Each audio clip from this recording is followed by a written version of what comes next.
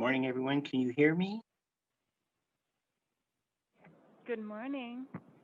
Allô, Morning, Carole. Jean. Thank Ça va you. bien? Oui, merci. I'm just logging onto my phone. I was just checking. C'est beau.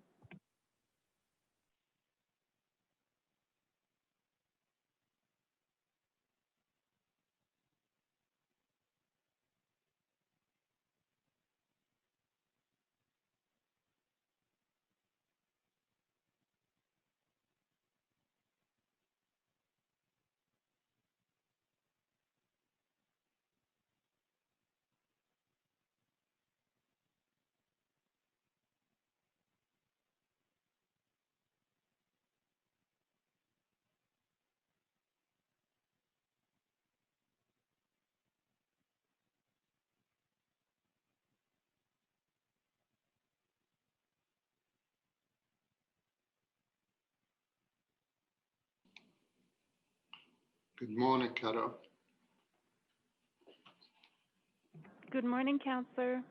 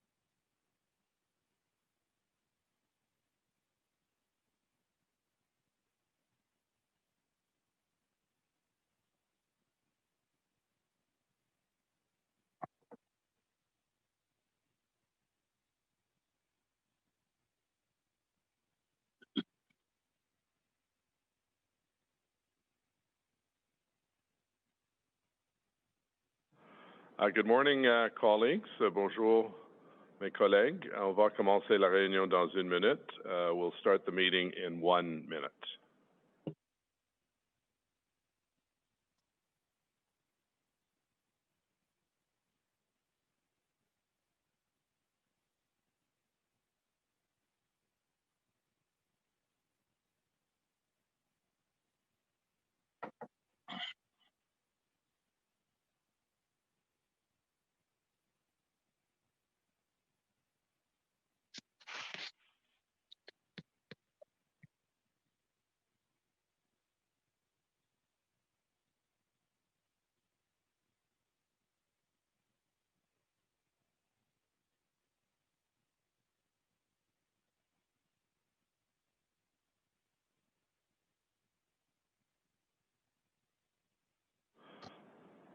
Good morning, ladies and gentlemen. Bonjour, mesdames et messieurs, members of the public. Welcome to the Finance and Economic Development Committee meeting for the 12th of November, 2020. Bienvenue à la Réunion du Comité de Finances et de Développement économique pour le 12 novembre 2020. Do we have quorum, Madam Coordinator? Yes, we do, Mr. Mayor. Okay, so just a few reminders for today's meeting, which is being held using Zoom. Members of the committee and staff are asked to stay on mute at all times unless called upon to speak. Members of council, if you wish to speak to an item, please use the raise hand feature located at the bottom of the participants list in Zoom, and *9 for members on the phone. This meeting will be live streamed on YouTube, and members and staff are asked to position their cameras so that their faces are centered and as close as possible to the top of the frame. And phone-in participants, please do not put your phone on hold. So before we proceed, I'll do a quick roll call of members. Councillor Cloutier. Présent. Councillor Derouz. Councillor Derouz. I think you're on mute, Councillor. Do we hear? I see Councillor Derouz. Here. Okay. Councillor El Shantiri. Present. Councillor Gower. Présent. Councillor Harder. Councillor Harder. Jan, can you hear us?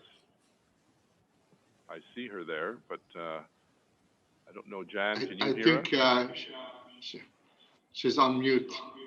No, but I don't think she's hearing us because her head is down. Councillor Harder? Oh. I can't hear it. Okay, we got to get that fixed because we can see and hear you. We'll have to get that fixed. Councillor Hubley? Here. Councillor Luloff? Present. Councillor Moffat? Here. I like the backdrop there, Councillor. Thanks. Councillor Suds? Here. Councillor Tierney? Present. Vice Chair Dudas? Present. Okay, so we'll see if we can get Jan's system fixed. Carol, they're looking. I'm good. I'm good, Mayor. Okay. Okay. Thank you. Thank you. Declaration of interest, déclaration de conflit d'intérêt. I see none. Confirmation of minutes, adoption de procès verbaux pour le 6 octobre 2020. Carried. Great. Presentation from Invest Ottawa on the new Area X.O and Ottawa Smart Farm.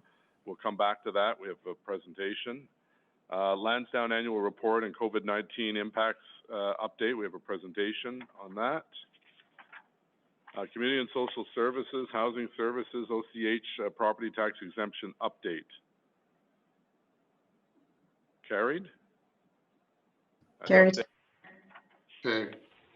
Office of the City Clerk, Bureau du Greffier Municipal, Legislative Services, City of Ottawa Municipal Accessibility Plan, Annual Update 2020. Received and carried. Received. Received. Okay. Item 5, City of Ottawa Municipal Accessibility Plan, 5-year plan. Carried. Carried. And I think Councillor Dudas or Councillor Luloff, you're the committee coordinator or the committee member for that. Thank you for your work. Council and Committee Services, appointments to the Bank Street BIA. appointing Adam Wilson, Jessica Duffy, and Vignac Etherujo. Carried. Carried. Planning, Infrastructure, and Economic Development Services, 2019 Business Improvement Area and Spark Street Mall Authority Annual Report and Audited Statements. Received. Received. Corporate Real Estate, Delegation of Authority, Acquisition and Sale of Land and Property, January 1st to June 30th, 2020. There's a technical amendment, I believe. Councillor Dudas, you have a technical amendment on this, please. We put on the screen. There it is. I do, Mr. Mayor.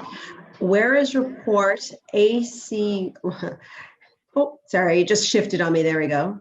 Okay. Whereas report ACS 2020 Pi Crow 0020 lists real estate transactions involving the acquisition and sale of an interest in land or property approved under delegated authority for the period January 1st, 2020 to June 30th, 2020. And whereas there's a clerical error in the sum for the total revenue in the table for the license of occupation.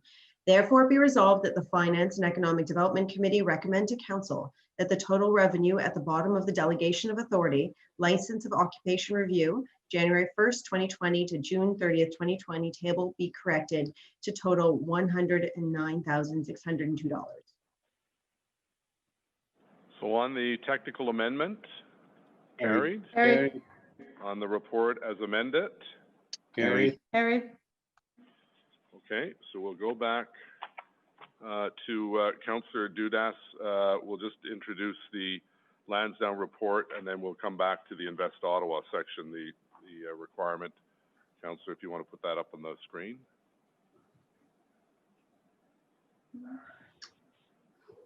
I'm just waiting for it on the screen, but I can read it. Whereas the report titled Lansdowne Annual Report and COVID-19 Impacts Update and listed as item 2 on today's agenda was not circulated with the agenda. Therefore, be resolved that pursuant to subsection 89.3 of the procedure bylaw, being bylaw number 2019-8, the Finance and Economic Development Committee approved that the rules of procedure be suspended to allow for the consideration of this item. On suspension, carried. Carried. On the motion, carried. Carried. Okay, so first item with delegations, presentation from Invest Ottawa on the new area X.O and Ottawa Smart Farm. And we have Mr. Willis, who's going to offer some opening comments. And then we also have Michael Tremblay, President and CEO of Invest Ottawa, with some very exciting news for our city. And I know that many of you know that Councillor Harder has been working, I was going to say hard on this, but working very, very diligently on this file for some time. So it's a real accomplishment to see us at this stage. So Mr. Willis, if you want to take over and start the presentation and then hand it over to Mr. Tremblay. Thank you. Thank you, Mr. Mayor and members of committee. Before Michael and his team present, I wanted to talk for a moment about how the city directly has been supporting this important initiative and how far we've come in 3 years. 3 years ago, we were looking at an autonomous vehicle initiative that had been evolving naturally with the work in Invest Ottawa from the really impressive group of companies we have in Canada North and other parts of the city. Councillor Harder approached me about this idea about developing a smart farm in Ottawa to really leverage our work on telecommunications technology and automation and how that can be linked to agricultural land base in Ottawa. We were looking at a film studio and a number of other initiatives.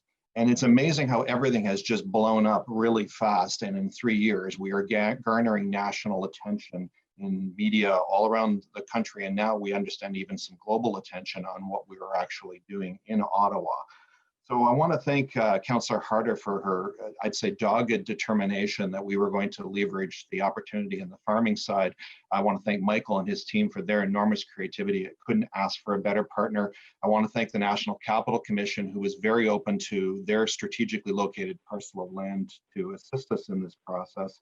And we now have provincial funding, thanks to Michael's team's work, for a autonomous vehicle information network that is the kickstart to the first autonomous vehicle test tracks of its type. This is formerly what we called the L5, which was the highest level of vehicle autonomy. The Ottawa Smart Farm is first of its kind in Canada. We found nothing like this anywhere else in the country. And as I said, Councillor Harder, the city manager, and others put a lot of things in place to allow us to get this off the ground as an idea, and now it's grown to this level. This smart farm is enabling companies to test and improve their products while demonstrating them to producers, and that means a lot in terms of their ability to commercialize some of these ideas and opportunities. And it's using some of the best knowledge companies in all of our region are involved in this and partnering with local farmers to show how they can work collaboratively with that other small and medium-sized enterprises and the academic sector. Initiatives like our Smart Farm project support new jobs in our region while showing producers how to be more efficient. These efficiencies can help the agriculture sector across our entire country and around the world and allow us to export that technology in time. And it will help meet rapidly growing demand for global food, fuel, and fiber in our world.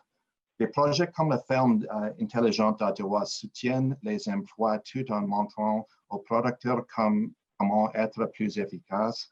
Ces gains d'efficacité peuvent aider à garder le secteur de l'agriculture solide et compétitif à long terme. Les technologies canadiennes peuvent également aider des pays partout au monde à intensifier la production pour répondre à la demande globale en nourriture, combustible et fibres. Lately, you hear me talking a lot in council meetings and in FEDCO meetings about what we're trying to do on short-term projects to deal with the COVID-19 pandemic. It's important to highlight that we're also working on long-term initiatives at the very same time, because when we talk about building back better, this is a very good example of building back better.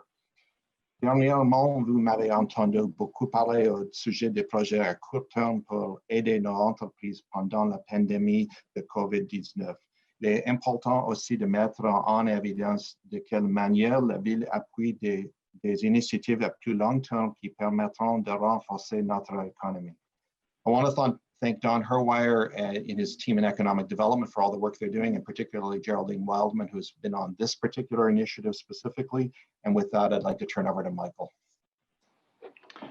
Thanks so much, Stephen, and thanks councillors and Mayor Watson for the opportunity to share our story this morning. Let me frame this up a little bit for you. I know you've got a very packed agenda for today. So when we set out our vision at Invest Ottawa, maybe 3.5 years ago, our plan was to enable Canada's capital region really to achieve its full potential as a globally recognized, future-focused, innovative region. To get at that, we established 3 principal objectives, and we've been working really, really hard at those 3 objectives these past 3 years. You would have been briefed on one of them a few weeks ago with respect to talent. The other one is operational excellence, and we've made a lot of gains to make sure that our programming is high quality and really delivers high impact to the companies that we serve. The third is called market-led innovation. It's this idea that as an organization, we really want to ensure we have long-range relevancy for the markets that we look to serve. So rather than doing points focus on individual companies with tech solutions looking for problems, the idea is to look at long-range markets that will drive the highest economic impact for our region and being engaged in those supply chains. I believe this is the best way to have long-range relevance for our companies and to have the right kind of structure for the prosperity that we all look for in our region. So we felt that the Area X.0 presentation for you this morning would be a great way to illustrate market-led innovation. It's the one that is the most advanced. We're working on several others, but this one, I believe, is a great one to capture the imagination, not only of our stakeholders, but of the public. We do use something called the triple helix model. So the idea is that we don't want to just do cool projects. We want to engage researchers from the post-secondary organizations that we work with generally from an applied research perspective. We want to work with regulators at a policy framework level so that we're actually advancing the cause of futuristic technologies in everyday environments for citizens. and of course, big and small industry, because without connecting all three, I don't believe we'll have the highest level of relevance that we could achieve. So what I'd like to do now is actually roll our video on AreaX.0. We're very excited about this, and I hope you'll appreciate what we have underway.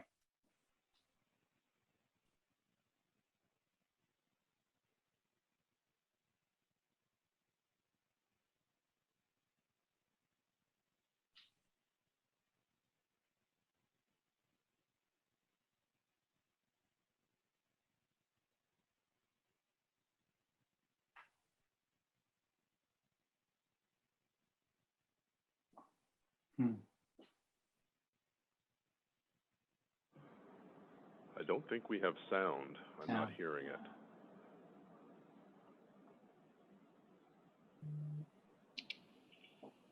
We're just checking on it. We can get sound on this, please. Under the settings in your shared screen tab, you should be able to share computer sound as well.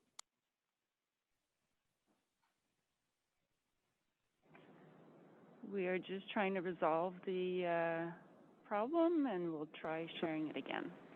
There's a lot of tracks that do testing. There's not a lot of areas where the R&D is happening that leads to the testing. So when we think about what's here, we're not just thinking about cars. We're thinking about military vehicles. We're thinking about first responders that are helping to bring somebody to safety. We're thinking about last mile shuttle services that we can capture the imagination of the public. If you're looking at testing what's coming, that's why you come to AreaX.0. AreaX.0 is future ready. AreaX.0 operates one of the most advanced communication test infrastructures in the world. Companies in numerous sectors, including smart farming, have access to our GPS systems, 4G LTE, Wi-Fi, LoRaWAN, TV white space, 5G, including millimeter wave, and satellite communication systems. The potential for the Ottawa AreaX.0 site is endless, as are smart cities. We are just at the infancy of smart cities. This is just the beginning. I know we're looking at bringing in, trains and rail stations, building a tunnel here. So they're really looking to the future to understand what does a city need to evolve and how can they make that happen here on site. I think the objective for a site like this is to provide a platform where you can test and validate your solution in a contained and controlled environment. Here at AreaX.0, there's a huge array of capabilities and solutions. And one of the biggest challenges we see was how do we get that out to the community? How do we bring in the broader innovation centers across Ontario and Canada? And so with the development of the mobile AreaX.0 command center, we can start to do that. We can bring the capabilities right into the local community and start working with small, medium businesses there to bring new solutions that address their local needs. We work with the hardware companies, all the big names, the silicon vendors that you can think of, and then we empower these systems. So we're sort of that software foundation that, again, has to be safe, secure, reliable, 100% of the time. AreaX.0 is the futureplex of innovation and collaboration anchored right here in Ottawa, Canada's capital.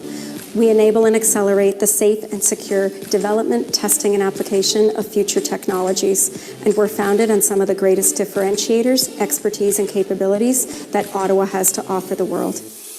As a global tech hub, we have the highest concentration of technology talent per capita in all of North America. Some of our internationally recognized strengths include cybersecurity and telecommunications. 90% of the telecom industry-led R&D that takes place in all of Canada happens right here in Ottawa. We bring all of these capabilities to bear with our industry partners here at AreaX.0. Being in an area that is snowy and the climate is challenging has really been beneficial in creating surprises of new technology and how we develop that. That's been quite amazing. For us, coming to this site allows us to do testing in a much more cost-effective way. There are a number of large companies here we can potentially work with to gain a foothold in different industries, and there are a number of smaller innovative companies as well. It's a very collaborative environment. And not only are we being able to talk with people on site, the various companies that are, here right now within this footprint, but we're working together on projects to bring across North America to showcase not just our company's technology, but collaborative technologies at work.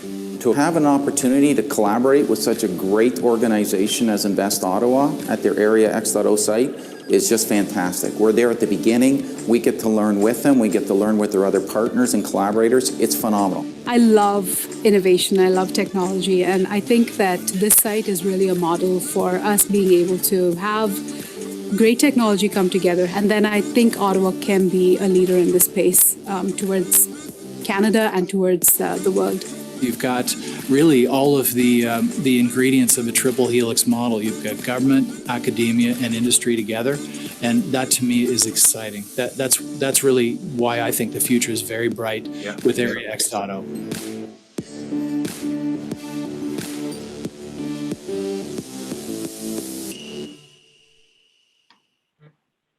Thank you. We felt that it would be great to showcase this with a video to get a full appreciation of what has been put together here. And I do want to make sure that I'm clear. This is a reflection of our region getting together, having big ideas and getting behind those big ideas. We have support from all three levels of government. We have multinational partners that are helping us, and we have projects underway that feature some of our small businesses, which I think is really part of the power of this whole thing. So I do want to thank the City of Ottawa, who have been incredibly leaned in with us throughout the entire process of this. One thing that we're actually delivering right now and will be completed by end of week, some of you have actually ridden on it, is the low-speed autonomous shuttle project that's happening at Tunney's Pasture right now. It took us a long time to get there, but I'm very, very pleased with how we've been able to bring that together. We've got several multinationals, a couple of SMEs, RideShark and Auto Guardian. National Research Council is helping us to deliver the testing. Transport Canada is a direct partner in that, as is the Ministry of Transportation for Ontario. That project is the first of its kind in Ontario. And so we're very proud to have so much engagement to make these things happen. Our little company could not do all of this without a lot of help. So I'm going to stop there, open for questions. We do have a little music video to share with you at the end that showcase the Tunney's project. Okay, thank you very much for the presentation. We have a couple of members of council that have questions or comments. We'll begin with Councillor Sudds, please. Thank you, Mayor. And thank you, Mike, for the presentation this morning. As you know, I'm a big supporter of this work, and I'd encourage any of my colleagues who haven't had the opportunity to visit the Smart Farm and Area X.0 to take advantage of the opportunity. I know the team at Invest Ottawa would certainly love to see more of us show up there to show off some of the amazing work they're doing. So I'd encourage you to do that. Mike, you mentioned that your progress to date has been the result of collaboration of really all levels of government. Can you share with us what has the city's commitment been to this site and what are we contributing? Thanks so much for the question, Councillor. And I want to reiterate the point around coming and visiting us. So please reach out to me directly. Happy to make it happen for you. So the city's engagement has been since the very inception. So if you get the chance to visit Area X.0, you'll see that it's basically an old farm. So this is an old federal NCC laboratory that tested vaccines, that kind of thing. And of course, agriculture scenarios and research, kind of run down. And so the city has been incredibly active in helping us to make the environment workable. They've installed things like advanced signal technologies throughout the complex, helped with all of the signage, repairing the roads where we've needed it, helping us with things like installing some of the infrastructure that we needed on site. Recently, we had a level railway crossing installed. The city was very active in that. And then if I look at the project that we're currently doing, the city has been directly engaged in helping us to make it all happen with the federal government and with Ontario. So I would say, Councillor, very direct engagement since the start. And this would not be here right now were it not for the City of Ottawa's commitment. Just would not be possible.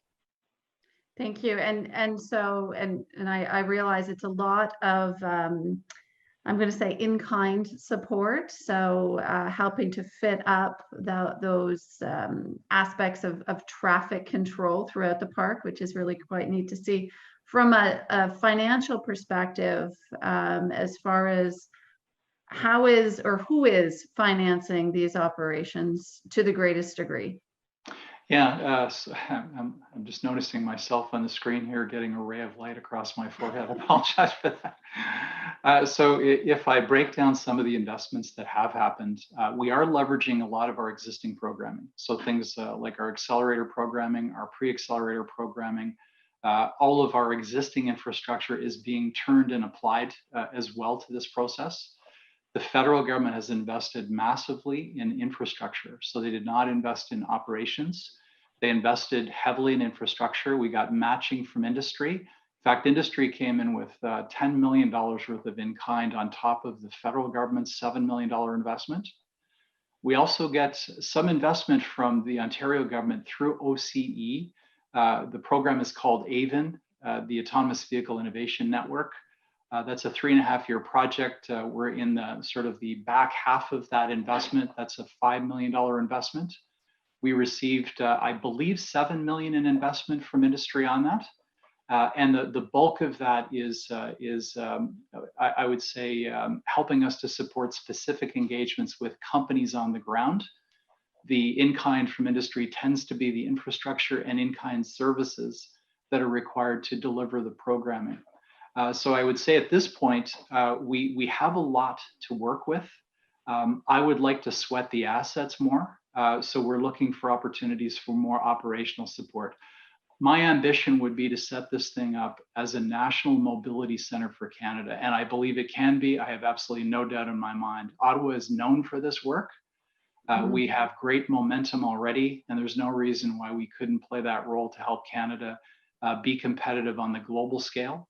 And drive export. Yeah, agreed. So thank you, Mike. I think it's really telling when you speak to industry investing $10 million of their own dollars, right? In this, yeah. And to your, you're going to keep when the delegations come. Keep. Oh. Apologies. So yes, I thank you for noting that. The point I was trying to drive home is that the level of investment from the city is actually quite minimal in comparison to the investment from other levels of government, the operational dollars through Invest Ottawa, and the industry itself. One last point I wanted to ask, and you did just touch on the opportunity for this to be a national center around communications. One thing that I find really interesting on the communication side is the 5G deployment that's happening at the farm and area docs.xo. I gotta get my head around the new name. Can you touch on that? Because I think, you know, Ottawa has some real strengths here, and this is important, I think, to all my colleagues around the table, is this is really an economic driver for us and an employment driver that we really need to grab a hold of. So Mike, any comments? Really great point to raise. So if I think about the opportunity for Ottawa, over 90% of the research and development in telecommunications that happens in Canada happens in Ottawa. A good example is the Telesat LEOS program, so low Earth orbiting satellites. If we want to resolve things like rural connectivity, that's the one. And that actually does enable 5G technology. It's all, I mean, the development is here in Ottawa. This is an opportunity for us. So we are working with Telesat to help to open those things up. But when I think about Canada's competitiveness and the investments that the Canadian government is making, this recent announcement this week by Minister Baines and looking at giving access to all Canadians to be part of the network coast to coast to coast, we are a critical part of enabling it. And I believe what we've built so far is a skunkworks supercluster in Ottawa. We've done it from the ground up. We've been promoting the idea that it should be a de facto new supercluster that Canada invests in. So I do believe we play not only a role in it, but I think we play the lead role in it. It's really, it's what we do actually. Yeah, agreed. Thanks so much, Mike. I couldn't agree more. And again, encourage my colleagues to visit the farm if you can, see firsthand the opportunities here. This has so much potential to drive more economic development in our city and growth, employment growth, wealth. So a huge kudos to you and your team, Mike, and Jan for your involvement in getting this off the ground. A huge kudos to the team involved. Yeah, big shout out to Councillor Harder for her incredible vision on the agriculture piece. I think we've talked many times. I didn't get the agriculture piece at the start. It took me a little bit of time, but you know, in 5 years, there'll be another billion people on the planet and everybody's got to eat. And what we do is we help to make crop yields look a lot more productive. It's actually a real opportunity. Okay, thank you. Thank you. Okay, thank you, Councillor Sudds. Councillor Dudas, please. Thank you, Mr. Mayor. Thank you for the wonderful presentation, Mike. It was interesting because I grabbed my family and we booked one of those test pilots on the low-speed automated shuttles. And I have to tell you, it was interesting because when I was speaking with the representatives there, they were telling me how there was a steady stream of not just public officials, but residents from the community who were trying these out.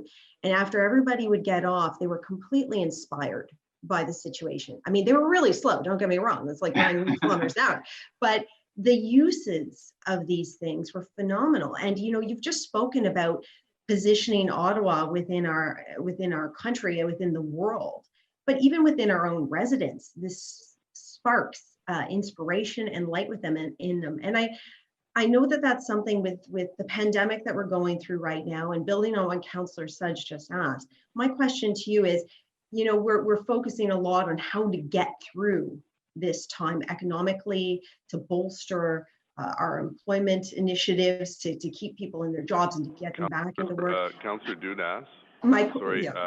Sorry, Councillor Dudas, your feed, at least here, is very choppy. I don't know if others on the call felt that. No, you're getting it. I guess maybe we'll just check on our end, Cato. Okay, keep going. If everyone else can hear, that's great. As long as everybody else can hear me.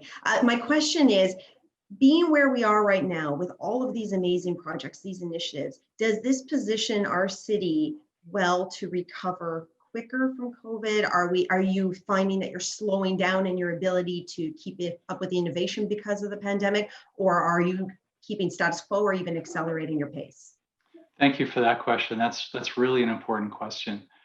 So what I would say to council is we are delivering probably 4 times the programming now that we were delivering in 2017. Like we've scaled incredibly with things like the Digital Main Street program, which I think many of you have become ambassadors for. Our scale up programming is something we didn't do 3 years ago. That's an initiative that we're a couple of years in. We have 60 companies we're supporting on that.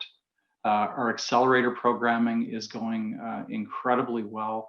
I would say that this initiative is what I think will capture the imagination of many to really want to be part of the revolution that's happening in Ottawa. And I think that one of the unique aspects of Invest Ottawa that is different from every other economic development agency in the country, which I believe is an advantage, is that we not only work with domestic entrepreneurs, but we do foreign direct investment attraction into the region. So by selecting mobility as a target, we're not only building companies that can get after that marketplace, we're attracting companies into our region to further build the capability of Ottawa. So to me, I get inspired by that because I see the impact of it every day. I think our city is well positioned for the recovery. And I'm really being aggressive with our team to look for more investment opportunity from industry and from government to go after that opportunity. Because as you can imagine, every other city in the world is trying to figure out how they're going to survive this thing on the other side of the pandemic.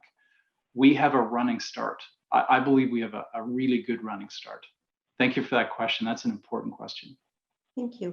And just one last piece, the work that you're doing, can you see that, I mean, in addition to bolstering our economy and, you know, positioning our city from a municipal operations standpoint, particularly in terms of these automated vehicles, can you see that this will provide the city from an operational standpoint with I want to say a bit of a leg up in terms of acquiring these like electric vehicles? Once again, these items are electric vehicles, meeting our operational requirements and positioning us even ahead of some of our other jurisdictions?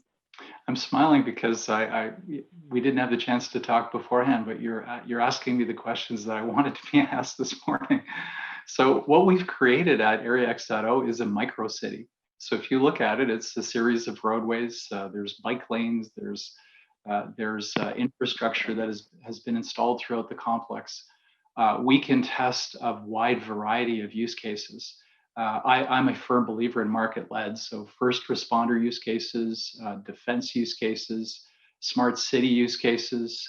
So there's a lot of things that we can do in this private gated environment, test it out, try it out, then do the production run in the city. Now, part of Area X.0 also extends into Canada. We are about to also put a spotlight on the smart intersection that we've set up at Terry Fox and March Road.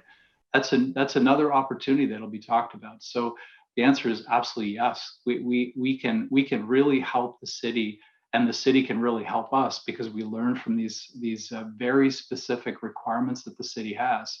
And for our companies, these are all export opportunities. They get to geek out on local requirements and take it to world markets. So thank you. That's another wonderful question. Thank you.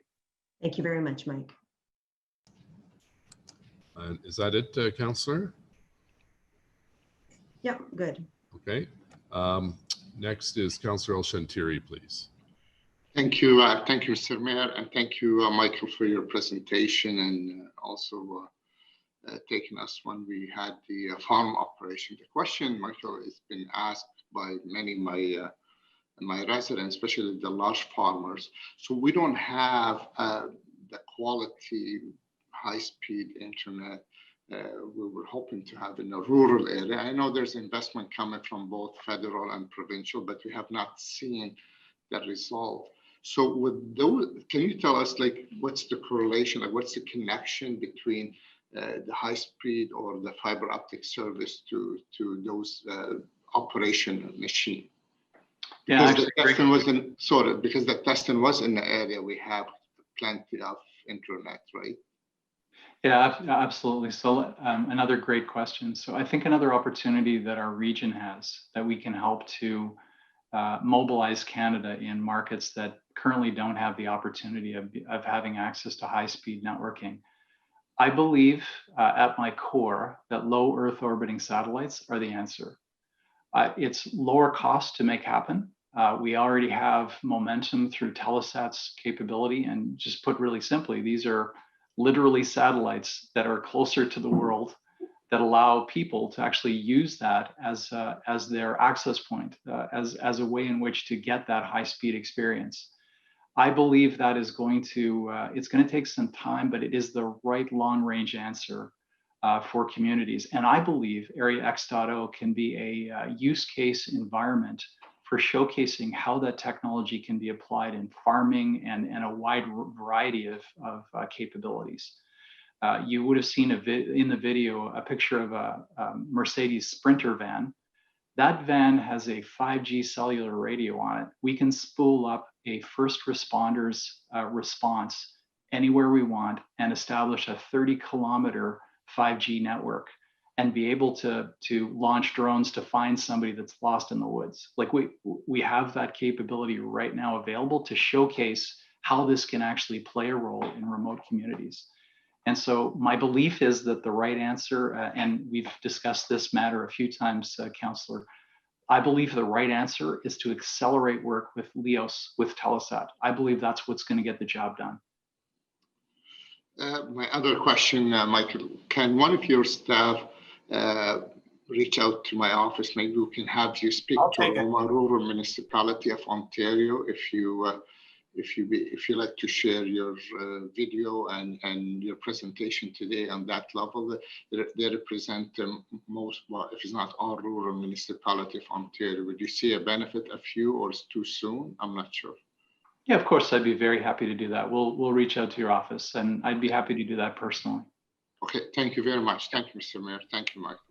Thanks, Councillor. And our last speaker that I have on those is Councillor Tierney, please. Great. Thank you very much, Mr. Mayor, and thanks, Mike. First of all, it's so weird because back many moons ago, it feels like Jan Harder and Hal Hubley and I did a Smart Cities road tour going to Kingston and down to a couple other areas in Toronto to see what smart cities they have. And this really sets us way above where we were. Just a super brief question.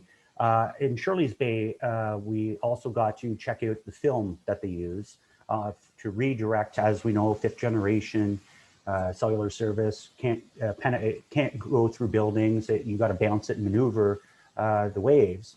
And we did test it at City Hall, and a lot of people don't even know we have a test facility at City Hall. Are we using this film on some of the signs that are in the farm to redirect signals, or making use of any of that Shirley's Bay film technology? I actually don't think we are. I'd have to check on that, Councillor. We are using the really next generation technologies, including millimeter wave and including 5G radios. So this is not the like the almost like pretend 5G. This is like the real 5G next generation stuff. So my reaction is I think we've blown past that. And I mentioned LEOS a couple of times. That actually comes from the clouds down. So it doesn't concern itself with walls in the same way. So right. I believe we're blowing past that, but I'll have to check on that. If I learn something new on that, I'll circle back with you, Councillor. Wonderful. And it's obviously on a farm, it's a little different. You don't have buildings all over the place. And I'm just thinking, smart car technology, especially in downtown areas where there is full coverage and we have to move things around. In the case of farms, one point I'd like to make is the equipment on farms through GPS technology, it can be automated. Yeah. What it can't do right now is pull data. There's no place to do it with in remote environments unless you actually set up a network. And so that's the opportunity. So the opportunity goes from being effective in terms of the equipment to actually being really, really optimized by learning from the data. That's what the opportunity becomes. Great. Thank you very much. Thanks for the presentation today. Thanks, Councillor. Great. Thank you, Councillor Tierney and Mike and Steve. Thank you all very much. This is cutting edge stuff, and we're very proud that it's in our own backyard. So again, congratulations to Jan. And I remember that tech road trip with Tim and Alan and Jan. So it's something, I think Eli's idea of bringing it to Roma, Rural Ontario Municipal Association, is a good one, because I think, no harm in sharing good ideas with the rest of the province. So on to number 2, Lansdowne Annual Report and COVID-19 Impact. We have a presentation that will go as follows. Mark Gowdy, the president of OSAG, followed by Dan Chenier, then remarks by Roger Greenberg, and then Mark and Roger do the COVID-19 component. Then Steve Kanalakis, our city manager, and Isabel Jasmine, deputy treasurer, will do the COVID-19 response recommendations. Then I have my remarks. Then we open it up to delegations. So we have a total of 45 delegations and about 40 letters. Most of the letters appear to be in support of the staff report. So without further ado, we'll head over to Mark Gowdy for the 2019 highlights. So Mr. Gowdy, I think I saw you online. And I believe. Can you hear me, Mr. Mayor? I can hear you. Can't see you quite yet. Okay, start my video. There we go. And I think you have do you have a PowerPoint, Mark? Yeah, I think the city was going to start the PowerPoint there. Yeah. No. So if we could go. Yeah, does Steve K want to offer opening remarks? Or are we going right to Mark, Steve? Mr. Mayor, we're just going right to Mark. Thank you. All right, so we'll follow the outline as I listed. So Mr. Gowdy, the floor is yours. I'll be your opening act. Mr. Mayor, councillors, thank you for the opportunity to update you on our partnership today. I know we have a lot to get to, so I'll be brief in reviewing our year ended March 31st, 2020. I'll start with some lowlights, and if we could go to slide 2, please. After 3 Grey Cup appearances in 4 years, our Red Blacks had one of those years. From 3 wins and 15 losses and rain almost every game day, to the impact that both of these had on attendance, where we averaged 22,500 or 10% under our capacity. But the year ended off on an optimistic note with the hiring of Paul LaPolice as the 2nd head coach in Red Blacks history and the excellent coaching staff that he was able to assemble. Now we just need a season. The second lowlight started as good news with our Ottawa Fury reaching the USL playoffs for the first time in their history. but finished with disappointment in the Fury not being able to continue in our US-based USL and the franchise ultimately being sold to an owner in Miami. And there are many highlights. Together, we are able to host over 4 million visitors to Lansdowne for the first time in our history. We produced 105 ticketed events, which was 12 more than the previous 12-month period. We solidified our return to glory with the 67s and their sold out playoff run that fell 2 wins short of a trip to the Memorial Cup. And we followed that up with another record-setting season where we were the runaway OHL leaders before COVID halted the season in March and playoffs were canceled. We lost our USL soccer, but we were able to add 3 new professional sports tenants to TD Place, with Ottawa Blackjacks Basketball Club, Athletico Ottawa Soccer Club, and the Ottawa Aces Rugby Club that will play out of the UK-based RFL. Last year, we also launched the inaugural and what will be an annual Ottawa Christmas Market in partnership with the City, Province of Ontario, and Ottawa Tourism. If we could go to the next slide, please. Financially, we had our best year in terms of recurring revenues and recorded our 4th year of our profitability from operations. Our profitability was, however, negatively impacted by a couple of material items. The Red Blacks attendance decline resulted in lower ticket revenues, and revenues and expenses for the Red Blacks included a charge for our share of amounts that were required to fund the Montreal Alouettes operations until new ownership was found. We're also not able to record about $1 million in revenue as a result of the closure of TD Place in March and the impact of the cancellation of the remainder of the 67 season and early playoff games. After taking into account interest, depreciation, and other non-cash expenses, the partnership recorded a net accounting loss of $11 million, which is about $1 million higher than the previous 12-month period. From a cash perspective, we were $8 million away from cash break-even, and our plan had been to get to cash break-even by 2022. And cash break-even is where the OSAC partners are not having to contribute to the operations of the partnership anymore. COVID will have a detrimental impact on that, which we'll talk about in our next section. I'll turn it over to Dan Chenier.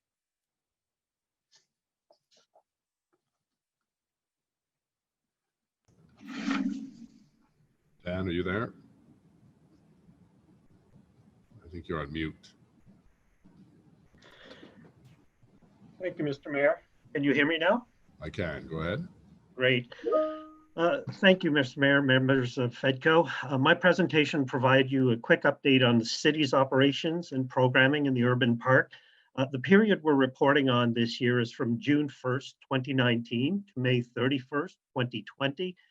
The presentation outlines that except for the last 2 months of this period, operations continued to show progressive growth and use of the park activities and financial performance in line with previous years. Slide 2, please. I think we're third-party hosted events. I don't think we have the slide up. Okay. Carol, do we have? Just hold on a second. So if whoever's doing a presentation, if you could just alert that a new slide needs to be put up, otherwise we don't see it going up there. Okay. Just I don't see it on the screen yet. No, we're just trying to reload it, Mr. Chair. All right, so just give us a minute. I'm just trying to reload it.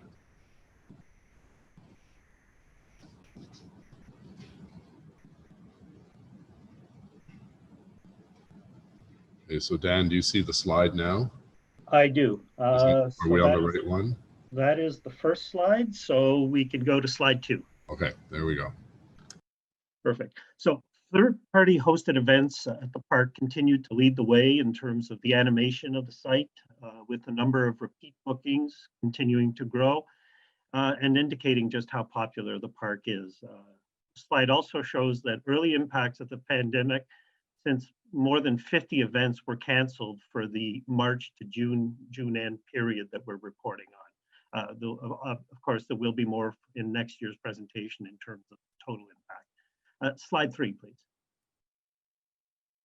In addition to third-party events, the city continued to offer over 100 free community programming events, including free movies in the park, summer concert series, holiday-themed programming. As one of Ottawa's 4 outdoor refrigerated rinks, the Lansdowne rink remained popular, offering 125 days of skating in a season that was rather short in terms of natural ice skating. La ville a offert plus de 100 programmes gratuits au parc durant cette période. Slide 4, please. The Ottawa Farmers Market's Sunday markets remained one of the most popular events in the park. The 2019 summer market operated for a total of 27 weeks and experienced an 11% increase in sales, with slight increase in the number of vendors, allowing expansion into the east court of the park. The 2020 market had a delayed start to late May due to COVID-19 and opened with a modified click and collect approach by appointment that later transitioned into a more regular market with COVID measures in place. Le marché extérieur de 2019 a continué à grandir et demeure une des activités la plus populaires à Lansdowne. Slide 5, please. The Christmas winter markets both saw increases in attendance, sales, and number of vendors last year. Unfortunately, the winter market, which is in Aberdeen Pavilion, was required to end its season prematurely on March 22nd due to COVID. Slide number 6, please. This slide shows how the activity days at the urban park had increased throughout the fall, which is traditionally our period of the year when activities grow up, and into the winter 2020, and how the mid-March pandemic pretty well closed down most activities in the urban park. Slide 7, please. The financial information presented here is for year-end 2019, since the city budgets on an annual basis. It shows a continued growth in revenue of 5% over the prior year, fueled primarily once again by rental of facilities. Our expenditures are slightly below budget amounts, which has been a standard feature in the first years of operation of the park. It's noted that, as was the case in prior years, programming and animation costs of the park are mostly offset by revenues, with most of the net operating costs relating to park maintenance and facility operation costs like utilities, snow removal, maintenance of the outdoor refrigerated rink, and security. Slide 8, please. In 2019, the city and OSEG negotiated the renewal of a 5-year property management agreement. La ville et OSEG ont renégocié l'entente de 5 ans pour l'entretien du parc urbain. Under this agreement, OSEG provides a wide range of ongoing and preventative maintenance services to the city for the park and buildings. Significant projects in 2019 included the start of repair work on the garage membrane around the horticultural building, as well as preliminary work towards the replacement of the Aberdeen roof. Also of note, new electronic art was commissioned for the moving surfaces structure, and this should be launched in the near future. Next slide, please. Next year's report will provide a more detailed account of the impact of COVID-19 on the urban park. As noted, we have seen significant number of cancellations throughout the summer and fall, and anticipate that recovery will be slow but progressive under the new provincial framework. Thank you. Merci.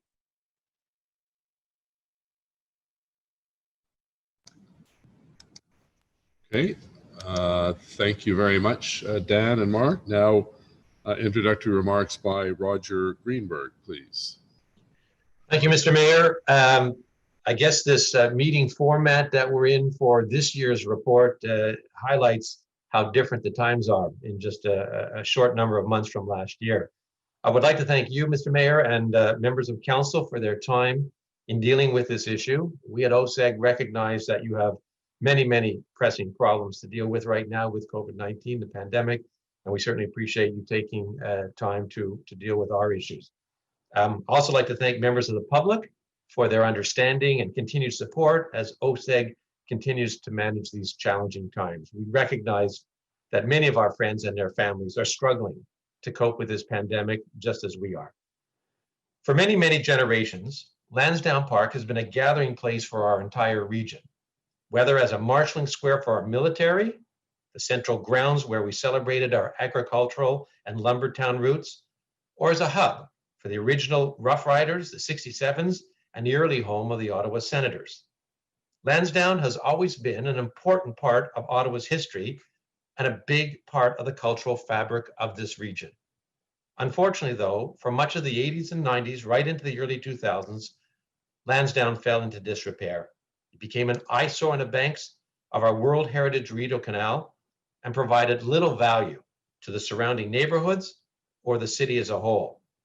And then to add insult to injury, it was costing the local taxpayers millions of dollars each and every year just to keep the lights on. I got involved in this venture, not for fame or fortune, I can assure you of that. I got involved because I wanted to make a public place alive again. I got involved because I love this city. My parents came to Ottawa in the early 20th century, escaping persecution in Eastern Europe. Both my parents were born in Ottawa. My grandfather was a fruit peddler in the Great Depression. My father had to quit high school at the end of grade 10 because the family needed him to work to put food on the table. My siblings and I were all born in Ottawa and raised here. My family business is headquartered here, and my wife and I have raised our 3 children here. I was brought up by my parents to believe that it's not good enough to simply go out to work and to pay your taxes. That's just as each of you do every day as public officials. I need to find a way to make a difference. Now, I know that there are those who may take a more cynical view of the motives of me and my OSEG partners, but I refuse to play that game. The Lansdowne Revitalization Plan and OSEG sports and entertainment activities are about community pride for me and my partners. I and our entire OSEG team, that's 3,500 full and part-time employees, are extremely proud of what we've been able to accomplish together over the past number of years. Today, Lansdowne is once again a vibrant community hub. It is a local community destination, a tourist attraction, and a significant economic generator for our region. And let's not forget that the EY Center was a part of this plan right from the beginning. But it's your leadership, your commitment, and our partnership that has caused this renewal to happen. So why are we here today? COVID has struck us particularly hard. It's the perfect storm. It has devastated all of our business lines, sports, entertainment, and retail. Instead of becoming cash positive in 2022, as we reported to this committee last year, OSEG must now invest $40 million over the next 5 years, or a swing of $55 million in our expectations over that period of time. So we are coming to you, our partner, in a very transparent way to say, we need your help. My partners and I are telling you very much that we want to keep this going. We believe in what we are doing, and we are prepared to inject another $40 million into this partnership. But we need some minor adjustments from you. Changes that are at no cost to the taxpayer. Let me repeat that. At no cost to the taxpayer. That's what partners do. They help each other and they renew their commitment to one another. I look forward to today's discussion. At the end, I ask for your continued support and trust. We didn't come this far to come only this far. Thank you. Great, thank you very much, Roger. That was well said. So we now have Mark and yourself on the COVID-19 impacts. Mark? Yeah, if I could go back to the slides where we left off, we'll continue on. Okay, we'll get those for you.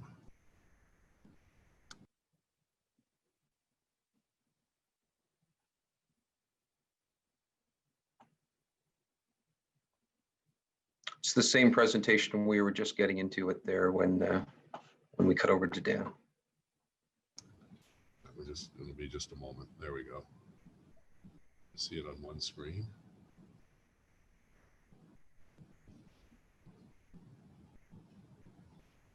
All right, here it comes, I think. Awesome.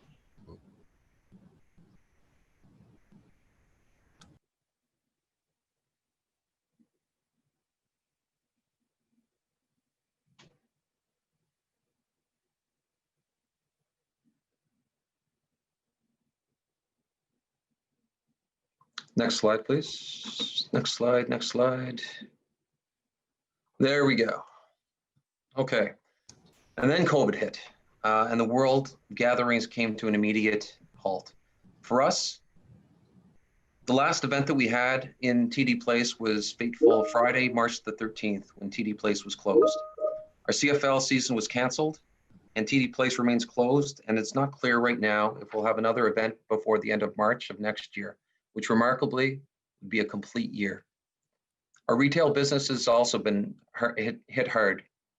Some businesses like Whole Foods have fared okay, but our restaurants, our cinemas, our gym, and those that rely on foot traffic have suffered.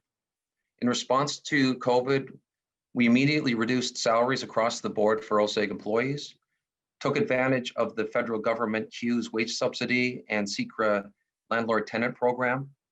For our larger employees that we were not able to get qualified for SECRA, we negotiated rent amendments and abatements and continue to try to help them through a horribly difficult time. Unfortunately, in September, when it became clear that a second wave of COVID was a reality, no events were going to be possible for the foreseeable future, we were forced to terminate over 40% of our loyal employees.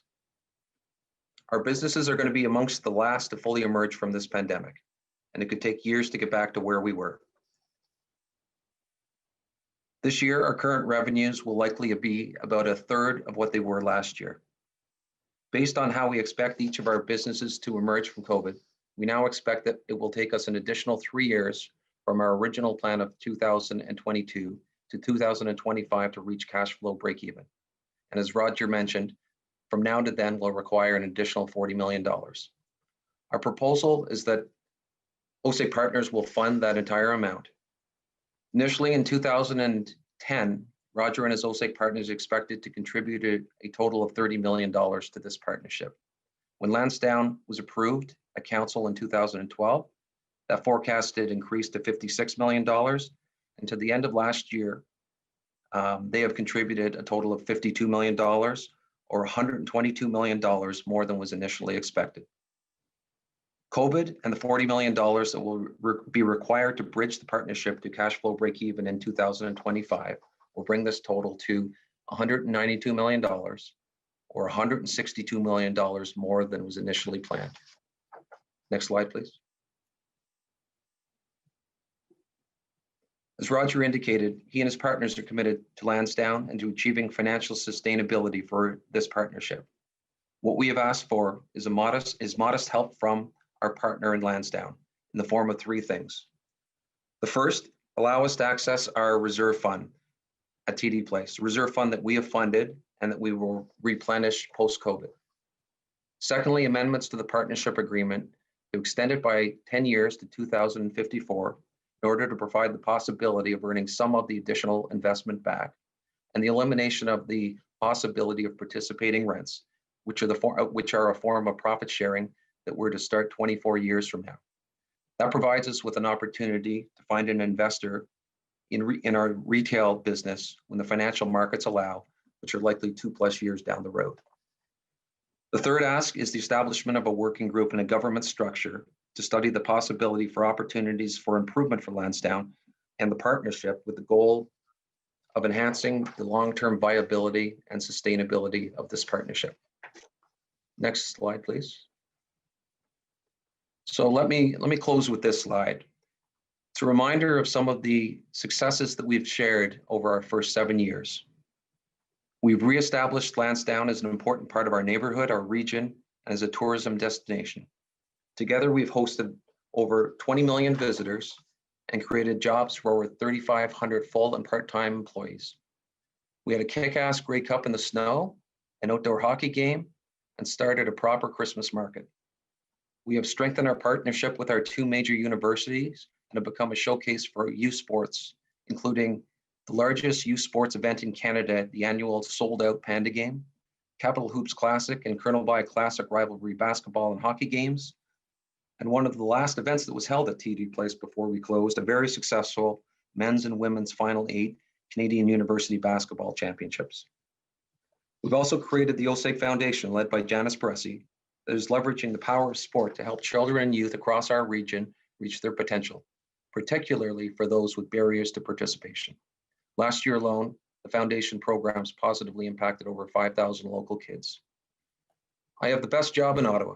I was born here, went to school here, spent my career here, and I'm privileged to have an opportunity to play a role in the revitalization of Lansdowne. I know that on the other side of these dark COVID clouds is an important responsibility that we will have to bring our community back together and to get back to our job of creating memories for our guests that will last forever. Thank you. Great, thank you. Roger, are you adding to this? Or? No, Mr. Mayor, I've given my comments for now. I'm happy to answer any questions that come our way. Okay, well, we're going to go now to Steve Kanalakis and Isabel Jasmine for the staff report. Then my comments, and then delegations, and we'll do questions and answers after that. Steve Kanalakis, City Manager, please. Thank you, Mr. Mayor. Just get my my deck up. Thank you, Kelly. Before I start, I'd just like to list the people from the city and from OSAG who will be participating in this meeting and will be available to answer questions, which we'll be directing once that starts after.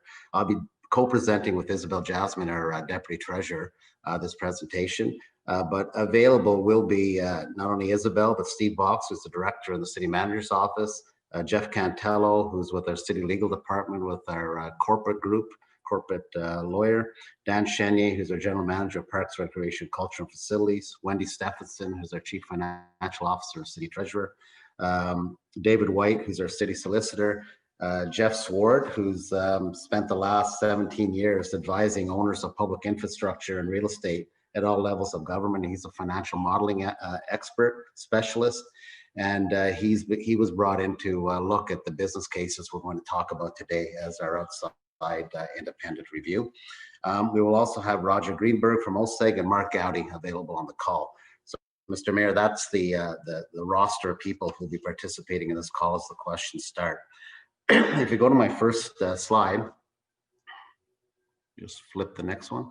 I just want to set some context because I realize that many members of council were not here when these agreements and this partnership was approved. In 2009, 2010, and 2012, council at those times made decisions with respect to this partnership, and which led eventually to the agreement that we're dealing with right now. And I want to make it clear the city staff are working within the agreement that council has approved.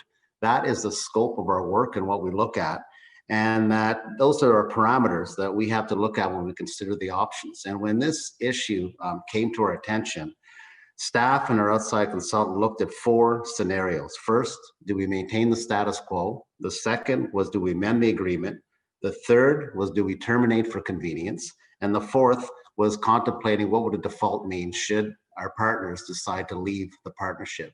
And those were the parameters within the agreement that we looked at that guided the recommendations before you. And I want to assure you that the recommendations that are in this report and before committee today and ultimately before council are in fact recommendations that staff have determined are in the best interest of the City of Ottawa and OSAG and our partnership and to our taxpayer.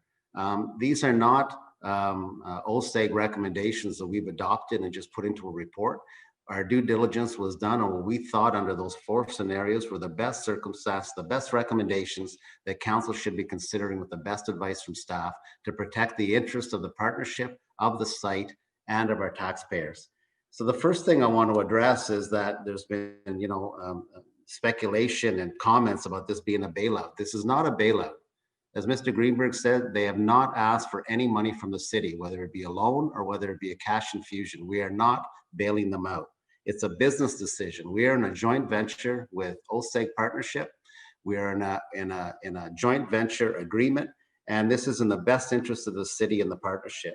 The city, since its inception in 2014, 2015, has not contributed any funds to the Lansdowne Partnership since the operations commenced. That is an important point to remember and will come up later in our presentation. And finally, the recommendations before committee and council do not require any city taxpayer funds to be injected into these amendments that will be considered by committee. Effectively, what the partnership is asking for, the OSEG partnership is asking for, is time. They want more time to get on stable financial footing, more time to be able to recoup the investment that they put into the partnership, and actually more time for the city to protect itself against any ongoing losses as we move into the future as a result of the current pandemic and situation we're in. My next slide, please. Mark did a much better job of talking about, and Dan, in terms of the success of Lansdowne Park. But from my perspective, when you look at these metrics, Lansdowne has been an overwhelming success for this city in terms of entertainment, retail, culture, as a gathering place for our city. It's changed the landscape of our city as a destination for people. And in the last 6 years, as he said, there's been over 20 million visitors to Lansdowne Park, more than 50 businesses on site with over 4,000 full-time and part-time employees. We have the OSEG Foundation, which is contributing to the community, and which is consistent with the approach that the partners take in their other businesses in terms of giving back to the community. Over 1,000 large and small events have been held in Lansdowne for all ages since 2014. And the Grey Cup obviously was a huge economic generator for our city. Next slide, please. I want to take back councillors to what did council have as objectives when they approved the actual partnership, and have we fulfilled council's financial objectives? And at the time, there was three clear things that council told staff that they wanted to achieve with this partnership. The first was operating the stadium and parking garage without having to fund these through tax dollars. Check. Not funding capital life cycle replacement costs for the stadium and parking garage through tax dollars. Check. And having the debt servicing and the capital expenditures for the stadium and parking garage funded through incremental taxes generated by the site and the combination of cost avoidance. If you remember, prior to Lansdowne, the city was expending significant dollars every year just to keep the lights on of a decrepit site. Check on that one.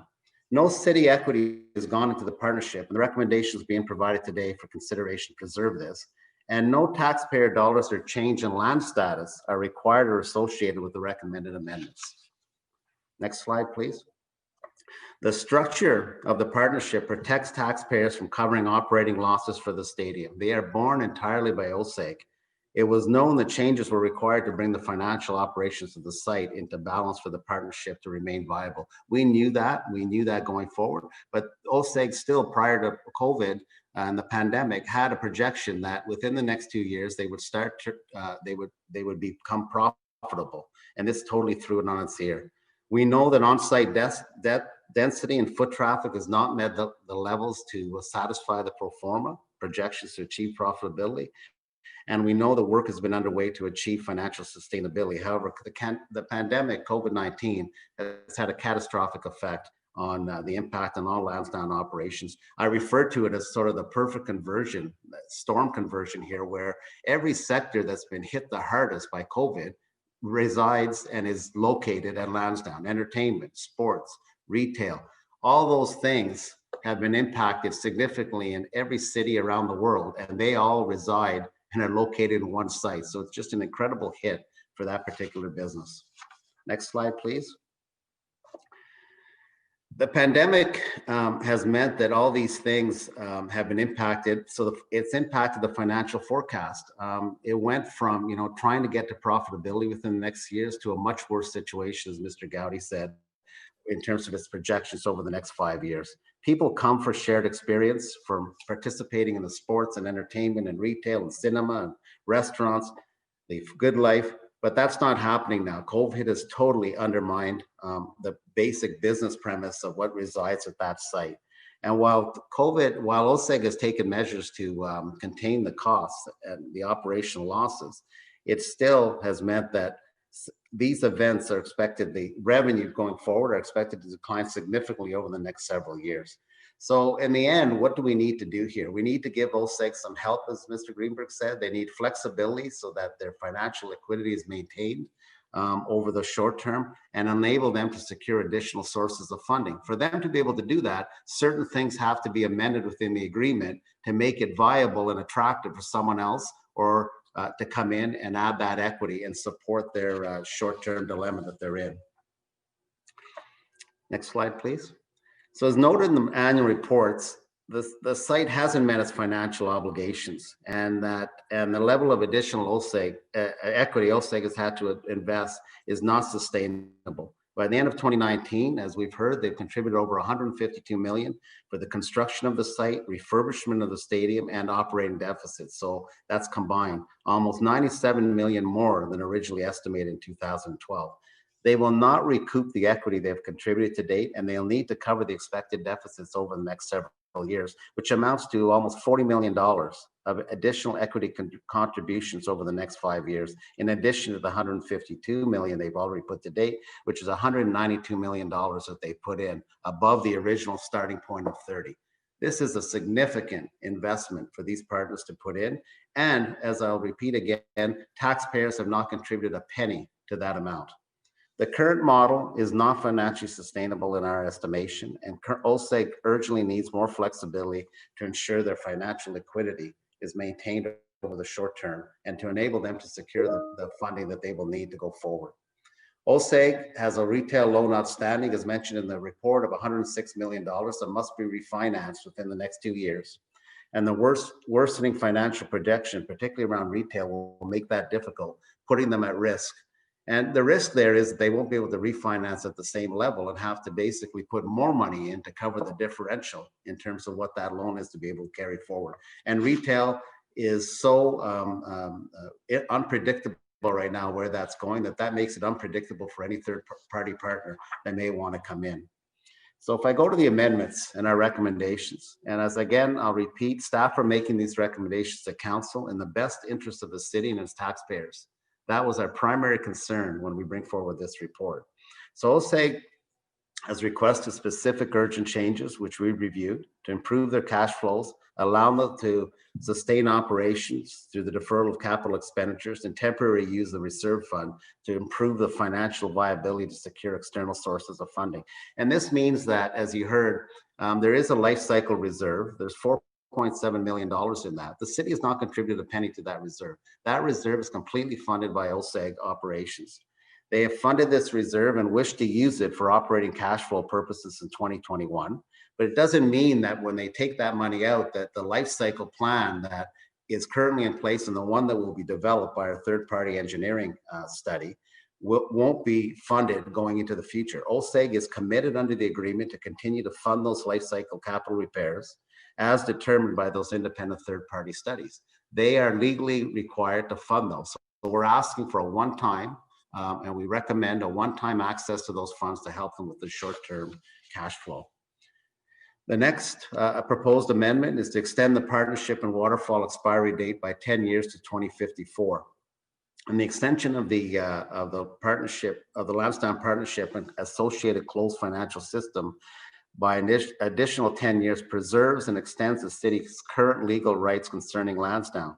So it delays the city's rent revenue, but costs to operate are also delayed, and operations continue at no cost to the city and no risk, as this risk still remains with OSEG under the agreement.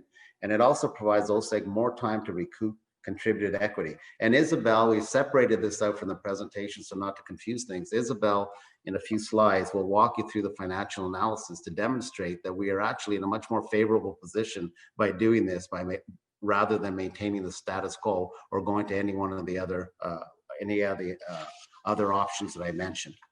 On my next slide, the other proposed amendment is to remove participation rent and maintain base rents at current levels in the event of a permitted transfer of the retail component during the term of the retail lease. And participating rent is defined as 50% of retail net operating cash flow, in other words, profit sharing paid to the city. And this is important because when the current agreement currently states that should a third party transfer be permitted, that we would move immediately to participating rent, market rent. And this is not going to make it a very attractive investment if a third party looks at this and says that at that point, with a losing, when the projections are forecast to continue in the current financial situation we're in with losses, that it will not be attractive. And this is an important point for them to be able to attract and remove another barrier for participation from another third party in terms of equity. So this will provide them flexibility to secure external funding sources and attract an investor in the retail component of the partnership. And again, Isabel will provide the financial analysis in terms of what this means to us, as there is no projected participation rents flowing to the city as we see it right now. Next point. Remove the early termination without cause provision in the retail lease. If we did that, we looked at that, and this is in the agreement, but if we did that, the city would have to compensate OSEG for all the equity it's invested in the retail at Lansdowne up to this point, which would be in excess of $100 million. This is a very unlikely scenario that would ever be exercised. And that for us to even think about this would be a huge decision for council to do this. So we're not really, in my opinion, giving away anything here, because it's so unlikely this would ever happen. The retail lease has a mortgage that is due for renewal in 2 years, and the city's right to terminate without cause provision is the same as what I mentioned in the previous recommendation. It presents a barrier to attracting future investment. The city still maintains its right to terminate for convenience in the event of a breach of any of the remaining Lansdowne partnership agreements, subject to the required termination payments, which we'll talk about later. So now I'd like to turn it over to Isabel, who will walk us through the benefits of the partnership to the city and to provide further detail in terms of the comments around the amendments. So council is clear on what is being discussed here in terms of our financial projections. Isabel? Thank you. So the benefits of this partnership to the city have never been more evident than they are now. OSEG has taken on all of the risks of construction overruns and any operating deficits. They have contributed $152 million in equity, which is $97 million higher than they had expected to contribute when they began with this agreement. Much of this additional equity is the year-over-year deficits incurred since 2012. OSEG has also contributed $7.5 million to the life cycle reserve. These are funds put aside each year to fund life cycle maintenance costs of the city's assets. What is more important to note is that these are all costs that the City of Ottawa taxpayers did not have to bear. The total cost to the city for Lansdowne has been $210 million in capital costs for the stadium, parking garage, and urban park, all of which are city assets. The urban park is not included in the partnership agreement. So if we just focus on the cost of the stadium and city share of the parking garage, the total contributed by the city is $166 million, which is below the $167.4 million approved by council in 2012. The debt associated with the stadium and parking is $127.6 million and $26.4 million for the urban park. Total debt servicing for the stadium and parking is $6.9 million annually. In line with the original business case, we have sufficient additional property taxes and cost avoidance calculated at $8.8 million combined to cover those costs and more. Therefore, the city's net funding equity is $0, and the deemed equity is simply the market value of retail lands credited to the city. Next slide. This slide provides a summary of the detailed analysis conducted by external advisory experts in financial and business modeling and forecasting. Various scenarios were developed to better understand the range of possible financial outcomes, since we are dealing with many unpredictable factors in these models. The primary factors that impacted much of the variability in the long-term results were the predicted revenues for the stadium events in the future of the retail market, and the possibility of running Lansdowne with no sports teams. This guided us in developing a pessimistic and optimistic scenario. If history teaches us anything, running an operation of this size and complexity is unpredictable, and the partnership, closed financial system, and waterfall distribution system of this P3 agreement protects the city from any potential shortfalls. The most significant benefit to the city of the proposed amendment is extending the waterfall arrangement for an additional 10 years. This is a win-win solution. While the waterfall arrangement is in place, the city pays nothing. and OSEG gets an additional 10 years to recoup their accrued interest and contributed equity.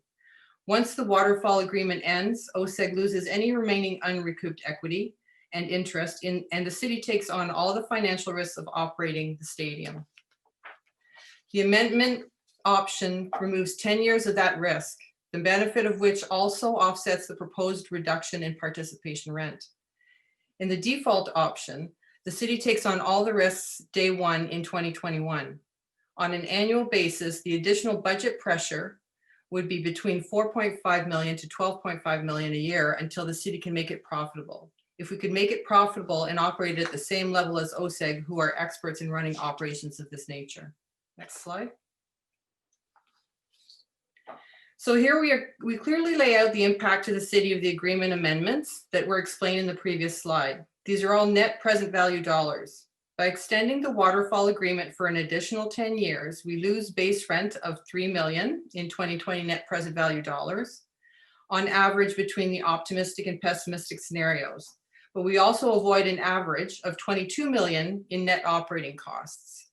The impact of eliminating the participation rent for 22 years is estimated at 7 million. But again, the city avoids the operating risk for 10 years, which more than makes up for that reduction in rent. By extending the agreement for 10 years, OSEG will be contributing an additional 13.6 million to the life cycle reserves. It is also important to understand the purpose of the life cycle reserves because the amendment also proposes allowing OSEG to access the balance of 4.7 million in the reserves for cash flow purposes. It is OSEG that has contributed to the life cycle reserves through the closed financial system.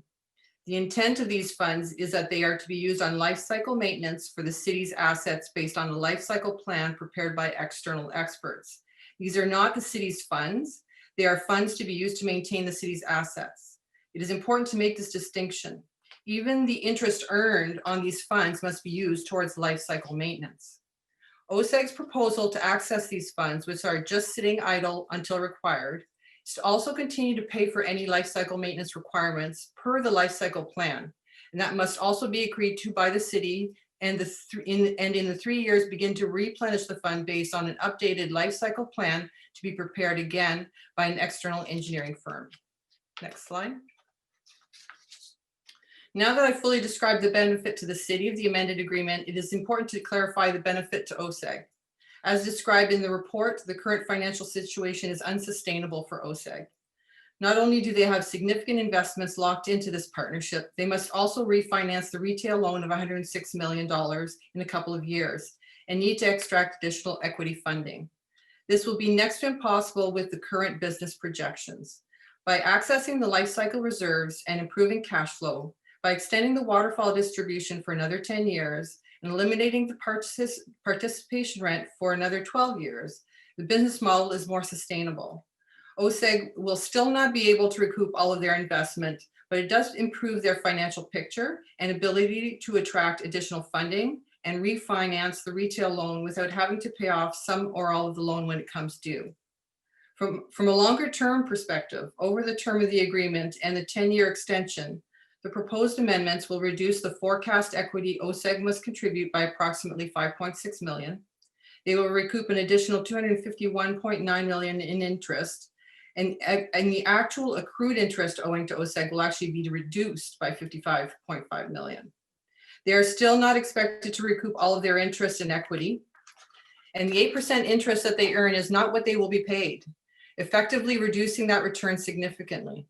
That is the reason for the 8% return, because it considers the fact that OSEG is taking all the risk. They will not get the 8%, and 8% non-compounding is considered a low rate of return for this type of operation and business investment. Next slide. If OSEG were to default, then the retail and stadium operations revert back to the city. That would mean that the projected operating deficits would fall on the city to fund. The city is not in the business of running sports teams, and the likelihood of selling would be extremely low. There will be fewer events, especially in the next several years as the population continues to avoid large crowds. The retail market will continue to struggle during COVID and post-COVID, and retail occupancy will be reduced. The city has guaranteed the $23.6 million loan for the Civic Center roof and would now assume that loan. in addition to the 106 million outstanding on the retail loan. If the city does not assume that loan, then the banks could assume the retail leasehold interests and could take over the various subleases. The default scenario presented earlier assumes that the city takes over that loan and leasehold interests. The city would effectively have to cover all the operating costs of the stadium, parking, and retail operations, and without teams to attract crowds to the site, the pessimistic scenario is most likely. The annual impact on the city's budget would be an additional 4.5 million annually, best case, or 12.5 million worst case, starting in 2021, including all the risks associated with running an operation of this size and complexity. Prior to OSEG taking over operations, the city was operating this facility at a loss, which is likely the outcome if the city were to take it over again. Thank you.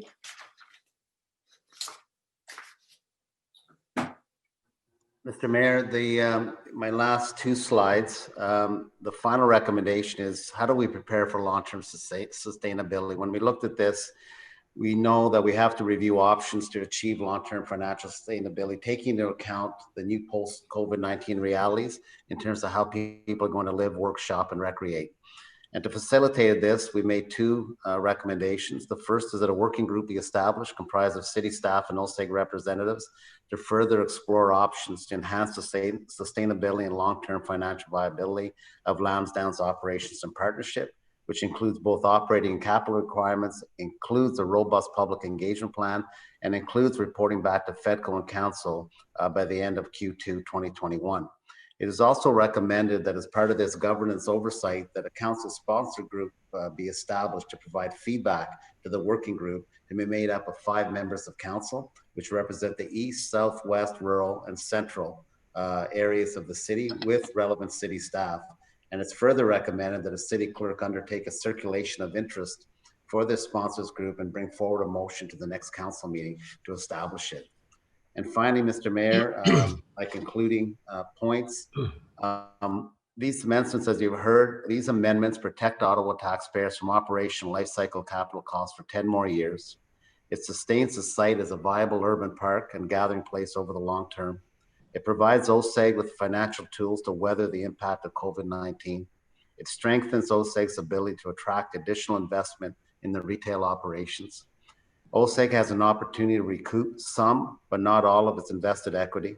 And it brings back a strategic plan to council to enhance the sustainability of the site's operations in a post-COVID world. Mr. Mayor, that's the end of staff presentation. Thank you.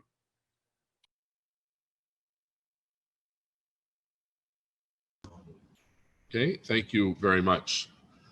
Bonjour tout le monde. Thank you for joining us in this meeting. I'm going to go for my remarks and then we go to public delegations. So those members of the public who are on standby, we'll get to you right after my remarks. Today, members of council are being asked to consider the staff report on Lansdowne Park. And let me start by reminding everyone, as we've heard in the last couple of presentations, of how successful Lansdowne has been for the City of Ottawa and its residents. The broad goal that council set out was to make Lansdowne a, quote, people place. The derelict buildings that have been restored to their former glory, and Lansdowne Park has seen an historic 20 million visitors since the redevelopment. Lansdowne has become a true destination for Ottawa residents from every part of the city and for tourists who come in to visit the nation's capital. C'est devenu une véritable destination non seulement pour les résidents et tous les coins de notre ville, mais les touristes aussi. Lansdowne Park has been a great success in hosting and attracting large-scale events that really could not have happened until we revitalized Lansdowne Park. This includes the very successful 2017 Grey Cup, the FIFA Women's World Cup of Soccer in 2015, festivals like Escapade and Folk Fest, and huge concerts like AC/DC that rocked Lansdowne. The NHL's 100 Classic between the Montreal Canadiens and the Ottawa Senators to commemorate the 100th anniversary of the very first NHL game, which took place in Ottawa between the Canadiens and the Senators in 1917. And we couldn't forget about Ottawa Welcomes the World. Over 230 guests celebrated an astounding 43 national days and events organized by 85 embassies and high commissions during our sesquicentennial celebrations in 2017. The Grey Cup champion Red Blacks have created a level of pride and excitement in our city that we've not seen since Tony Gabriel's amazing end zone catch in 1976. This includes 3 Grey Cup appearances over a 4-year period. In fact, the CFL's Christina Costabile published an article this week entitled, quote, "Turning the Tide, Everything Changed for Ottawa 5 years ago," end quote. And let me quote a part of that article. In 2016, the Red Blacks won the East Division once again and would eventually go on to defeat the Calgary Stampeders in the 105th Grey Cup. That exhilarating contest featured an overtime frame where Henry Burris would find Jackson, whose bobbled catch in the end zone would be the game winner.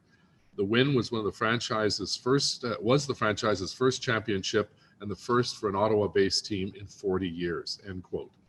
I know that I share with hundreds of thousands of Ottawa residents the pride and excitement of that moment, a moment that we all hope to relive once the Red Blacks are allowed to play once again after COVID.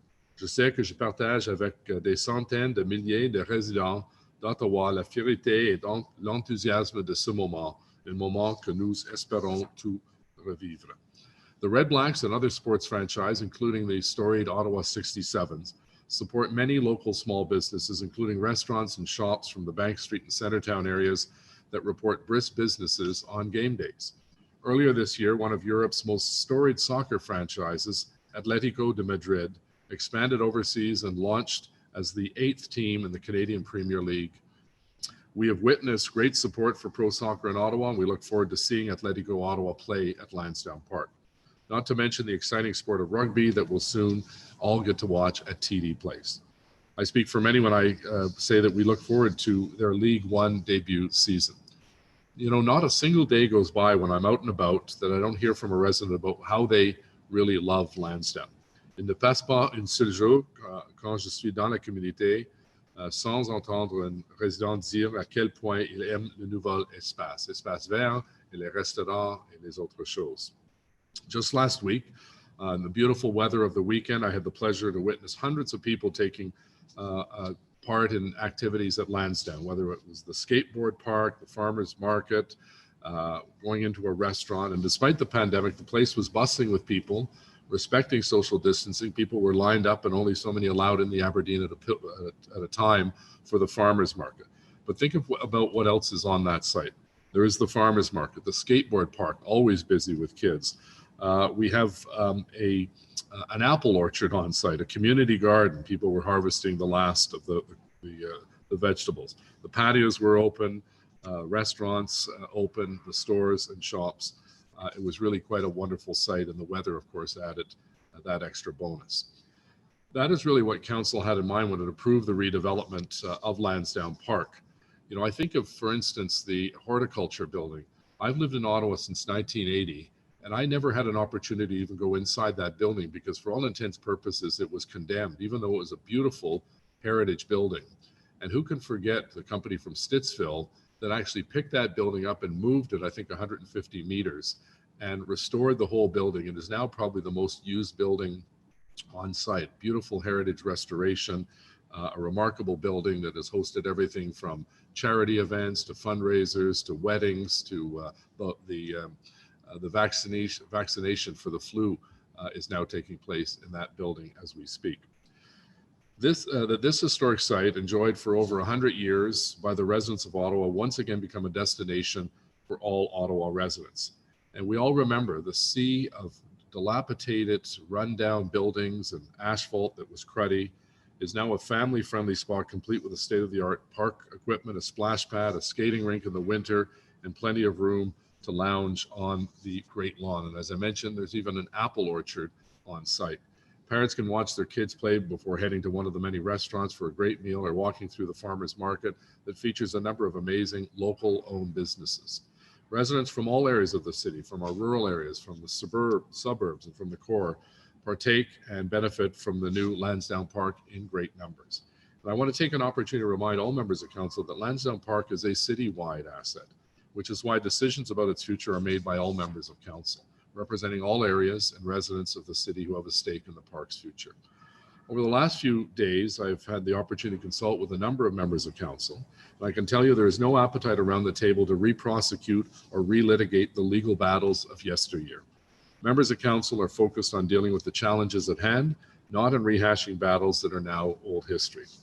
So let's turn our attention to the staff report. I believe that the staff have put forward a very strong case supporting the Lansdowne Partnership through these very turbulent economic times. Staff have proposed a series of modest measures that would give the Lansdowne Partnership a fighting chance to get through the pandemic years and to rebuild in the ensuing years. Ces mesures modestes donneraient au partenariat de Lansdowne une chance de se battre pour traverser la pandémie et se reconstruire au cours des années suivantes. I want to take this opportunity to remind members of council that this report is not just about OSEG. This is not about the city helping a single business organization succeed. The Lansdowne Park Partnership is a joint venture between the city and OSEG. As previously outlined, the private members have invested to date over $150 million of private funds to make Lansdowne Park into the exciting destination that it is today. But no one could have foreseen the financial tragedy that is COVID-19. A member of council has made public statements about the level of council-approved debt outstanding for Lansdowne Park's public assets. And I believe that it's important for members of council and for the public to have access to the correct facts as we engage in this debate. I think we can all agree, especially in this day and age, that facts do matter in our debates. It was claimed that Lansdowne Park is the second largest source of debt obligation of the city after Ottawa LRT. I'd ask staff to put up the slide on the city's debt obligation grouped into buckets, please, at this point. So as you can see from the table, the Lansdowne Park debt is one of the smallest buckets of debt at the City of Ottawa. The city's largest debt bucket is for LRT, representing 44% of the city's outstanding debt. The second largest source of debt is for water infrastructure, or 28% of outstanding debt. The third largest source, or 22% of debt, is for roads and bridges. And the next largest source of council-approved debt is for public assets at Lansdowne Park, or 6% of all outstanding debt. Councillors have an obligation to provide factual information and not make up facts and stats. The same councillor is going around telling his constituents that all we get in the partnership is $1 a year rent. That is completely not true. We collect close to $6 million each and every year in property and education taxes from the businesses that operate. Before, how much did we collect in property taxes from Lansdowne? The grand total of $0. So 0 to 6 million. As council heard in previous annual reports, the partnership was delivering great results for the public and improving financial results for the partnership until the pandemic hit. I believe that the vast majority of members of council understand that the pandemic has created the perfect storm, as was stated earlier, of negative economic conditions for the private sector partners within the Lansdowne Park Partnership. A key recommendation from staff is to allow the basic partnership agreement to be extended by 10 years, during which time OSEG continues to assume 100% of the costs and risks of operating Lansdowne Park. Should the staff report be approved by council, it is estimated that OSEG partners will invest an additional $40 million. And in fact, another member of council went on CBC to decry this $40 million bailout. It is not money we're giving to OSEG. It is money they're actually spending to keep the operation alive. And as I mentioned, not tax dollars, not tax dollar money. The report is crystal clear that these dollars are to be invested by OSEG and that OSEG is not seeking and has never sought reimbursement of these expenses. Le rapport indique clairement que ces dollars doivent être investis par OSEG et qu'il ne cherche pas et ne jamais demander le remboursement pour ces dépenses. Extending the agreement by 10 years would increase the odds that the private sector partners might recoup some of their investment over the life of the agreement, while taxpayers continue to be protected from all of the risks covered in the original agreement. Further, the report includes ballpark projections about the risks faced by taxpayers if the partnership is allowed to fail. Obviously, no one can predict how long the pandemic will last, nor how long governments will maintain severe controls on large events. And so the projections in the staff report are really order of magnitude estimates to help members of council make an educated decision about the staff proposal. As there is significant interest in the upcoming audit on the Lansdowne Park Partnership waterfall, set to be released on November 24th, the Chair of Audit Committee, Councillor Jean Cloutier, has informed me that he will be bringing a motion forward to Audit Committee on November 24th to bring this audit to council the next day. This means members of council will have the benefit of receiving the audit before making a decision on the staff report on Lansdowne. In conclusion, I want to thank members of council for their constructive advice and criticism and suggestions. And to our partners at OSAG, thank you for your perseverance and your patience and your financial commitment of your dollars to ensure this project continues to be the success that we know it can be. So we now have a number of people that would like to speak. We're going to begin. The first speaker unfortunately had to leave because of another conference, Rob Ash, but he's going to try to come back. And I think we're just going to with Jean Cloutier that you will in fact bring the waterfall item to council. Is that correct, Mr. Cloutier? That is indeed correct, Mr. Mayor. We will have a motion on November 24th so that council can deal with this on November 25th. Jim, I am here if it's helpful. Okay, so. Sorry, Mr. Mayor, Rob Ash is available. Oh, yes, okay.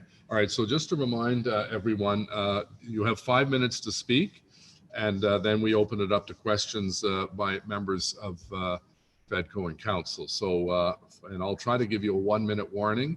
So Mr. Ash, you have 5 minutes. You're the first to speak. Okay, good. Your worship and members of the Finance and Economic Development Committee, I'm certainly pleased to be here before you today in support of the Ottawa Sports and Entertainment Group, or OSAG. And I am here because since commencing operations in 2014, OSAG has changed our city for the better, like few companies have done before it. It has earned the admiration and respect of our business community, of which I'm a member, fans of the sports teams, concert goers, and the many individuals and not-for-profit organizations that OSAG supports. I'm a big fan of OSAG, its leaders, Lansdowne Park, and TD Place. As a Glebe resident for the last 40 years, I am well versed on the before and after of Lansdowne, pre-OSAG versus today. There's really no comparison. For 30 of those years, I visited Lansdowne maybe a handful of times each year. Today, because of the vision of the OSAG leaders, their commitment to our community, and their partnership with the city, we have a new Lansdowne district that's a fun and vibrant place to visit, work, and live.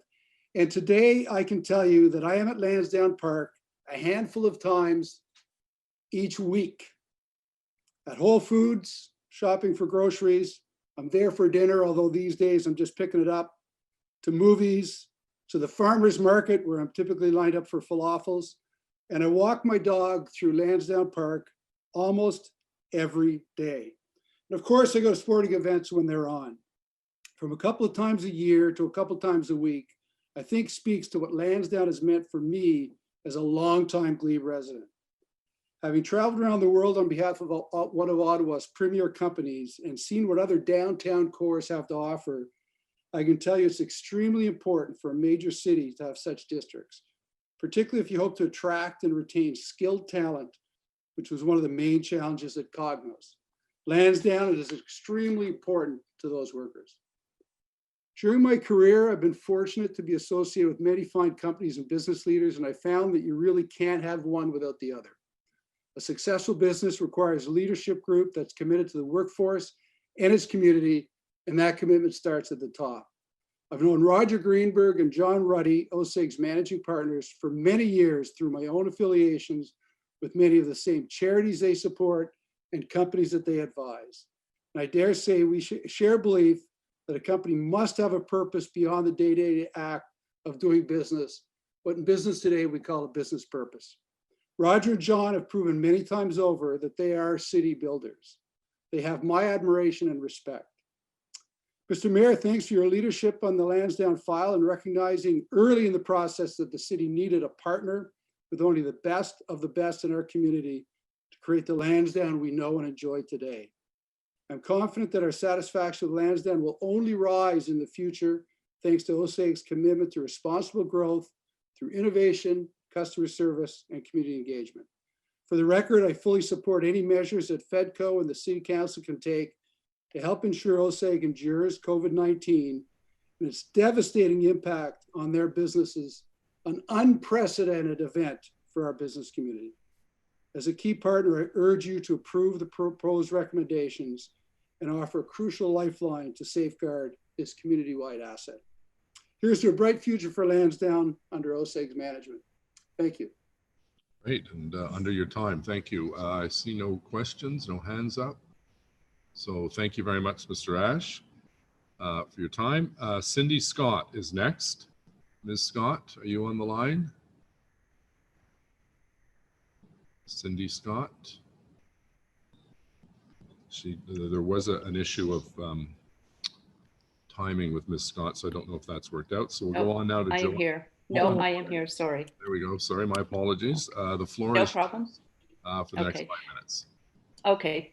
Thank you very much for allowing me this opportunity to speak. I have been a Glebe resident for 35 plus years, and I've watched Lansdowne evolve from a parking lot to what it is today.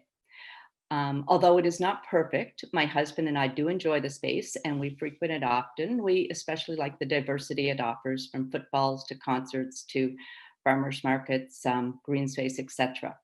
I feel strongly that not only the Glebe residents, but most of Ottawa wants this place, Lansdowne, to be a success.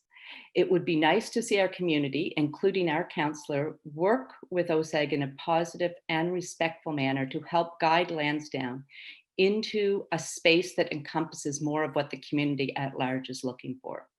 I have dealt with OSEG staff on many occasions and I've always found them to be very helpful. I have also sent many emails to OSEG staff with some suggestions on how I think we could improve the space, mainly with arts and cultural events. And from the feedback I've received, I have to say, I do think we're all on the same page. I have a lot of respect for my councillor, Sean Menard, and I know he works very hard for the community, but I do not like to see this combative and confrontational tone that seems to exist around all things Lansdowne. I'm not comfortable with it. Using words such as another OSEG bailout, I just don't think it sets the right tone. As we have noted south of the border, I think this divisive attitude is not healthy or productive. For the most part, I think we all want the same thing, a vibrant and successful public and private space for everyone to enjoy. COVID has hit our community and our city very hard, but I am hopeful that the city and OSEG can work together in a positive manner to come up with a way to ensure Lansdowne is a great destination for Ottawa residents and visitors for generations to come. I'm confident with smart and committed people working together in a respectful manner, we will accomplish this. Thank you. Great, thank you. Councillor Menard has a question. Very much, Mr. Mayor. Thanks, Ms. Scott, for being here with us today. Just wanted to come back to some of those comments. I want to make sure you're aware that we did restart the working group with all the community associations, OSEG, and the city back in 2018. Have been working productively on that. Were you aware of that? I have. I don't know if I'm aware of that specific thing, but I've attended meetings in the past and I just don't feel comfortable at them because they always seem to be confrontational instead of collective. We don't seem to be working in a positive way. And every communique, and I know you work hard, I'm not disputing it. I just would like us to have a more conciliatory tone when we work with each other so that everybody feels comfortable participating. Certainly. And I just want to know as well, because we've been working very closely with a number of residents and others on a vision for Lansdowne Park. I'm not sure, have you read that vision that we released in 2019? I have read the vision and I think you're on the right direction. I really do. I think there's lots of good ideas. It's not going to look the same for everyone, but I would like us to just work in a really nice, positive attitude with each other. Right, thank you. Anything else, Councillor?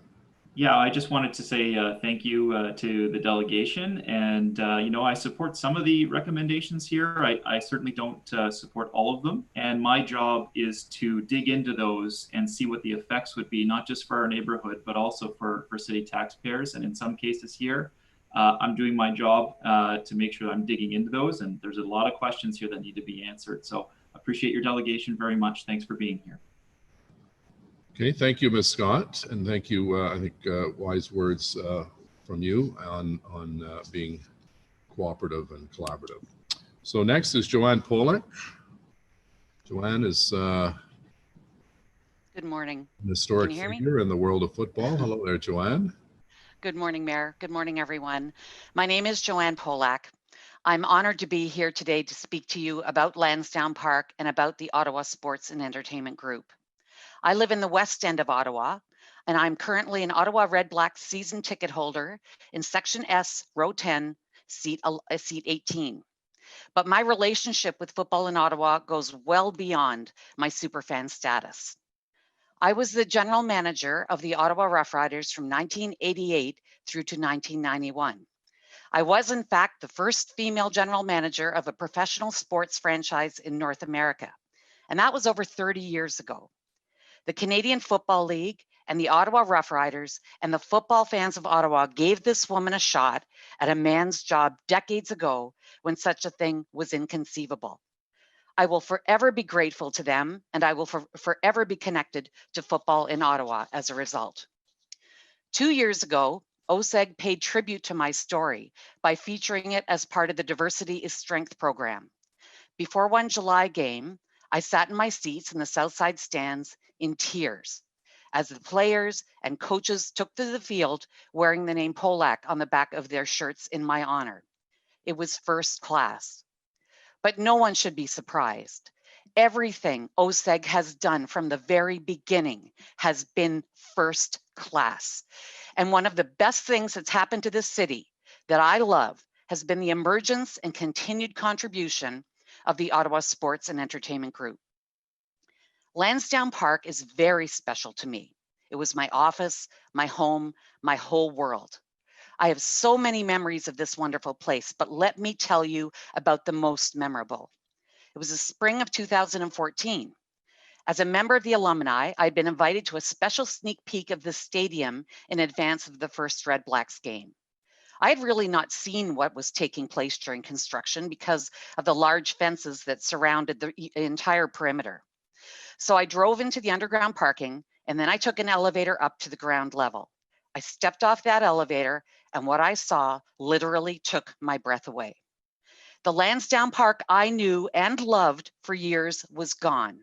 The asphalt parking lot and dilapidated buildings were gone. What I saw before my eyes was completely unrecognizable. It was as if someone had transported me out of my hometown into a world-class city. It was spectacular. What has been created through this partnership is nothing short of a masterpiece. And I still have that sense every single time I attend a sporting event, a farmer's market, or go to a restaurant. What OSEC has done and what they've created with the City of Ottawa is world-class and makes me so proud to be from Ottawa. But most importantly, they have created a wonderful place where our city gathers. I attend every Red Blacks game and many Ottawa 67s games. This is where Ottawa comes together and congregates as one community. Every segment of society is there. Every economic, social, and cultural background stands together with common purpose, to unwind, to have fun, and to complain together about what is transpiring either on the field or on the ice. Sports is the great equalizer. When we walk through those gates, we are all the same. And when we didn't have it for all those years, we missed it terribly. Ottawa is so much more than a sleepy government town, and where you see that best is at Lansdowne Park. The stadium and this facility makes us the envy of all other Canadian cities. And I bring out-of-town guests to most games, and they walk in and look around with the same awe that I had when I emerged from that elevator a few years ago. Ottawa football has been resurrected in a spectacular, family-friendly fashion, and they have put the community first, OSEG has, with every single move and decision. I work at Canada Post, and every game I watch thousands of fans drive in from all over the region. Yes, Mayor. And they are jubilant and very grateful that football's back in Ottawa. I want to thank the City of Ottawa for having had the fortitude, resilience, and vision to have recognized just how important this partnership has been to all the people you represent. And I want to especially thank the Ottawa Sports and Entertainment Group for bringing the Canadian Football League and Ottawa football back to where it belongs. You beautifully represent all that is good with the City of Ottawa. Thank you. Well, Joanne, thank you. As you know, I've known you for a long time, and you are a trailblazer in so many different ways. And you brought us through a little bit of history of both women in sport and the success of Lansdowne. So thank you very much for your comments. Councillor Menard has a question. Thanks very much. Thank you for being here. I'm glad you're with us today, and certainly remember your work in the past as well, having grown up in Ottawa, so thank you. One of the things I wanted to raise with you is originally in the deal, the Red Blacks and the 67s were guaranteed for 8 years. And after that 8 years, they could go away and there's no obligation there. We obviously want to keep sports at Lansdowne for a longer term. Would you be in favor of extending that obligation of just that 8 years much longer into the term of this deal? My what I am in favor of is I support completely the Ottawa Sports and Entertainment Group as having the best interests of football and the best interests of Lansdowne Park, and I defer to them with regards to that question. Okay, so if football went away in a couple of years though, and the rest was just there, you would be all right with that? I think sorry. You have to ask questions on the person's delegation and what they said. That would be a question you could ask the OSEG partners. I will later on, Mayor, certainly. But I think it's important people recognize that original deal that signed it was just for 8 years, and we need to extend that. Okay, thank you. Thank you, Joanne, very much. Appreciate it. Thank you, Mayor Watson. Next is Gawain Harding. I apologize, Gawain, if I've mispronounced your name, and then followed by Terry Sheehan and then Andy McNeely. So Gawain Harding, National Capital Amateur Football Association. Are you on the screen? Yes, I'm here. There you are. Okay, the floor is yours for the next 5 minutes. Welcome. Well, thank you, sir. My name is Gawain Harding. You were close, though, and a lot of people get it wrong, so don't worry. I'm the president of the National Capital Amateur Football Association. NCAFA is the oldest football league in Canada. It was founded in 1955. It's also the biggest youth football league in Canada at the moment. We have 13 community-based associations, all run by volunteers, coached by local role models, and fueled by the dreams of our 2,800 girls and boys between the ages of 8 and 18. We play both tackle and flag. As you all know, just a few years ago, our sport was in decline and under attack in the media. Some of it self-inflicted and some of it unwarranted. But a few things started changing in 2014. Equipment manufacturers started making safer helmets. Everyone from the CFL to youth football leagues like ours started to change the culture around teaching and managing the risk of contact in our sport.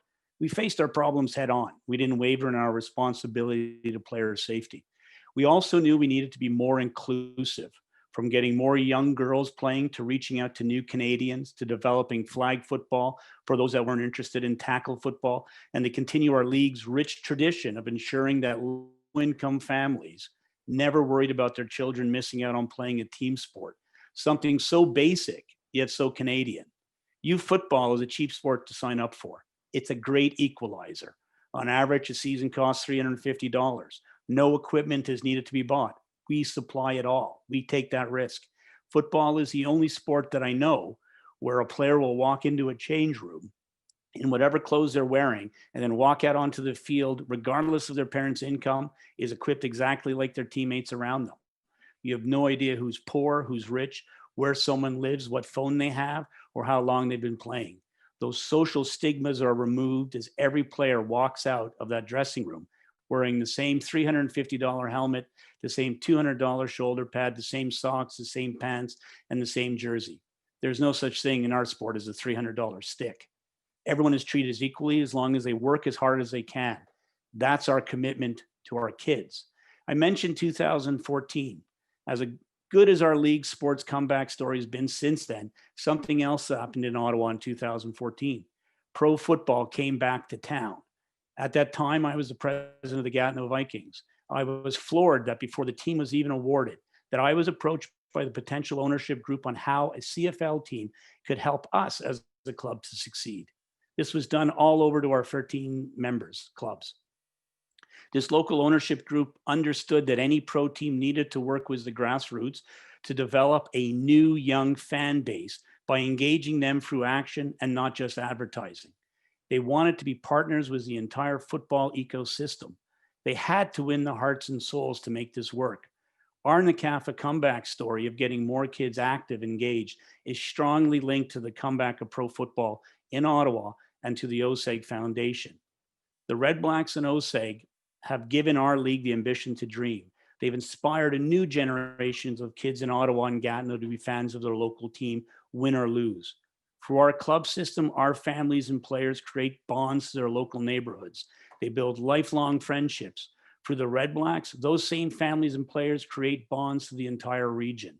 That 11-year-old playing football today and going to TD Place to watch a game will one day, like me, 52-year-old that I am, I had Peter Gabriel and JC Watts, he or she will have Antoine Purnell and Alex Matthias to remember. OSEG has created something special at TD Place, a link to belonging to the larger community. Very quickly in my travels as president of the CAF, I've come into contact with presidents of football leagues in Montreal, Toronto, and Hamilton. They are extremely jealous of the relationship that we have with the Red Blacks and the OSEG Foundation. No other organization in Eastern Canada is more to help the grassroots of this sport. And I'd like to talk to that for a minute. If you've been to a Red Blacks game, you may have seen me selling 50-50 tickets. I'm pretty loud. I really believe in what the work that the OSEG Foundation does. They engage kids. And that's so important, especially in this COVID-19 universe. And as I'm selling tickets, I have no idea what the score is, but I noticed something that never changes. People are extremely happy to be at TD Place, win or lose. They're at a community party, enjoying each other's company. Simply put, they're enjoying being citizens of Ottawa.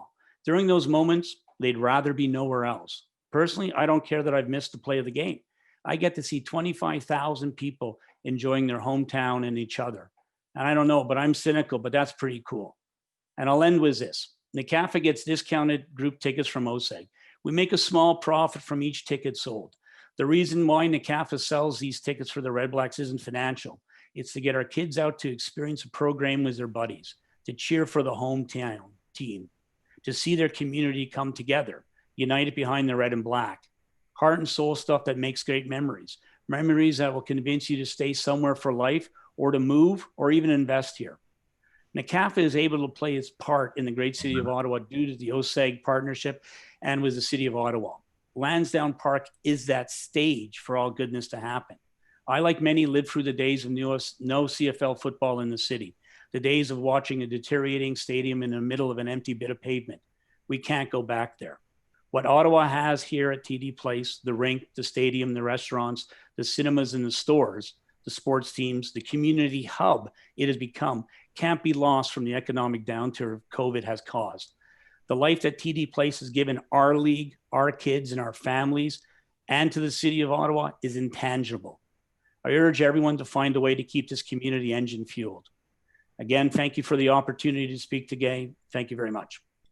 Thank you very much, Gowan. I apologize for your name there. And no worries. I wanted to ask a question, so we appreciate your time and your input. Thank you and your commitment to amateur football. Next is Terry Sheehan, Skate Canada, followed by Andy McNeely and then Michaela Schreiter. So Terry Sheehan, is Terry?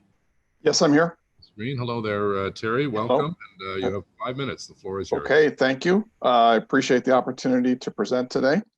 As the capital of Canada, Ottawa has been an extremely important host for Skate Canada events for more than 100 years, starting with the very first National Skating Championships in 1914. In total, Ottawa has played host to our national championships 15 times, most recently in 2017. Ottawa has also been host to several other Skate Canada events, including 4 Skate Canada Internationals, which is one of the 6 stops of the International Skating Union Senior Grand Prix circuit from 1976 to 2008, and 2 ISU World Figure Skating Championships in 1978 and 1984. Ottawa was also to host the 2020 edition of Skate Canada's of Skate Canada International on October 30th and 31st this past year at TD Place, but was unfortunately canceled due to COVID-19 restrictions. As the nation's capital, Ottawa provides a unique backdrop to our skating events. The location of the venue at TD Place alongside the historic Rideau Canal, the world's largest skating rink, has been a fitting location for the best skaters in Canada and sometimes the world to come to compete for national and international crowns. Unlike many other sporting events, our skating events typically take place over 3 to 4 days, and they are 10 to 12 hours in duration per day. Throughout these long days, our skaters, coaches, officials, and fans have been able to enjoy the magnificent performances on the ice while taking advantage of the many amenities that exist at TD Place now, within a very short walking distance to the rink. Restaurants and bars, coffee shops, fast food outlets have benefited greatly from our fans seeking refreshments during the breaks and competition. TD Place is also well situated at downtown hotels, which makes for a convenient commute for our skaters, coaches, and officials from our host hotel, and as well as the many out-of-town fans that make the way to Ottawa to take in the excitement of the events. Over the past several years, Skate Canada has chosen venues that are best suited for our events in size, capabilities, and price. The arena at TD Place is a great example of a venue that meets our needs. The seating capacity easily manages the size of the crowds that we attract, and the venue staff have the experience and skill set to deliver an exceptional fan experience. From the front office staff to the ticketing office to venue operations, they are professional, knowledgeable, easy to work with, and flexible to our specific needs. It is one of the main reasons that Ottawa and TD Place are in Skate Canada's plans to return to. With this in mind, we hope that FEDCO and City Council will receive the recommendations favorably and help position OSEG as a valuable site for sport tourism for post-pandemic success. Thank you, and I appreciate your time.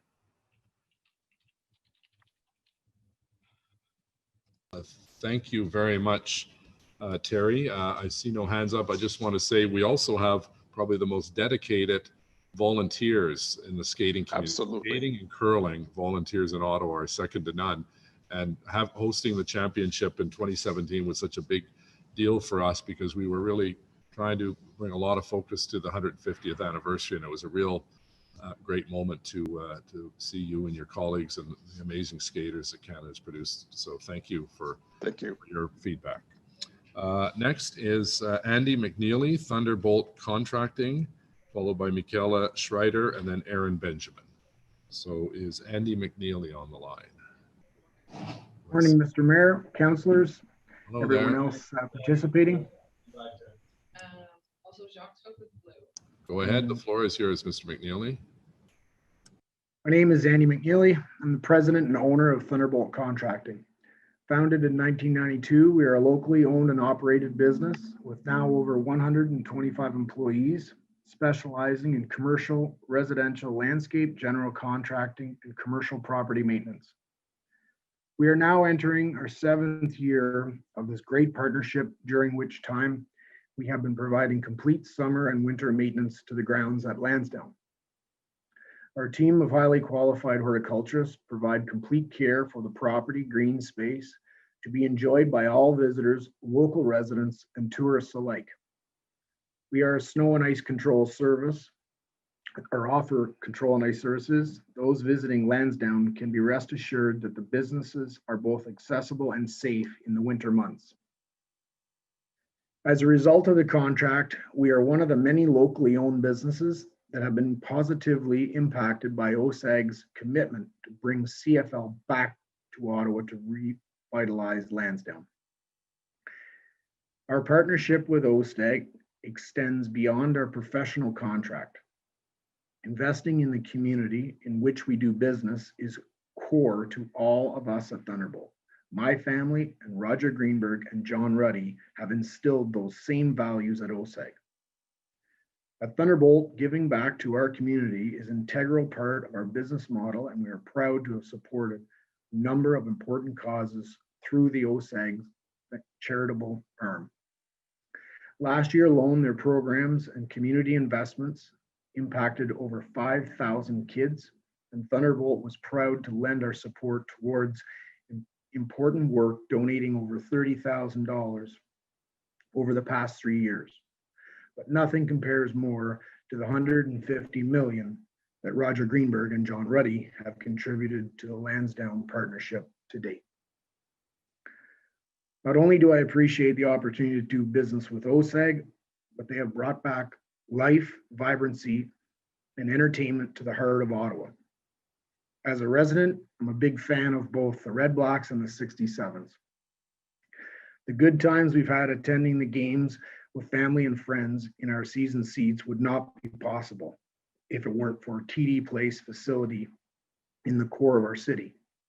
Being at the Grey Cup and the NHL Classic and seeing the staff play an important role in clearing the field and stands during two world-class events only weeks apart is an experience that could never be matched in my lifetime. I appreciate the chance to speak on behalf of OSAG and their foundation today. I believe that all too often the positive impact that OSAG has on our community and economy tends to be overshadowed by negative narrative. I hope that myself and the rest of those speaking on behalf of OSAG today are able to communicate just how important it is to sustain Lansdowne partnership so it may thrive far into the future for the city's enjoyment. Thank you very much. Well, thank you very much, Mr. McNeely. I appreciate your coming forward. Take care. Next is Michaela Schreiter, then Aaron Benjamin, and then Robert Merkley. So Michaela Schreiter, you have the floor. If we can see if you're on. I'm here. There we go. Okay, the floor is yours for 5 minutes. All right, so hello everybody. My name is Michaela Schreiter. I'm the co-host of That's What She Said on TSN 1200, as well as Mouchoir, a Red Blacks podcast. I'm also a season ticket holder for the Ottawa Red Blacks, and I have been since football returned to Ottawa in 2014. So as you can imagine, I'm a pretty big sports fan. But today I want to talk to you a little bit about the impact that OSAG has had in our community. So for as long as I've been on the air, whether with TSN or with Mouchoir, the Red Blacks have always been incredibly helpful and accommodating in giving me access to players for interviews. Regardless of the fact that I'm certainly not the most well-known broadcaster in the area, the Red Blacks players who I've interviewed have always given me their time, their respect, and their thoughtfulness in their answers, no matter how busy they were. What a lot of people often don't realize is how much of a small community the CFL can be. Fans from all over the country and beyond are very connected, even though we are geographically separated. And it's podcasts like ours and the several other podcasts for other teams that connect fans to each other, the players, and their teams. This kind of community is not found in any other sports fandom that I've seen, and it's what makes the CFL great. And part of that is the access to players and coaches that we get from organizations like OSAG. I've also had the privilege of attending several community fundraising events that OSAG has hosted, often attended by Red Blacks players as well. Events that benefit young kids in sport, underprivileged groups in our city, and other causes throughout the community. At these events, I saw community members and organizations who have benefited from fundraising efforts of OSAG. I saw business leaders showing their support for the organization and the team. And I saw players giving their time and effort for the benefit of our community. I could talk for well over 5 minutes about the benefit of events like this, or the time that the players have given my little podcast. But today I want to talk to you about a cause that I'm extremely passionate about: women in sport. A little bit about me: I started playing hockey when I was 5 years old. As the only girl on my team and in my league, it wasn't exactly the most welcoming space for me. I moved around to different towns and played in leagues with maybe one or two other girls, but regardless of where I played, it was always a very male-dominated space, which became an issue around the age of 12 or 13 when body contact started and the boys started getting a lot bigger than me. I was lucky enough that my father helped start the girls' hockey league in my area and allowed me to keep playing through high school, which led to me playing into adulthood before COVID-19 hit. But I often think of the other young girls who didn't have this opportunity and who stopped playing hockey or any other sport because it no longer felt like a safe space for them. By the age of 14, girls are exponentially more likely to drop out of sport than boys at the same age. This issue of young girls dropping out of sport is something that the OSAG Foundation wants to address. When the OSAG Foundation first started, they invited me and my co-host Shin to the Red Blacks Women's Training Camp, an event aimed at giving women the opportunity to play football, run football drills, and learn more about the game. This may seem like a pretty neat way to spend a Wednesday night, but to many women, it's much more than that. Young girls are often not given the opportunity to play football. So as women, we're forced to watch from the stands. OSAG and the OSAG Foundation have made it their mission to change that, and I've been lucky enough to be along for the ride. But the true benefit from sports like football starts when we're much younger, which brings me to another event hosted by the OSAG Foundation, Sports Day the Girls' Way, at which I served as MC last summer. This is an event geared towards getting young girls involved in sport, all sports. As mentioned previously, the rate at which young girls drop out of sport is alarming, and we need to change that. In addition to the physical benefit, sports give kids many skills that they will carry with them later in life. Skills like leadership, communication, teamwork, dedication, the list goes on. Isn't this something we all want in our colleagues, our managers, our friends, our family? So much of what I've built in my career, I developed while playing sports as a kid. And sports has the power to prepare us for several aspects of our future. These are all things that young girls are robbed of when they cannot get involved in sport or stay involved in sport, which makes events like Sports Day the Girls' Way much more important. On that day, I was lucky enough to see young girls get excited when they were taught how to wrestle or how to curl or how to throw a football or how to play sports they never had a chance to. But it's not just about teaching them how to throw a football. It's about sparking a love of sport and a passion for sport that they will carry with them throughout their life, keeping them moving, making them healthy, and giving them the benefits that sports provide. It's because of OSEG and the OSEG Foundation that events like this take place in our city. OSEG doesn't just give adults like me a place to watch football or a team to cheer for, although they do a pretty good job at that. But they also give young girls an opportunity to discover their passion. And that is something that makes me very proud to work with them and proud to cheer for this team. So thank you very much for your time today. Great. Thank you very much for your love of the game and love of sport. And it's great that our council liaison on women and gender equity is on the call as well, Teresa Kavanaugh. So thank you for sharing that perspective. Next is Aaron Benjamin, President and CEO of Canadian Live Music Association, followed by Robert Merkley and then Jim Durrell. So I think, did I see Aaron? I'm here, Mr. Mayor. Aaron, how are you? I'm very well. How are you? Great. Welcome. The floor is yours, and you've got 5 minutes. Thank you so much. First and foremost, I hope that this finds you well, Mr. Mayor and City Councilors and your families during these difficult times. I would like to personally thank you for your outstanding leadership on behalf of all of us throughout this pandemic. Today, I'm writing to you as the voice of thousands of musicians and venues and festivals and clubs and suppliers and technicians and crew who animate cities and towns across the country with live music. As President and CEO of the Canadian Live Music Association, as a member of the Ottawa Board of Trade and a board member of the Ottawa Board of Trade, board member of the Ottawa Film Commission, I am proud to represent our members working in the live music sector, including our very own Ottawa Sports and Entertainment Group. As the weeks have turned to months during this time of crisis, it's now fully understood that the live event sector will be among the last to recover, and that when that will be remains unknown.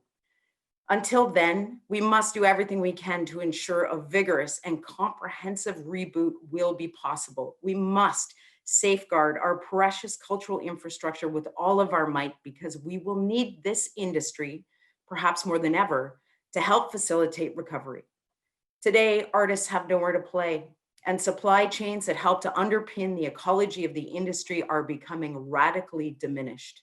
The acute erosion of the live music industry negatively impacts the quality of life of every Canadian, indeed every single person living in the city of Ottawa. We've lost the ability to perform and entertain fans in person and to bring people together as a community, to define and enrich our culture. OSEG has played and must continue to play a leadership role in this space. Mark Gowdy and his team understand how important concerts and performances will be to the rebuilding and recovery phase of our financial and cultural and social economies, to our local artists, to our future as a true music city, to local businesses, and frankly, to our collective mental health. Why does live music matter to the economic future of Ottawa? Well, pre-COVID, the live music industry in Ontario contributed $1.2 billion towards provincial GDP and created more than 20,000 jobs annually. Its success was central to the broader music industry's ability to thrive. However, in the last 7 months, actually more like 9 months now, live music companies and organizations have largely been dark, most earning zero revenue since early March, while still attempting to manage significant overhead and operational costs. The impact of shuttering the live music industry has initiated an unstoppable domino effect on the broader industry, as well as on cities and businesses, both directly and indirectly. A staggering 96% of live music venues and stakeholders say they may close their doors permanently.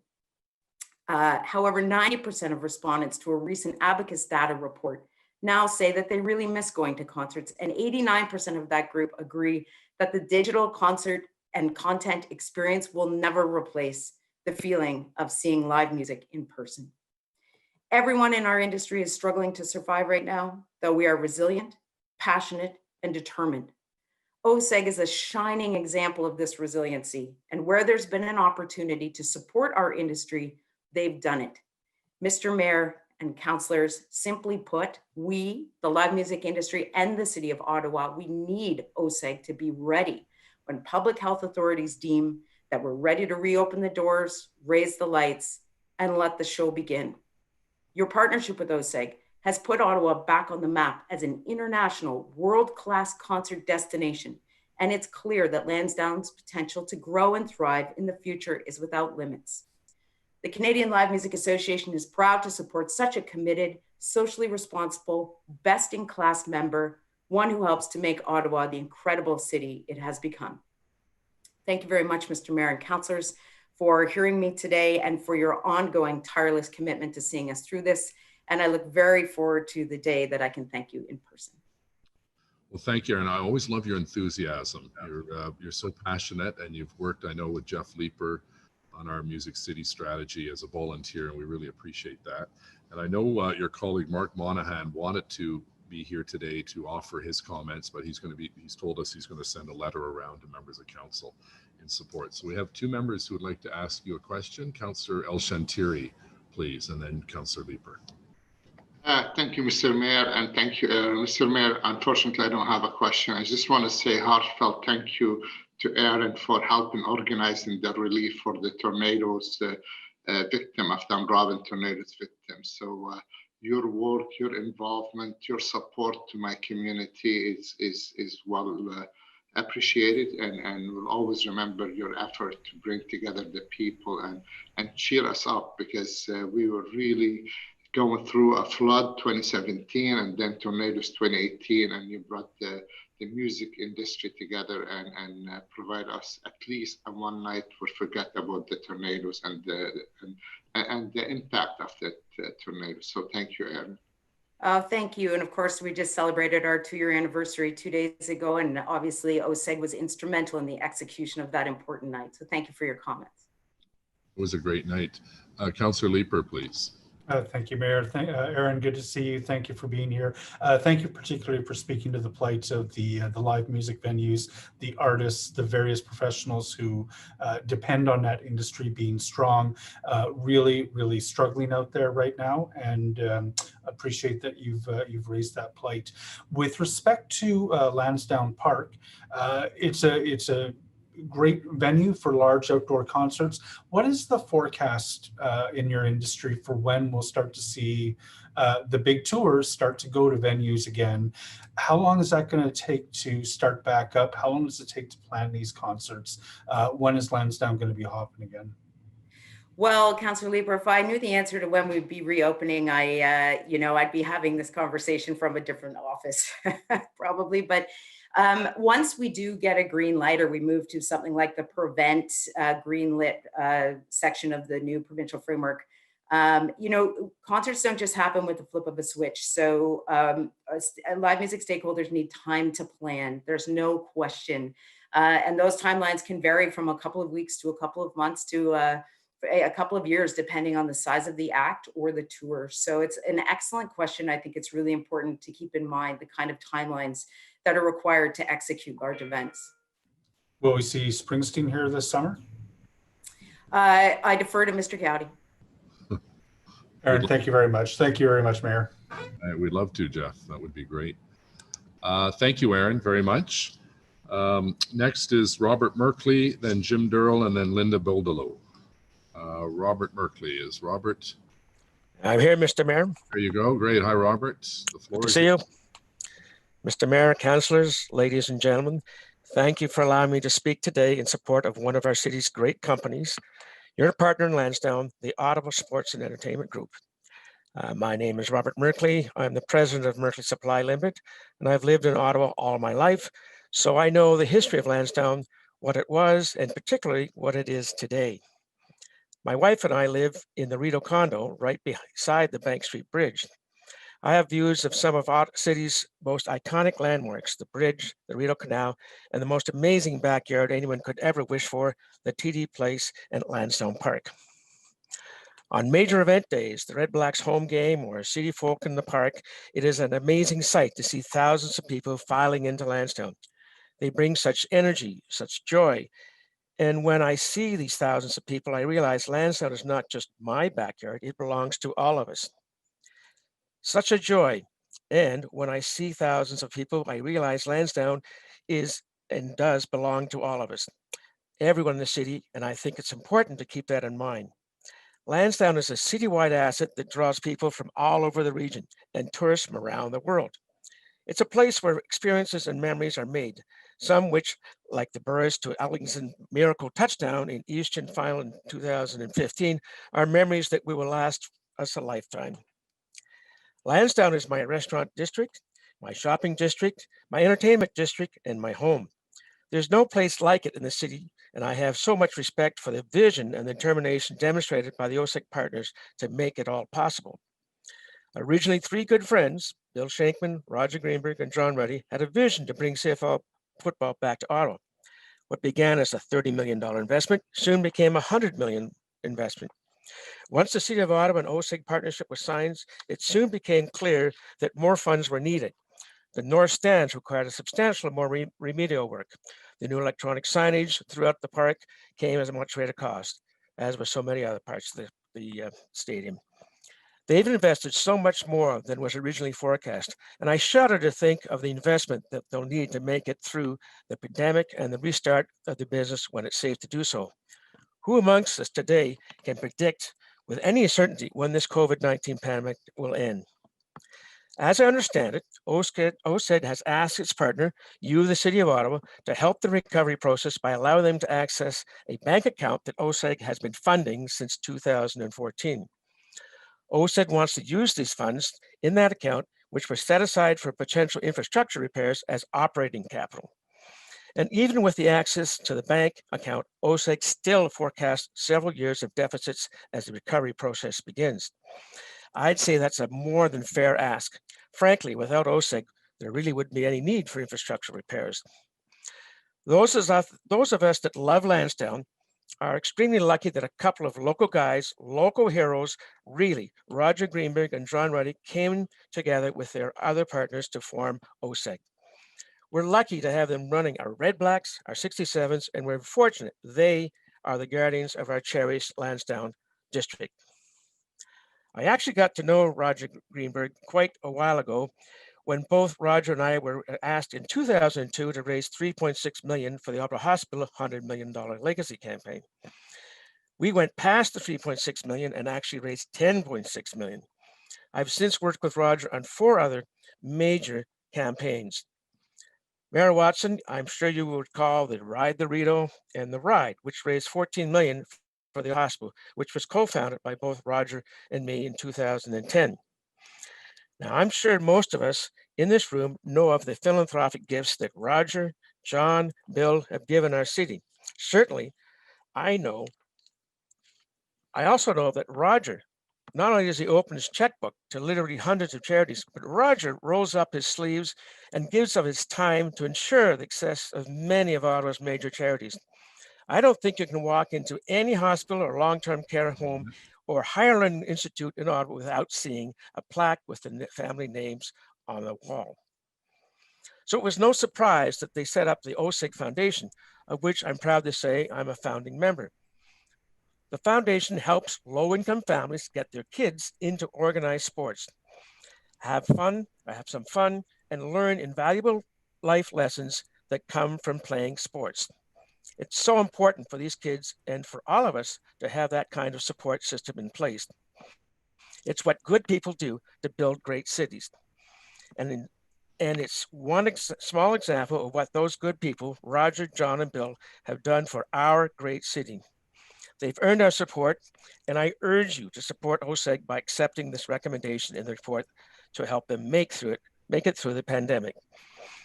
And will be ready to help us all recover by throwing a great party in my backyard and yours, TD Place in Lansdowne.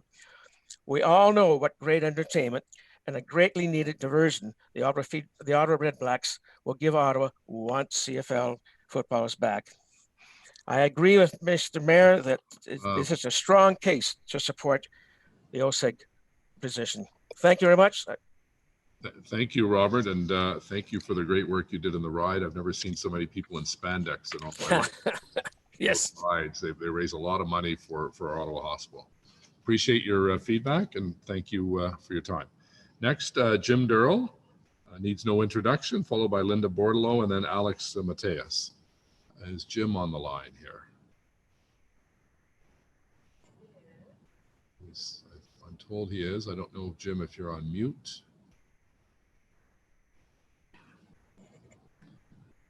Carol tells me you're there. Yes, he is there.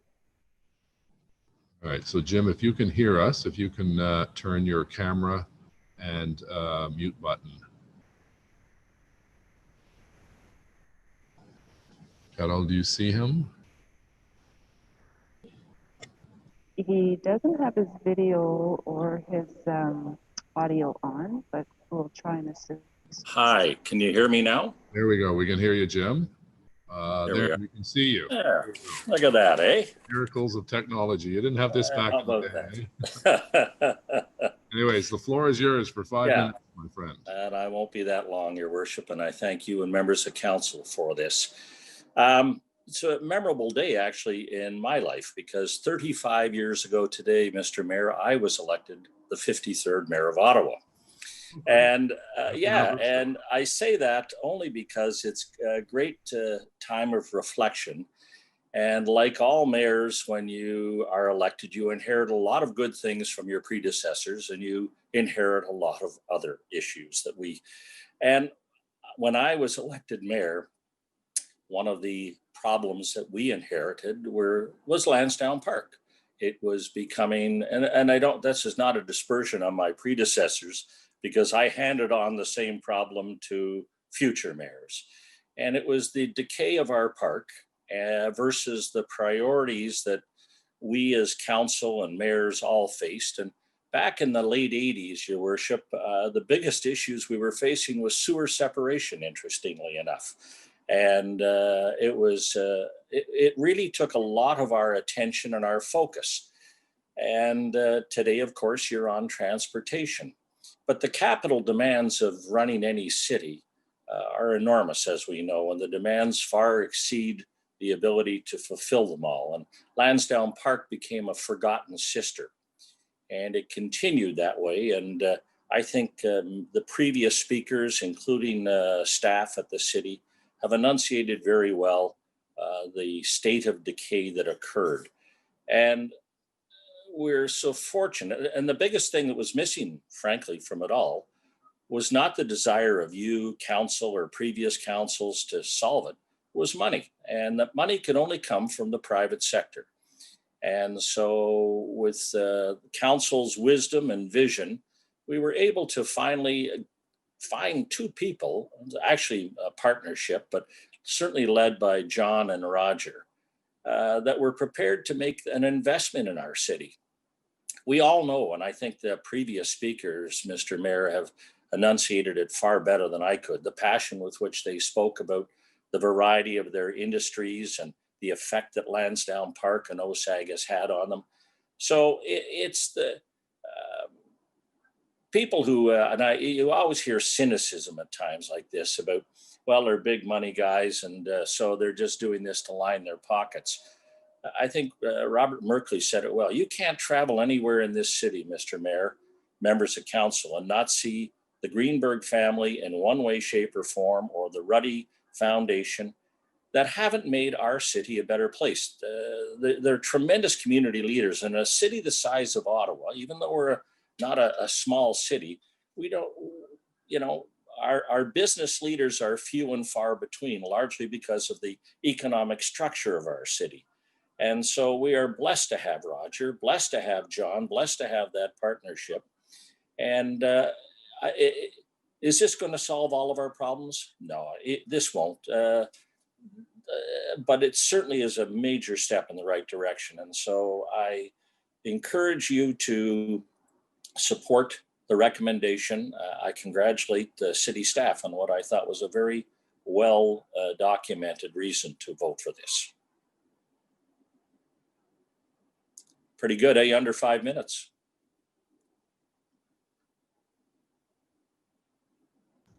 Under 3 minutes, Jim. Thank you. That was well said, and it was nice to see that history that you brought us through. We have a question from Councillor El Shantiri for you. Okay. Mr. Darrell, I just want to reach out and say thank you for your service to our city. I must admit, you were the first mayor I voted for since very wise, Eli. Citizenship. So, I'm a strong supporter of your vision, and also for OSAG, it seems everybody think of it just as a dollar and cents, but more is the community memories and the support for the community in that time. As I said to Aaron, the previous speaker, her effort with OSAG and to help the victim of the tornadoes in 2018, that was remarkable to see. So whether it's 150 and Canada's game or the 100 years between the sun, you're making memories in those areas, and you're raising children, especially with the new Canadian, with the hope what this country has to offer. I'm not sure if any more we can say about the memory and the contribution to this community that place bring. And someone said it in his backyard, but I think it is in all our backyard. Correct. Well said. Thank you, Mr. Mayor.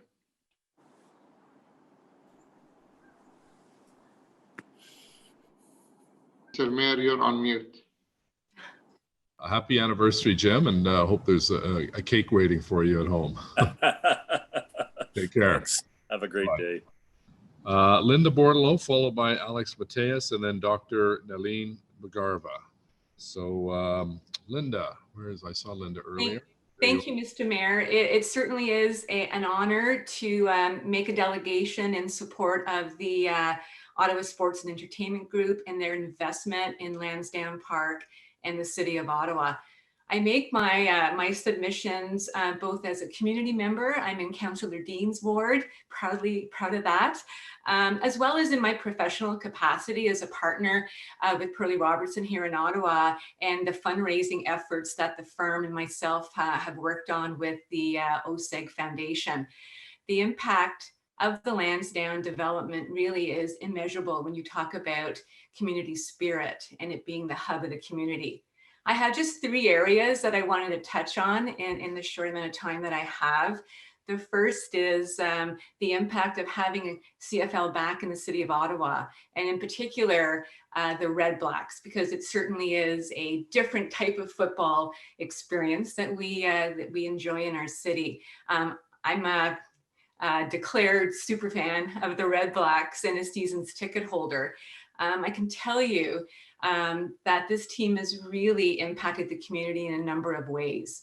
One of it is really to bring back that idea of a hub for the community at Lansdowne Park and being together in a stadium setting, cheering for a sports team. It has an incredible impact. I just wanted to mention one particular game, and that was 2 days after the Parliament Hill shooting, which occurred on October 22nd of 2014. 2 days later at TD Place, the Red Blacks played the Montreal Alouettes.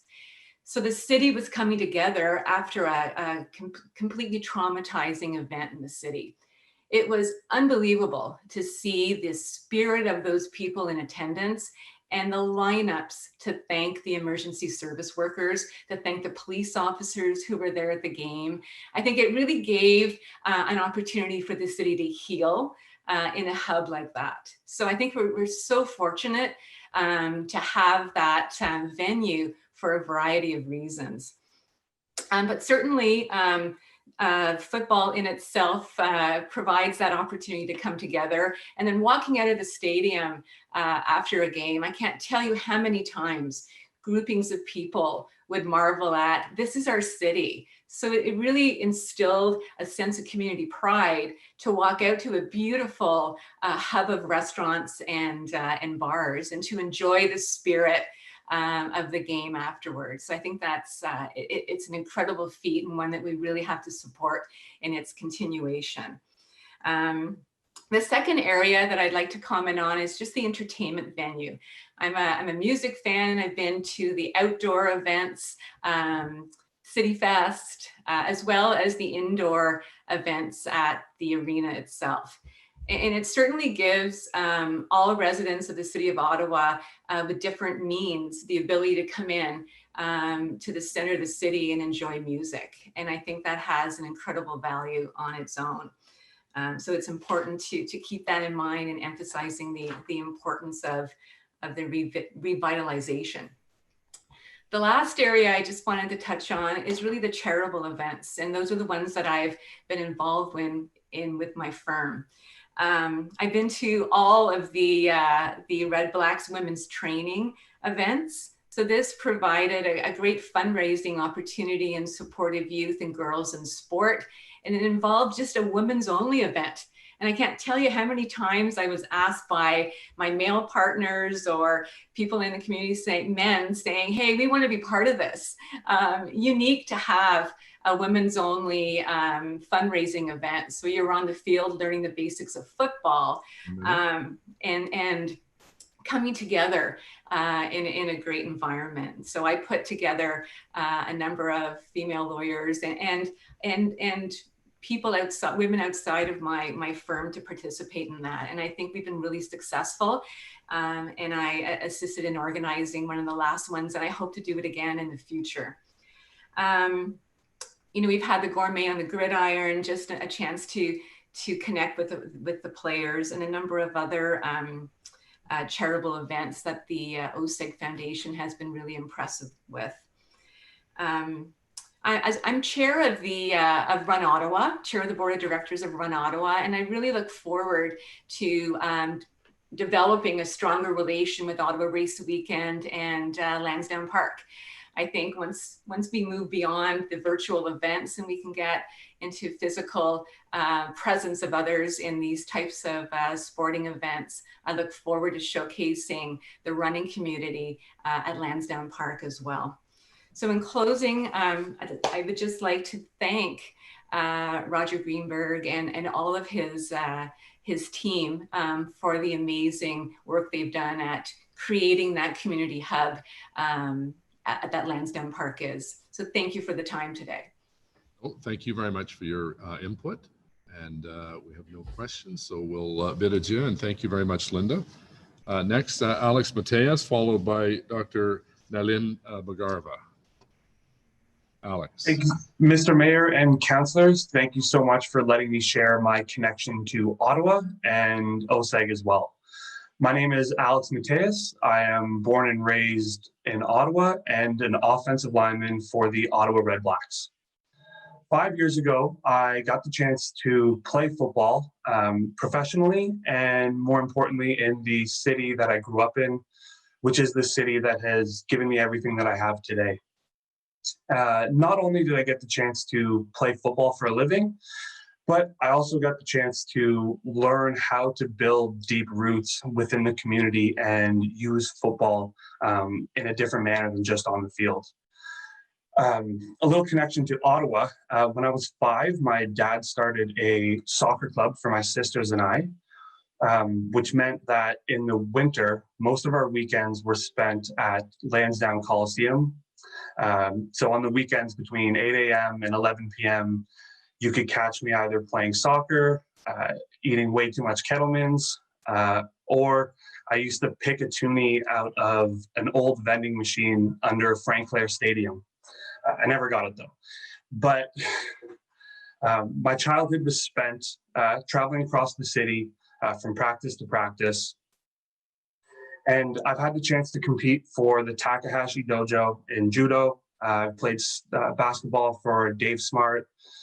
And I've also had the chance to compete for Ontario in the Canadian National Championship. But throughout that whole time, something kept on bringing me back to football. Whether we had a pro team in the city or not, it was pretty clear that the football culture and legend was true and was alive in Ottawa. And all the magic happened at Lansdowne. Football is a very special game. When I'm on the field, if I have a minute to look up in the stands, or if I wait until after the game when everyone's on the field, it's pretty clear to see that everyone is part of our fan group. Everyone, from all ages, races, and genders, everyone has the chance to come to TD Place and enjoy football or all the other attractions that come with Lansdowne. Personally, I moved from sport to sport because I kept on getting bigger and bigger. It's probably not hard to tell, but I love to eat, and football has made that part of my lifestyle. But it doesn't matter what size you are, you can find success in football. Whether you're, large and tall like myself, or if you're, a little more compact and stocky, you can be aggressive, you can be passive. There's a position for everyone. There are 60 plus, and we can find one for you. I'm very grateful and lucky that I've had the chance to find football. It's given me an opportunity to grow and to build a connection with our community. Every single time on game day, when we run out of the helmet, I notice the kids who lead us out. They lead the charge, holding the flag, and it brings me right back to when I was a kid. We didn't have a professional football team in the city, so we didn't get the chance to come down to Lansdowne, every summer every weekend in the summer. But there was a chance when an international soccer tournament came to Ottawa, and I remember standing on the side of the field, asking the players for a little blade of grass, which I then put in a Ziploc bag and kept on my dresser drawer, or on my dresser, which was right beside my front door. And I wouldn't have had that opportunity to dream about playing professional sports if I didn't have that opportunity at Lansdowne. On top of being an opportunity for kids to dream and to learn, it's also a great party, and I love playing football, but my buddies that I grew up with at Parkwood Hills, Sir Winston Churchill, they'll all tell you they prefer having a beer with each other than watching me play, and I'm perfectly okay with that. Away from football, OSEG and the OSEG Foundation are leaders when it comes to providing kids with opportunities to play sport. And sport has given me everything that I have, so it can give everything to our youth in this city. When we all wear the red, and the black, we're representing the same team. There is so much more to come with the Red Blacks, OSEG, Lansdowne. The potential has just started, and I strongly request for your support so we can come back bigger and better than ever. It has been a pleasure to speak to you. Thank you so much for your time.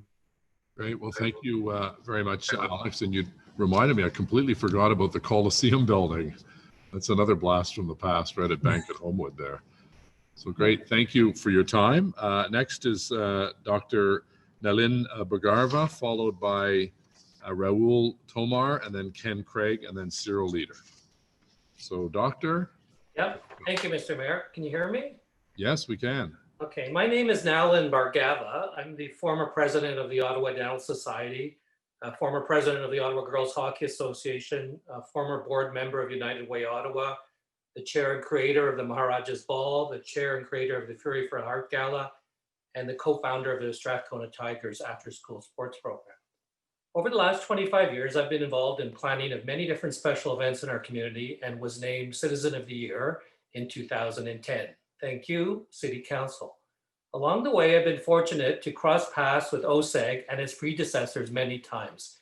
If I may, I would like to share 5 of those instances. Number 1, the Maharaja's Ball. In 2005, the city of Ottawa lagged behind many other jurisdictions in Ontario in cardiac arrest survival rates. The main reason, one of the reasons, was a lack of public access defibrillators in our city.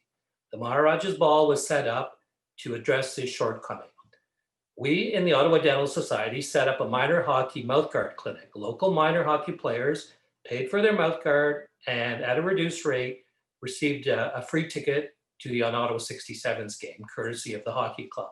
The funds raised were donated to the Maharaja's Ball, and the Ottawa 67s were one of the first sponsors of the Maharaja's Ball. So what can we measure? Well, the ball went on to raise $85,000, and that was donated to the Ottawa Paramedics Service, who were able to install 25 machines right here in Ottawa. As well, the ACT Foundation received some of the funds, and they were able to start a grade 9 defibrillator training program, which lives on till today. In later years, the ball went on to raise close to $1 million for local charities here in Ottawa, including CHIO, Briere, and the Sense Foundation. What can't we measure from that? Number one, sports franchises can build brand appeal in the fundraising gala world quicker than anything else I can think of. Two, the local dentist community was proud to donate to that event and feel like they too are part of the city. Three, the local Indo-Canadian community and the organizing committee that staged the Maharaja's Ball could walk away feeling that they had contributed to our city and they had the right to call themselves proud citizens of Ottawa. Event number two, the Ottawa Lady 67s. One of the issues we have with young female athletes is that they drop out of their sport in their teen years. In hockey, the boys have the prospect of playing in the NHL. In the girls' world, we have no such thing. So in 2014, we in the Ottawa Girls Hockey Association approached the 67s and asked if we could use their name and their brand. And the idea was to field an intermediate AA girls hockey team right here in Ottawa. That's the highest level of girls hockey in Ontario for girls aged 17 to 20. Permission was granted. So what can we measure? Well, no money changed hands. So you could say, well, that was a failure, or you could say it was a success. But you can't, because if you measure things by dollars, there's no judgment there. But what can't we measure? Overnight, so many girls now had something to shoot for. One day, the hope was to eventually play for the Ottawa Lady 67s and be a Lady 67. So we think this has kept many girls in the sport. In fact, 12 of our Lady 67s players have gone on to play NCAA or CIS hockey. Event number three, Fury for the Heart. In 2017, the Montfort Hospital was trying to raise $2 million to buy a cardiac CT machine. They approached me about staging a gala at Stonefields Manor. What we did is we approached the Ottawa Fury Soccer Club and said, would you like to participate? The idea is guests would come and test their soccer skills against the Fury players in the afternoon on the lawn, and then enjoy a 4-course dinner with them in the Stonefields bar. So what can we measure? That event raised $50,000, and the Montfort Foundation eventually was able to buy their cardiac CT machine. What can't we measure? The organizing committee was able to enjoy the feeling that comes from participating in something and belonging to something greater than yourself. The Fury players were able to connect with the community and vice versa. This led to many from the gala coming to Fury games, forming their own new little community in the stands. The Strathcona Tigers. We know from United Way Ottawa that if your child is not involved in 5 to 9 hours of activity per week, supervised activity, they have a 50% greater chance of getting arrested. In our community, it costs $100,000 to arrest a youth and incarcerate them. So the math is simple. Just keep our kids busy and it's going to save us a lot, all of us a lot. So in 2019, we approached the 67s. We wanted to have a gala called Talk Hockey. So kids in minor hockey could buy tickets and they would enjoy a lasagna dinner plus an evening dinner with the 67s coaches, players, and management. Doctor, if you could just wrap up because you're sure. So there's things in life we can measure by money, but there's things that we can't measure, such as bringing people together, building community for everyone. So these things you can't measure. And in fact, they're priceless. So all I have to say is good on you, Jose. Thank you. Well, Doctor, thank you very much. And thank you for your advocacy on so many different causes, particularly women and girls in sport. It's very much appreciated. Thank you. You're welcome. Thank you. Next is Rahul Tomar, followed by Ken Craig, and then Cyril Leader, and then Janine Rittichot. Apologize for that. Rahul, the floor is yours. Thank you, Mr. Mayor. So, hello everyone. My name is Rahul Tomar. This is my first time attending a council meeting, and I thank the council and OSEC for providing me with the opportunity. So, a little introduction and background about me. I'm a fourth-year computer science and a business minor student at Carleton, and I'm currently working as a co-op student in Ford's upcoming line of electric vehicles. We're working on them. I came to Ottawa in 2017 to pursue my bachelor's, and I chose Ottawa because I heard really, really good things about the city and its people. I read some articles that said the people are really nice and welcoming to the people of all cultures. So during my second semester, yeah, I guess it was second, I started an association of students. I came along with the Canada-India Center of Excellence at Carleton and the Indian High Commission. Our goal was to help international students from India from the culture shock and to make this city feel like their home. And we have been organizing events each month for students from all three campuses across Ottawa since 2017. However, we do have two major events each year that we organize on a bigger scale. These two events are Holi, which is celebrated in March, and Diwali, which is celebrated in November each year. These are the most widely celebrated festivals amongst the people of Indian origin in India and worldwide, of course. During these events, we almost have an attendance of 500 plus, with just mostly international students and some of the local Indo-Canadian community. The students attend these events to enjoy the delicious Indian food and to get back with their culture and to enjoy some dance performances and cocktails, of course. So we require large venues each year to organize these events, and I want to share some fact with the respected council about the venues that we use. So back in 2019, in the March of 2019, to be specific, we organized our Holi event at the Horticulture Building at Lansdowne, and we were billed about $2,000, which included everything with cleaning and the venue fees. The capacity of the building was around 350 patrons. I don't remember it exactly on the top of my head. I'm really sorry about that. And the low rental cost that we were charged helped us to bring down the ticket prices down to 15, which included food, colors, DJ, and everything. And whereas this year, the venue at Horticulture was unavailable due to overbooking and there were some issues again. So we had to move our event to EY Center, where we were charged about $18,000 for the exact same thing. The only difference was we were moving up to a capacity of 500 instead of 350. And because of this, we had to charge the students $40 for the exact same thing that we did in 2019. And because of that, many of our students couldn't attend the event and they complained to us about it. And also EY Center was a bit far off from all the three campuses, whereas Lansdowne was in a central spot. So I feel like the city should be able to provide the international students access to central spots such as Lansdowne at low prices. Most of the international students already pay thrice of the domestic tuition fees each year, and that's why they are on a very tight budget and a very little room to spend on things like events and celebrations. Secondly, I'm aware that there is a bit of shortage of STEM, the science, tech, engineering, and mechanical professionals in Ottawa right now. It's not like that we have a less number of STEM students here, but the demands keep on growing each year. I also feel I'm a bit afraid that not all STEM majors stay in Ottawa, that after they graduate. Ottawa has great job opportunities for us, but I feel like we can make Ottawa even more attractive for international students and the STEM majors in the future. If I take myself as an example, I'm an international student and a STEM major. Often I go to the cities like Toronto and Montreal to attend some of my cultural events. I feel like the number of international students grows in Ottawa and the number of events of interest should grow as well. It's not like the city is not making any efforts in regards to that.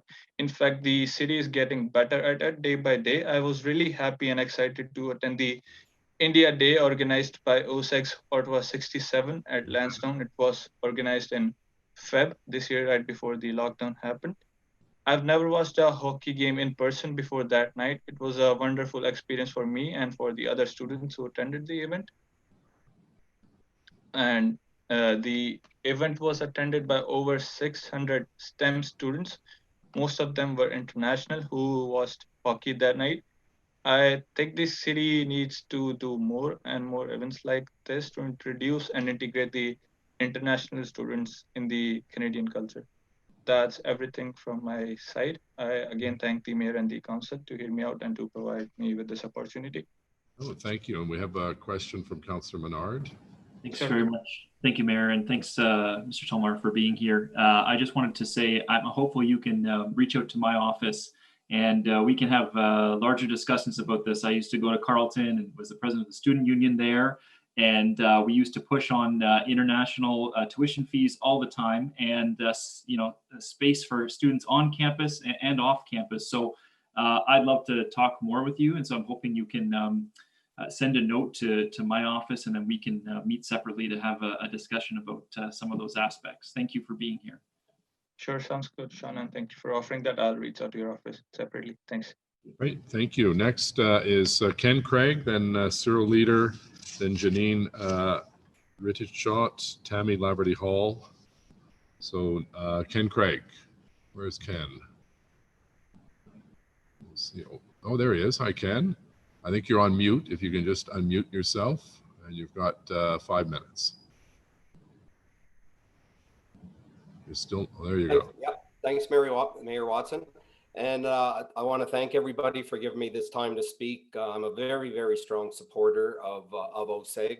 I've been doing this. I've been a concert promoter for 41 years and always have been in Ottawa, except for a small stay at McMaster University booking shows. But born in Ottawa, which I really like a lot of the speakers that I'm hearing that are very localizing their speeches. And I feel very much like that also. And born and raised in Ottawa. And I remember actually at Lansdowne Park, and I was 6 years old. And my dad was in a very big band at that time called the Staccatos. And they played July 1st on Canada Day, right on Lansdowne Park, for the one time the Queen came and actually went to Lansdowne Park and for July 1st. And I really enjoyed actually my area councillor, Scott Moffat, who had a picture up earlier of a Lansdowne Park older photo. And because I've been doing shows there from the very beginning when I was 17, and it has progressed so much. And I was also on the renovation board back in the early years when the renovations were going to start with Lansdowne Park. And I wanted to say, if it wasn't for Lansdowne Park and the Ottawa Civic Center, I don't know where my career would have went other than possibly having to move to Toronto or another city. But I've always stayed here because of my passion for this city and because I've been able to work here because of Lansdowne Park. And way back, even going back to Councillor Leeper, if he's still online, I remember doing the very first show Bruce Springsteen ever played here, Mayor Watson, in January 24th, 1981, Councillor Leeper. Tickets were $12.50, by the way. And it was one of the first sold out shows way back then. And it just shows you the history, especially of the Ottawa Civic Center. And just in that month, when Bruce Springsteen, Councillor Leeper, played the Ottawa Civic Center on January 24th, in that month alone, also Rush played to a sold out show, Styx played to a sold out show, and Bruce Springsteen, January 24th, 1981, played to a sold out show, and again at $12.50 ticket. So if he does come back, which we all hope he does, and most likely we'll play, a football stadium, hopefully doing outdoor shows. Not sure if the ticket price will be $12.50, but hopefully Ottawa gets included on the routing.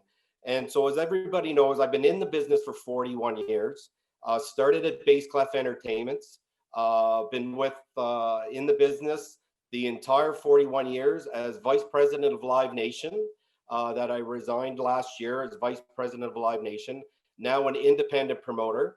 I'm working with Jerry Seinfeld mainly now, doing arena shows in North America with him. But I'm an independent promoter, still bringing shows in to Ottawa, and especially Lansdowne Park, as my forte is outdoor shows. And that's something that Lansdowne Park needs to realize too, and the councillors.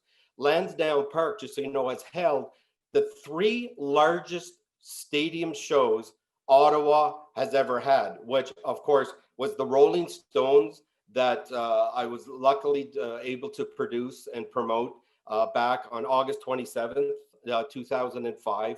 And it's the biggest show in Ottawa at 43,216 paid tickets. The second biggest show, of course, being Pink Floyd in 1988. And yes, Councillor Leeper, I see you getting excited there. I'm sure you were at, hopefully you're at that show. But Councillor Tierney, I see you with a smile there, because we all remember those events, because thanks to OSEG and the renovations and the professionalism of their staff under Mark Gowdy, it's a fabulous stadium to bring shows back. And if we all recall, the shows that do well here, especially in Ottawa, we're a big country market, we're a big classic rock market. And why do we need Lansdowne Park? We have Blues Fest, fabulous, fabulous event, professionally run by Mark Monahan, but there's still some shows that don't want to go into a field or they want to be able to play a stadium. Why? Because their audiences are older. So as we go to the future and as COVID hopefully goes away, we get a vaccine, we bring back major shows to this city, which are very important. Our market is those shows like the Paul McCartneys, the Eagles, AC/DC returning, as we all know. Hopefully everybody got that AC/DC new CD that came out yesterday. And because I'm sure they will start a reunion tour. And I'll close up, Mayor Watson, that again, OSEG is a fabulous place to work. My office that promoted and produced the After the Storm concert under Kevin Duffy out of the Live Nation office is a great place to gatherings, like everybody said. And the sports and the entertainment business, because of OSEG and because of TD Place, the sports and the entertainment industry came together in 2017 because of that venue when we did the Grey Cup with Shania Twain as the halftime show. And if everybody recalls, it snowed that day, that they weren't even calling for snow.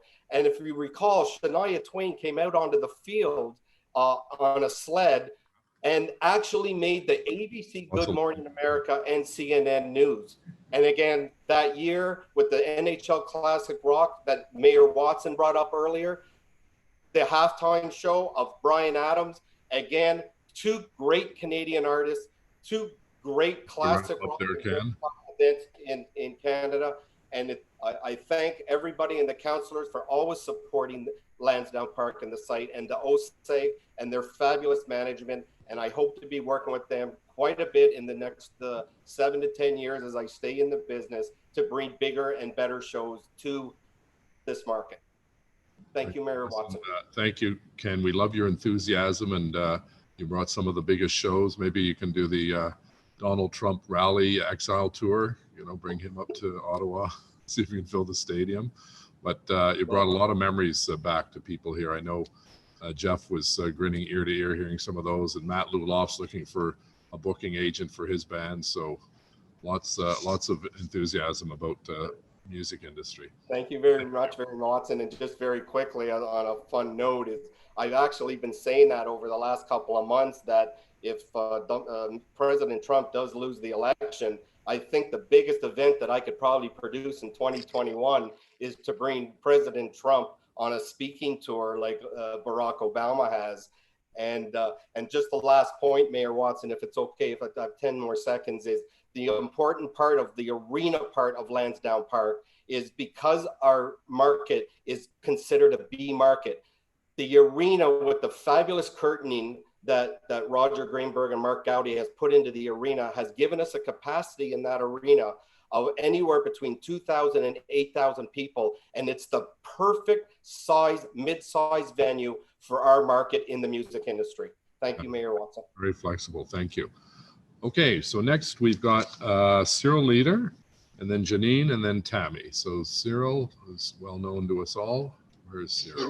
Mr. Mayor, you have Keith Igla have his hand. I'm sorry, Keith. Did you have a question for Ken? I had a very quick comment, Mr. Mayor. Ken, I just wanted to thank you for bringing back a very real memory for me. I was at that concert with Springsteen at the Civic Center. It was absolutely amazing.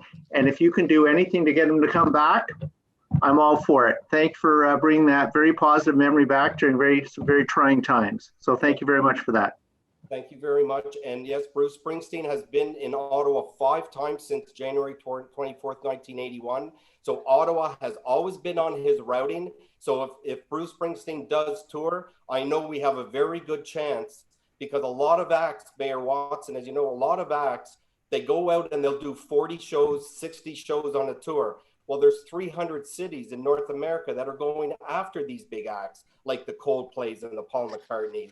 But you know what? With the fabulous venues that we do have in this city, especially the football field and the arena with its different capacities, Ottawa, and I will always do my best, as Mayor Watson knows, and we graduated Carleton University together, Mayor Watson and I, and along with Steve Herman, who works with Live Nation. It's fabulous that we're going to have these shows in the future.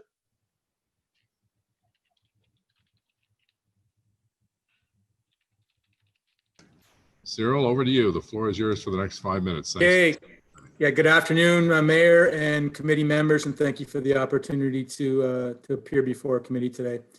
I appear before you virtually, of course, in a personal capacity as a longtime resident of the city and someone who spent the better part of my professional career in the sports and entertainment industry. And I recently served as co-chair with CFL Commissioner Randy Ambrosi this past spring on a committee that was studying the financial impact and the social impacts of COVID on the professional sports industry.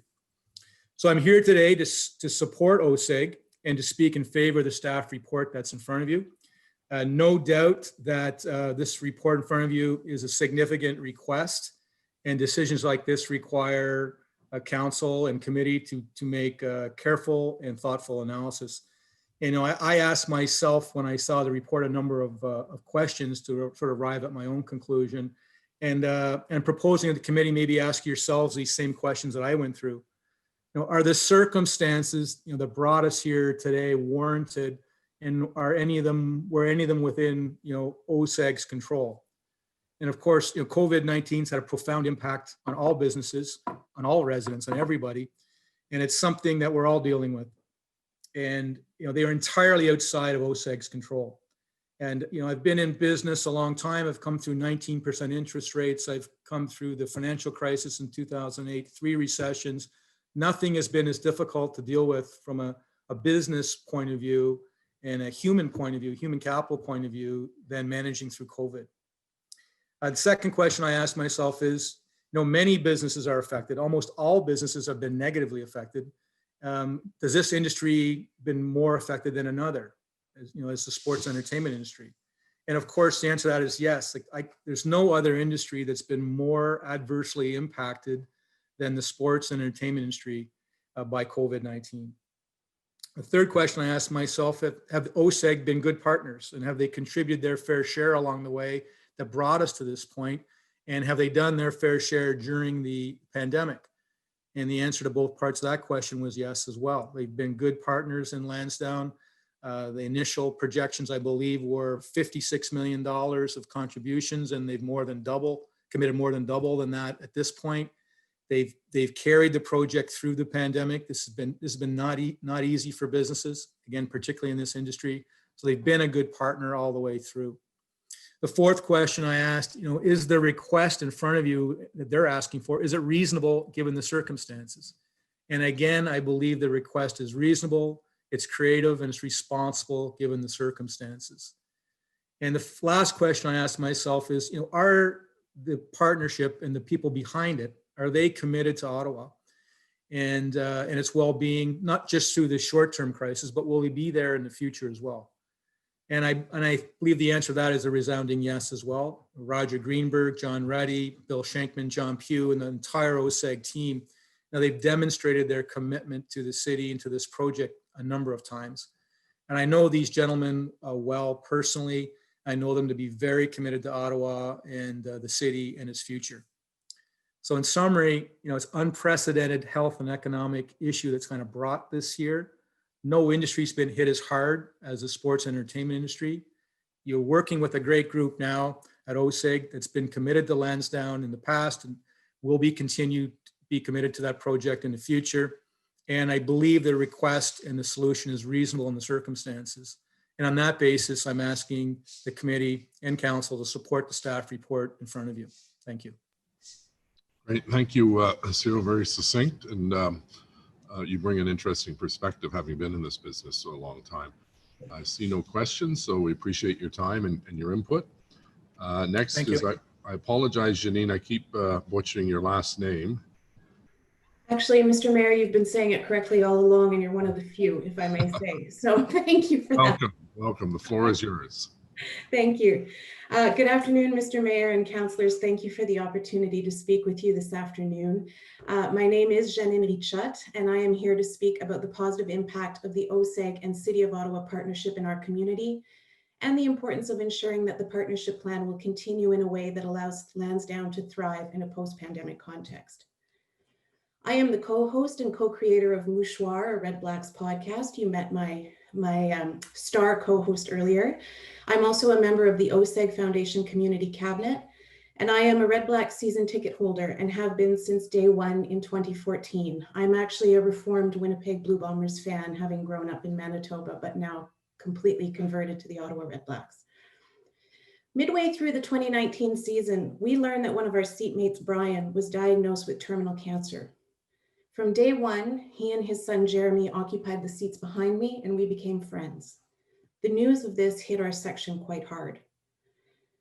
As the season wore on, Brian was unable to attend games, but he watched every single one on TSN. Before the final game of the season, his son reached out to me to ask if I could help. He wanted to get our section on the TSN broadcast so that Brian could see us one final time. I immediately reached out to OSEG's CEO, Mark Gowdy. He sprinted into action and got his media team to reach out to TSN on our behalf. Midway through the fourth quarter, Jeremy got a text from his mom, excitedly telling him that we had all just been spotted on TV. Not only did they see us, not only did Brian see us, but famed TSN announcer Chris Cuthbert saluted Brian and told viewers his story. This meant the world to him and to Jeremy. Brian has since passed away, but not without realizing the strength of the Red Blacks community. Brian's story exemplifies OSEG's impact.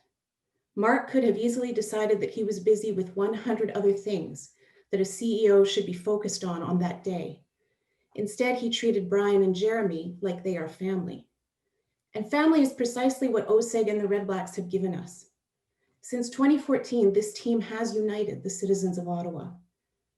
In our inaugural season, despite a 2-16 record, we sold out every single of our 9 home games, packing the stadium with over 24,000 fans. In our second year, we made it to the Grey Cup after the miracle on Bank Street play that got the whole city erupting in celebration.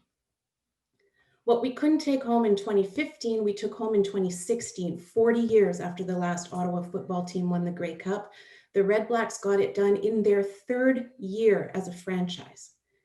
The city exploded in the streets of the Glebe on a cold, gray, and rainy day. When else would we come out on a day like that, except for a victory parade, coming together to proudly celebrate our team? In 2017, we extended our family and welcomed all of Canada to these same streets as we put on a Grey Cup festival for the ages. This festival was about so much more than football. We showcased our city as diverse, inclusive, and vibrant. And this family atmosphere extends far beyond football in many ways. I know through my podcast just how important the citizens of Ottawa are to the Red Blacks.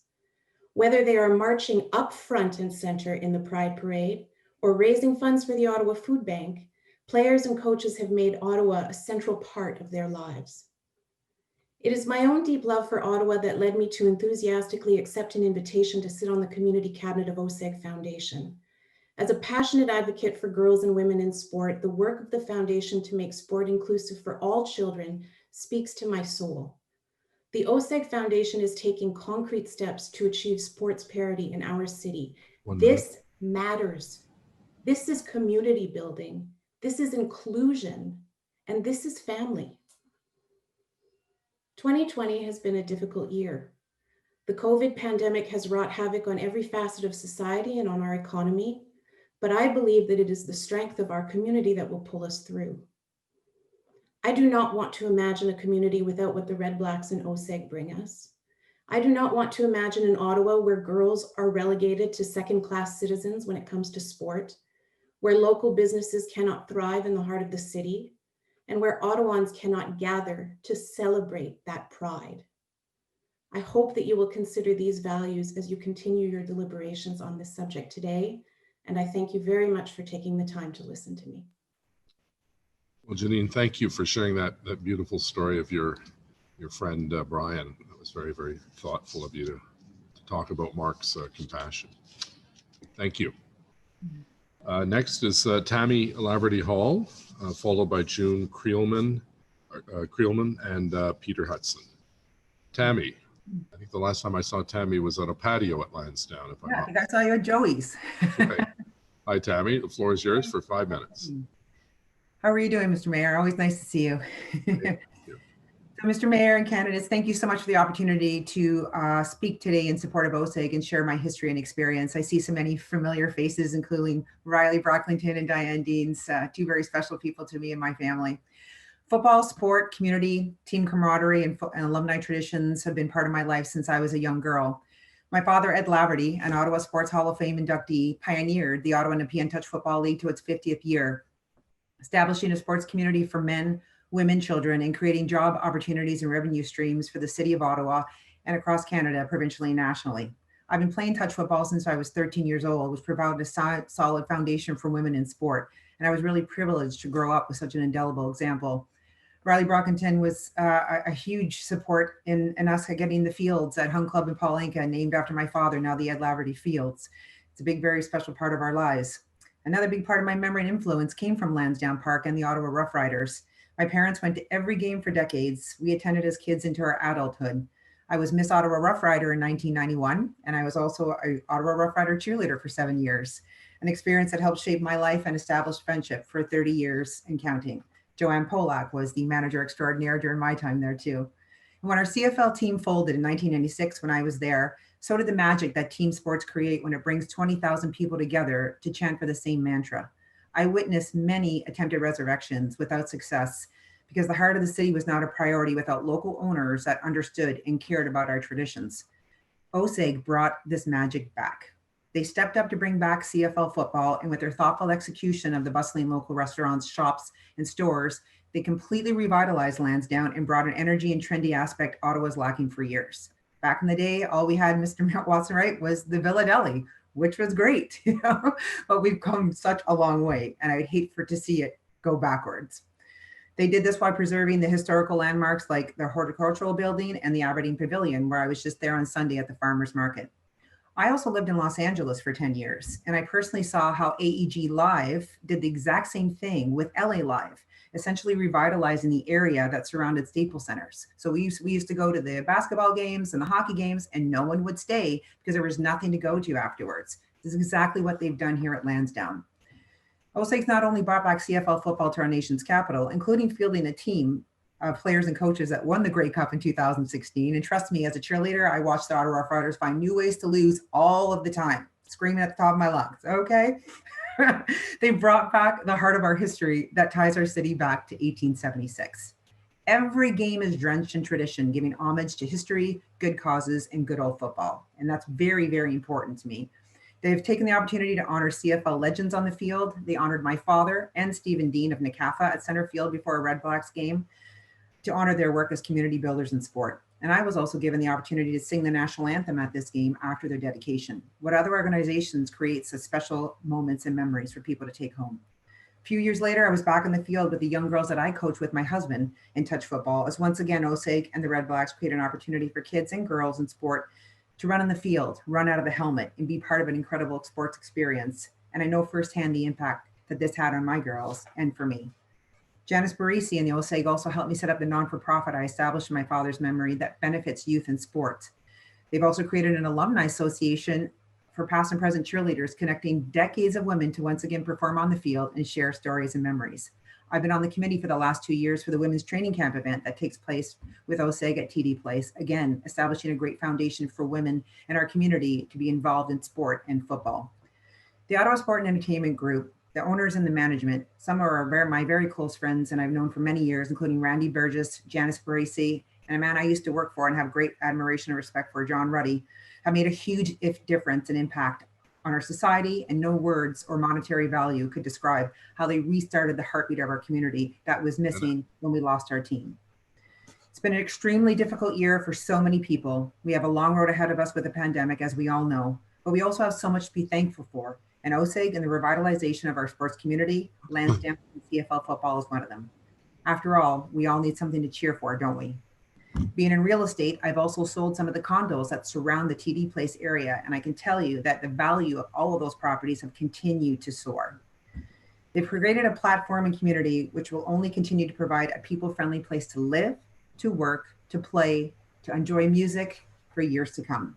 So whatever funding needs to be approved, reserve fund released, or partnership needs to be extended would unequivocally have my 100% support.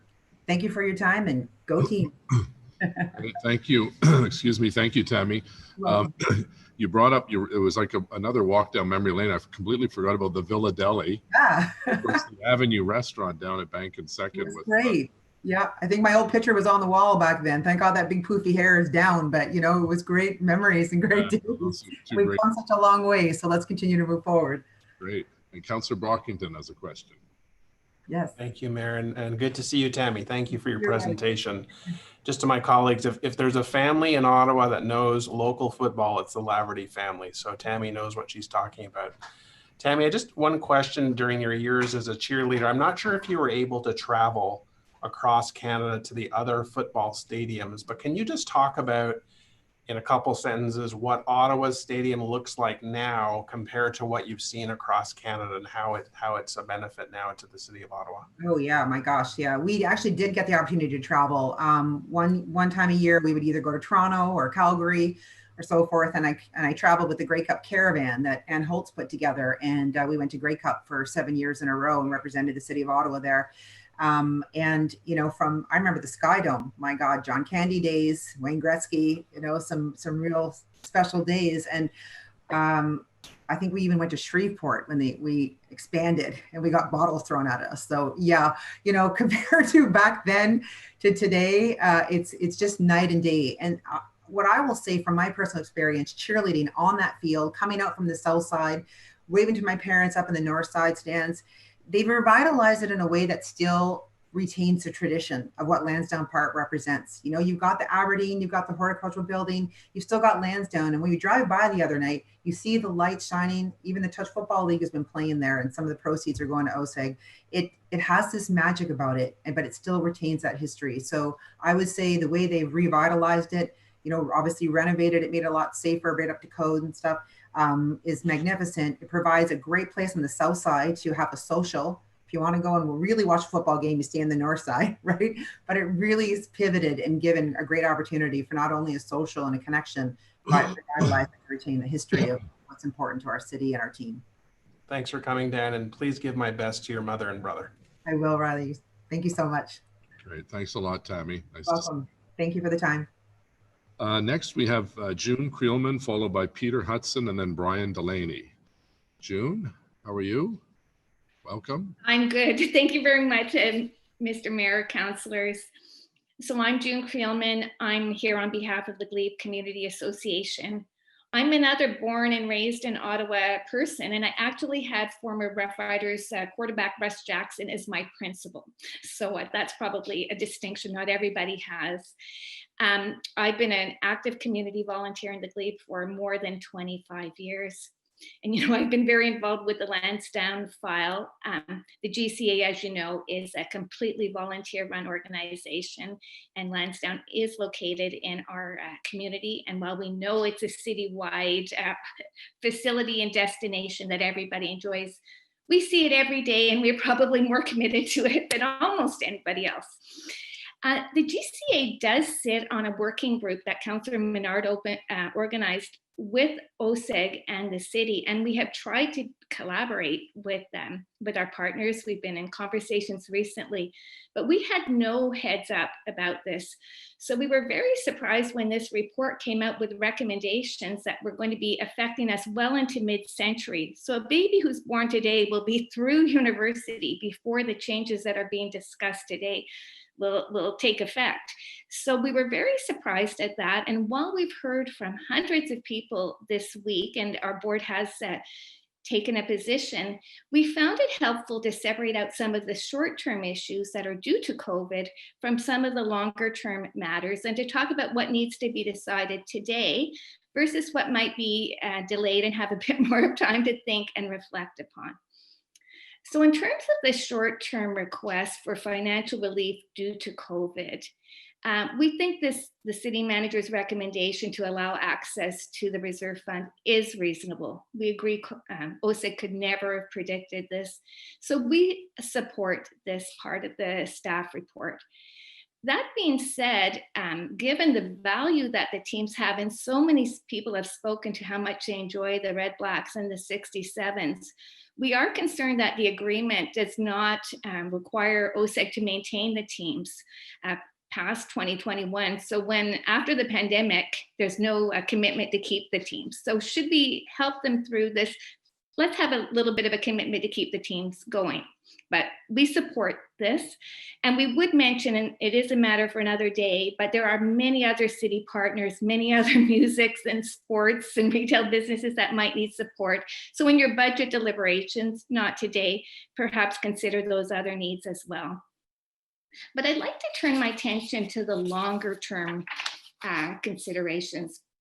As you know, this agreement, this master agreement, took years to negotiate, and it is a very long-term agreement. Parts of it are for 30 years, parts of it are for 50 years. And here we are 8 years into the agreement, more than 22 more years to go for even the first one to come up. And we're already talking about changing the terms. We would ask the committee to defer any changes to the long-term agreement until there is proper time to reflect and consider on these impacts. And there are 5 reasons that I'd like to bring to your attention why we would ask you to reject any changes today, not forever, but maybe today. One is the audits, which several people have spoken to. Is it enough that a city audit is released the day before a council meeting? You do not have that information today to consider. The public has not seen it. Why pass a major change just before an audit? So let's wait for the audits and see what they have to say. And I have no idea what they're going to say. The second is, why decide right now? We're still in COVID. We don't know when we're going to be out of it. We don't know what the post-pandemic world is going to be. Am I 1 minute, did you say? 1 minute. I'm going to speed up. Okay, COVID, is it fair to make projections today? Do we have enough assumptions? But perhaps the most important thing for me is, can we be sure this is in the public interest long-term? It says in the report that OSEG will make $252 million in additional profit by extending the agreement for 10 years, whereas the city will get no return on its investment. The city invested $210 million, all of the land, operates the urban park and it's going to get no return for another 10 years, I think we have to discuss, is that the best thing? And have we had enough time and information to reflect on that? Fourthly, I just mentioned there's a contradiction in the report. Why have a working group and a planning study and make changes before that working group has provided its recommendations? If you could wrap up, June, because you're... Okay, 5, what's the rush? What's the rush to do this right now? Let's take our time, get it right. Maybe these are good, maybe they aren't, but we can't tell right now in this time frame with this amount of information. Okay, thank you. Councillor Menard has a question for you. Thanks very much, and thanks for being here, June, and thank you for speaking to the report as well and getting specific into the report. It's important that we have that discussion because I think a lot of the other things that have been mentioned by other speakers, we all enjoy. We all have a good time doing those things, but what's in the report is what's important to speak to, so thank you for doing that.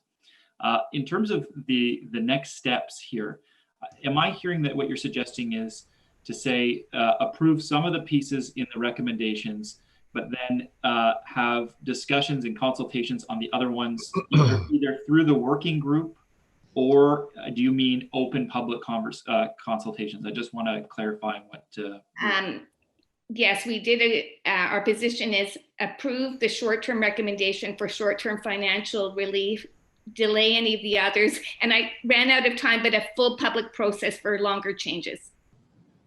Okay, that's helpful. Thanks very much for being here. Thank you very much, June. Next, Peter Hudson, then Brian Delaney. Excuse me. I had my hand up. Oh, I'm sorry. June, are you still there? June Creelman? That's okay. If Okay. she's not. I didn't see your hand there. Peter Hudson. Is Peter Hudson with us? Yes, I'm here. I'm still here. Sorry, I got cut off by your system. Okay, June. Councillor El Shantiri had a question for you. Sorry about that. Eli?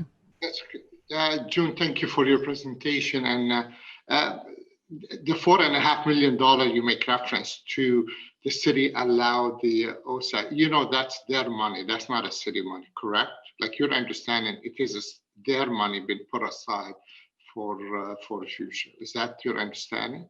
It is my understanding, but it is legally reserved for only life cycle purposes, and they're asking for financial flexibility to use it in another way, and we support that. Thank you. I just need to clarify that. Thank you so much, Judy. Thanks, Eli. Mr. Hudson, you have 5 minutes. Mayor, sorry, I put my hand up after Councillor. Sorry, Councillor Leeper. Thanks, June. If you are still here, I think the Glebe CA has sent a letter to the city with respect to its position, and in that there are questions about the further information that we should have on hand before voting on this. Can you just give us an idea of what are the missing financial pieces of information that you feel need to be on the table in order to make a proper assessment of the implications of this renegotiation? Well, we wonder if all the benefits and all the costs are fully there, what will market rents be in 2050? We know the city is paying debt servicing of $6.9 million. Some of the financial statements we've have had information redacted, so we're not even really sure what the numbers are. So I'm sorry, I'm not the best financial person. There are others who are better than me, but we feel that the whole portrait has not been laid out clearly what the city has put in, including its investments in the urban park, which is very much part of Lansdowne, OSEG's profits versus ours. So and unredacted information and financial statements that would help everybody make good decisions. Thanks, June. Thanks, Mayor. Thank you, Councillor Leeper. Thank you, June. Mr. Hudson, apologize. The floor is yours. Thank you. My name is Peter Hudson. I'm the founder and CEO of HTG. We are Canada's foremost provider for logistics for large sporting events. For 31 years, we've supported events across the country with a strong focus on working with major international and national championships in the cities that host them. I'm here respectfully requesting that our city assist sports and cultural organizations in general, and in this case OSEG, get through this pandemic, which has decimated the world of sports events, entertainment, and cultural gatherings. While no sector of the economy has been insulated from the effects of COVID, it is encouraging to see many businesses and institutions slowly reopening. We need our schools, restaurants, retail, and other industries to continue to recover and move towards normalcy. Unfortunately, sports events have been completely shuttered since March, and it seems apparent that this will inevitably continue for the foreseeable future. No industry can take a 1 year plus closure of their business and survive. It's completely unprecedented. Our company does not do business directly with OSEG. However, many of our clients rely on OSEG and others to provide facilities, marketing assistance, sponsorship, and other support to execute their events. TD Place was recently to have hosted the World League Volleyball Championships, Skate Canada International, as Terry Sheehan spoke to earlier. These events showcase our city to the world, generate significant tourism dollars, and make our city a more vibrant place to live and work. The economic activity generated by the Lansdowne site and the events they support often create jobs where they're needed most: drivers, hotel room attendants, restaurant and retail workers. All of these sectors have been disproportionately affected and need every opportunity to quickly scale up when we're able to. If there's ever a role for government to assist, this is it. We need to help all affected groups, or our previous investments in these sectors will be diminished. The pandemic will pass. It is important that businesses who, through no fault of their own, have been closed will be there to employ, entertain, and inspire our residents and visitors. As mentioned previously, we do not do business directly with OSEG. However, we value the charitable work they and other groups provide in our community. To support these efforts, we were proud to have joined as a founding donor of the OSEG Foundation and have witnessed the opportunities provided to youth, particularly those in need, helping them develop healthy minds, bodies, and community. While still a relatively new foundation, this builds on and benefits from years of philanthropic leadership from those requesting your support today. The city has a solid track record of investing in sensible partnerships within the sports and entertainment space. The IAF World Juniors, Women's Worlds, NHL All-Star Weekend, Outdoor Game are all examples of well thought out and profitable collaborations with the Ottawa Senators. Lansdowne has proven to be the same in the past and can continue to do so in the future. We hope you see clear to support this request specifically and open to work with other sports groups, cultural entities, and entertainment groups if they should need your assistance moving forward. Thank you. Thank you very much, Mr. Hudson. I see no hands up, so I appreciate it. Next is Brian Delaney. Mr. Delaney here. Brian Delaney. I don't believe so, Mr. Mayor. Okay. Next is Clive Doucette. Is Mr. Doucette here? Clive Doucette. I don't see him either, Mr. Mayor. Andrew Peck, Executive Director, Glebe BIA, followed by Steve Ball, Ottawa Gatineau Hotel Association. Is Andrew with us? Oh, there he is right there. Hi, Andrew. The floor is yours for 5 minutes. Just unmute yourself there. I think if we can unmute Andrew. All right, can you hear us, Andrew? We seem to have an issue with Andrew's sound. Can you hear us, Andrew, to give us a thumbs up if you hear me? You can hear me. We can't hear you. We see you. So maybe Carol, can you help us out here? Maybe what we'll do is Andrew. Oh, I hear something. Andrew. No, we still can't hear you. So maybe what we can try and promote him to panelist. We'll see if that works. Okay, so did you hear that, Andrew? We're going to try something here. Just hold on for a moment.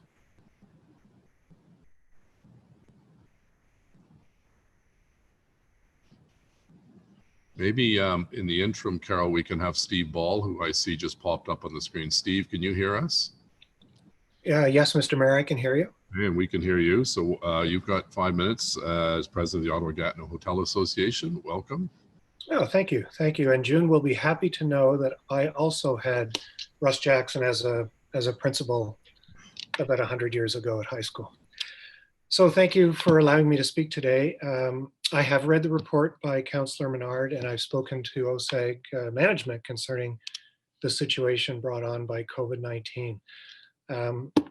As a representative of the hotel industry, I can tell you that by no means are we out of the woods yet. In fact, we're far from it. The hotel industry has laid off approximately 80% of our staff, and we've had to let go many close friends and associates. And to give that perspective, that represents about 5,000 people that we're very much looking forward to having back working with us again.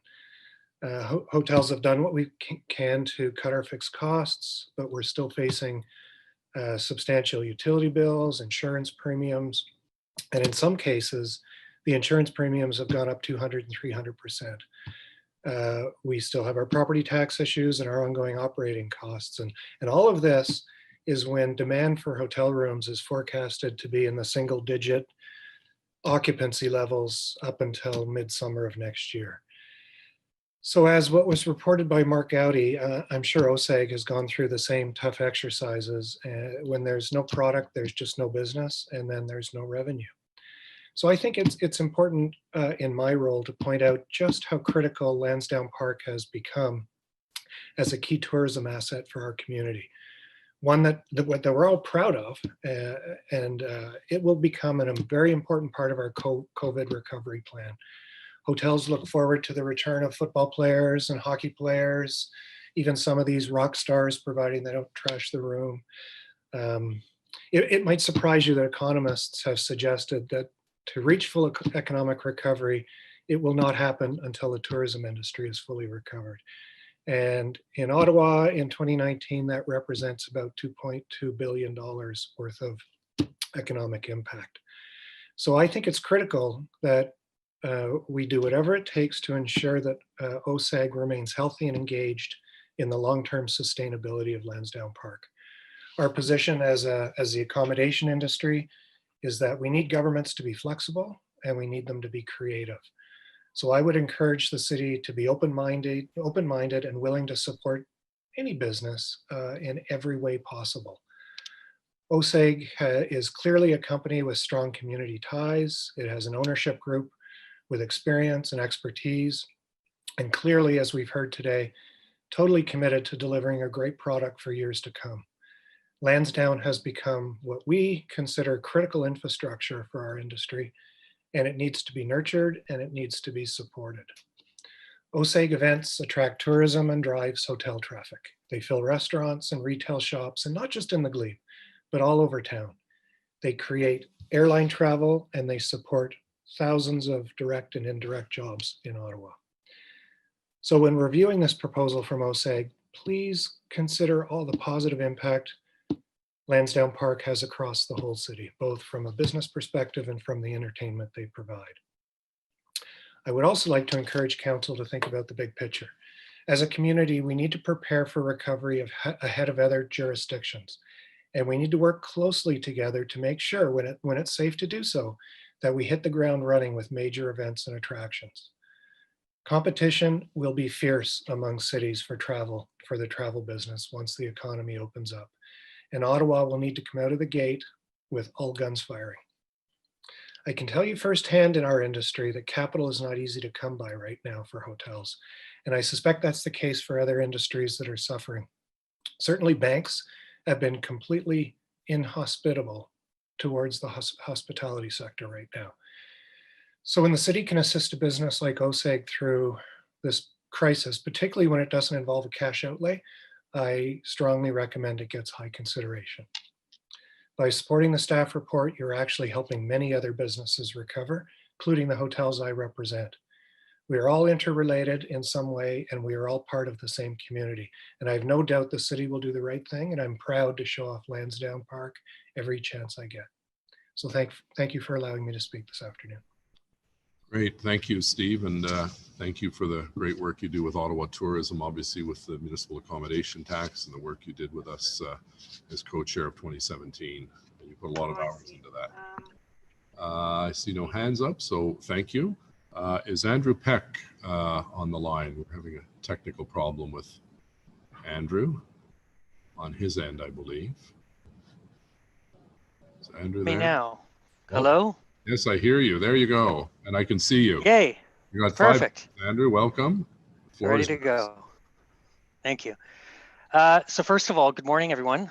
Thank you, Mayor. Thank you, members of Finance and Economic Development Committee for the opportunity to speak with you today.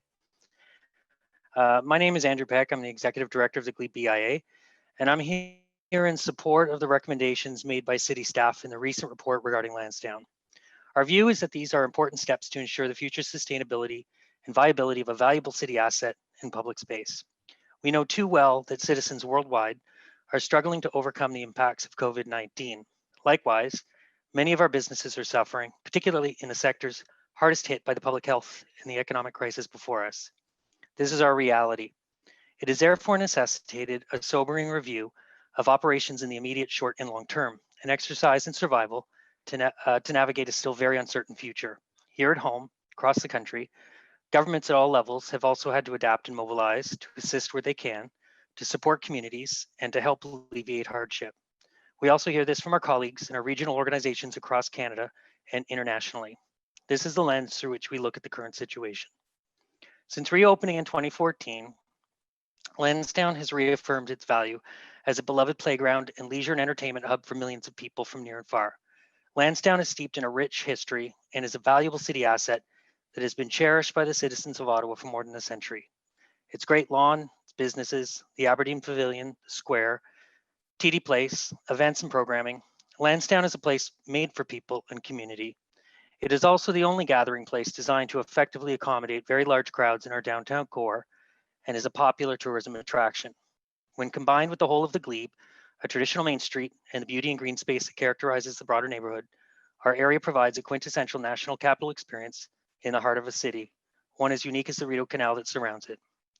Lansdowne's draw provides tremendous economic benefit to an area populated by hundreds of local businesses, employers that depend on customers from outside the immediate trade area to prosper. It adds to the vitality of the neighborhood, and it's a social, economic, and cultural hub that has had a positive impact on the city as a whole, and one we want to see thrive for another 100 years. The Glebe BIA has worked very closely with both the City of Ottawa and the Ottawa Sports and Entertainment Group since the relaunch of Lansdowne, conferring and consulting with one another in order to find innovative new ways to deliver programming and experiences that are second to none and promote the area as a destination for the benefit of the local economy. Our own success as an improvement area is in part attributed to these fruitful relationships, an association based on trust and of leveraging each other's strengths. But trust is ultimately what has informed our work, and there's never been a reason to question it. And this speaks volumes. OSEG has been an incredibly valued partner and major local employer, one we appreciate for its many contributions, their willingness to collaborate, of supporting each other's initiatives, and building momentum. Their commitment to the city should be embraced. Our association with OSEG has been productive beyond measure, and our shared passion and sense of purpose is rooted in a desire to benefit audiences and serve the community. For this reason, we have every confidence in their ability as a stakeholder and partner to help us recover, rebuild, and reassess, to renew. Moving forward, we cannot overlook their expertise, their operational experience, capacity, and business acumen. They are flexible, they possess a proven track record of excellence, and understand how to create and operationalize a vision. Again, this is our experience, but we've also seen this through their teams and programming, their work on major regional, national, and international events, their foundation, and how they've navigated the impact of COVID-19 to date. This is a significant body of work and success, and this is to say nothing about their ability to create experiences for fans that bring us together and bind us as a city. The key recommendations made in the report by city staff are prudent mitigation measures for a partnership that has accomplished so much. This is about affording Lansdowne and OSEG a fighting chance to get through the worst of this so that we can build a more substantial foundation in the face of catastrophic challenges. Business decisions that will preserve the integrity of a good partnership, a joint venture, and responsibly serve the interests of the city as we look to recover. We can't turn away from this moment. Prior to the pandemic, commercial environments were already in a fragile state. Now we're at a tipping point. The moment we find ourselves in necessitates action and leadership. We therefore appreciate the city's initiative and OSEG's commitment to see this through. We're there to support in any way we can. We look forward to the day we can return to events big and small, festivals, games, concerts, programming, and the buzz of activity that Lansdowne is known for. And the Glebe is also known for. There have been many successes. We need to build on the momentum of the last 7 years and come together as a community for something we all know and agree is special. Thank you very much. Wow, 1 minute early. And today, you may know, Andrew, that we proclaimed the first ever Business Improvement Area Day in Ottawa is today. So yeah, thanks thank to you and your executive for the great work you do. And Councillor El Shantiri, who's our liaison and leader on the Council of BIAs, has a question for you. Eli. Sure. Thank you very much, Mr. Mayor, and thank you, Andrew, for coming out today and to speak. Just, I mean, we all know all the businesses in the city, they're having a hard time, to say the least, to be able to stay in business in the time of COVID-19. But if I can ask you, Andrew, since you've been around prior to COVID and when Lansdowne was nothing going on there, have you seen a huge difference in the last 6 years of operation at the Lansdowne Park? Like your business community, the businesses around there, have you seen the difference before and after? That's what I'm interested in. Well, absolutely. I mean, the area is, the economic impact is tremendous. It's generated, since the beginning, 20 million people, 4 million last year. That increase, that spending helps. Like I said in my letter, businesses depend on traffic from outside the local trade area. It's added to the vitality, the activity, the sense of community. Absolutely, it's been. I can't even imagine doing what we do, without having that as a part of the overall neighborhood. It's value added. It's what it brings, collectively in terms of a traditional Main Street experience, and also what Lansdowne has as an attraction. So, I mean, we've had tremendous momentum, and we're very proud of what we've been able to accomplish, and we wouldn't have been able to accomplish it if we didn't have the partners and the stakeholders that we do with the city and with OSEG and with what Lansdowne has done over the course of the last 6-7 years.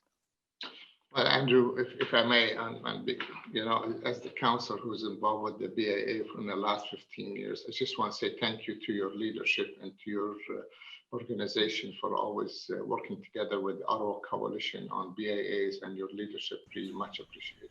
Thank you. Thank you, Eli. Thank you, Councillor, and thank you, Andrew. Appreciate it. Next is Catherine Callery, followed by Dr. Chantal Lucier, and then Alison Trowbridge. So Catherine is with Ottawa Tourism. I know we received a letter from Michael Crockett, the president of Ottawa Tourism, and Catherine, the floor is yours, if I can see you on the Yes, screen. I'm right here. There you are. Thank Hello. you very much. We've got 5 minutes, and thank you for your participation. Thank you, Your Worship. Good afternoon, councillors, city staff, and of course, members of the public via YouTube. My name is Catherine Callery. I'm the Vice President of Destination Development at Ottawa Tourism, and I'm pleased to share our support for OSEG's interest in finding ways to make their operations more financially viable during this really highly trying time for anyone who relies on the gathering of bringing people together. We've had several points of interaction with OSEG over the years. They've always proven themselves to be good partners with strong community mindedness woven throughout their initiatives. We found them to be good corporate citizens with an interest in doing good things for Ottawa as a whole. OSEG also volunteers its efforts with our Tourism Development Council, where there's a fiduciary duty to offer advice for the betterment of Ottawa's tourism community as a whole. So they're very much an integrated member of the tourism community. OSEG's track record is impressive. Since 2014, this site has welcomed over, well, everyone's been saying it, over 20 million visitors to Lansdowne. So professional, amateur, national and international sporting events, multi-day festivals, stadium events and concerts, arena shows and more. But this year has pulled the rug out from underneath anyone whose work depends on gathering people together. And it's forced businesses to look at extraordinary measures to remain viable. And OSEG is not immune. No one can be. OSEG has already invested over 150 million in this site, and they're still prepared to invest another 40 million over the next few years to get through the impacts of COVID. And we believe that they've proven their capacity to stage successful events and attractions before, so they'll be able to do it again. Last winter, they introduced the new Christmas market at Aberdeen Square, which was a great success, attracting thousands of people, supporting all kinds of Ottawa area vendors and makers. Think of the many Ottawa musicians and festival operators like city folk and artisans and creatives that have also been impacted positively by showcasing their craft and their talents at OSEG run events. It's not just sports and athletes who get lifted by OSEG. But let's go there for a moment and talk about the sports side of things. For our part at Ottawa Tourism, we've worked with OSEG to promote events, whether those visitors come for the sport teams that OSEG owns and operates or takes in special events or multi-day tournaments. Many of these have been strong visitor generating events, such as like the NHL 100 Classic, the Grey Cup, the Canadian Figure Skating Championship, the Tim Hortons Brier, Davis Cup, and the U Sports Basketball Championships, and Volleyball Nations League. I could go on and on. And now there's also new soccer and basketball franchises that are coming into the mix. So when the pandemic is in our rearview mirror and all of this activity gets to start up again with OSEG's leadership, this will bring shared economic benefits. You just heard Andrew Peck, it will bring it to the Glebe, but it's going to bring it to the rest of the city. Before that was Steve Ball. He was also talking about that. Economic benefits from what OSEG does at Lansdowne spreads throughout the whole city. The ability for OSEG to continue to host those major events is hugely beneficial for our shared community asset, that is tourism, and our local economy. And this will play a key role in the post-COVID recovery for the broader community.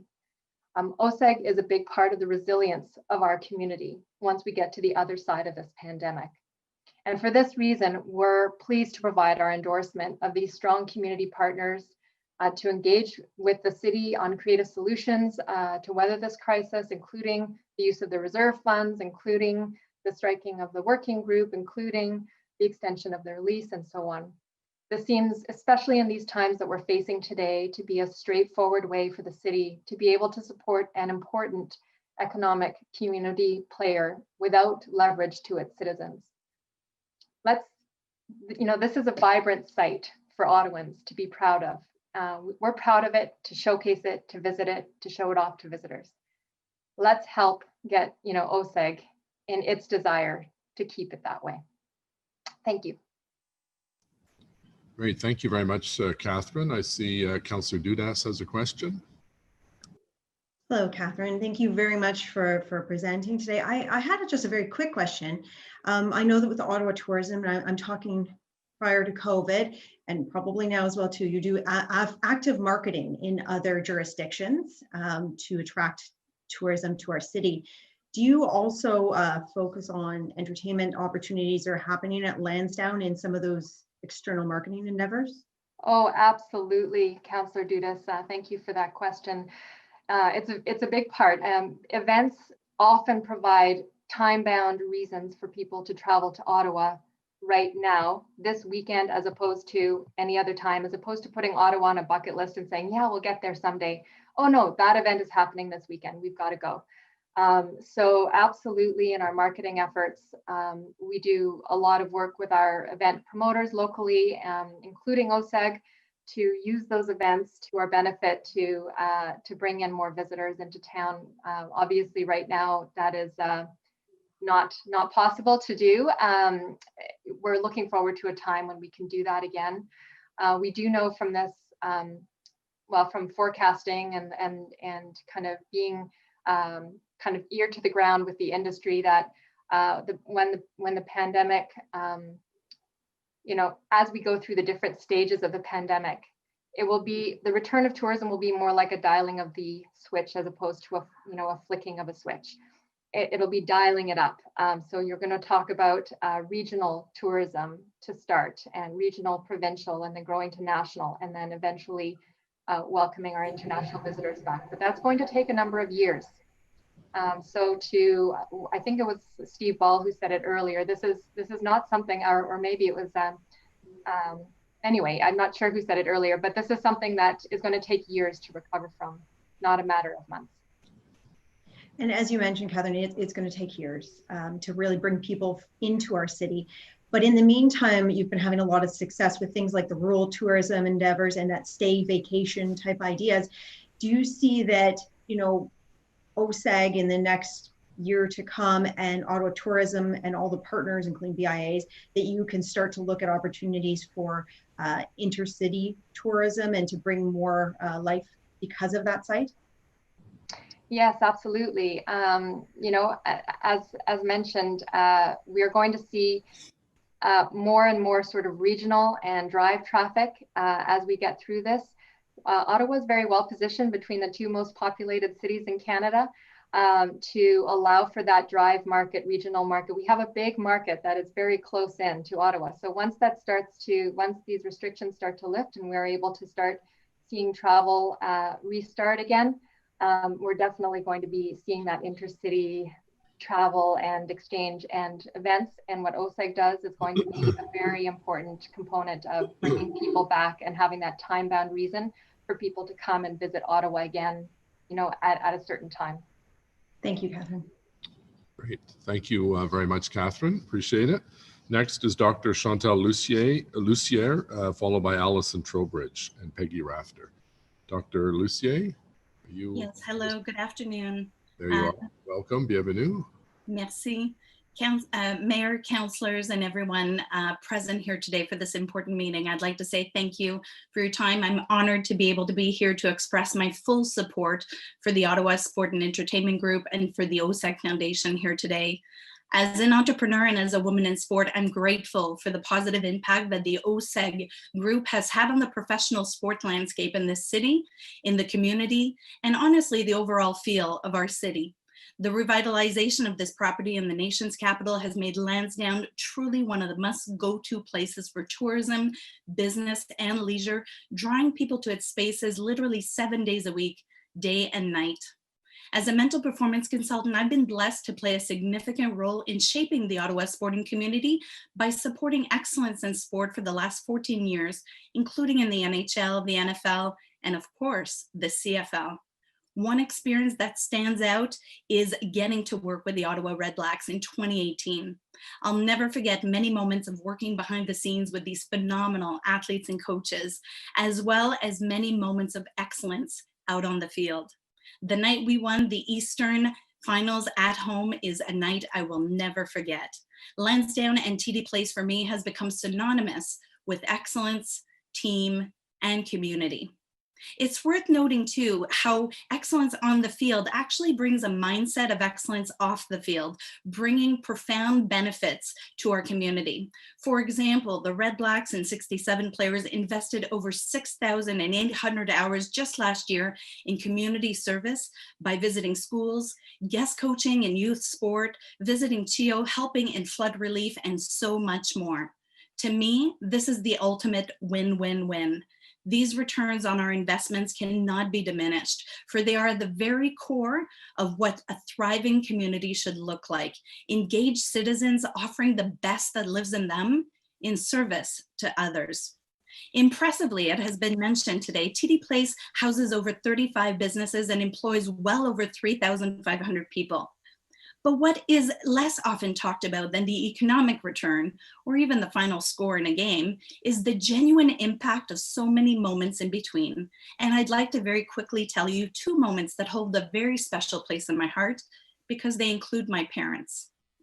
After one of the Red Blacks game in 2018, when I was working with the team, my mom and I went on the field to see the players who always graciously take time with their family and friends, and of course, speaking with fans. After one game, player Jonathan Rose saw me and came over, giving me an opportunity to introduce him to my mom. The kind words he said about me and the impact he felt I had on him and the team, in turn, gave me and my mom a very special kind of joy and gratitude. You see, this is what sport has the potential to do. Sport opens community, which in turn makes authentic connections a possibility. This is why sport has the potential to transform us all. And when people feel actually valued, appreciated, and connected to each other in real ways, they want to stay and contribute in the city that they live in. The second story I'd like to share very quickly is about father-daughter moments. Because while my mom was the one taking me to football games, my dad was the one who enjoyed going to Lansdowne with me to enjoy the farmer's market, to go catch a great movie or a great meal, food, wine, spirits. Sadly, he's recently passed away, and obviously there are no words that can express how much he has missed. But one of the great memories I hold dear is spending last Christmas with him. Of course, you guessed it, at Lansdowne Place, enjoying the outdoor Christmas market. We had such a great evening that night, enjoying some hot chocolate while enjoying the fireplace and browsing the quaint shops, taking selfies and laughing by the big Christmas tree, and then of course, enjoying a great dinner at one of the restaurants on site. And you know, last year, my dad was already experiencing reduced mobility. So to be able to actually park indoors and enjoy these really special places together, as you can imagine, is absolutely priceless. So while we will miss my dad more than words can say, going to Lansdowne during the holidays is a family tradition. That is the power of places that a city can give, the feeling of community, of belonging, of being home. As has been said, 2020 has been a very difficult year, and more than ever, we need to remember that for many of us, sport means community. Football is family, and the Lansdowne Christmas tree, well, that's both our personal and our collective family tree. TD Place is home, and I could not imagine this city without it. Thank you for your time. Great, right on time. Thank you very much, Doctor.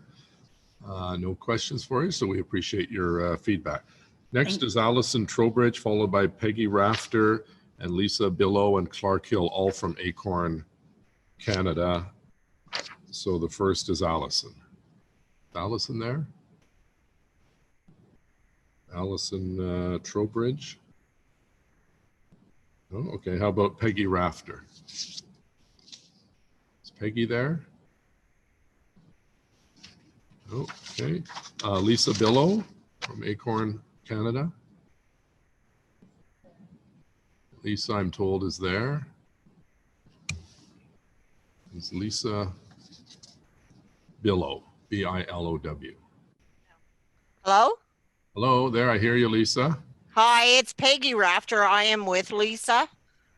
Okay, are you both speaking at the same time now? No, Lisa will go after I do. Okay, so, sorry, you're Peggy, right? Correct. All right, I'm just trying to find you on the screen here. I'm under Lisa. I'm on the same computer. Okay, I don't see your picture, but I hear you, so go ahead. You got 5 minutes. Okay, thank you. Hello, my name is Peggy Rafter. I'm an Acorn member and have been a resident of Nepean neighborhood of Manor Village for over 30 years. I find it difficult to stomach how the mayor and the councillors of this committee are tripping over themselves to come to the aid of a large corporation that pays $0 a year in rent to the city of Ottawa. When just last week, me and my neighbors were at Transportation Committee asking many of these same council members to come to our aid, to come to the aid of low income and working class tenants. It is frustrating to me that when we were here last week asking for help and flexibility to save our homes and families from stage 3 of LRT, we were turned away with very little thought of consideration. I came to this neighborhood of Manor Village because I was fleeing an abusive relationship with 2 children, and it was what I could afford. I was quickly welcomed into this extremely tight-knit community that I still live in today. The neighborhood really embodies the saying that it takes a village to raise a child. People watch over each other's children and everyone knows each other. There is such a sense of safety here. We never worry about the kids because someone always has an eye on them. Even the older kids, they always look after for the younger ones. Over the past 30 years, this community has become my life. I've been on the Manordale Woodvale Community Association. I've been a baseball coach. There is such a sense of togetherness here. We've been through tornadoes, fires, and power shutoffs together. We've welcomed babies and attended funerals. We've had neighborhood potlucks and charity fundraisers. We help each other dig each other's cars out of the snow. Everyone takes care of each other here. No one watches from behind a curtain, but we all come out to help each other. If this community is destroyed, all of us will be lost. I've raised my kids here. I now have my grandkids here. I pay $11.33 all inclusive for a 2-bedroom townhouse. I will never be able to find anything like this in that range again, not to mention the community and family that I'll be torn from. If I am forced to leave my home, I will not be able to afford even a 1-bedroom apartment in a high rise. This will be detrimental to my physical and mental health. I have an autoimmune disease which affects my lungs and legs. I need to be able to step outside my backyard and go for a walk. I need to be able to get up and move, go up and down the stairs to do my laundry. It keeps me wanting to move and be busy and have all the kids over to play. It keeps my mind busy. This would be totally taken away if I had to leave my home. I need these people and I need this place for my health and my sanity. Why does this need to be destroyed? For traffic? We know there are other options for the track and the station. Options that would not cause so many unnecessary heartbreaks. If you vote for city staff's recommendations, it will say the City of Ottawa values convenience and traffic over our lives, because this will destabilize families. People will end up on the streets. Our community is the kind of community Point of order, that Mr. Mayor. Sorry, we have a point of order, Councillor Luloff. Mr. Mayor, I would like to ask if the witness can please speak to the report that's in front of us. Thank you. Yeah, that's a good point. You'll have to speak. I've given you a fair amount of latitude, but to date, you haven't addressed the issue that's before us. We're not dealing with your homes today. We're dealing. I understand that, Mayor, but I'm asking that you reach out to Acorn to meet with leaders from the community to discuss our concerns before making the decision to destroy our homes and lives. Okay, but this is a report on Lansdowne. So if you want I understand that, Mayor, but we've reached out to you. We'll go on to the Okay. next person. Okay. We have reached out to you, Mayor. We're just asking for a meeting. Okay, but this is about Lansdowne. So we're going to go on now to the next speaker, Clark. Sorry, I have a question, Mr. Mayor. My hands. Okay. Councillor McKinney has a question. Who would you like? Is it to Peggy or Lisa? Was Peggy the one just speaking? Yes. Okay. Hi, Peggy. How are you? Hi, I'm good. Thank you. Peggy, as you know, we deal with many different issues, and the council, we have to pull them apart. We can't make a decision about one thing based on something I understand. else. I know. But I understand why you're here today, and I understand the frustration. But I just wanted to kind of explain that, if we want to move forward with one thing, it can't be based on how we feel about something else. Okay. However, I did want to ask you, Peggy, we did have a lot of people here today talking very eloquently about their experiences at Lansdowne and their memories of Lansdowne. And I just wonder how often you've been able to visit Lansdowne Park since. As a child, I was there all the time. Absolutely. And since it's reopened, Peggy? I have not had the chance, but I mean, today people are talking about how it helps the communities. Well, we're just asking for help for our community. No, I completely understand that. And just want to note that, that Peggy, who's been asking for some help to keep her housing, doesn't have the opportunity necessarily to visit Lansdowne. So correct. But thank you for being here today, Peggy. It's not easy. Catherine. No, I know. Thank you. Thank you. Lisa Bilow, please, and if you could stick to discussing the report before us. Hello. Lisa? Yep. Go ahead on the report, please.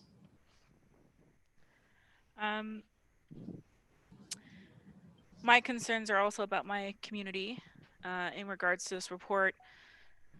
I do find it frustrating that city councilors are rushing to come to the aid of a large corporation when just last week working class tenants were asking you to come to our aid in our fight to save our homes. And we were also met with echoing silence. It's frustrating that you're bending over backwards to give $4.7 million to a large corporation that pays $0 in rent a year, but you will not move an inch to help us save our homes from eviction due to stage 3 of the LRT. Mayor, you haven't been willing to meet with us, answer our phone calls or our emails before making the decision to destroy our homes. That tells me a lot about where the priorities are and what you think of low income and working class residents of Ottawa.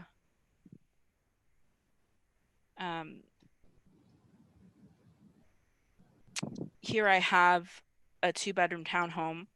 My rent is $1,075 plus utilities. My husband and I are working class, and he is currently enrolled at a part-time program at Algonquin College. And if we're forced to move, with the current rent being high, we would not be able to afford to stay in Ottawa. We would be forced to look outside of Ottawa. Some 1-bedroom apartments are more expensive than what we are currently paying now.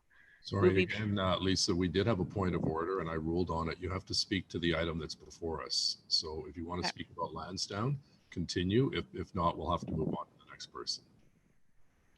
And just to clarify, the 4.7 or $5 million is not city money, it's OSEG's money. Okay? Okay. All right, thank you. Clark Hill from Acorn, Ottawa. Sorry, Mr. Mayor, my hand was raised. All right, okay. Catherine, Councillor. Go ahead. Thank you.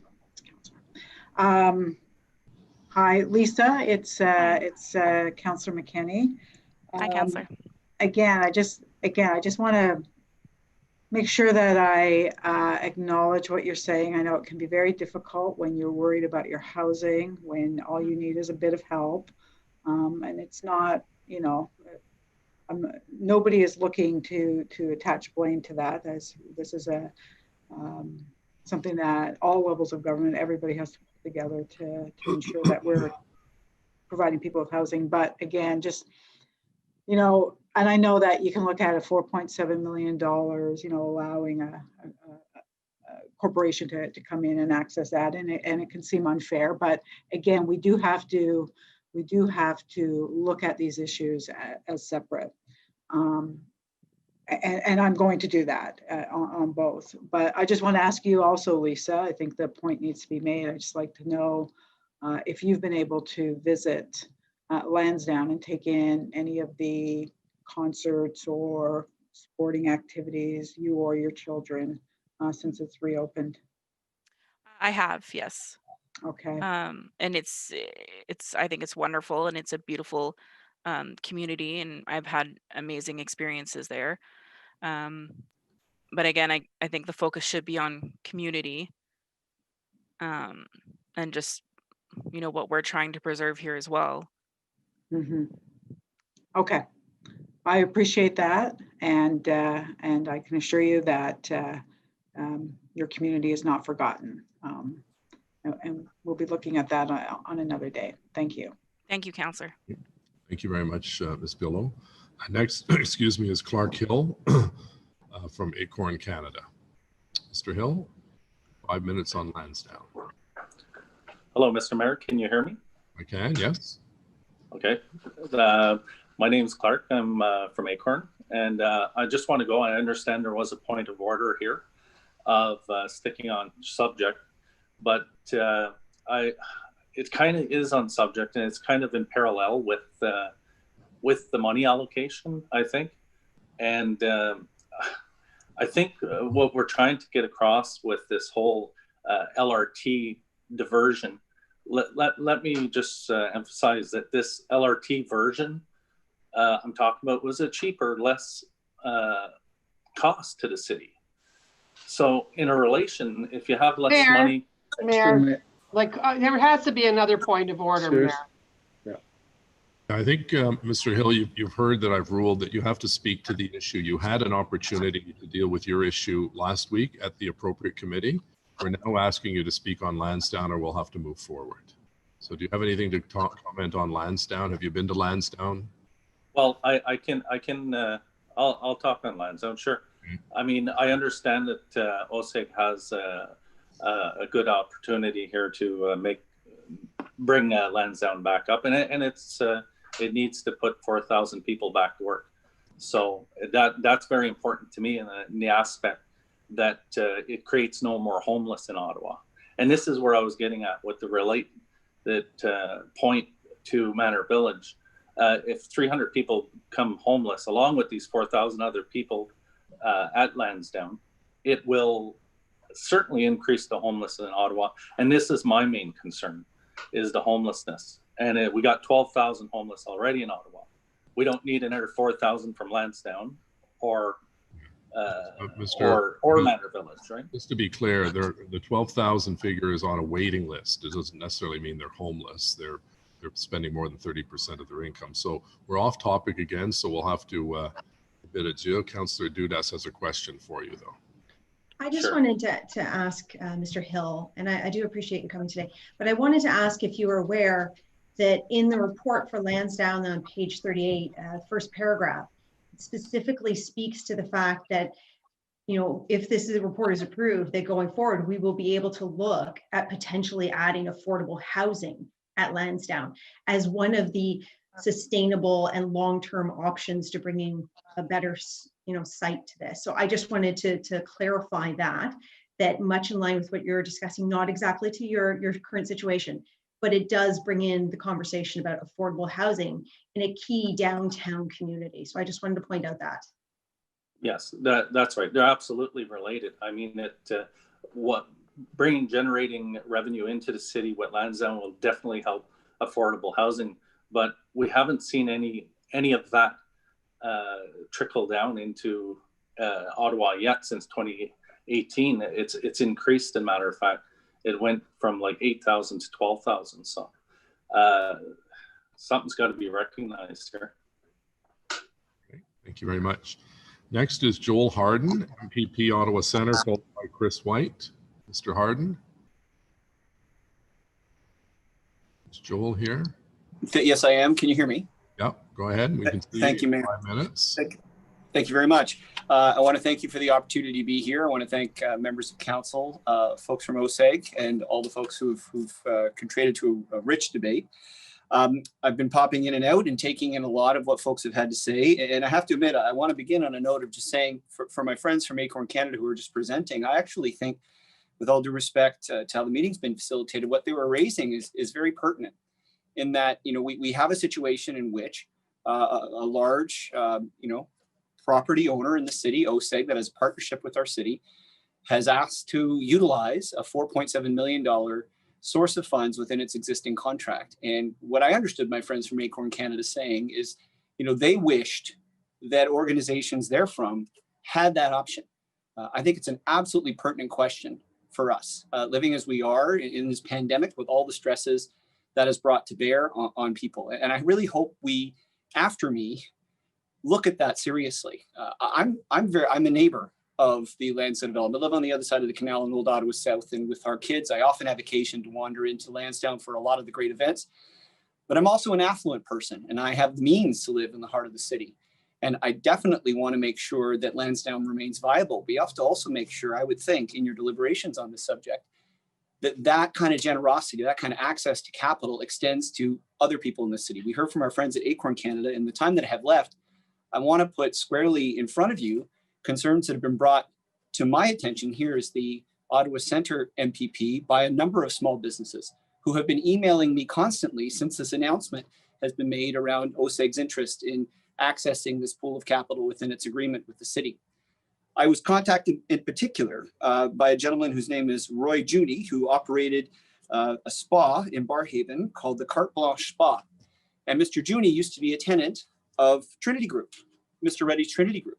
And what he was told back in March was that he would have to continue to pay full rent through the pandemic and would only be seeing a deferral. And I wish I could say that Mr. Junie's experience is unique, but it's not.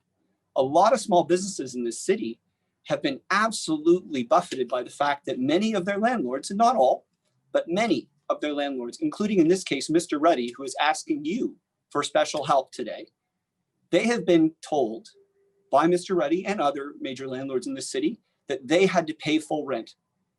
I think it's absolutely shameful, to be honest, that we haven't had the urgency to look not only at the needs of our major businesses, which are important in our city, that is before you today with what you're considering, but with people like Mr. Junie. Mr. Junie's family, his livelihood, they had some significant amounts of money into a very, very viable organization in Barrhaven, and they had to close it. They had to close it. And that's not a unique experience. I wish I could say it was. At the legislature, on your behalf, I've been working really hard to try to get access to capital for small businesses beyond what we've been able to get from the federal government, which is welcome. But we need to do a lot better. There's a lot of small businesses in the city right now teetering on a knife's edge. I spoke to Carla Briones, who's an entrepreneur in our city, who said that upfront help right now, exactly like OSEG is asking you to get access to that $4.7 million pool of capital, upfront help right now, according to Ms. Briones, would make the difference between people choosing whether or not they want to jump off of bridges in this moment. That's not hyperbole. That's what she said to the Standing Finance Committee of the Ontario Legislature. And it shocked me to know that entrepreneurs and families are going through gut-wrenching moments like that. So I would beg you to consider, as our friends from OSEG are asking for access to that capital, if you want to actually help OSEG to a certain extent, that's fine. But maybe through a social entrepreneurship model, through a social responsibility model, you could take some of that capital and help so many of the other small businesses in Ottawa Centre and across our city that are struggling right now. I think it's, if I have a minute left, Mr. Mayor, thank you for that reminder. I think we're duty bound to consider not just the needs of large property owners, but also small ones. They matter just as much. Thank you for your time. Okay, thank you. Councillor El-Shantiri, please. Thank you. Thank you very much, Mr. Mayor, and thank you, Mr. Harden, for your presentation. And I hope when you are advocating for the small business, you just don't talk about the one individual in certain area, because I think all the small businesses, that 6,200 of them, need our support, and we need to work together to help them to ride the storm we have right now.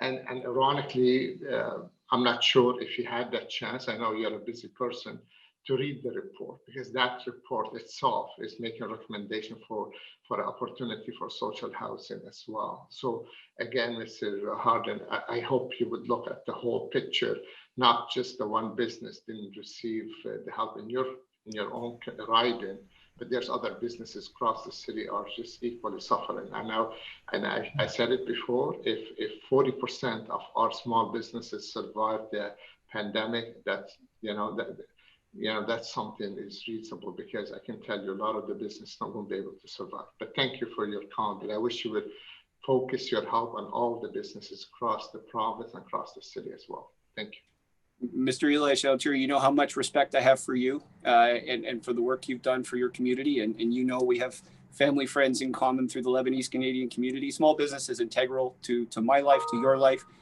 You absolutely have my 100% support. Anything I can do to help you advocate for the role you play for the city, I'm here. Just to confirm, Joel, you realize the money is OSEG's money. It's not Ottawa money that they're wanting to draw down. Absolutely, Mr. Mayor. I understand they're asking for access to a pool of capital that was part of an arrangement and that they've been paying into that pool of capital. What I'm inviting the members of the committee to consider is perhaps we can reimagine how that pool of capital is utilized right now, so it's not only available to OSEG, but for other small businesses, as Councillor El-Shantiri just mentioned. So many are suffering right now. Councillor Dudas.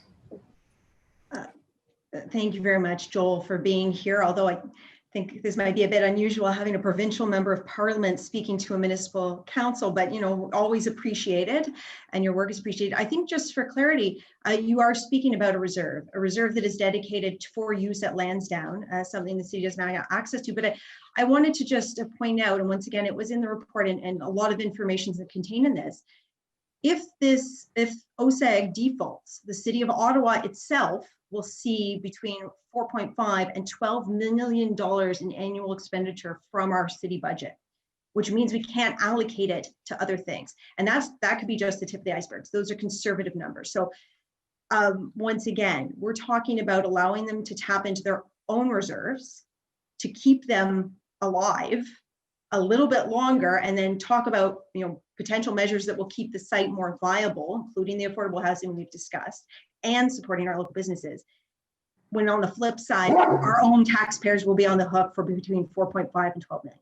I just wanted to clarify that point, because I think that this ongoing relationship between ourselves and the province, and yourself as a representative of the province, it's essential that we get these numbers right and it's clear to our residents. Well, thank you, Councillor Duzes, for that. I agree with you. I'm here because I wanted to be here. I absolutely care about small business, and I value the work you do and the work that this council does. But I guess I'm asking all the smartest lawyers, all the smartest council members, all the smartest staff in this moment to reimagine how that pool of capital could be used, so it could help not only our friends at OSEG, but so many others who are suffering right now. Thank you. Councillor Menard, please. Thanks very much, Mr. Mayor, and thanks for being here, PP Harden. It's nice to see you, and for being at the meeting that we held just 2 nights ago with over 200 residents that expressed concerns about this deal, and not just on the 4.7 million. The concerns that were being expressed there, as you heard, were also on the amount of rent that Ottawa was supposed to share in the future that could go to affordable housing, and the amount of base rent that would be brought in by some of these larger corporations that Ottawa could then use, which we are eliminating today potentially with one of our clauses. And so I guess my question to you is, given that we've seen small businesses struggling across the city, we've seen affordable housing challenges right across the city, we see poverty rates going up and the struggle of so many people, what can we do to better focus on those challenges that the city has right now with the province, with yourself, with the rest of the MPPs in this province? How can we better focus on those things rather than what we're doing here today, which is essentially giving a break to one of the largest corporations in our city? What can we better do to work together? Well, thank you, Councillor Menard. Thank you also for your leadership and facilitating that meeting. I did take in as much of that as I could. I will only say this through an anecdote. When I walk over the bridge towards Kettleman's with my son towards Lansdowne, I often run into a gentleman you may have seen too. His name's Marcel, and he's homeless, and he's often pushing a cart with a number of plastic bags. And he told me he sleeps in the trees around the Lansdowne market a lot of the time in the middle of the night because he's afraid of going into our shelter system. I've been trying to get him to go to the shelter system. We've been doing our best to see if we can get a home for him. But you're right. I mean, we are moving at breakneck speed here to help a very well-established, very successful, very financially lucrative developer in our city. It's an important organization, OSEG, absolutely, and all of its partners. But where are we for Marcel, as I guess the point you're raising? Where are we for all of the other needs that Councillor McKenney has highlighted in the advocacy around our housing and homelessness emergency? So I know, like, I come from a family of business, and I know there's a huge social responsibility at the heart of successful businesses. And I'm asking OSEG and the city staff and all of you talented folks at this table to get together with as much pace as we've seen in the last 4 days to reimagine how these funds could be used to not only help OSEG. And I know the mayor has just met with Finance Minister Phillips, who's recently in our city, and I'm glad he was. And I hope that, those conversations can be leveraged to figure out how we can get the province to play a much more active role with upfront money, not announcements about deferrals to come later, but upfront money for small businesses and for housing providers, so we can make sure that everyone gets safe through this pandemic. Good, thank you. Thank you. Next is Chris White, followed by George Hanna, and then Anthony Caracata. So I saw Chris on the screen just a moment ago. Chris, are you there? I am here. Am I audible? Yes, I'm just trying to see if oh, there you are. A nice backdrop there. It looks like a big purple Barney dinosaur. How are you, Chris? The floor is yours. I'm fine. Thank you, Mayor Watson, and thank you, councillors, and thank you. Hello to everybody watching on YouTube. And thank you for this opportunity to not only comment on what Ken Rubin called today in the Ottawa Citizen, the park that held so much promise. Not only comment on that, but also reflect on 10 years. It was 10 years ago, actually on November 19th, that I took my little Trilele, and don't worry, I'm not going to play it, and went down to City Hall to comment on the proposal for Lansdowne. I happened to be actually the last applicant. And as Mayor Larry O'Brien sang along with my anti-Lansdowne song, council proceeded to vote through the agreement. So this is very interesting for me now to observe what has happened over 10 years there. Now, I just want to say before I go any further that I always like to try to remember to acknowledge with this symbol that we are on the unceded traditional territory of the Algonquin Anishinaabe Nation. And I take that very seriously, and I believe there are a lot of obligations that go with that statement. So I'd like to make that acknowledgement. And I also acknowledge my own ancestry, which is Black, white, and Mi'kmaq. We invented a term for that called Afro-Métis. Now, I've had a lot of community involvement, as some of you know. I'm the co-founder of the Ottawa Folk Festival. I was the artistic director for 16 years. I have 2 radio shows on CKCU, Special Blend and Canadian Spaces, Canada's longest running folk radio show. I have a show on Facebook called Canadian Faces that is a gathering of artists on Sunday evenings on the Canadian Spaces Facebook page at 7 p.m. Eastern. I'm just saying that in case you want to tune in. All right. So I've dedicated my life, as I look back, and yes, I am writing my memoirs, in case you're wondering, like everybody else. I have dedicated my life to creating opportunities and spaces and events and occasions and channels for people to connect with one another and to connect specifically with various types of artists, musicians and other artists, and for those artists to connect with one another. So that's been my life work as I look back, as I contemplate my memoirs, and as I think about the beautiful potential that Lansdowne offered and still theoretically could offer with only some more community voices added to the mix. Now, here I am going to ask you to all, I know it's been a long day and it's not over yet.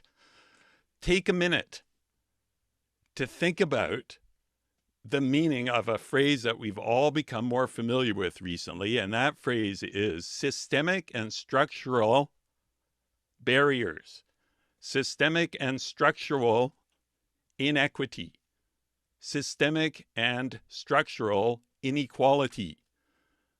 Those terms, which I've come to understand more deeply because I'm a member of several minorities, for one thing, and just because of my family background of communicators and community builders, I have come to understand that phrase to mean, by definition, that what is going on here right now, for example, is influenced by systemic and structural barriers and inequity.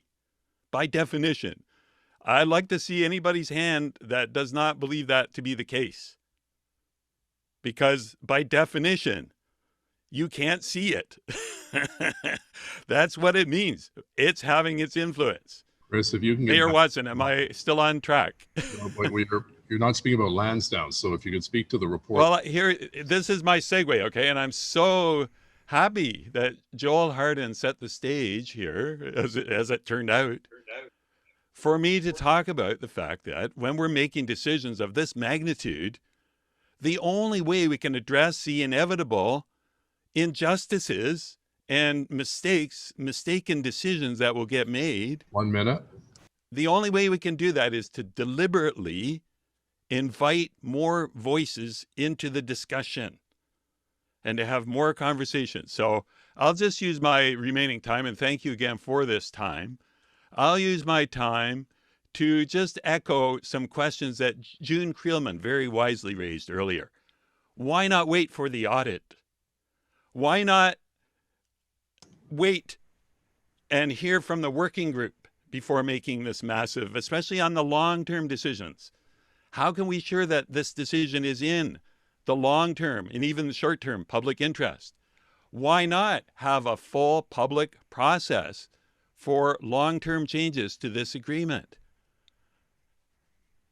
Why make long-term commitments now of all times in the history of the world?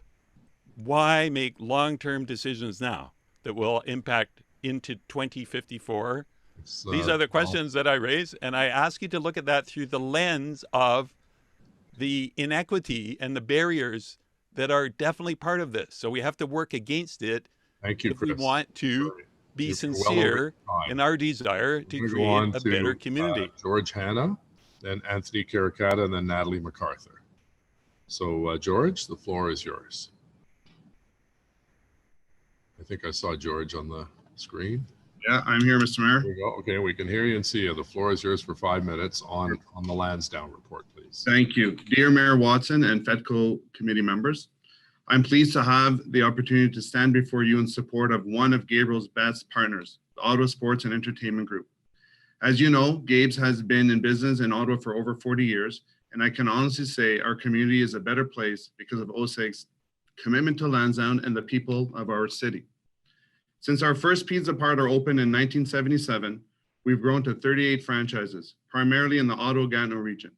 Our growth strategy was based on 3 things. Number 1, quality product. Number 2, exceptional customer service. And number 3, giving back to the community. I think of OSEG as a kindred spirit and that it too has prioritized these business tenets. And we've seen on event days at Lansdowne, it's a formula for success that works for their business as well. OSEG has staged hundreds of quality events in its 6 years of operation.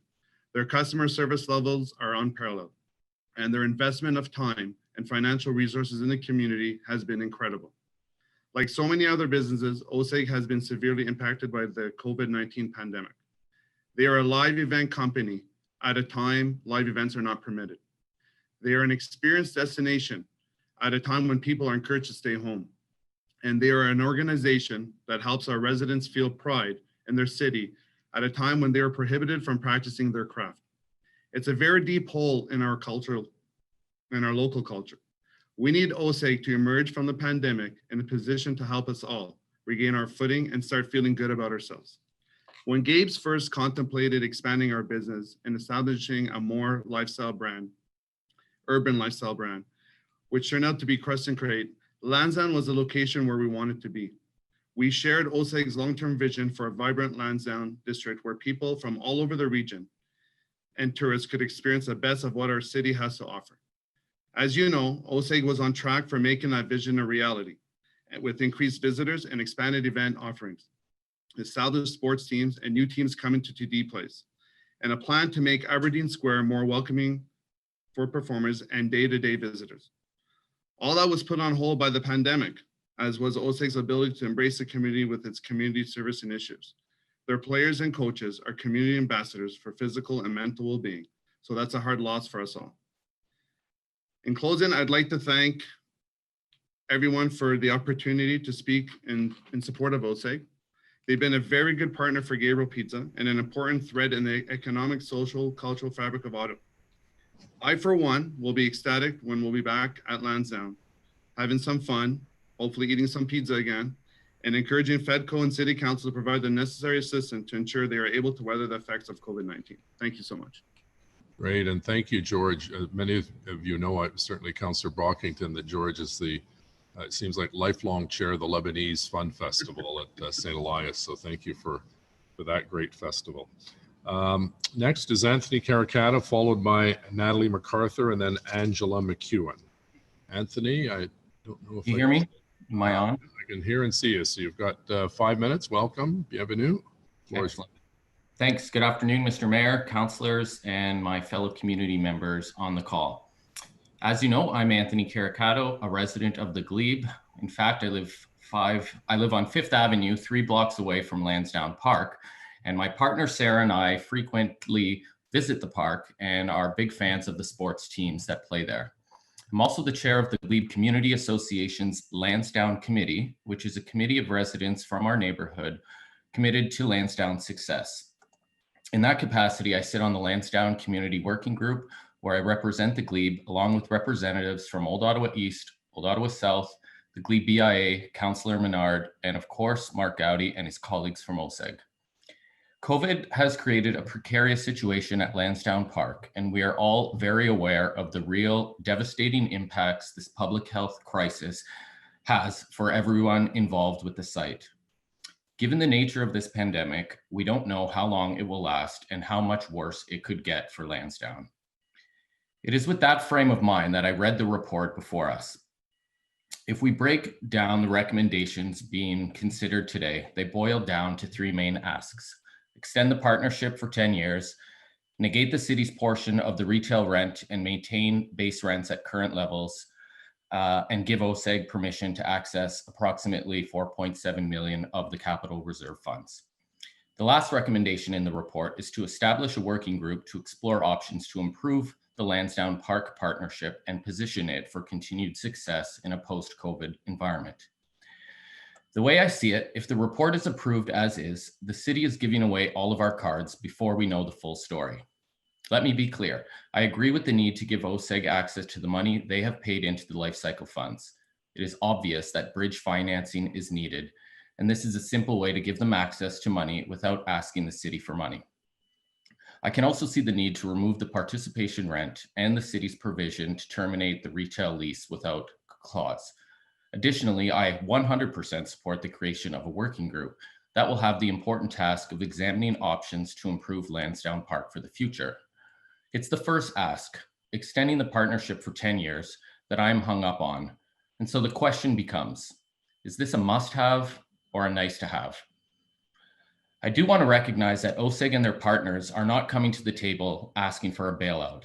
If I understand it, they're asking for a short-term lifeline to stay on their feet and some flexibility in the agreement so they can access the life cycle fund they have been contributing to, so they can continue to pay the bills for the years ahead and get back to a break-even scenario. After all, this is a partnership and we have a responsibility to support each other. And that is what I see in this report. I see a list of asks, not an ultimatum. So far, I have not heard from OSEG partners that they are threatening to walk away should they not get everything they are asking for. In fact, I heard the opposite. I heard a deep commitment to this partnership and to our city. If they are threatening to leave, I encourage them to say that today. But my read of the situation is that they have made their asks and are willing to negotiate like partners do. Partners work together. They do not give each other ultimatums, and I have not heard that ultimatum yet. With that in mind, I propose the following amendment to the report, which I believe is a reasonable solution that will improve the report and achieve the same outcome. Hold back the 10-year extension so the city retains some cards in their pocket should the financial situation deteriorate further in the unpredictable year ahead. When OSEG returns to FEDCO in a year from now, we will have more information before us to determine if the 10-year extension is required. If we play this card now, what does the city have left to help OSEG a year from now should the situation change or get worse? What I'm therefore proposing is that we don't say no altogether to the 10-year extension, but we hold off on making this decision until next year when the long-term situation is better understood and we have more information and a clear picture of OSEG's financial needs to be successful. Furthermore, a year from now, we will have the benefit of some of the analysis from the proposed working group that can weigh in and determine if a 10-year extension is necessary. Extending the terms of the partnership can and should be appropriately considered over the next year by the working group tasked with conducting this review. Extending the length of the partnership now, in my opinion, is premature with the information we have today. Furthermore, as I said earlier, it leaves the city without any cards to play should the situation deteriorate further. I will conclude by saying that the benefits of this partnership are evident and Lansdowne Park is an asset to our community. I'm not questioning the value that Lansdowne adds to our community or OSEG's commitment to our city. That is obvious. I'm questioning whether or not the report is reasonable and measured response at this time. Like many of the other presenters we heard today, I support providing flexibility to the partnership because I want to see it succeed and flourish. But let's not rush to make such a big decision without the benefit of additional information we can continue to get in the year ahead. Thank you very much for listening. Okay, sorry, we're just a little over time there. Councillor Luloff has a question. Well, thank you very much, Mr. Mayor, and thank you, Anthony, for representing your community so well.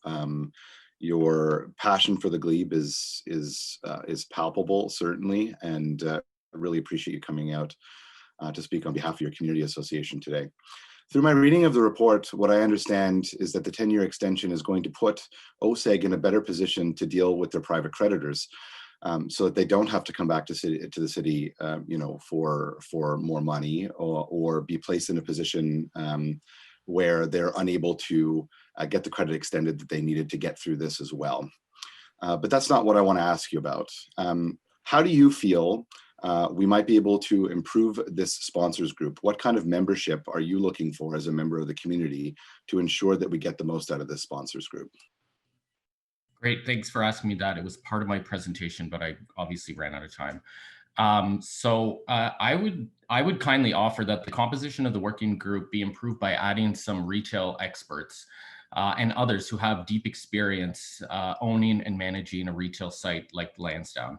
There are some other great examples of this kind of partnership in other cities, such as Granville Island in Vancouver or the Forks in Winnipeg, that I think we can learn a lot from. So including some of those voices on the working group would make it better.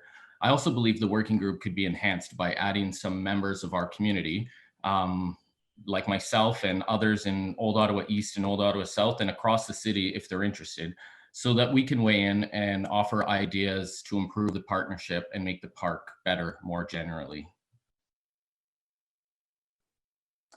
Yeah, I think that's a very good suggestion. I think that it's important that we speak with groups that have managed large sites like this, so that we can share best practices. Perhaps there might be something, that's there to gain from their input and from input from the community. So I appreciate your ongoing commitment to the glebe and the work that you do on behalf of your community. Thanks.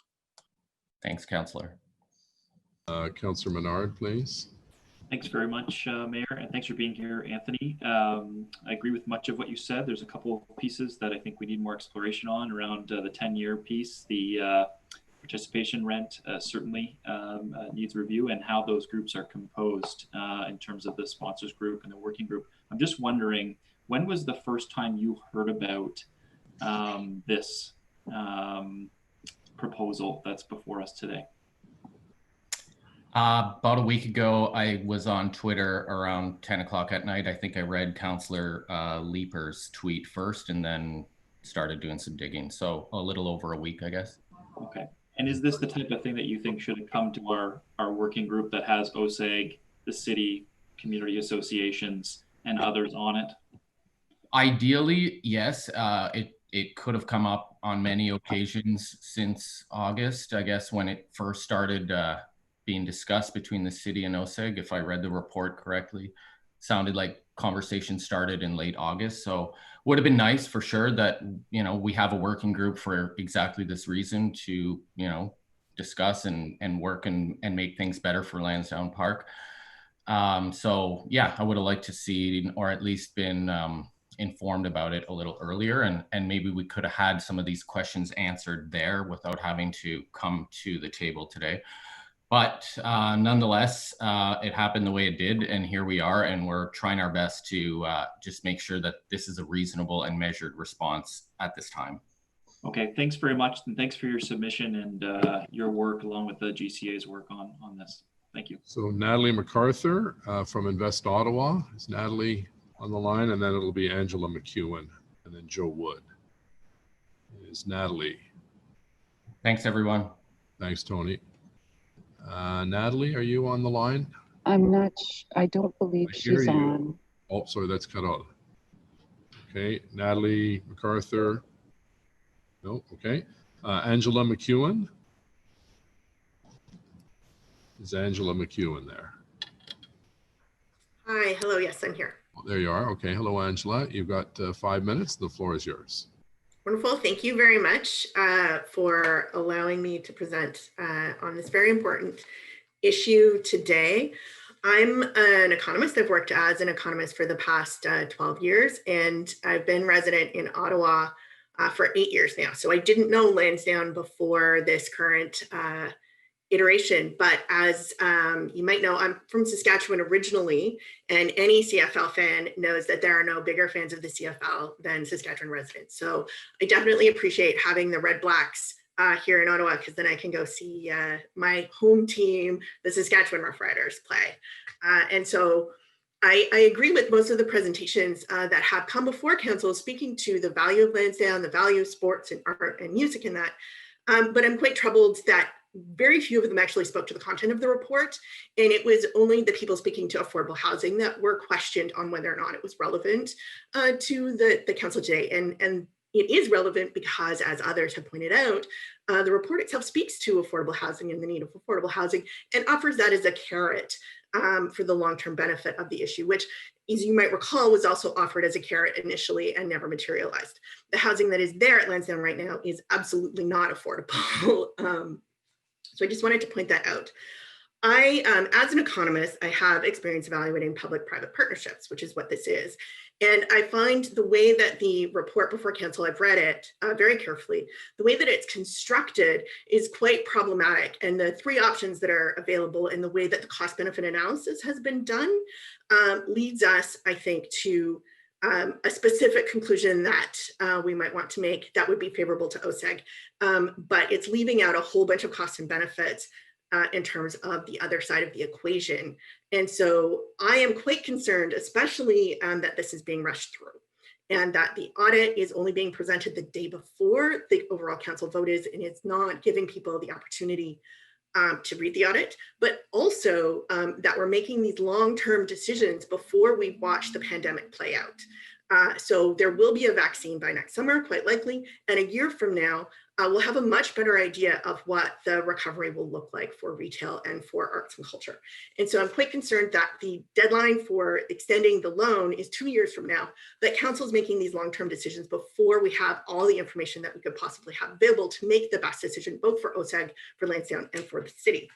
So the three options that we have here, the third option is that OSEG defaults. And as others have stated, OSEG is not suggesting that they will default. That option is actually not on the table right now. And when we consider the possibility that OSEG defaults in the report, the cost to the city does not consider the possible benefit to the city or alternate arrangements where you could have a not-for-profit manage the retail space, what the benefits are. And so the other thing that I find quite problematic is that city staff repeatedly said that this doesn't cost the city anything, but extending the deal for 10 years with the current rent of $1 a year on public property actually does cost us something. We're foregoing the benefit that we were promised in this partnership, the financial benefit there. And foregoing rents and foregoing other options, that actually does cost us money.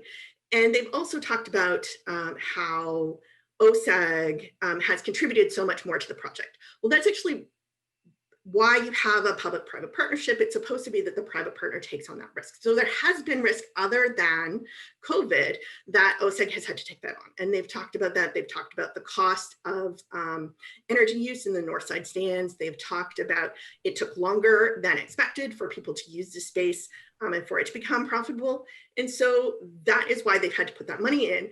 But that money is not them taking on extra costs. That's actually considered equity, and they're guaranteed an 8% return on that equity. And so that's an investment for them. The reason they make that investment is because they expect to make a profit in the long run on it. And the reason that you structure that is because then hopefully they will make decisions that are actually create that long-term profit. And so I think if we think about the level of investment that OSEG has in this facility, both financially and in terms of their relationships in the community, there's very little risk that OSEG will default on this, especially within the next 2 years. So my question is, why don't we take the time to do this analysis properly, to think about locking ourselves into such a long-term deal when we don't have all the information available? And to do an analysis that actually takes into consideration other alternatives and the full cost and benefit, rather than just some of the costs and benefits that provide you with a very skewed outcome in terms of recommendations and what the cost to the city would be if there were a change in management of the whole Lansdowne Park. Just one last comment as well. A lot of the commenters before talked about the value of the red black to the city, but the report and the agreement specifically states that they only have another 2-year commitment to the city. So the alternative is not that the city would be responsible, or that OSEG will be responsible for the red blacks from now until 2054, and they've only promised another 2 years. So that cost is also skewing. Thank you. So I missed where you're an economist at. That's not relevant. Oh, I'm an economist. You don't want to say for who? No, okay. Councillor Leeper. Thank you, and thank you very much for an important point that I don't think has been made often enough today, which is that foregone revenue is real revenue. It is a real cost to the city when we forego revenue. This is not entirely without transfer of costs back to the city. It may not be writing a check to OSEG today, but foregone revenue is real revenue that we won't have. I wonder if you've had a chance to take a look at the partnership in depth enough at this point to understand its financial performance up until COVID hit, its anticipated financial performance, and then its odds of actually contributing back into that the life cycle fund, its capital reserves, when things return to normal under a renegotiated deal. I'm afraid that, you know, if financial performance continues along the lines of its financial performance pre-pandemic, that it's going to struggle to fill that reserve back up again, so that we won't have capital expenses that need to be done where we're back at this table again. Have you had a chance to explore any of that, or is this report, does it even have anywhere near enough information to begin asking those questions? Yeah, it's the latter. This report doesn't have near enough information to be able to answer those questions. I certainly do think that it's reasonable to allow OSEG to borrow from this fund temporarily to manage the cost. The short-term recommendations in the report, I think, are reasonable. I don't think we have the information present to understand what the risk to the city is and what the risk is to the life cycle fund itself when we do that. When we're thinking about what their future profitability will be, others have stated we actually don't know what a post-COVID world looks like. We don't know what the future for retail space is. So many Canadians have moved to online shopping for retail that the retail spaces that are currently there may no longer be viable after COVID. And so there may be a switch in business model, which is one of the reasons I'm concerned that they want us to give up the right to rent if that retail portion is sold to another person. And so I don't think that's good management. I don't think that's prudent on the part of the city to be making changes like that right now when so much is uncertain. And so much of that financial information is not publicly available for us to be able to make an analysis of that. And that is concerning. I mean, it's future prognosis. We just cannot tell from the information that's in this report. The reserve fund into which they're looking to tap is, I think, $4.7 million. How long is that actually going to be of assistance to them? It seems like a small amount of money given the size of the operation. Do you have any insight into whether that's going to be sufficient to ride out the pandemic or not? I mean, I think that's a question to ask the partners themselves. What they've indicated is that is certainly the case. And the reason that they would need the other elements of the agreement is simply to get more investment funding when they're up for renegotiating their loan 2 years from now. And so that certainly is something that we need to be prepared for 2 years from now. But for right now, I think we need to deal with the question in front of us. The immediate question is, will that $4.7 million be enough to get them through? And what else could be done creatively to make sure that this space continues to be such a vital part of the city? Does a lot of this look like positioning for that refinancing in terms of making this as attractive a framework as possible so that they can refinance 2 years from now? Yes, that's absolutely my read of the situation. And my read of the situation is that it's being pushed through so quickly and with so little oversight because there was such pushback originally. And so I feel like possibly there's some hesitance to get into a big fight again. But democracy is messy and it's difficult and it's challenging and it has to be transparent. And so when you have citizens coming to you and asking for more transparency about huge financial decisions like this, I think it's really important to provide more transparency rather than simply to tug on heartstrings about how much we all love football, because we do all love football. That's not why I'm asking these questions. I'm asking these questions because I'm concerned about the long-term financial sustainability of that area and what implication this decision will have for the city 50 years from now when most of us won't be around. Thank you. Thank you, Mayor. Great, thank you. Councillor Menard, please, a question. Thank you. And thanks for being here, Ms. McEwen. It's very nice to have an economist with us to speak about these. Some of these there's complicated financial transactions, and all the information isn't actually there in the report. So I did want to go through a couple of things. We've been told by a few folks that there's not any cost to the city on these all of these recommendations. But when you look into the details, there certainly is. So Clause B, you've rightly pointed it out. Clause B is the retail 50% net profits that we were to receive and the base rents that we would receive as a city. That was part of the deal originally. We gave them $1 a year for 30 years to rent the retail space, the stadium, and the arena. But after that time, that 50% was supposed to come back to the city, and that was part of why they signed that deal. And so in looking at the calculations and what we'd be giving up, just on Clause B alone, it looks like it's more than $10 million. And it looks like it's going to be done regardless of there's a transfer or not of that retail operations in terms of participation rent. So my concern, and I guess my question to you is,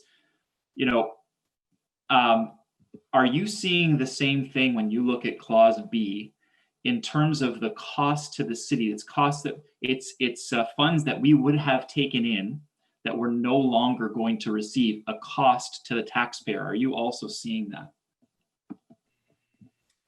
Absolutely. When you do a cost benefit analysis, you have to take into account what your opportunity cost is, or what you could have been doing with that land if it hadn't been with OSEG. So we gave use of that land to OSEG to build this because that was our part of the partnership. Repeatedly through the document, it talks about how we don't have equity in the partnership. We have a significant amount of equity in the partnership. We own that land, that's public land. And our return on giving them that land to use was that we would have these financial returns down the road once it had become profitable. And so there is a huge cost. It's just simply not being accounted for in this report. And that's very problematic. I have two other quick questions for you. One is that in looking at the financial statements that the city, OSEG, and the Landsdale Partnership files, it appears that there is money being made, but after depreciation, after the write down of assets, there's an operational loss on those financial statements. But if you don't take those, generally you're seeing either a break even or a bit of a profit made before all those other write downs occur. And so those write downs that have been occurring have been going into equity for OSEG. It's an operational loss, and it then gets back into equity and is supposed to earn 8%, not compounding, but it earns 8% on their equity. I'm just wondering, in terms of the financial instrument, I mean, that process, is that something that is viable? Is it something that we should be looking into in terms of this extra equity that's going back into the deal, and how viable it is in the future? That's a great question. And I think we would need more information to be able to answer that question. I think what it does speak to, though, is that we do have to be clear if we're trying to help them manage through a pandemic, and we want to help them manage their cash flow costs, right? We want to actually help them be able to make ends meet in real terms. And we're less worried about what their actual profit line is when you include depreciation. And so the data that we have available to us should be, is this $4.7 million that they're going to be pulling from this fund, is that going to be enough to help them manage their cash flow costs through the recession, and not worry as much about the depreciation and how that accounting lines up? That's a good point. The other one I wanted to make, the other piece I wanted to raise with you as the last one, is around the difference in today and what the waterfall produces versus what would happen with the recommendations. So today, based on what we have as a steady state, we have a $0 return to the city at the end of the waterfall. With the recommendations in front of us, it looks like, and I'm going to clarify with staff, but it also looks like we'd have a $0 return at the end of the 10-year extension for the city itself under the waterfall.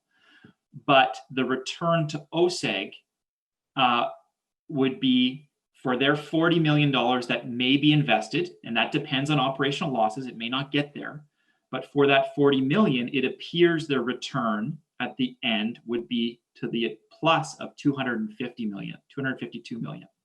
So for putting in 40 million now and adding that 10 years and the other recommendations that are in there, it appears that that 40 million will work out to, with the 8% interest, et cetera, to another $250 million at the end of that 10-year extension. I'm just wondering your thoughts on that. Right. So this is quite common in public-private partnerships where the private partner has been guaranteed some return on their investment, but the initial project is sold as the private partner is taking on the risk, right? And so they should be rewarded for that risk. But what happens is what happens here, where the football team is so important to the city that we're willing to go to extreme lengths to prop up that private return and not consider what it's costing us. And so effectively what these changes, the 10-year change, the change on rents, effectively what that is doing is ensuring that there is a profit for the private partner in this. And it's at the expense of a return to the city.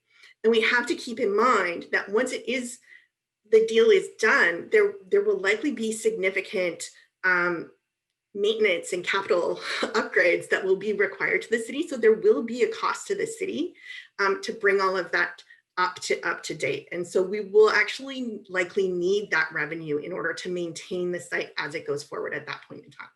Thanks very much. So that's the problematic part, is that we're making these decisions to guarantee the profit at the expense of foregone revenue. Thank you very much for that. And I'll yield my time now. Thank you. Councillor Deans, please. Thank you. Just a short follow-up, and thank you for being here today, Angela, because it's very insightful to hear your perspective from an economist perspective. I really think I wanted to ask very similar questions to what Councillor Menard Councillor Menard asked, but I've been trying to understand the value, and maybe you can't monetize that value for us, but I would really like to know as close as possible what this is costing, because we heard at the beginning this morning, we heard lots of statements from officials saying that this is not costing the taxpayers a dime. And I look at these statements and I agree with those who say foregone revenue, or time equals money. So if you extend 10 years, there's a value to that. So how would we go about monetizing what the value of this ask is? Thank you. That's an excellent question. And certainly it must have value to the private investors, or else they wouldn't be asking for it, right? And that value is the return that they expect to get on the investment at the end. And so we certainly can make guesses about the value, but again, because of the long-term nature of the agreement, because we're locking ourselves in the middle of a pandemic instead of waiting till we know more, any estimates are going to be highly uncertain. But just all that we know is that we certainly would be losing significant revenue when the agreement is over. Conversely, we can't sort of estimate the lost value to the municipality as well, because there's so many unknowns currently at this time in the middle of a pandemic and 30 years out. Exactly. Yeah. Thank you. Thank you. Okay, thank you, Councillor Deans. Next, we have Joe Wood. Is Joe Wood here? You can just unmute yourself there. Okay. Can you hear me now? Yes, the floor is yours for the next 5 minutes. Okay. Yes, it was very gratifying to hear all the testimonials we had today to the value of the OSEG and the sports teams and so on. And as a member of the Lansdowne committee that's been working with OSEG to try to help with suggestions, I feel quite clear that there's no one who's spoken here today who doesn't want to see Lansdowne succeed. And that the main obstacle here is the speed with which this is being done, the uncertainty of some pieces of it, the fear that not enough is being considered. Let them have the short-term loan, but then let's take some time on the rest of it, because getting an auditor's report one day before the meeting of the full group, who will already have your recommendation in hand, is not enough time for real good due diligence. At least it wouldn't be for me. I'm not someone who understands economics very well. So I think the smart solution is to today go ahead and give the short-term help that they desperately need, and then start a process with the groups to look for solutions, give enough time for people to really understand the implications of the longer term, if that is needed around the loans that will be due for OSEG in 2 years. Surely we could be doing this with much more information in another year. I think that fear that people from the old Friends of Lansdowne would actually try to block this thing, you can see is not true. We're just trying to make sure that it's done in the most profitable way for the city. So that's all I have to say, really. Thank you. Thank you very much, Ms. Woods. Mm-hmm. Next is Frank Johnson. Is Mr. Johnson here? Yes, I'm here. Thanks. Mr. Johnson, you have 5 minutes. The floor is yours. Thank you for participating. Thank you, Mayor. I'm a business owner. I have lived and worked in the glebe for 35 years. And while running an oceanographic company, one of the community projects we undertook was the rescue and restoration of Irene's Pub as a venue for live music and a local gathering place. And we have to admit that that business has benefited considerably from the rejuvenation of activity at Lansdowne. So thank you for all your reports and for the undoubted enthusiasm for Lansdowne. We've heard that several times today. Steve Kanellakos and others clearly identified that some of the other options you considered and then moved on from. But what my concern is about one issue that has been mentioned, but may not have been thoroughly examined. And that is something which has been hinted on several times. It's the prognosis for the retail component of the park. We have all heard that COVID-19 has precipitated the proposals that are before us, and there is no doubt that nearly all businesses and families in the city have been impacted by COVID-19.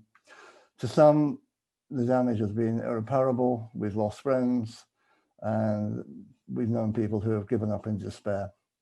There are others, many other business owners that are considering ways to get out of what was their livelihoods, their dreams, and it's now a millstone. Notwithstanding the extreme burdens that are faced by OSEG, there's no doubt that any perceived preferential treatment for Lansdowne would create consternation in the general public. And even the alleviation of terms of the P3 could be considered in that way, as we've just heard, whether financially or assistance in kind or a postponement of benefits to one partner or the other. But to get back to the real concern I have, big box retail at Lansdowne was already in difficulty before this pandemic. The demand for large stores and cinemas is in decline, and we need to admit that the pandemic has made that decline terminal.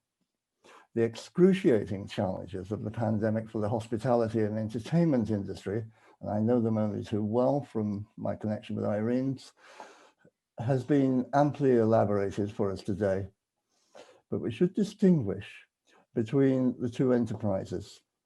Retail, as currently configured, is not a major tourist draw at Lansdowne Park. Retail is not a major draw for the tourist at Lansdowne Park, nor will it boost the post-COVID recovery of that park.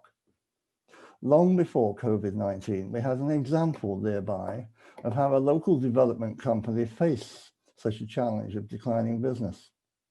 Minto owns the award-winning, or what was then the award-winning community asset called Fifth Avenue Court, and it decided to demolish it and replace it with housing. This was done to improve their bottom line, and that, as we've heard today about Lansdowne, is paramount for any viable business. So my question is, does the partnership recognize the terminal condition of the white elephant that it has in the retail components at Lansdowne? And is FEDCO willing to recommend to Council a similar drastic change in course to that which was enacted at Fifth Avenue Court? And if it does, what are the alternatives? Could we even contemplate the demolition of grim, empty buildings that stymie the development and potential of public spaces at Lansdowne? 1 minute. And we know that the stress of COVID isolation and an abundance of green space is necessary for mental and physical well-being. Will the city expand the public green space and write off the loss of retail components and focus on sports and entertainment? And that's my question. Thank you very much for listening. Okay. Thank you very much, sir. Councillor Menard has a question to you. Yes, just very briefly. Thank you, Frank, for being here and for all your service with Capital Ward and small businesses in our area here. You've served a lot of patrons very, very well. In terms of the retail at Lansdowne, what would you suggest? What is a change? Because there's going to be a working group formed potentially, it looks like. So what would you suggest that could have been better and could help improve the situation?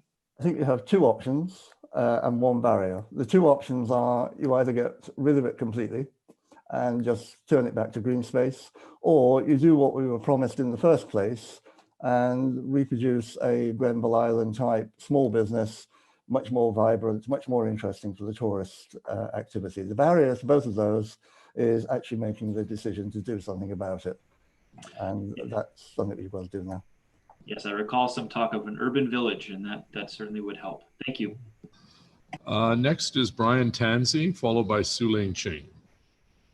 Brian Tansey on the line. Is Brian there? Yeah, I'm here. Oh, there you go. Okay, Mr. Tansey, you've got 5 minutes, and thank you for your input. The floor is yours. Thanks very much. Is Mark Gowdy still around? He is. Okay, He's listening in. That's fine. So I wanted to start by thanking Mark for bringing it all into a very clear position for me, position of understanding, because we're in a complex situation. And Mark said the other night when we had our 200 people meeting with him, that I think he actually was quoting somebody else, but he said the name he put on the process that resulted in Lansdowne was an irrational exuberance. So let's say that that's a pretty good, that pretty well brings it together, that how did this deal get made in the first place? Well, let's just say on the positive side is it resulted from an irrational exuberance. Okay, so now that makes me think of a couple of teenage boys going out for a couple of beers, and one hands his beer to the other one and says, here, just hold my beer while I try this. And then this, whatever it is, and it doesn't work. So here we are, we're 8 years later. We've learned we're all adults now. Can't blame it on irrational exuberance, not the next stage anyways. It's pretty obvious to me, I've waited because I'm in number 40 here. It's pretty obvious that we need to wait for the audit. It doesn't even make sense that your committee, FEDCO, never mind full council, doesn't have a copy of this audit 2 weeks before. This does not fit. In fact, it makes me think something funny is going on here. How come the only full council is getting the thing a day or two before they meet? and you've already made your recommendation, as Joe Wood said. Second thing is that in the short term, I don't have a problem with this. I live near Lansdowne. I do enjoy the site with, especially with my youngest grandson. It's great, but it's really not what we were promised. And it's obviously failing, as Frank Johnson has just said. As a retail, it was failing before COVID. Pretty obvious. You can see all the places closed and failing. So yeah, when you project forward, where are we going to be? Well, it's obvious we should not make any long-term deal until we have the audit and we have the working group working and looking at all the possibilities, including what Frank Johnson has just talked about. And I just don't understand the rush. There has to be something else to explain the rush and the fact that the team that's supposed to be getting this stuff months before didn't get it until last week. Why? What is the rush? That's all I have to say. Okay, thank you very much. Next is Su-Ling Ching, followed by Miranda Gray. Su-Ling is the president of the Ottawa Board of Trade. And there she is. Hello, Su-Ling. Hi. Thank you, Mayor Watson, and to city councillors for the opportunity to present. The Ottawa Board of Trade is an independent, not-for-profit, non-partisan organization with a mandate to advocate for businesses in the Ottawa region. Our businesses include all sectors, all sizes, and represent a broad range of employers. Our mission is to create prosperity by cultivating business and community growth.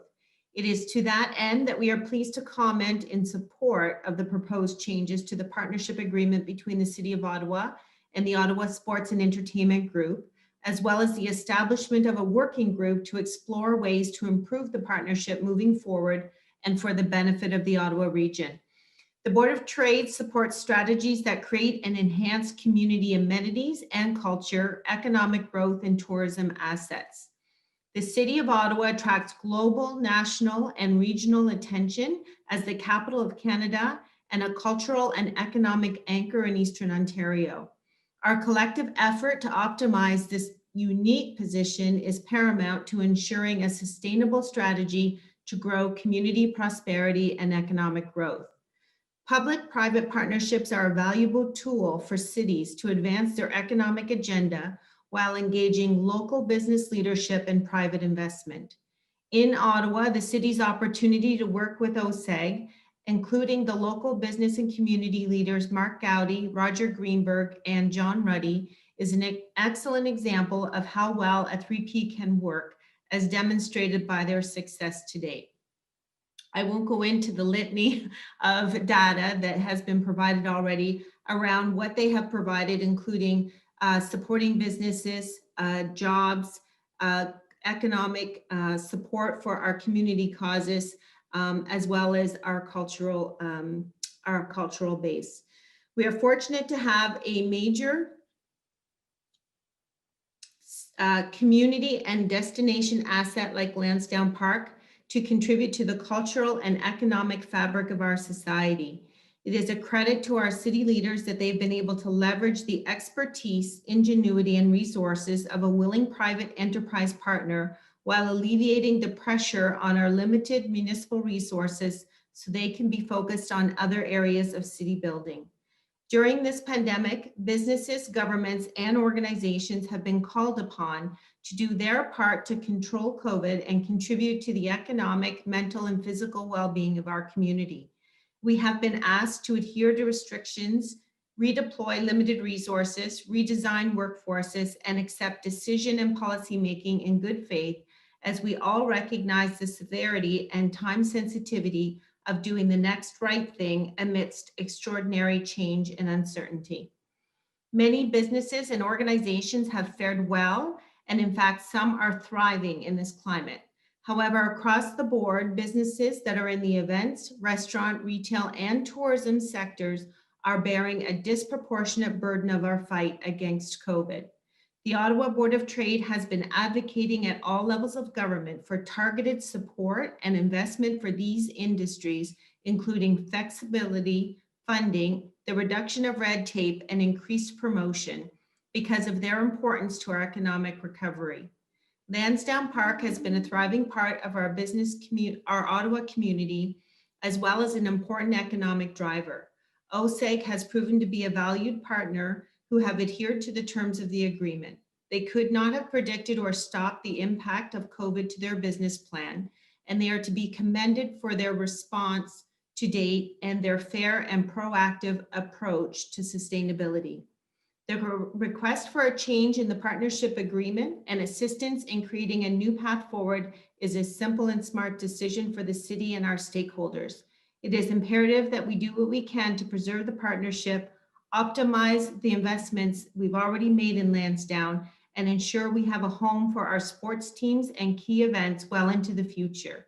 Lansdowne is a cultural and economic hub that we cannot afford to lose.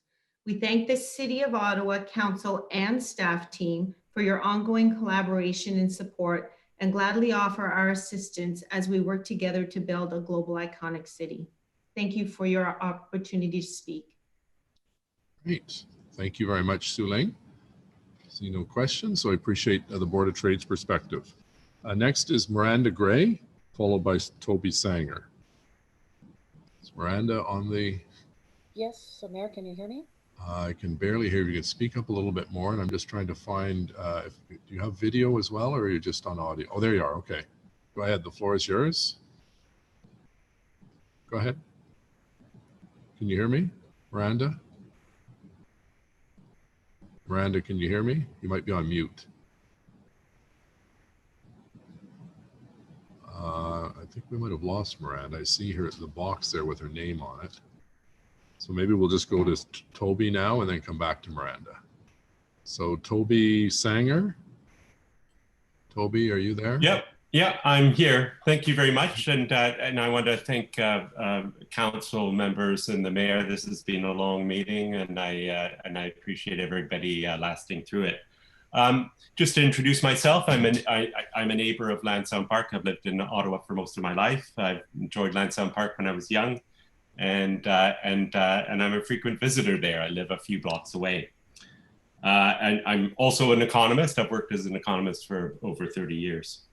I attend sports events, football, hockey, soccer, music at Lansdowne Park. I shop there about once a week and particularly enjoy the city-run aspect of it, which I think, and I wanted to congratulate the city. The urban park aspect of it has certainly exceeded expectations, and I think it's been a tremendous success. So the city has done an excellent job on that. However, the retail side, I think a number of people saw this coming. It's largely, there's a lot of big box stores. It's been a disappointment. It's been a disappointment in terms of what it offers to the people of Ottawa and the neighborhood. It's not particularly imaginative in any sort of way, mostly chain operations. And I think it's been a disappointment financially as well, as Roger Greenberg and others have admitted. There have been a number of closures, and its future is certainly is uncertain with changes in the retail landscape. My concern, having gone through this report, is that trying to push through some long-term changes. Extending the agreement for 10 years and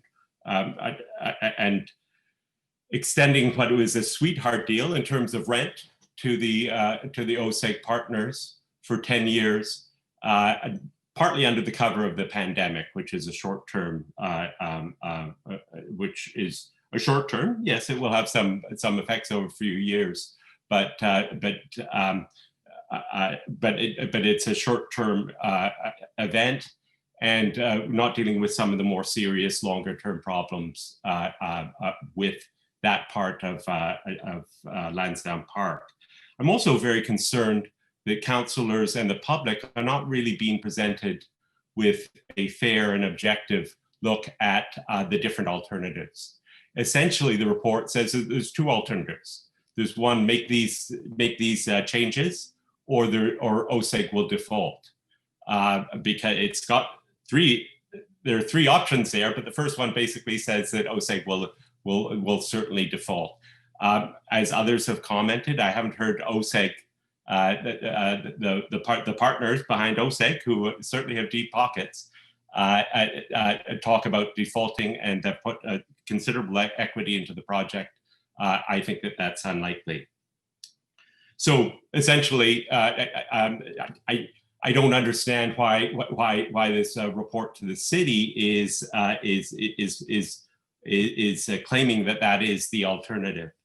I also take exception to the way that some of this has been presented, pretending that public funding or taxpayer dollars are not going into this or costing taxpayers a dime. I mean, as we know, hundreds of dollars of public funding has gone into the refurbishment of Lansdowne Park. And then also, I think it's quite disingenuous to claim that additional money is going there and to count the property tax revenues against the cost of the loan. We all pay property taxes for a wide range of public services. And to count that as revenues against the cost of the loan and to pretend that taxpayer dollars aren't going into this is misleading. The report doesn't adequately look at the costs and different alternatives. As far as I'm concerned, previous people have talked about this. A number of the other presenters, I think they made some very wise suggestions. That yes, we can deal with some of the short-term problems, but let's not make some longer-term changes to the deal just to deal with that. And I really do think that councillors and the public deserve a fair and objective look at the different alternatives, rather than what really looks like a selling job on this, to push through this particular set of packages of changes which were proposed by Roger Greenberg early on. I do think, pardon me? Sorry, your time is up. You can just wrap your final thought up there. And okay, yeah.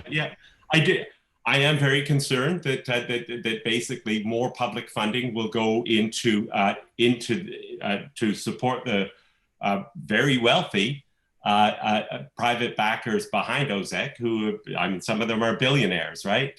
While we're not funding other services, including some of the homeless people that I also see when I visit Lansdowne Park.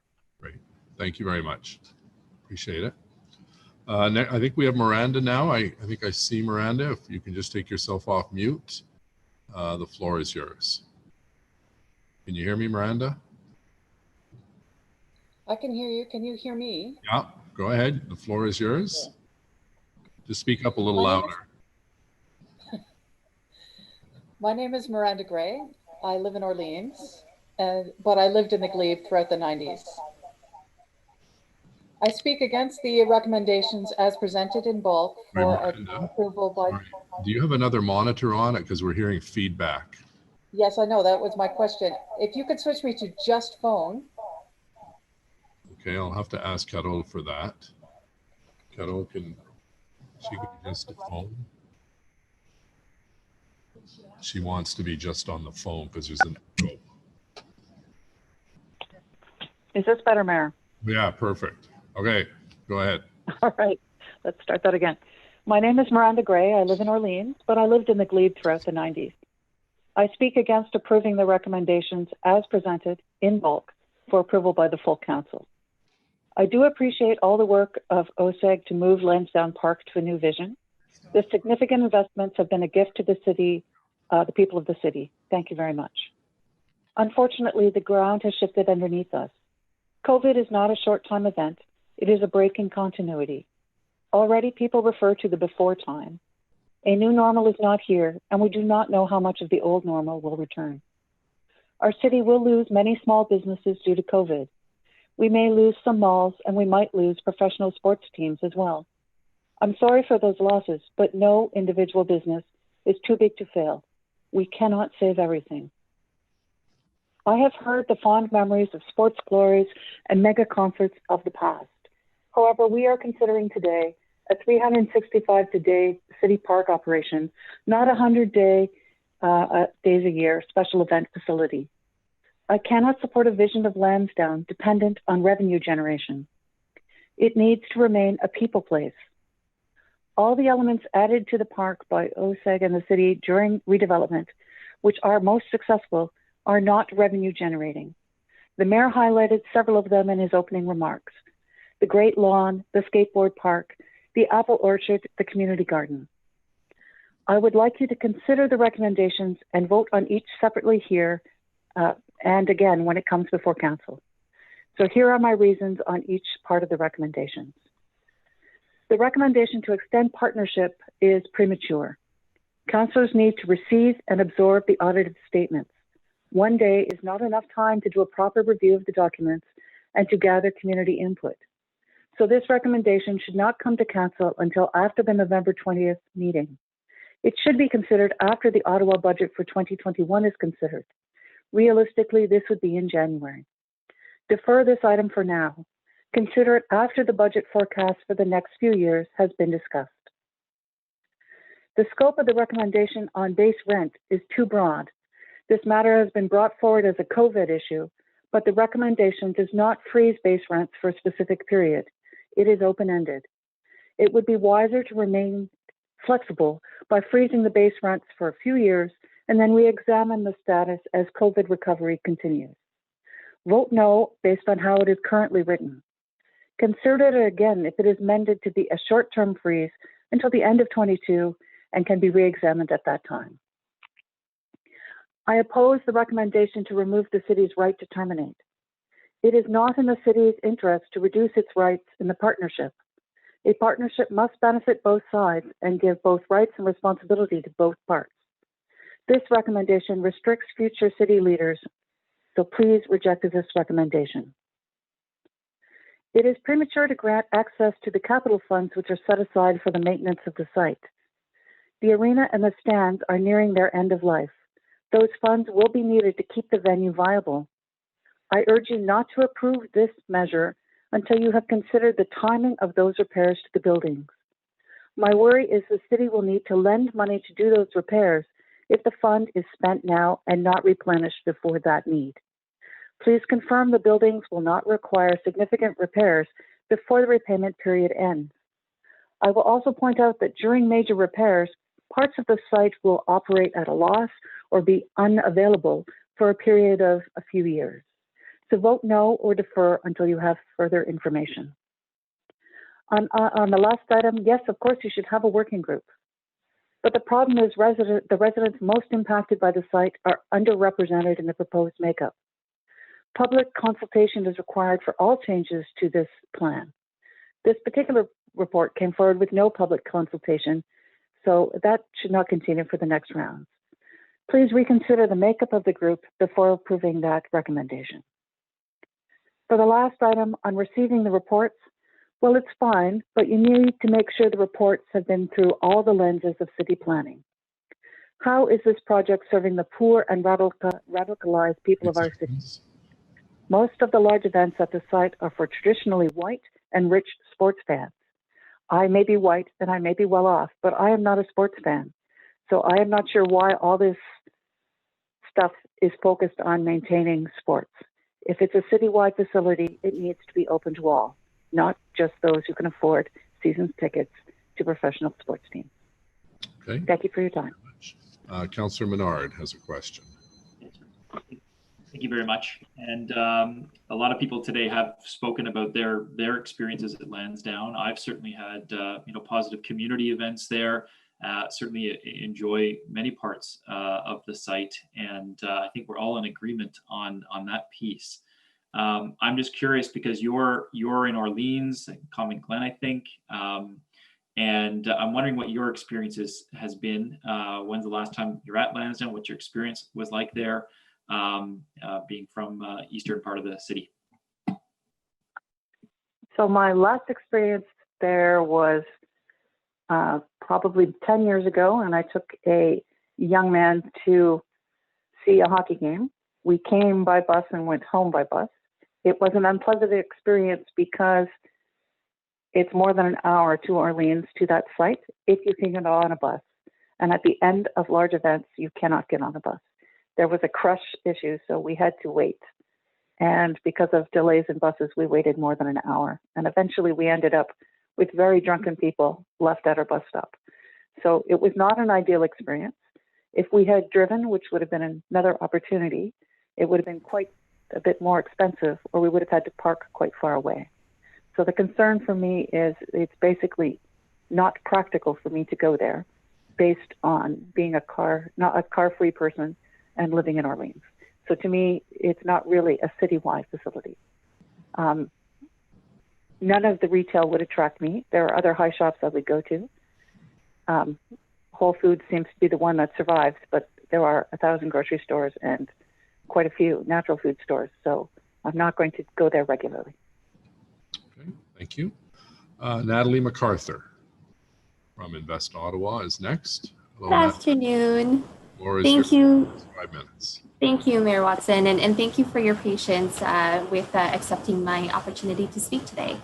I'm going to center my testimonial just around the kind of work that we do at Invest Ottawa with the knowledge-based economy and a recent opportunity that we had to host an event at TD Place in February of last year.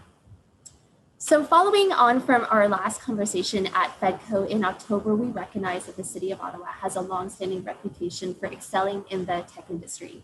For decades, Ottawa has been a global leader in the telecommunications technology industries, and our capital city is one of the hottest and most diverse tech hubs in North America, with expertise in SaaS, artificial intelligence, automotive vehicles, 5G, cybersecurity, digital media, biotechnology, and more. Now, despite the stark realities brought on by the COVID-19 pandemic, the Canadian digital economy remains remarkably resilient to the current crisis. Due to the increased demand for digital services and the ability of many digital economy employees to work remotely, the COVID-19 crisis has actually led to an increase in the digital economy's share of total employment. Between February and June of 2020, employment in the Canadian digital economy jumped from 10% to 11% of total employment.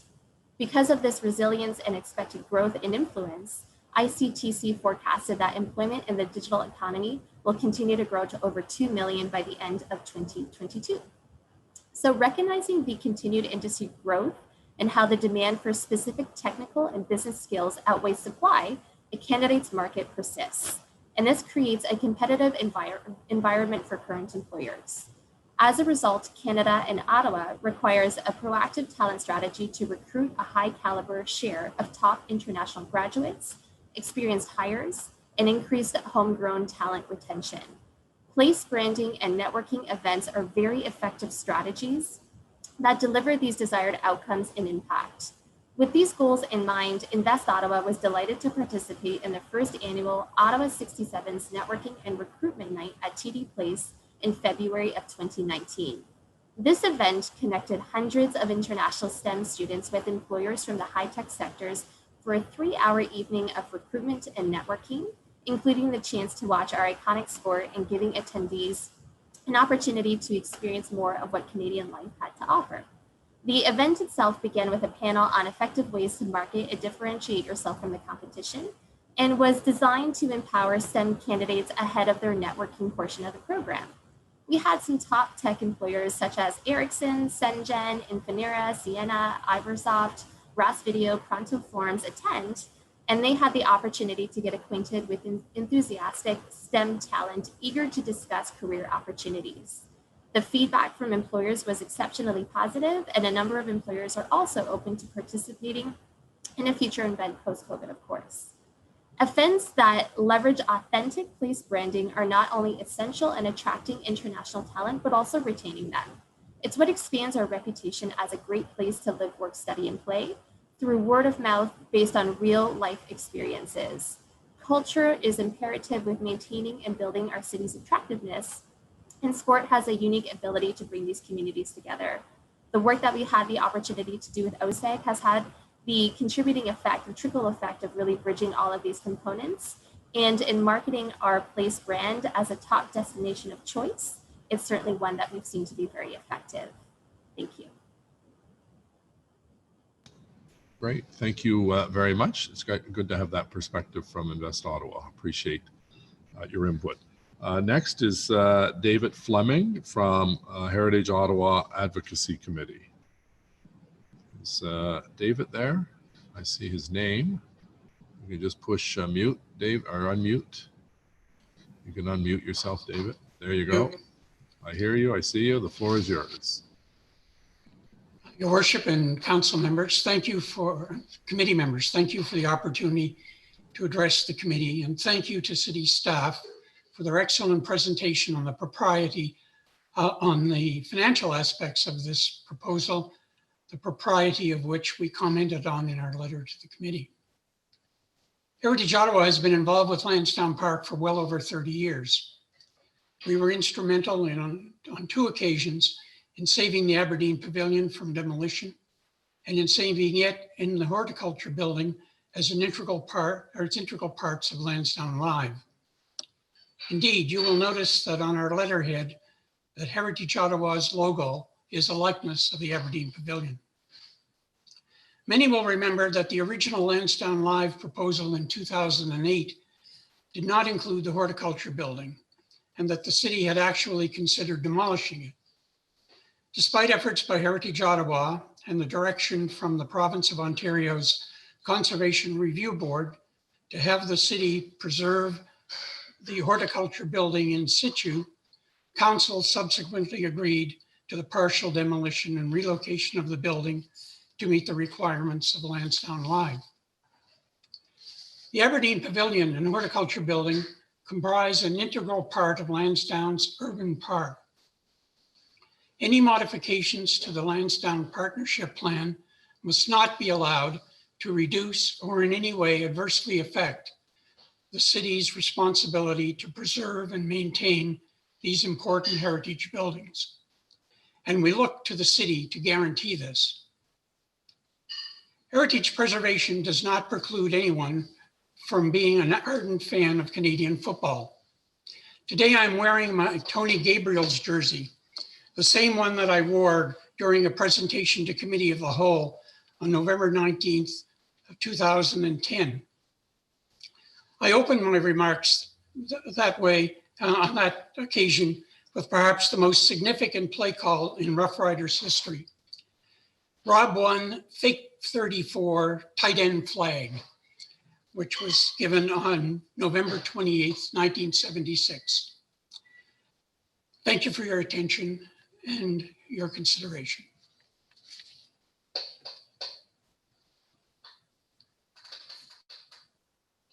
You're on mute, Mr. Mayor. Thank you, David, and continued good health to you. All the best. Next is John Dance from Old Ottawa East. Is John here? I don't see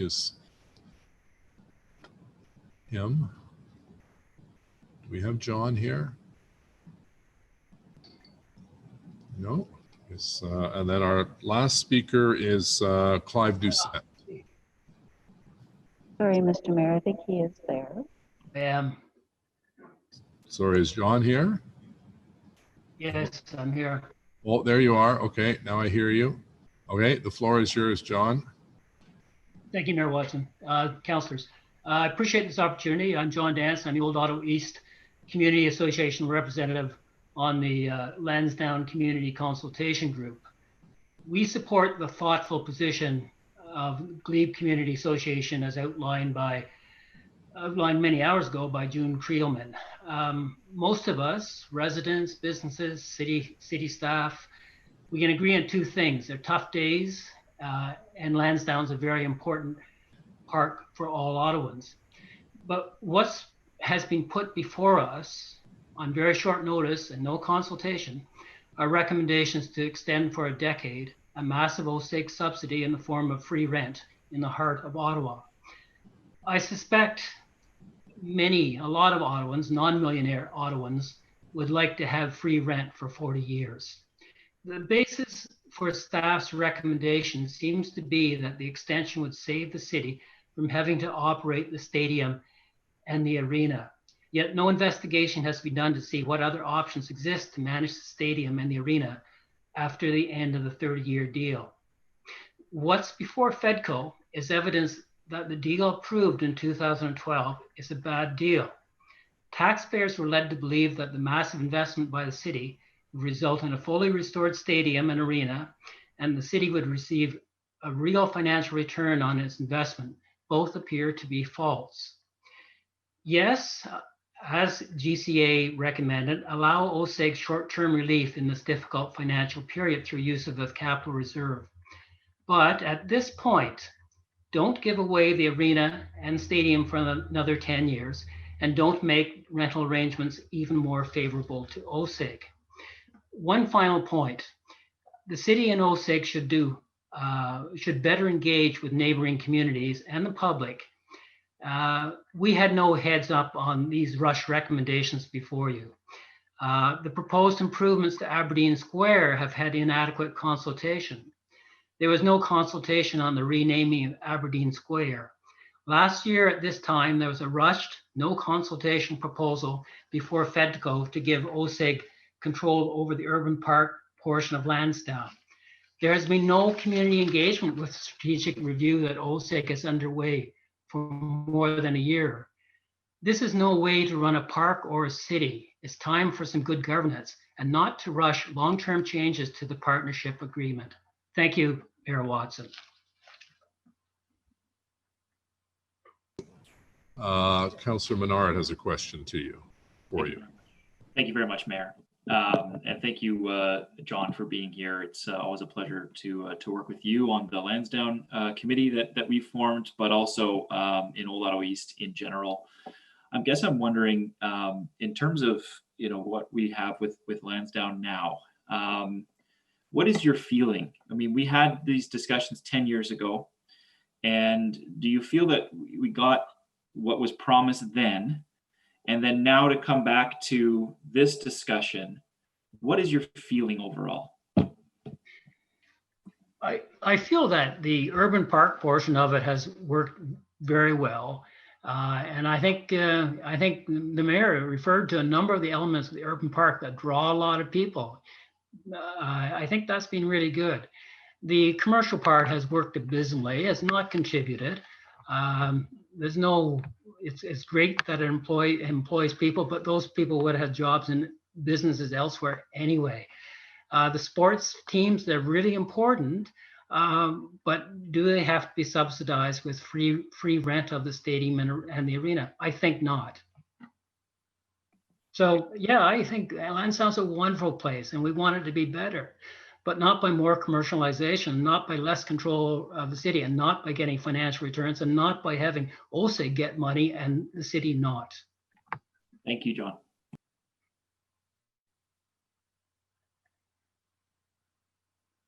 Thanks, John. So, John, and last call for Clive Doucette. Is Mr. Doucette on the line? No. Okay, so we'll now go to questions from to staff. We'll go through Fedco members first, and then other members. Point of order, Mr. Mayor. Councillor Deans.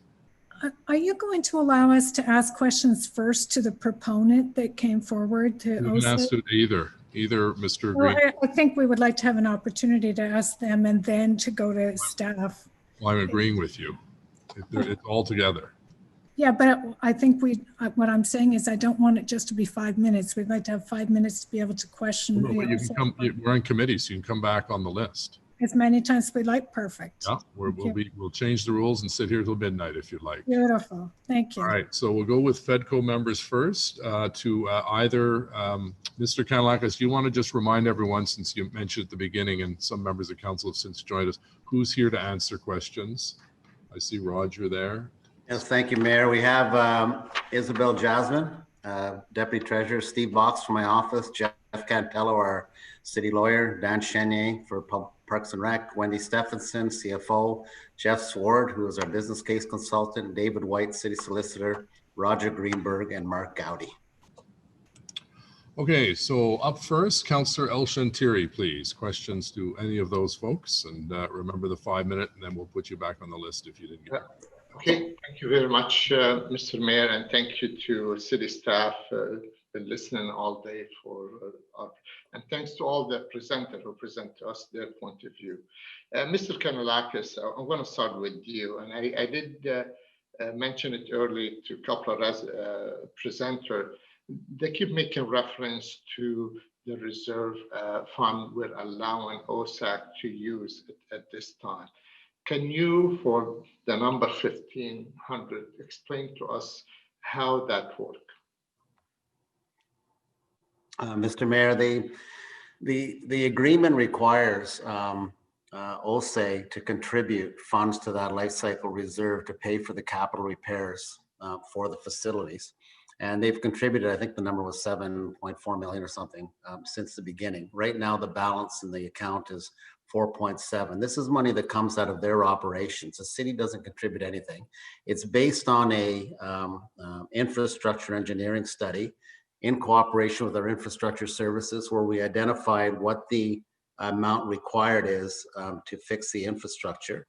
And as Isabel Jasmine, our Deputy Treasurer, noted, is that it's not a straight line spend. It's not like, you know, every year an equal amount comes out to fix the repairs. It fluctuates. Some years you have very little repairs, and some years you might have a couple million. It comes out in spurts and spats.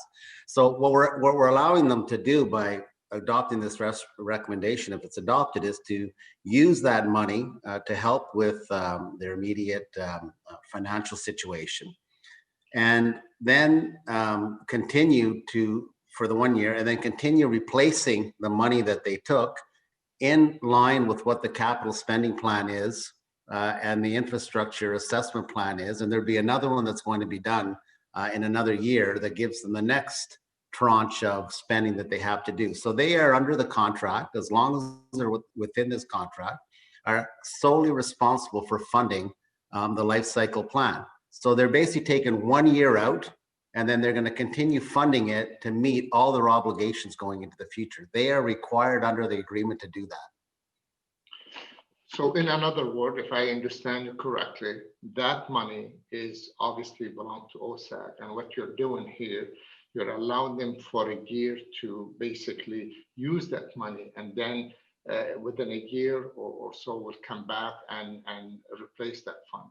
But that money, whether we allow them to, it's not going to anywhere else. It cannot be going out if OSAC comes to the city general tax coffers. Is that, because that's what we heard some people saying, why don't we use that money for something else?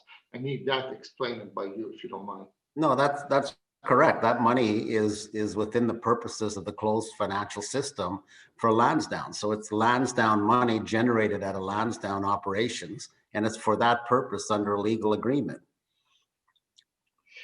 My other question is, but let me ask you before I go to Mr. Greenberg. So some member of the small business, I was taking note, small business community have raised concern that staff's report could be bonusing. So my question is to the city manager, is this bonusing to OSAC? Like, I mean, how will you describe it in another word, what we are trying to do here? Because some people say we are rushing, we should take our time, we don't have to do it right now. I mean, obviously from a business perspective, if anything business need is a stability and a long-term plan to be able to continue their operation and their investment. From my understanding, and I stand to be corrected by you. Yes, we looked at that exact issue. Our legal services did, and this is not bonusing. And I'd like David White, our city solicitor, who was engaged in the last court decision that came down on Lansdowne regarding whether this was bonusing and whether this applies this time, to basically to give you a brief answer. David.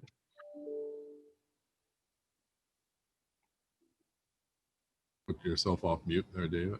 Yes, Mr. Mayor. Of course, the original Lansdowne case is probably one of the seminal decisions on what constitutes bonusing in the municipal context. And like this, and like it did in that instance, the question is, what's the deal overall? You don't kind of parse it out and look at individual components of it. So when we look at this is a relatively minor adjustment. of what is an overall kind of complex agreement, and really just to account for the changes that have taken place as a result of COVID, and really just to kind of facilitate the partnership moving forward. So from our perspective, no, this is not anything that's prohibited under the municipal act. Okay, and Mr. Mayor, you said we can ask the OSAG as well. So since I still have some time, Mr. Greenberg, you heard earlier some of the folks saying you're not obligated to keep the team beyond 2021. And being one of the few councilors still on council from the time early negotiation and what's been brought to our city and the overflow of the business of those teams being located in the park, what would you say to those residents? And I know you're not obligated, I understand that legally, if there's no business plan, you don't have to continue, but I like to hear from you. Well, thank you, Councillor, and thank you for the opportunity to clarify this. When this was originally discussed back in 2010 to 2012, the city was faced with the prospect of building new south side stands and investing a considerable amount of dollars into the project, and correctly wanted to know, well, we want to have some kind of guarantee that the team is going to play for X number of years if we're going to be putting in a lot of dollars, notwithstanding that, as you know, the dollars are covered by the realty taxes that were generated by the development. And so we all agreed at the time that it sounded like a reasonable length of time to have an 8-year minimum time horizon for both the 67s and the Red Blacks. I'm not even sure if they were called the Red Blacks then. I think it was probably just the football team. So that was a fair arrangement at the time, and that's what we committed to at that time. I think it's clear today. I mean, the Red Blacks and the 67s are at the heart of the redevelopment. If we weren't, going to have those two teams there, then like, why are we doing this? Why are we doing the whole thing? So they're central, and they're a key part of our business plan. We have absolutely no plans to move them or consider relocating. We want to get through the disappointment that we had that you heard earlier about the team not playing, the Red Blacks not playing this past season, and 67 shut down. We're anxious that they get back as soon as we can under health regulations for both the players, the coaching staff, etc., and the fans in the stands. We want to get back and play as soon as we possibly can. It's core, it's central to what we're trying to do. And what would you say, Mr. Greenberg, for some of the presenter asked why you want it today, why you're asking today for the 10-year extension on the lease, not wait another year or so? Can you explain to us why you want it today? Absolutely. Councillor, we as I explained to you earlier in my remarks, when we appeared before this committee last year, the expectation was that we were going to have a cash flow break-even situation in 2022, and we were going to start generating cash and start getting back the immense amount of money that we've invested in this project. It's climbed, as you know, from the original expectation of $30 million to close to $150 million as a capital investment in what's been taking place. Those expectations have changed dramatically, and we're facing some serious challenges in terms of it's now a $40 million further investment, a swing of $55 million from what we expected. We have a major mortgage coming due in a couple of years. And so the balance that we had in 2012 when this agreement was struck, through no fault of any of us, but through circumstances that we find ourselves in today, that balance has shifted. It's no longer there. The changes that we're asking are ones that we feel are absolutely necessary to give us confidence to say, let's put in another $40 million into this venture, as opposed to not. And so we've come to you as our partner. We're asking you for help. It's very, very simple. It's very straightforward. And that's why we're saying, we've requested some what I consider to be modest changes. The city has studied it extensively. They presented you with a report that goes into all of the pluses and minuses. I'm not sure what there is more to study. Okay. And Mr. Kanalax, if we can come back to you, and you're recommending, I believe, 5 councillors or group of councillors to be on a working committee, and then can you explain that again?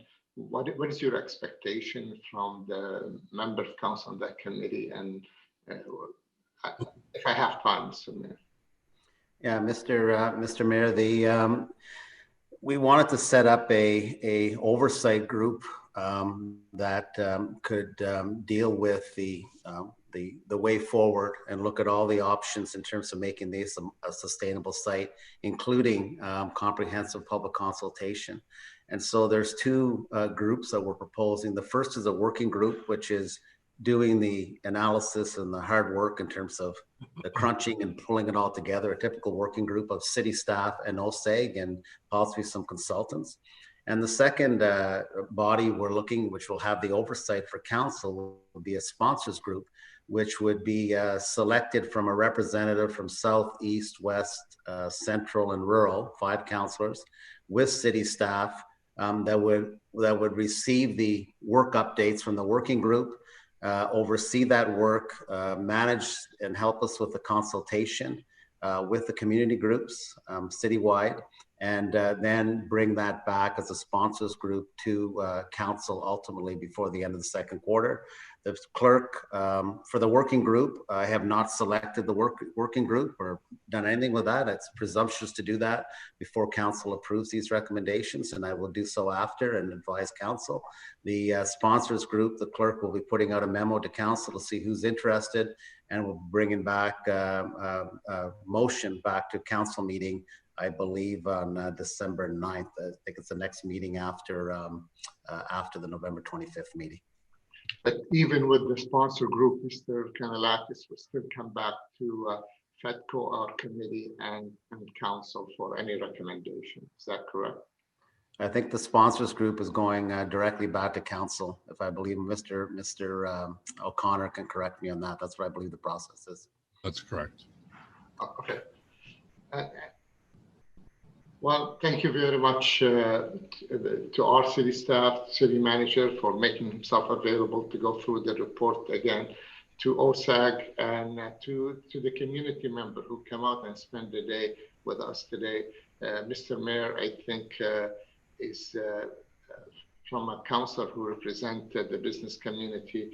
I have to tell you, anything we can do to continue supporting our businesses, our community. You heard from the Glebe BIA Executive Director, Mr. Andrew, how changed the revival of Lansdowne Park did to the community. So with that, I'll leave it at this point. I'm not sure if I come back for another question, but I'll let my colleague have a chance. Thank you, Mr. Mayor. Thank you, Councillor El-Shantiri. Councillor Harder, please.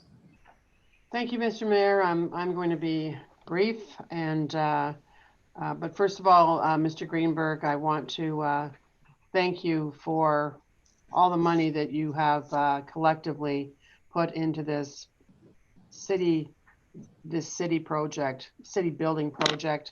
I can tell you that I'm sure I will get some input from the 70,000 people I represent.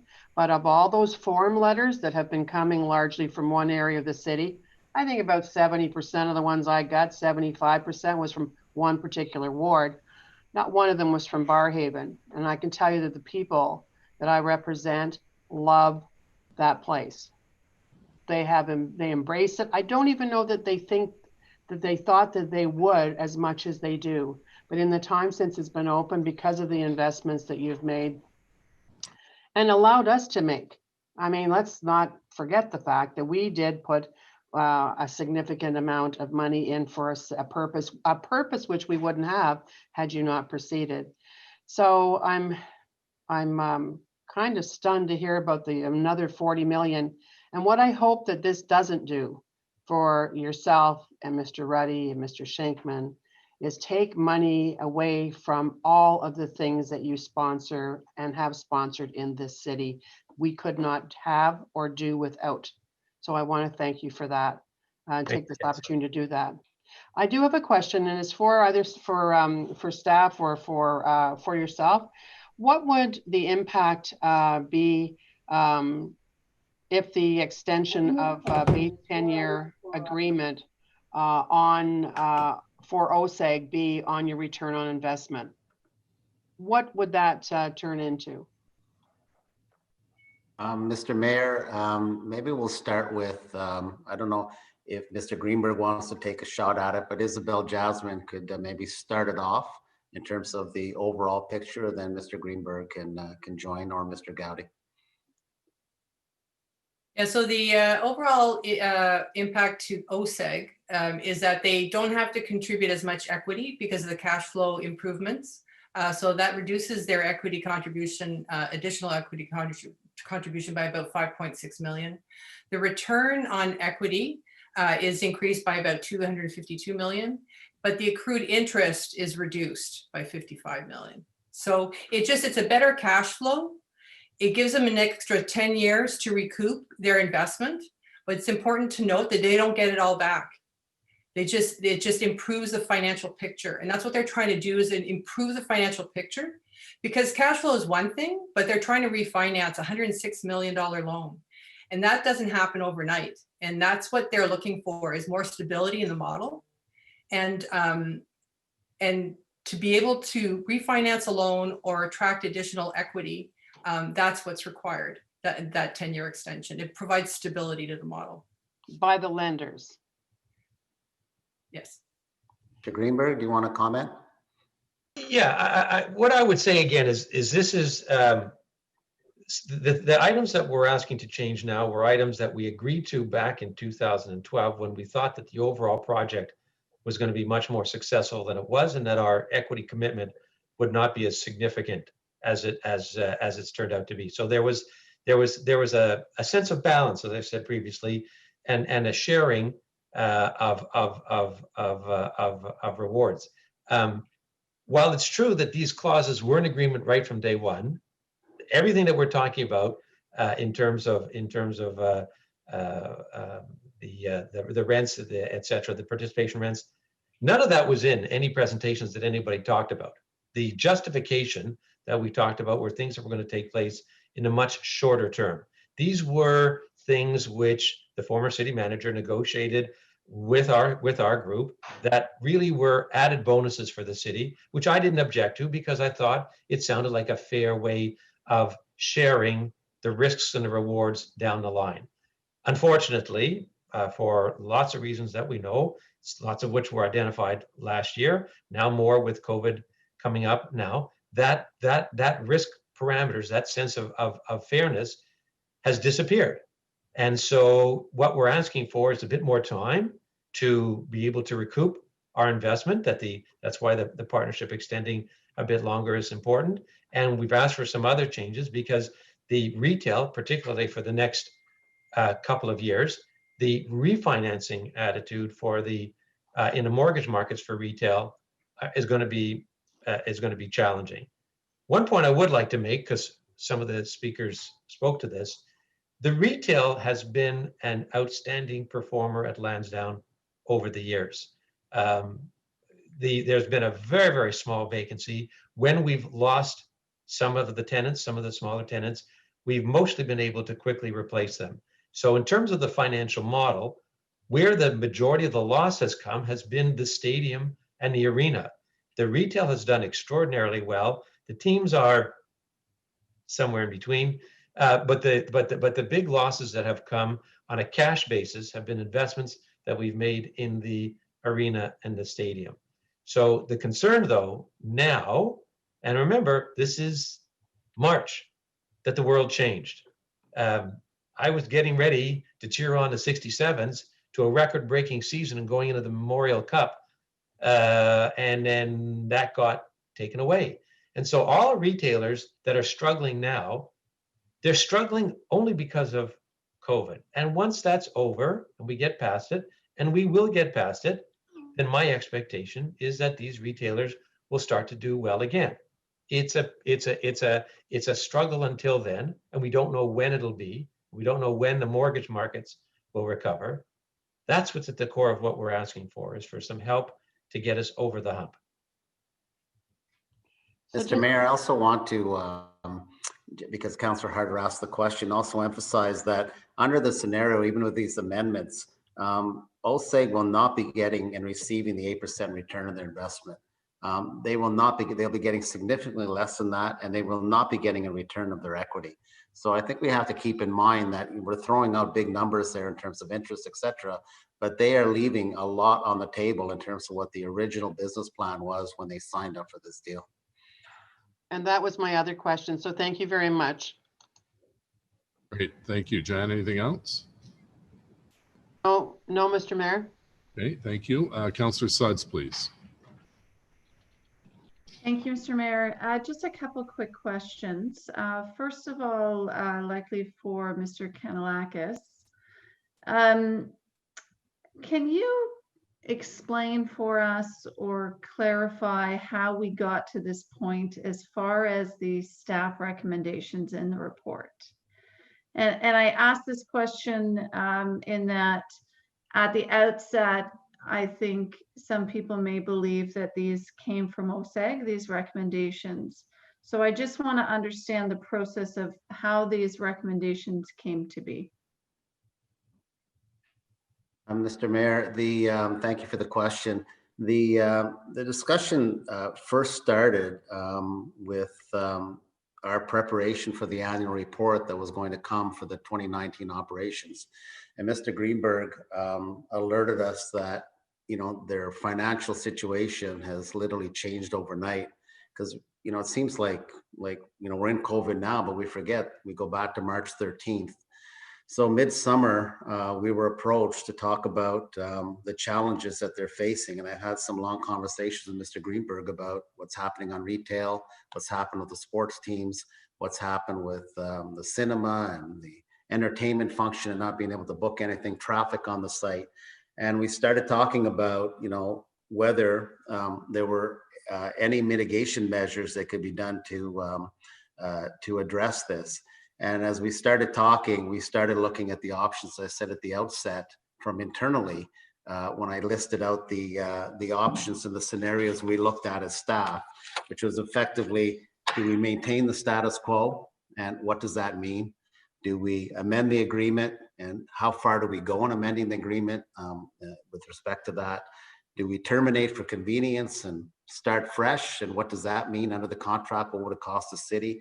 And we also looked at, and I wanted to look at, even though Mr. Greenberg never mentioned this, what would a default scenario look like? Because from our perspective, the amount of money they've invested in it without any further help for them to have a little bit more time to get on their feet, we have to be responsible and look at that possibility, because I can't put myself in Mr. Greenberg and his partner's shoes, but there's a business decision they ultimately have to make about how much more money are they prepared to invest in that site without any possibility of return. And so based on that, and we're looking at the 4 scenarios, internally we landed in the notion that we have to amend the agreement. And then we started having conversations with OSEG, as partners do, about what kind of amendments would make most sense. And the ones we landed on are the ones that for us was not a cash infusion. We understood the scenario the city was in with all businesses in the broader community. And we felt that the best arrangement was to give them, and credit to Mr. Greenberg, they want time to be able to get on their feet. They want time to be able to, and they want to be able to reduce some barriers to attract more equity into their operations for the long term. And that to us was the best scenario, because the city was not in a position to invest additional dollars based on our own current financial situation. And I told that to Mr. Greenberg. So they were very forthcoming to say they're prepared to invest another $40 million over the next 5 years if they can get some help. And that was a critical piece, a turning point in the development of the recommendations that we talked about and mutually came to a consensus on. Okay. I have to think then that what we have before us, as you've said, has been months of work, but were there other scenarios or options on the table throughout this process which were dismissed by yourself and your team, Mr. Kanellakis? Mr. Mayor, the 4 scenarios I gave was because as I mentioned earlier, we had to work within the Lansdowne Partnership Agreement. That is the direction and the approval that staff, that council had given us when this was approved.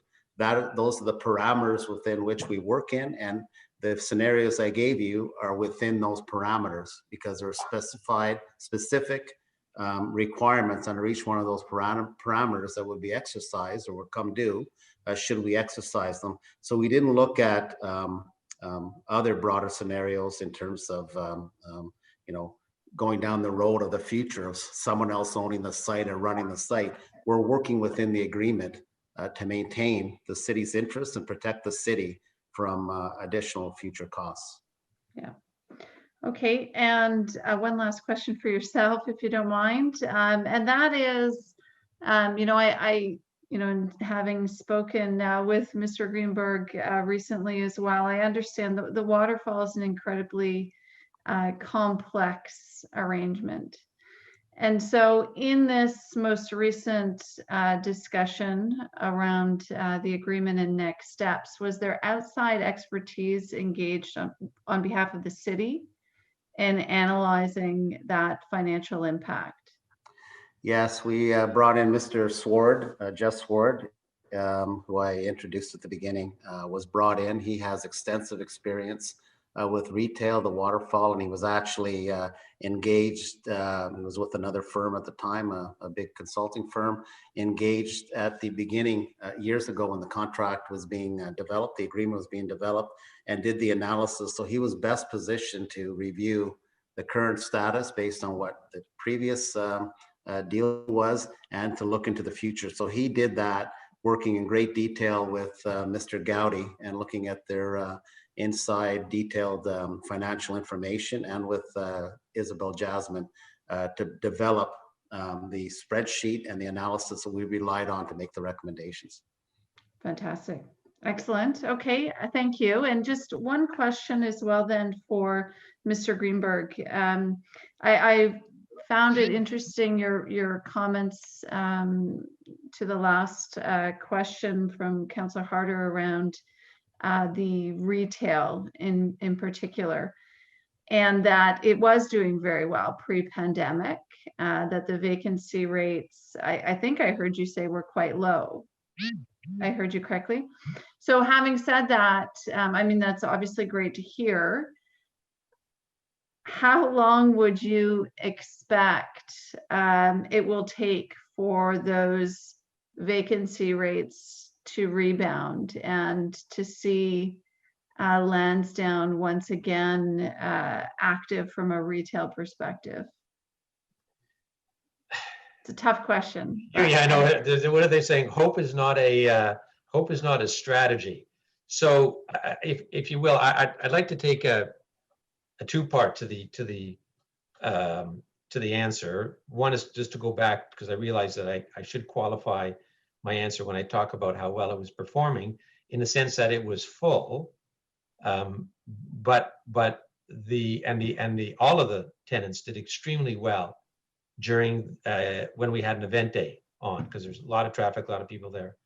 But as we talked at FEDCO last year, one of the significant problems that we have is that we're not able to attract enough 365-day activity for the retail, and so the retailers could be doing much better than they are doing right now. And that's a sort of and you always want to try to have a situation where you create the conditions for your retailers to do as well as they possibly can. So that's just a qualification on my previous answer.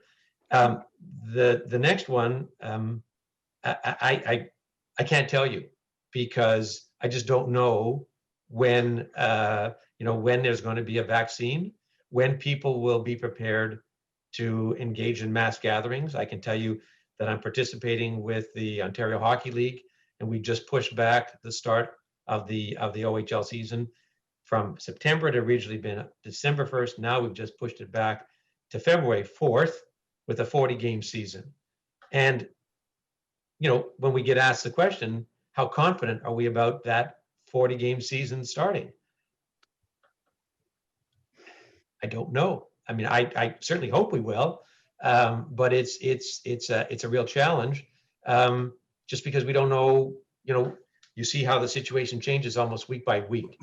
So I have a very strong belief that with the amount of money being spent worldwide on trying to come up with vaccines, and the progress that we've seen, and the testing that's being done, that the time will come sooner than later that vaccines will be readily available and everybody will feel comfortable again in time. But I can't tell you that that's going to be next week, next month, next year. I'm not a scientist. I can't do that. Fair. Sorry. No, I appreciate that candor. I think that certainly adds to the uncertainty around your operations and the agreement in entirety. So I appreciate it. I'll leave it at that. I'm sure my colleagues have lots of questions as well. Thank you, Councillor Suds. Councillor Dudas, please. Thank you, Mr. Mayor. I'm going to actually pose my questions based on the many comments, claims, arguments that have been put out publicly, because I think it's very important that as we're having this conversation, that not just we as councillors, but the public have all the facts in front of them so they understand why we make the decision we make. So I'm going to put to you, say, Steve, if you want to direct these questions as they need to go. Some of the arguments we've heard out there publicly, one of them is being that the city has not looked at what a nonprofit running Lansdowne would look like, and that this would be a more favorable option than the current arrangement. Right, Council.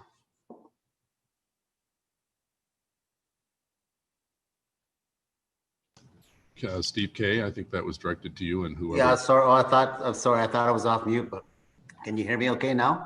Yeah, go ahead. Yeah, that's correct, Councillor. So you have looked at it, and that's been an option. Why did you rule that out? Well, we didn't look at it in detail because, as I said, I mean, what's correct is that we landed on this recommendation because we're still working within the partnership unless council directs us to open up that agreement or to terminate. I go back again to what the four options were. One of them was to terminate for convenience, which means that we would say to OSEG, you're out and we're bringing in someone else. But we can't see like the turmoil that would create and the costs of terminating, because we'd have to pay them at least all their equity that they have in there already. The hundreds of millions of dollars is in the cost, over $100 million to exit, then to bring in another partner without the teams and all the other management history of managing the site. To us was a write-off right from the beginning, because the city would be literally have to fund that till it got back on its feet. We'd actually have to go against the principle was we didn't want to put any more money into this site, operating money. And my understanding that was tried by the city of Winnipeg, and it ended up tripling costs. And under this relationship, all the risk is taken by OSEG. The next argument that's been posed to the community and put out there was that OSEG leases spaces from the city for $1, but OSEG receives 8% return on the equity, and the city does not get anything back for its investments. Can you just speak to that, Steve? Yeah. I'm going to ask Isabel to give a brief answer on that one. Isabel? So it's important to note that they're accruing interest. They're not earning interest. They're accruing interest. They only get interest if there's positive cash flows, and they're not getting it all back. So it's really a spreadsheet exercise right now where we're calculating 8%. The effective, based on current projections, the effective interest rate they get is less than half of that. So that's one of the misconceptions. And sorry, what was the other? Was it just the interest? It was about the interest, but I do have another question. It might be for you then, Isabel. The other argument that's been put out there is that the city has cited that the $106 million retail loan is a risk, but that this loan is secured by OSEG. Has it been secured by OSEG? Is it a risk? So they have put a guarantee on it, but if they default, it goes back to the bank. And whoever it defaults to, they own the leasehold interests. So it would be so what we worked into the model, it would be in the interest of the city to take on that loan. Otherwise, we're giving up all the retail, which, as was mentioned earlier, was the more profitable part of the business. So like giving up that loan, but it's a cost. It's a cost for the next several years. It's a 20-year loan, I believe it is. And that is built into the cost of operating all of it. Another point that's been put out. Councillor, can I just interrupt for a sec? Because I'm, and I apologize, Mr. Mayor, if I'm not allowed to do this, but I just like to jump in with a quick answer there, if I may. Certainly. Yep, go ahead. I think the reason why we asked a number of our supporters to come out to speak to councillors today is to demonstrate all of the things which the city has received that are perhaps not monetary in nature, but they're experiential. They're what makes a community great. And so I just personally, I bristle when someone says, well, we haven't gotten anything from Lansdowne. Well, you're spending $3 to $5 million a year previously to keep the lights on in a decrepit facility. What do you have today? And what's happened in the 6 years since it's been open? I would suggest the city's received everything that it asked for and that it wanted in spades. So sorry, I just didn't mean to get a little emotional there, but I'm trying to get a little worked up when that's comments made. Well, and I appreciate that. And that's why I think that when these points are put out to the public, that we have not just the emotional or the value, because everybody can get a different sense. We've heard from different people of what they've gotten out of the experience of Lansdowne. Personally, my family has benefited immensely. I can't imagine a time I would have gone there before OSEG took over the partnership and that it's been revitalized. But I think it's valuable for us to put these questions to staff and to get the real information out there. So if I still have time, Mr. Mayor, I can go back on the list. I've got a couple more. Do I still have time? Yeah, you still have a minute and a half. Okay, I'm efficient. The other argument that's been put out there is that the city is losing out on the market-based rents of retail and 50% of the profit from retail cash flow. I'd really like to understand if that's the case. Yeah, Isabel, Isabel presented that in at the beginning in the slides, and I think it's worth going back over that with some explanation, because I think some of the delegates that presented today have missed that analysis in terms of understanding that. It's a very important point. Thank you for asking. Isabel?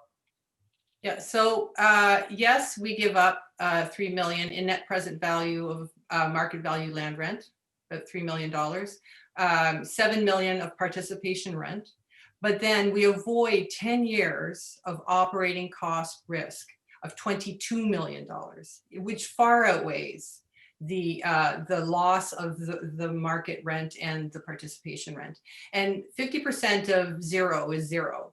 And so the forecast for that rent is extremely volatile. And we built that into the model to understand what is the risk associated with even getting that rent in the future. And that's what's built into that model, the net present value calculation, and what makes it a much higher net benefit to the city of a net of $12 million overall. And that's why when I stated at the beginning of my presentation, which some of the delegations had an issue with, when I stated that no additional dollars are going into it, there's no dollars going into it. We're protected from the losses, and the net benefit is that we're not actually going to receive any cost share, any profit sharing. We're actually protecting ourselves against losses. In addition to the immediate impact on our budget as a city of 4.5 to 12.5 million next year alone, if this fails, if we can't continue with this partnership, we're looking at what I think it's 118 million to 407 million based on the report over the term of the agreement for the city's impact. Maybe just speaking to next year, Steve, where would we get that money from? Where would you dig in to our city's budget to find that money?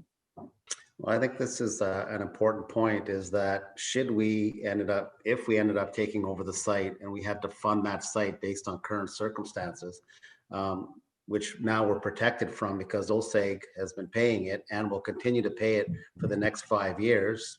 Hopefully they'll stay with $40 million continued investment. The city would have to dig out of its base budget the amount of money. There's only two options: raise taxes or cut other city programs to be able to fund the requirement to fund the Lansdowne operational losses. So those are the two choices council would have. as we went forward. Thank you. I see I'm probably out of time. I can go back on the list. Thank you, Mr. Mayor. Okay, great. Thank you. Councillor Gower, please.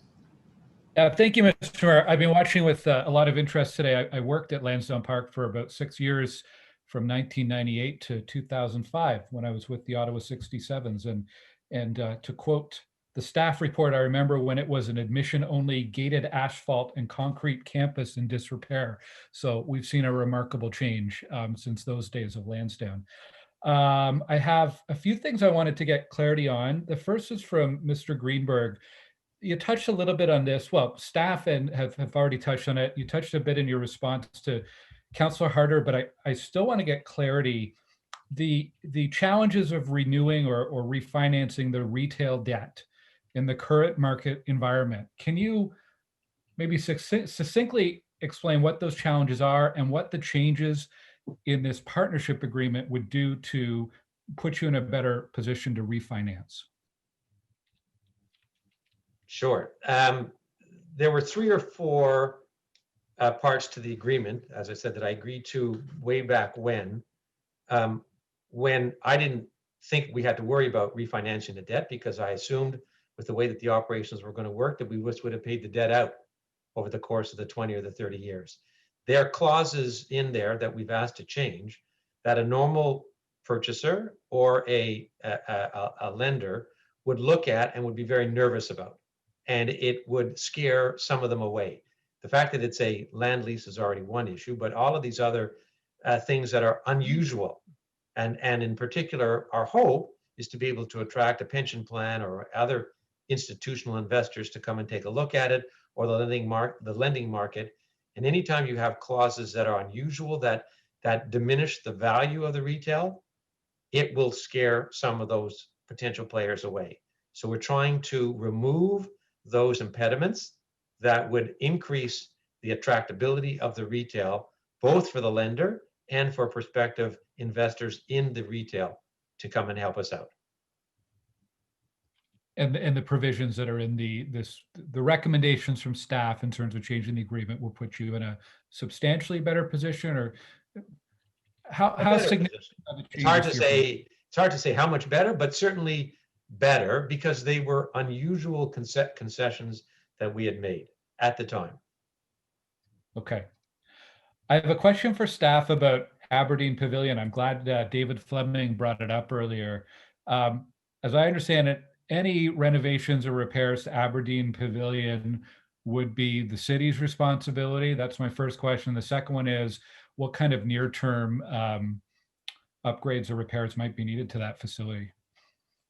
And we'll ask Steve Box if you could start off with that one, Steve.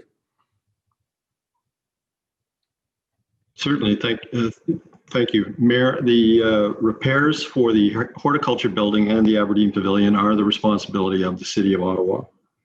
And I believe for the Aberdeen Pavilion, and Dan Shen, you can correct me if I'm wrong, sorry, the most pressing repair is to the roof of the Aberdeen Pavilion. And how would we fund that kind of repair?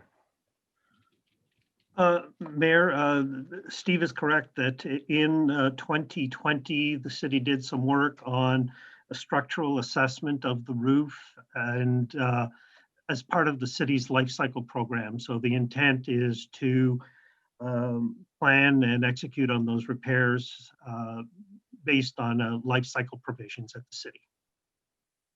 Okay. The last question I had, I'm not sure who would be best to answer this, but it's about a few delegations brought up the timing of the audit report that we'll be getting in a couple of weeks on the waterfall. And I want to make sure I'm understanding how that could affect our final decision at council. Is the intent in that audit report basically to verify the numbers that you've used as part of the forecasting to come up with these recommendations? Or, you know, what could there be in that report that would substantially change our process or our plans going forward? I'm trying to understand exactly what we should be looking for in that report in a couple of weeks. Yeah, Mr. Mayor, the audit report, I'm not at liberty to disclose ahead of the Auditor General what's in that audit report. We obviously have a draft copy of it. The Auditor General gave us until Tuesday to provide the fact check. There's the process to develop an audit, to provide the fact checks and the management responses, which normally are done separately, but he's asked us to do it simultaneously, and we're complying. So Isabel Jasmine has been the lead on that, looking at the fact check, and we'll be getting that to the auditor on Tuesday. The audit recommendations will be going to audit committee and then to council the next day. And I know there's been some discussion around, why don't we defer until we see the audit report? And our view is that the audit report will be fully hashed out at audit committee, and council can make that decision the next day if they wish to defer. If they don't think they have enough information, that's up to council. My view is that there's nothing in that audit report that would change the recommendations, or that we would change our recommendations for. And Isabel, you might want to talk about the scope of the audit, which was stated in advance with respect to, it's not linked to this particular these particular recommendations. It's not an audit as a result of these recommendations. It was on the audit work plan from before. Isabel? Yeah, it's an audit of the waterfall, the processes around it. The fact that we haven't distributed anything from the waterfall yet, it's more of a forward seeking. And we did have external auditors review the waterfall completely, and we did make corrections based on that external audit, and that was reported to council in the last annual report. So corrections, we are working with fully reviewed waterfall pro forma numbers. Okay, thank you. I'll just wrap by saying I did really, I found the staff report was a really clear explanation of this partnership and some of the challenges, the nature of city partnerships in general, and the balance of risk and reward. And I do think if this works out as proposed, the recommendations allow the city to improve their financial standing and OSEG to improve their financial position. So I'd say that's would be a good goal to strive for, and a real marker of success for staff and OSEG for finding a way to improve the agreement for both parties. So thank you, Mr. Mayor. Great, thank you, Councillor. That's a good point. Next is Conseiller Cloutier, s'il vous plaît. Merci beaucoup, Monsieur le Maire, and thank you, Councillor Gower. Some of the questions you brought up were some of the points that I was going to make. Indeed, the Auditor General's report will be disclosed on the 24th of November at Audit Committee, and then will rise to Council the next day. Just a couple of questions to staff, please, or to OSEG, whomever. Knowing that this agreement allows for OSEG to access the life cycle, the renewal funding that'll be held for future upgrades and renovations, how do we ensure that the money is returned and that that fund is enough so that we don't get a crumbling stadium in 30 years down the road? Mr. Mayor, I'll start by asking Isabel Jasmine, and if whether Roger or Mark wants to comment on that, that's fine. Yeah, it might be helpful for OSEG to also respond, because it's based on an external engineering report that reviews the state of the asset, and it has to be done every 5 years. So there was one that was just completed this year. By the time we get to the 3 years out, there will be another one that has to be done very shortly after. So the amount that's contributed has to be based on an engineering report and what needs to be contributed.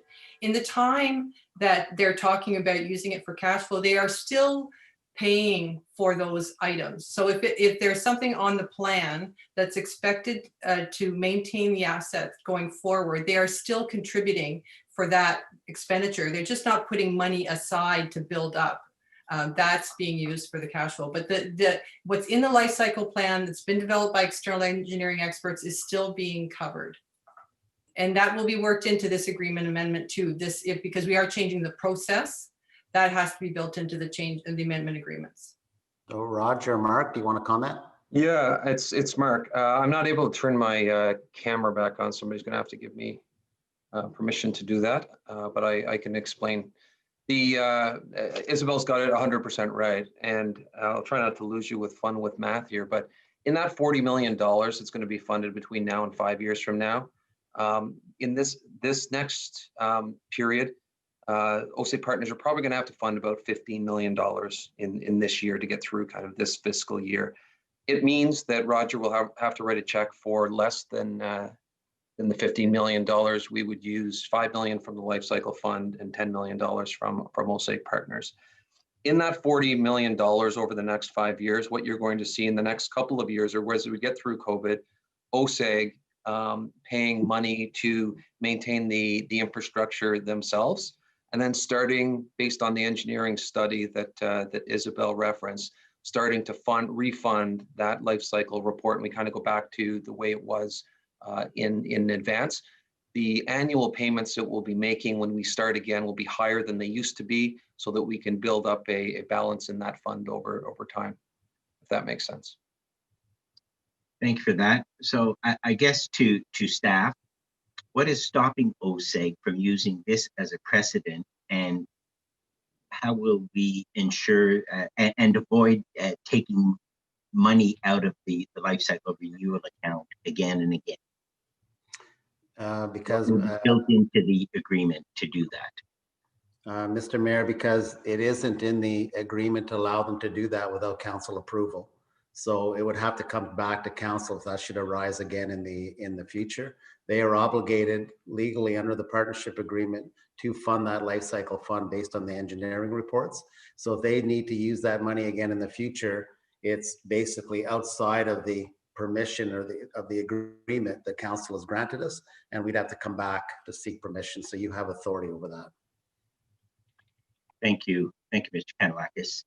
Just another question with respect to the retail, and there was some question. I think Councillor Suds talked about the turnover.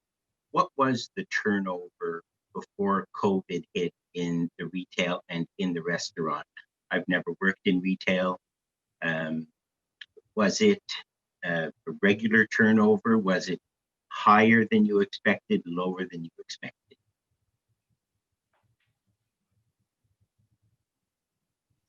So I'll give the broader answer, and then Mark, if you want to give the details. The broader answer is that the turnover that we had was what's normally expected in a retail environment, particularly with a new operation, a new facility that hasn't found its legs yet. So in my experience, it tended to be operators, some couple of franchisees that were not good franchisees. They just didn't know what they were doing. But generally speaking, it's actually, within the normal parameters for any new shopping center that opens up. And the measure of it is that in most cases, we are able to find a replacement fairly quickly.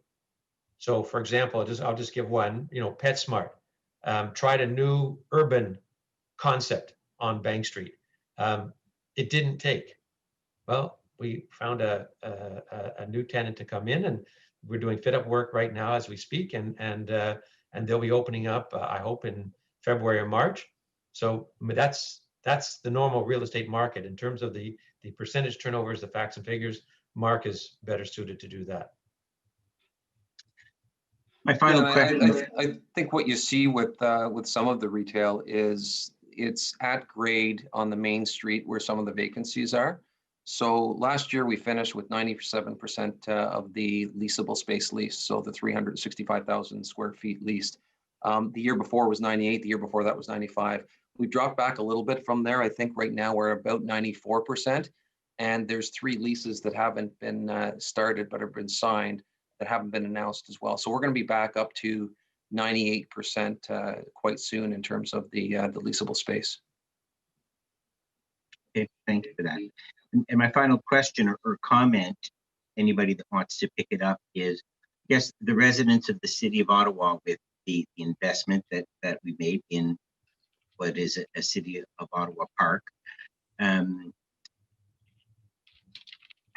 what has been the analysis? What is the opinion with respect to any permanent impairment of the facilities the retail environment that is there, the restaurant environment that is there, the sports environment that is there. We've been hearing, there was some comment that business wasn't so good before COVID, and you've answered that. But COVID has hit. It will change fundamentally the way people shop or entertain or go out to restaurants and such. What is the analysis with respect to any permanent impairment of the value of those assets and how they'll be used in the future and how they'll generate revenue? Councillor, my view would be, because I think it's too early to make any assessments of that. People have talked about, the death of the downtown and will everybody leave the downtown office buildings to want to work remotely or work from their home? I'd ask you as councillors, do you prefer this type of an environment to having your meetings at City Hall? We've all made huge sacrifices to get us going forward. I can tell you, I'm not too happy about spending. I'm in an 8x10 office here, and I'm not too keen about spending, all of my days, having my meetings. I make do, and we're making do today. But I think it's way too early to assess, where things are going to be. I just believe that as a race, where we like social interaction, we like mass gatherings, we like whether it's sports or entertainment or it's concerts, whatever. And I'm hoping that that's not just wishful thinking on my side, because I have a lot of money, invested in it. I truly believe that that's the core of what we are as people, and and hopefully we'll get back to that. But if can I give you a guarantee, an absolute guarantee on that? Obviously not. Okay, so Councillor, if you want to get back on the list. No, thank you. I'm done. Thank you to staff, to OSEG, and to all the delegations today that provided information and context. Thank you, Mr. Mayor. Conseiller Tierney, s'il vous plaît. Great. Thank you very much, Mr. Mayor. And it just feels like yesterday when we had the great debate on OSEG and Lansdowne and bringing it all back and fighting to elbow each other out of the way to see who can get in front of the photo op when we cut the ribbon. Interesting who was in those. But that being said, I guess I heard on the radio a few days ago, a member of council alleged that OSEG was asking for a $40 million bailout. And I think we've heard quite a bit today. I need it reinforced. Can you confirm to this committee that the public, that OSEG is 100% responsible for the $40 million required to operate Lansdowne over 5 years, and there is no change to the proposed agreement and obligations for them to absorb any operating losses? Mr. Mayor, that's correct. Great. And again, a couple of other quick things that I just was looking at. Of course, it's been said again, but I'm going to send this clip to my constituents when it's finished. Will OSEG be required to replenish the life cycle fund? Mr. Mayor, I'm sorry, I missed the last part. It broke up on my end. I'm sorry. Oh, no worries, Steve. Will OSEG be required to replenish the life cycle fund? Well,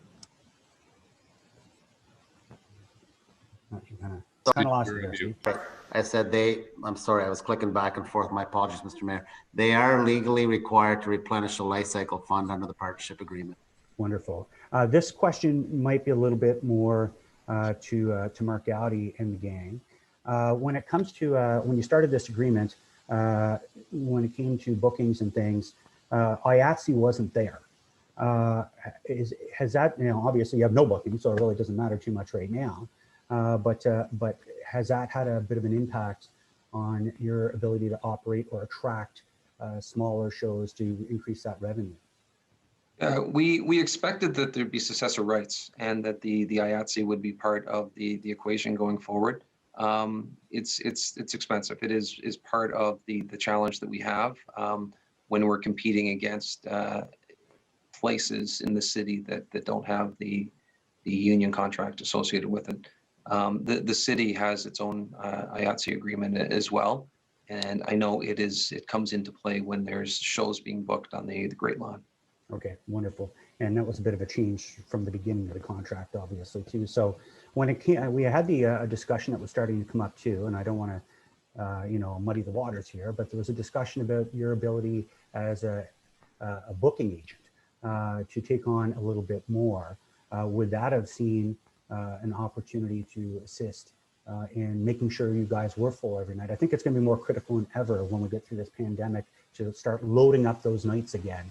And I think that is probably a discussion we're going to have again as we go through this process. Would that be a fair assumption? Yeah, well, I think that's it's debatable what it's going to look like in terms of the promotion environment. But we have an amount set aside in our plans for the future so that we can take risks on shows and that we can attract events to Lansdowne and to Ottawa that might not otherwise play in the Ottawa market. Wonderful. So again, thank you very much, Mr. Mayor. I think whoever has the distinct privilege of working in the working group, there's going to be a lot to get our heads around, whoever's on there, and there's a lot of work ahead. But thank you very much, guys, for the work you did. Thank you, Councillor. Councillor Hubley, please. And if your mic's on there, you're on mute, Alan. Oh, sorry, I thought I was unmuted. There you go. Can you hear me now? Yep, perfect. Okay. I want to thank everybody that came out today. I found it very enlightening to hear all the presentations. I must admit that through part of the day, it felt like there was more commercials on this presentation than there is on my TV sometimes. But I found it very good to get what, not only the memories, but what people feel about Lansdowne. So I just have a couple of questions. First one's going to be to the clerk's office. I'm wondering, as they put the agenda together for the next council meeting, if it's possible for the audit item to go before the OSEG item, because I'm thinking of my colleagues that may not be able to attend the audit committee. And I think it is important that we have that information before us. So is that something that can be considered? Mr. Chair, as you're probably well aware, the chair and the city clerk prepared the agenda for council, and I will certainly be working with the mayor and the committee chair from audit to see if that can be accommodated. Great, thank you. I appreciate that. My next question is going to be for Roger. First off, I want to thank you, Mr. Greenberg, and your partners for investing in our cities in a lot more ways than just OSEG. You know, I won't go into all the examples of what you do. You've just got a huge presence here, and I appreciate that. I want to ask you a question, and the reason I'm asking you is because I think you are one of the few that can answer this question. And I want you to think about it not just from your personal perspective, but also of that of your partners in the context of Ottawa. I think it's a fair statement to say that there isn't very many people with your success in business and your access to investment partners as well as capital. And I'm just wondering, because you have that unique situation, if you could comment on some of the statements that have been made over the last few days about, you know, we could just run an RFP and find new partners to come in and take this over and make money within the next 10 years out of it.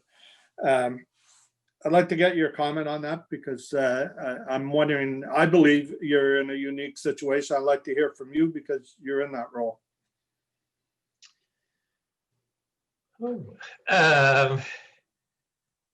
I can tell you that you would never be able to attract someone who didn't live in the city to come into it and do this. As I said during my remarks, you know, this was something special for me and my partners, John Pugh and originally Jeff Hunt and Bill Shankman and John Ruddy, because we're all from Ottawa. And this was a gift back to the community.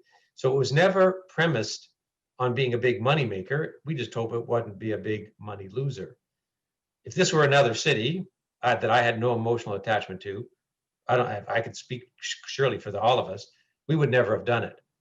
So you know the people in Ottawa, Councillor, as well as I do. So if you think that there's somebody else in this city who'd be willing, who'd have the commitment and the desire and everything that goes on, it doesn't really make a lot of business sense. It's a giving back to the community. So, and I know the challenge in my answer is, I appreciate that some might see it as a very self-serving response.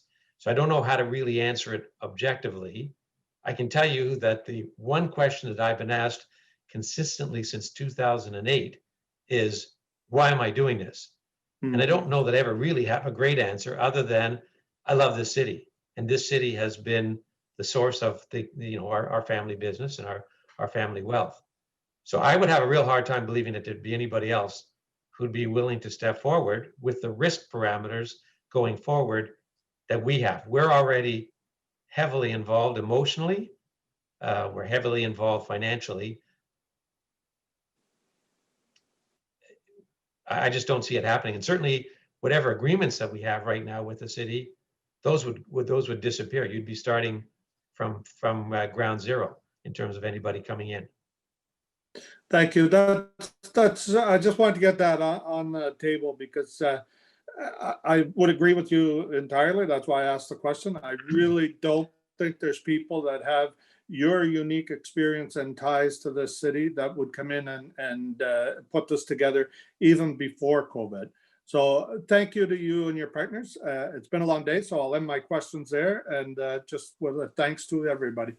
Thank you, Mr. Mayor. Great, thanks. Excuse me, thanks, Councillor. Councillor Luloff, please. Thank you very much, Mr. Mayor.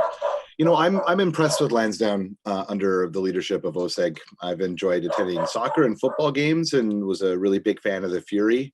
And I'm really excited to see what Atletico Ottawa is going to bring to our city. I love the farmers market and the variety of shops that we have at Lansdowne. And I particularly love going to City Folk and having the option of catching a local band at Irene's or further down Bank Street under normal conditions, obviously. What used to be a sprawling parking lot is now a really vibrant space, and you can feel the electricity when you're there, of course, prior to the pandemic and certainly afterwards. So thanks to our partners that took the risk to build something better than what we had before. And I don't think that we're ever going to be able to please anyone with that space, but I've certainly enjoyed my time at the new Lansdowne under regular conditions. Just a couple of questions.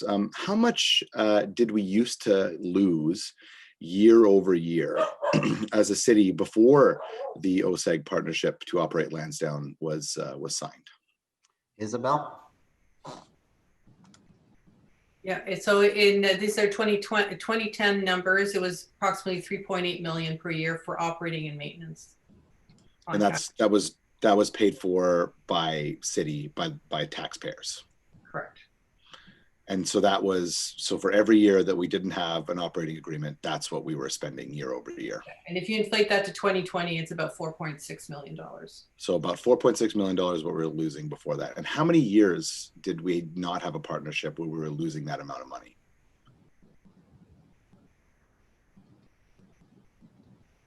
I think basically in perpetuity, going back. You have to ask Jim Dare of 35 years ago. Yeah, I don't think he's still with us anymore, but okay. In fact, it has an interesting history because at one point, the Central Canada Exhibition Association, the CCEA, ran it for the city for many, many decades, actually. It was Red Friel, I remember, and Red Friel's father and those folks that were running it. But it never made money and it never broke even for at least the last 30 years that I'm aware of. Okay. It's important to remember. During that time, did we collect property taxes at all on the site? Did the city make any money off of property taxes at Lansdowne ever? Is Wendy Stephenson on the call? Yeah, I can take that. The pieces that are owned by the city would never collect property taxes because they're exempt from taxation. So essentially, no. Okay, so if we were to approve this today and a major repair would be required for safety reasons, like let's say we find out that, you know, the north side is in rough shape or something like that, and we needed to make an emergency repair, needed to make a repair. And this is before the fund is replenished. How would that be funded in the interim, and what would that sort of look like? So based on if it was a city capital requirement? Sure. It would be funded by debt. And that would happen anyway, whether or not we pass this today, right? Or it passes council. That's just the way that it would be no matter what. Maybe, Mr. Mayor, maybe we're misunderstanding the question from Councillor Luloff. Is the question, just to be clear, is the question that should the money, the recommendation that they access, OSEG accesses the money, and then if something happened, how would that be funded? Or is the question, correct? Is that the question? Correct. Okay. Yeah, well, OSEG would have to fund that through their own sources should something happen after that. Okay, fair enough. That's it for me, Mr. Mayor. Thank you very much, everyone. Okay, thank you. Councillor Menard, please. Thanks very much, Mayor, and thanks for everyone for coming out today and speaking to us. I think everyone, myself included, really wants to see Lansdowne succeed. We all want that same thing. The question in front of us is how much do we provide? How much does the city give up, and what are the implications? And that's what I've been focusing on in reviewing this. And so I have several questions. And of course had a public consultation on this previously within my own community, but it was citywide in nature. People came out to it just 2 nights ago. And there was very, very good points made there. Thanks for some of you that did attend that. The questions I have for staff are around first the waterfall, and then I'll get into the retail lease. So with the waterfall, I just want to be clear for everyone. If council adopted all of these measures in front of us, I'm wondering how the waterfall specifically would change for the city. My understanding, and just please clarify this, is it wouldn't change for the city. We're expecting to get $0 at the end of 30 years under the waterfall, and we would still get $0 with a 10-year extension of the deal. Can you just clarify and confirm that? Isabel? Mr. Mayor, that's correct. Okay. And then in terms of OSEG, what are they expected to get under steady state? So without the recommendations under the waterfall.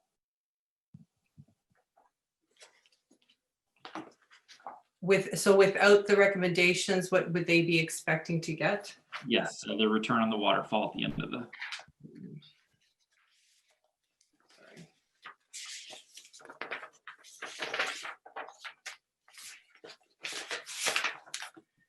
They would be getting 216 million.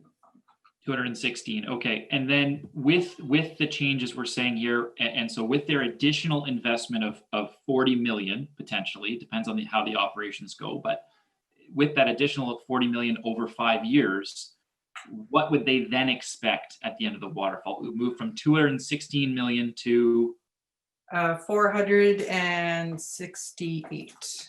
Okay, for a $40 million investment for them, certainly that makes definite financial sense for them on their side.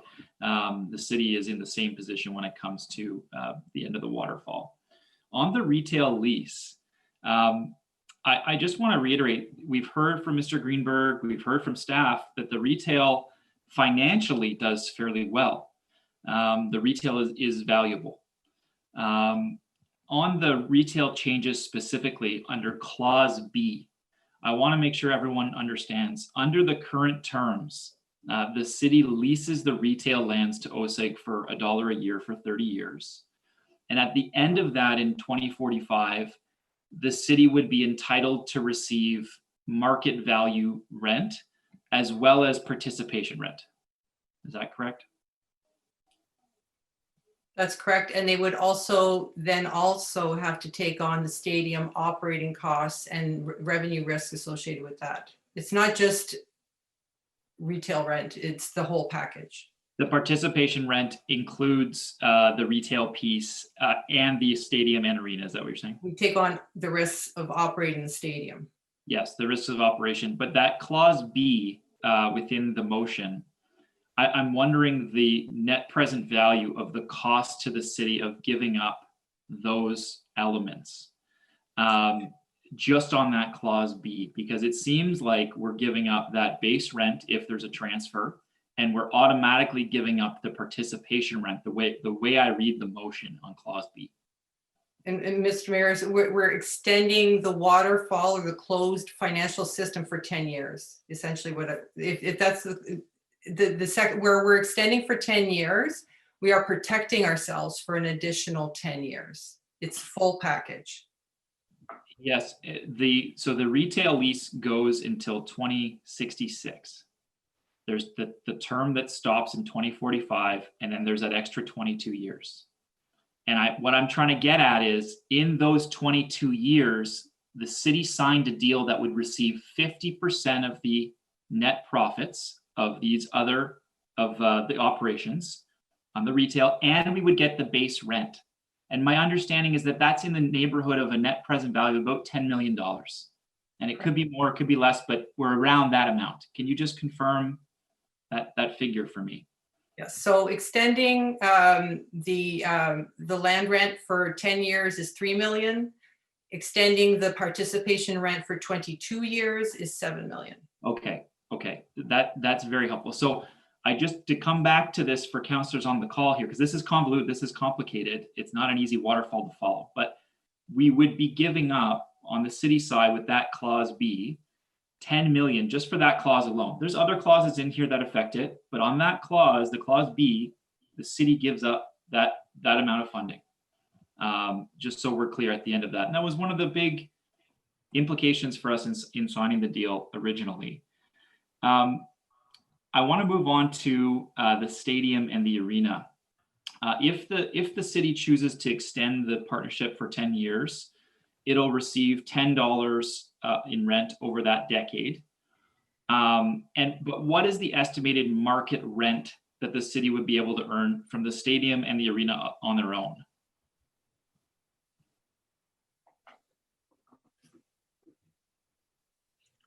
I don't have the answer to that question. Isabel, do you have that? What is the rent that we would earn? Sorry.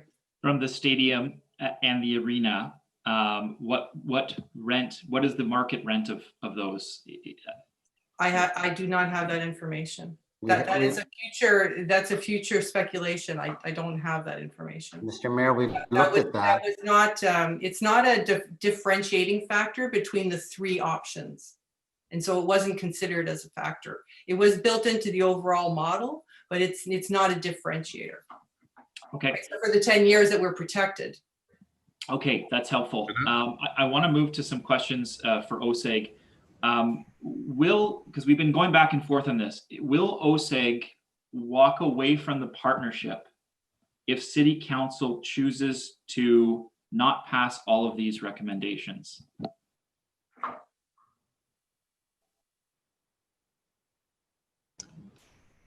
I assume that's a question directed to me and Mark? Yes. So I believe that partners talk to each other. They don't issue threats. So we're here to talk. We're here to listen.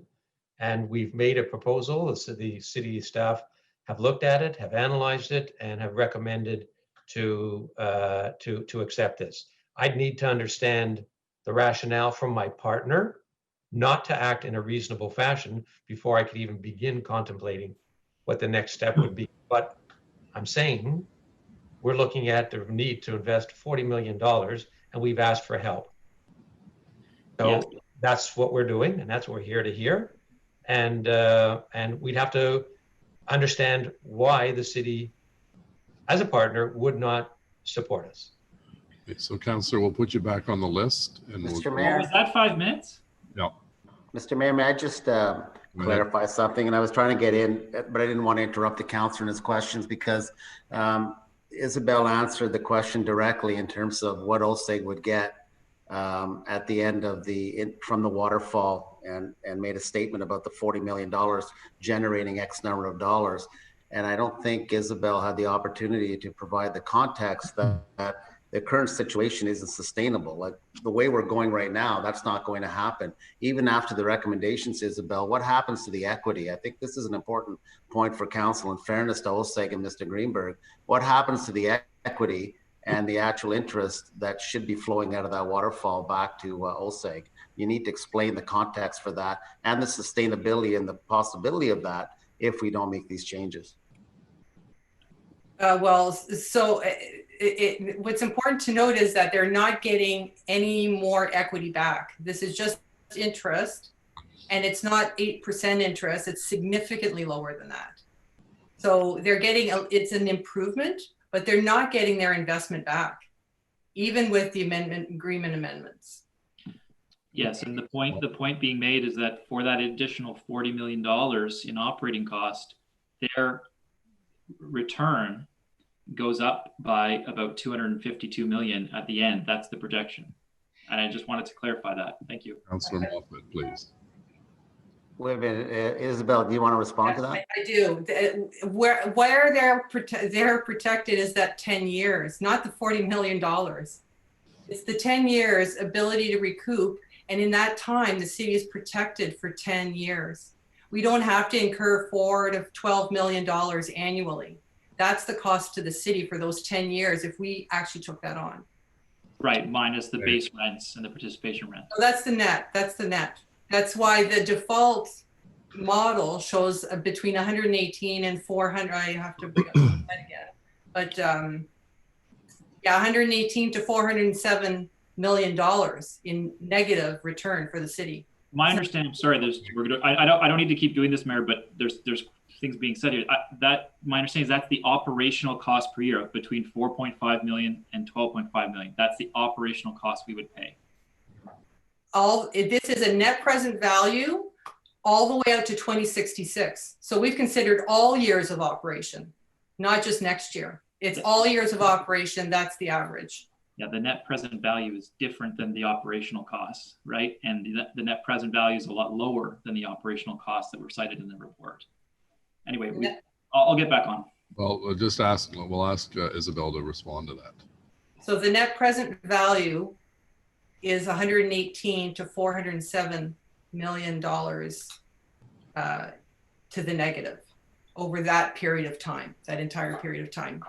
Because of the operations you're saying we would take on as a risk without any of the revenue coming in. That's what that's saying. No, with revenue coming in. With the participation rent?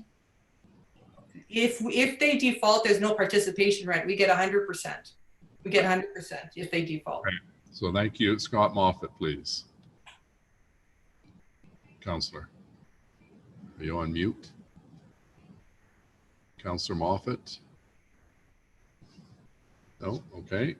Councillor McKenney.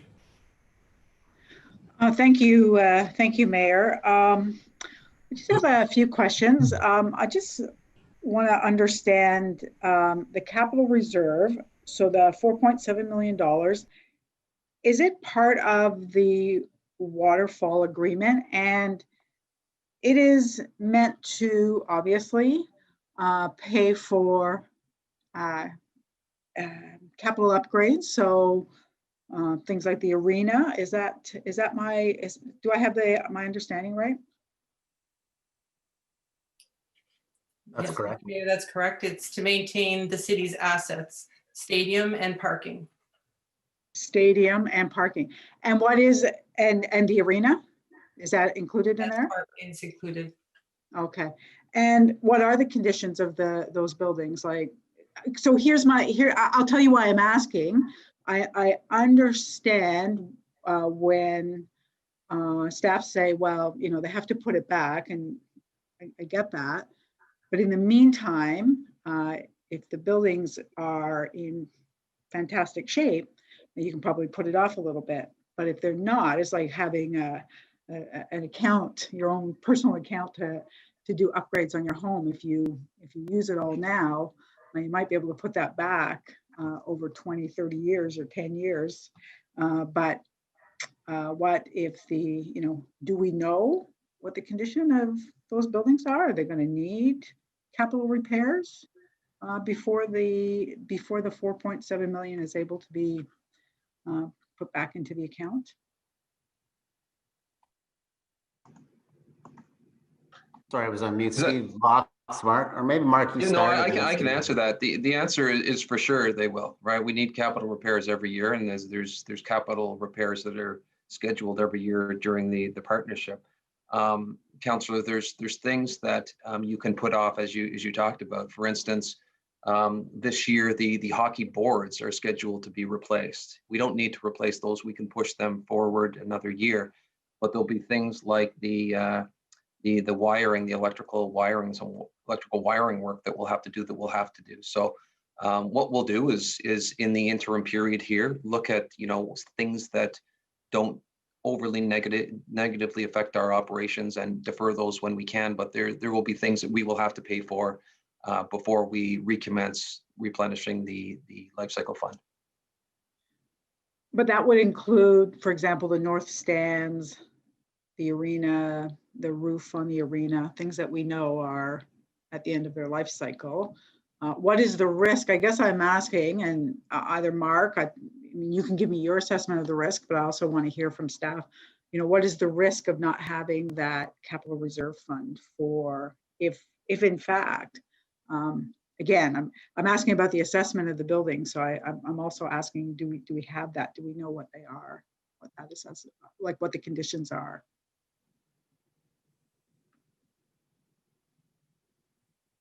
Is that for me or? Yeah, well, yeah, I mean, if you want to answer, like the north stands and the arena, like, do you not see a risk in depleting the capital reserves? I'm just asking because I don't know. I have not seen a. I think, well, as we stated, any capital repairs that are needed in agreement with the city will make. So we will make those risks. So I think I see the risk as very low. There is no risk. We've agreed to pay for anything that needs to be paid for. And that's part of the $40 million, what would have to go into that. Okay. And okay, I'll move on from that. Thank you. I'll accept that for now.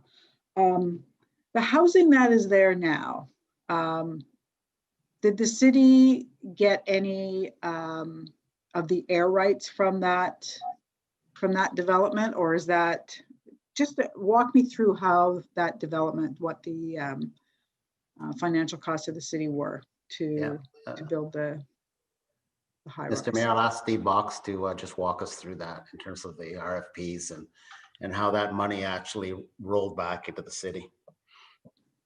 Thank you very much, Mayor. So there were RFPs issued for all of the residential air rights. And there were in total $30 million generated from those air rights, which were in turn used to offset the capital investments that the city was making at Lansdowne. Okay. And was any of that 30 million used for affordable housing? Is there any affordable housing on site? There was a contribution made for affordable housing, not on site, but that the funding requirements, according to council policy, were met at the time, and the funding was provided to the affordable housing funds. Yeah, no, I was aware of that, but I just wonder, like, on site, is there any affordable housing? Was any affordable housing provided on site? Was that part of the RFP? Did we ask for that? Was it provided? In the through the mayor, in the terms and conditions that council had adopted, they recognized the contribution. In fact, I think it was more than what the policy called for, and there was an understanding that there wasn't affordable housing specified in the air rights RFPs. So just so I'm clear, there's no affordable housing at Lansdowne Park? That's correct. Okay. So in the report going forward, and here's where I always get skeptical, I have to be honest. The term affordable housing is thrown into the report, but with nothing to show us what is the plan, how are we going to get there? Where is housing going to go? Is it going to go above some of the commercial components of the site? Is it going to go on the park? And what are we going to do? What is the plan to actually get us affordability? If we didn't get it before, I can't help but be skeptical. I look all over the city and there's such a dearth of affordable housing. And every time we go into development application where, go cap in hand for a few dollars to put into, an affordable housing fund, 500,000 here, 300,000 there, which really doesn't get us anywhere. So I think that for me, it's very difficult to use affordable housing as a reason why we should be accepting the plan, that it will add to this plan. And I'm listening with, an open mind, but the affordable housing component of this, I see absolutely no plan. I think it's just added in there to, sweeten the deal. So I don't know, is there a plan? Was there something left out of the report that I should know about?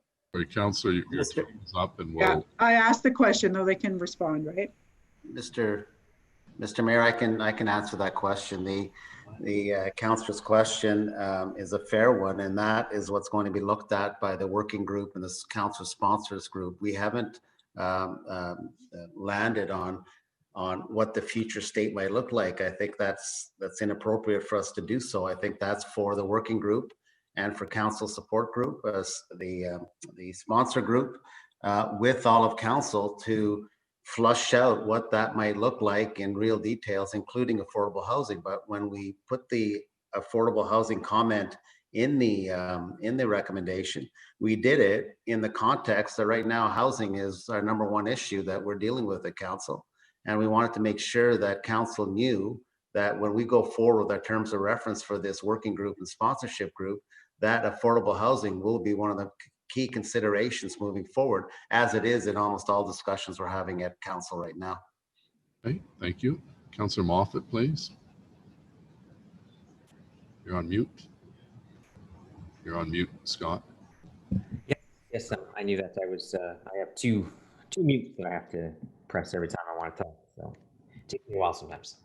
So I just wanted to touch, I don't want to have any questions. I really wanted to touch on some of the context around the sporting aspect of it and the future situation. And it's really it's hard to hear you.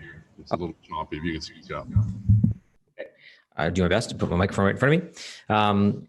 So conversation with with a resident in the glebe, and it was about the fans coming back. Fans are interested in coming back. That it's a premature decision because the financial viability is there. Fans will come back. They might not. And in all honesty, it's not really up to the fans. What we're seeing elsewhere, just in terms of outdoor stadiums, most outdoor stadiums around the world aren't allowing more than 30% occupancy. The closer ones to us, like Buffalo, New England, no fans at all. The hard-hit areas in Italy, for instance, they aren't allowing more than 1,000 people in their stadiums for their soccer games. Of note, Dallas actually allows the most fans. They had about 22,000 people at their home opener. And Texas has the highest number of COVID cases in America. So an 80%, there's a study out there that was done by University of Reading in looking at the football divisions in England. The 80% reduction in fans still actually led to an increase in COVID cases and deaths. So fans coming back from a public health perspective, from a planning perspective, not actually guaranteed in 2021, maybe 2022. You had 72%. Seton Hall's Stillman School of Business did a study of Americans looking at coming back to stadiums as spectators. 72% of Americans said they wouldn't attend unless there's a vaccine. We know it takes about 18 months for a vaccine. That looks to a 2022 season for most sporting events. Again, New York State, still no fans. The NBA has talked about a protocol for how fans could be allowed at 50% capacity. That is if all fans are tested, if the county's positivity rate is 3% or below, and if the week average of cases is 10 per 100,000. We already know Ottawa's average is above that. It's well above that. I think it was upwards of 58 per 100,000.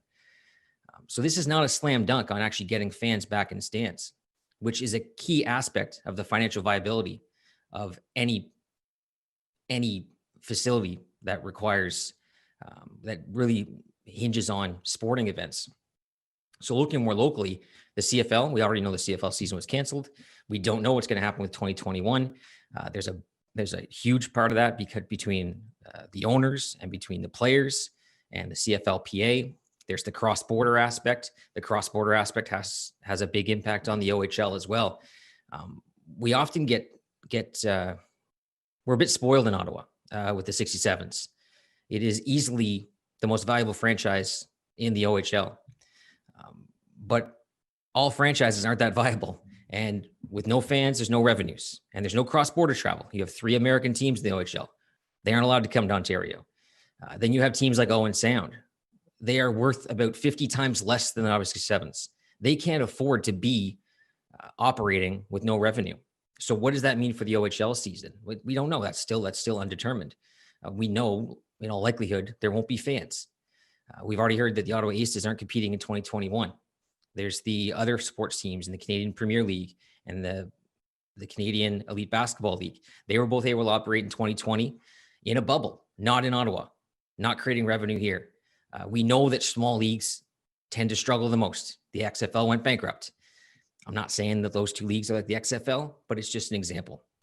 So I think when you look at that, you have to look at that into that context of what's the likelihood of actually seeing a shift off of this in the next 12 months. And it's not that great.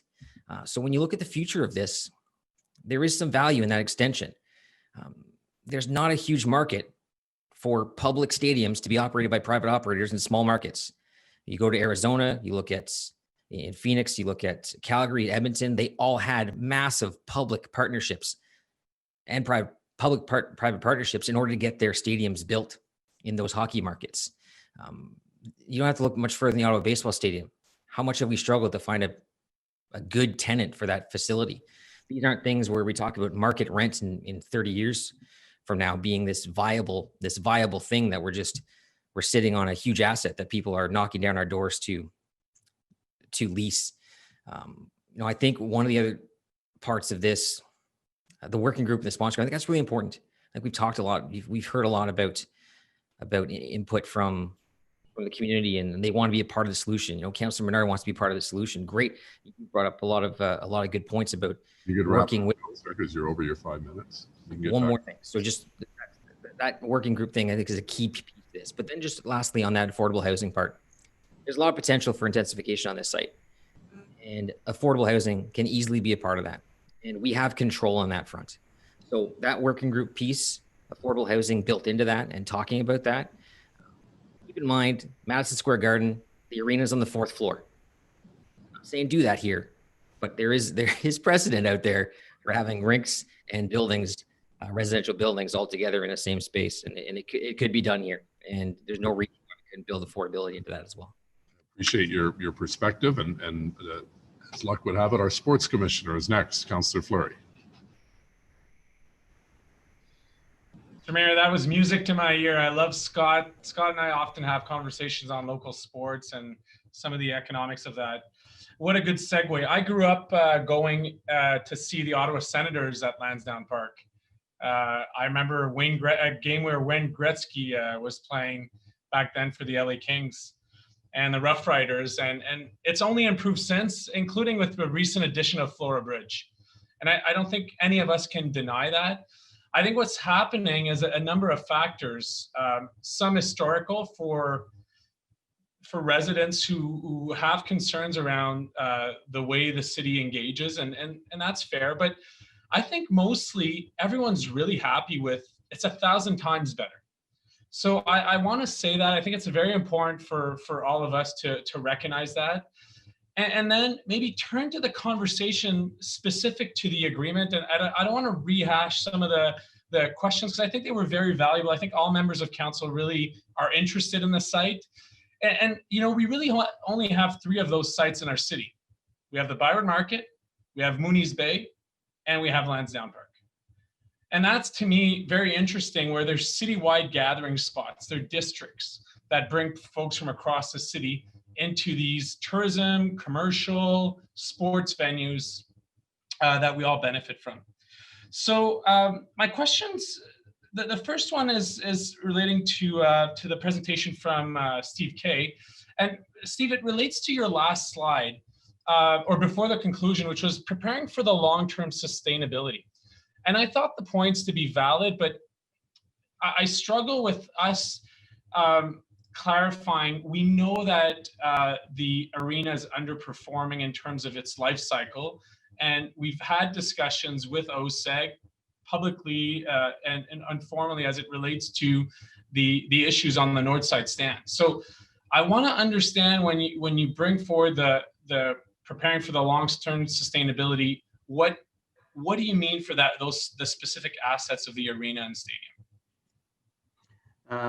Mr. Mayor, I don't want to presuppose what the terms of reference are going to be because we haven't gone there. We haven't looked into the future. We just know that based on the history of this site since it's open and where we're at today and the impact of COVID and how things will change in the future, that now is the time to take a look at what that site might look like in terms of amenities, affordable housing, traffic flow, and all the other programming, etc.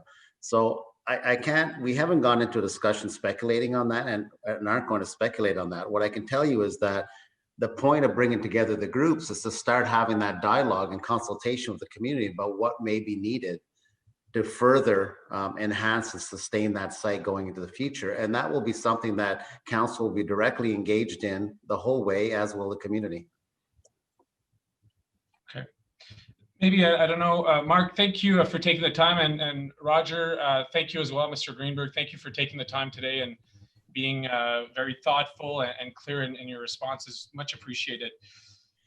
I guess I struggle as a sport fan in seeing I see a lot of public interest in keeping the horticulture building, reinvesting in Aberdeen, and keeping the public park.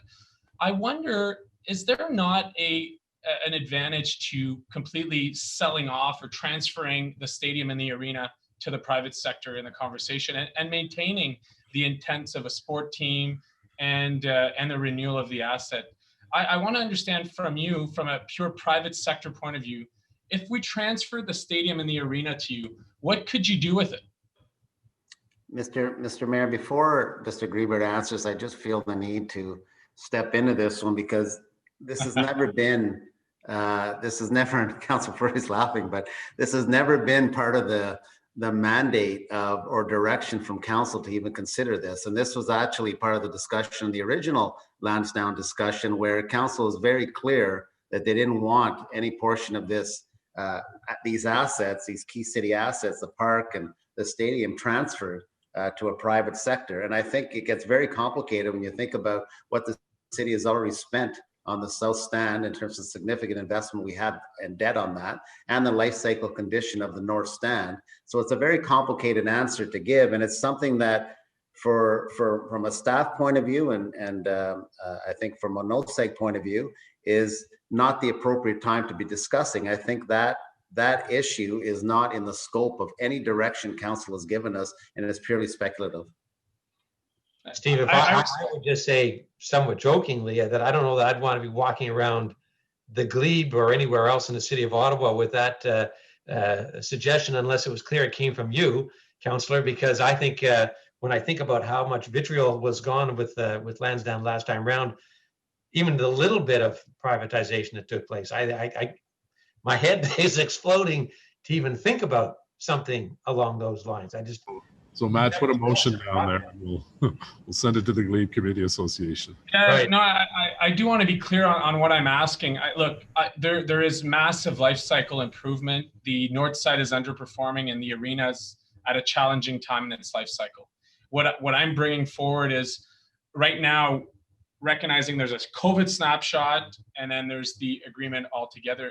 And I like the idea of the sponsors group. I think it's important to dive into those issues, but I want to understand from you if there's a reason or equity from a business point of view. Is there an equity to go and say, look, we're going to redo the arena, we're going to redo the north side, and yes, we're going to build above residential, and there's a case to be made that makes financial sense from the private sector.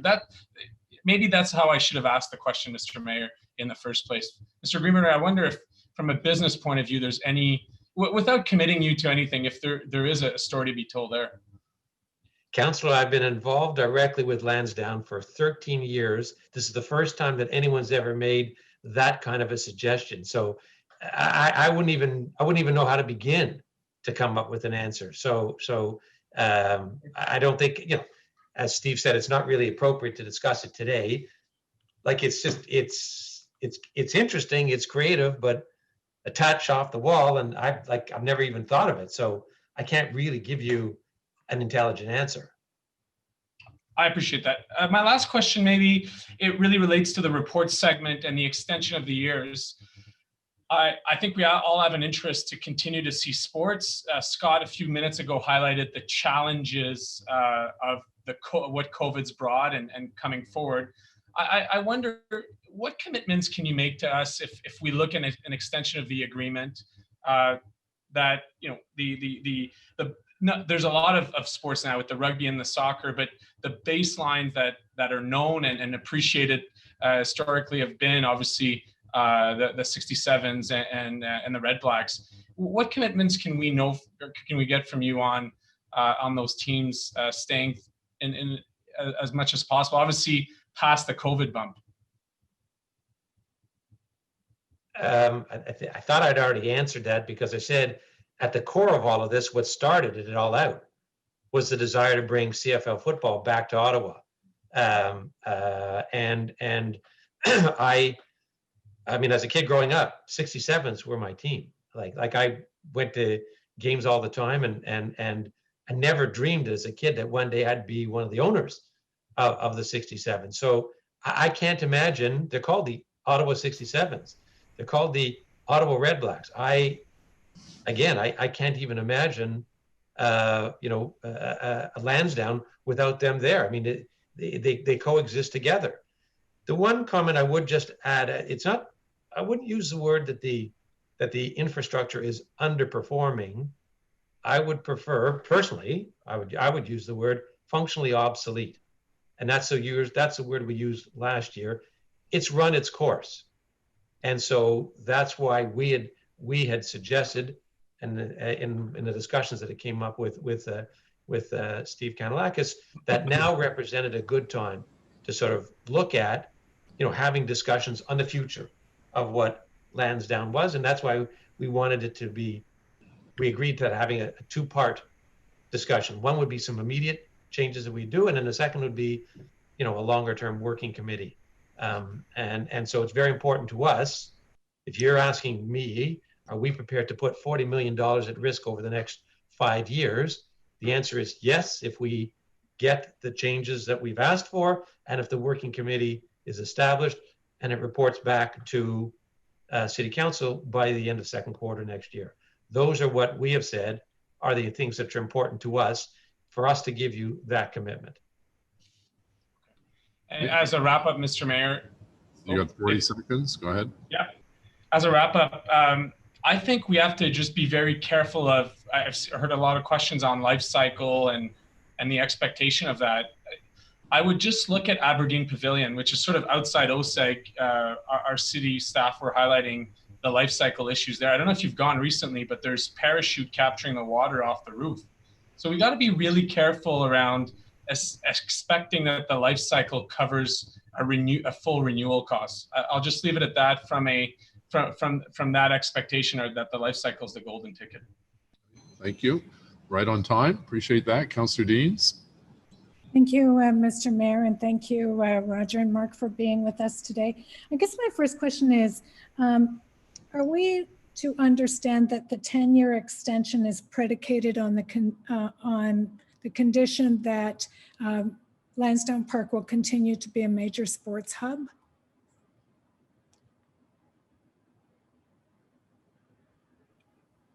Roger, do you want to answer that one?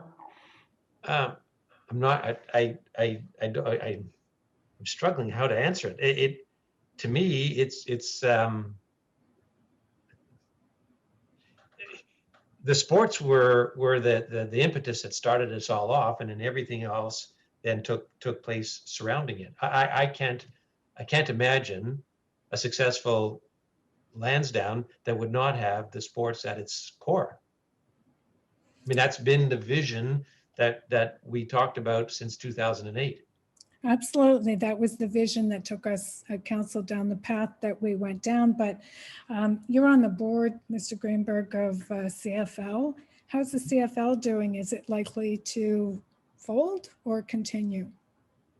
Certainly our hope and expectation is, subject to health requirements, that we are going to put on a 2021 season. We could not last year do it, this past summer, I should say, which was very unfortunate because we could not have fans in the stands. If 2021 goes the same way for the CFL that 2020 went, is there, you're on that board, is there talk about how long the CFL can continue without playing any games? It's certainly one of the issues that we're discussing, and I believe that the commissioner will be speaking to that next week during what would have been the Grey Cup week. So certainly everybody is planning for different scenarios of what could happen to ensure that we play something this year. Our hope is for a regular season. But as I said earlier, hope's not a plan. We certainly want to.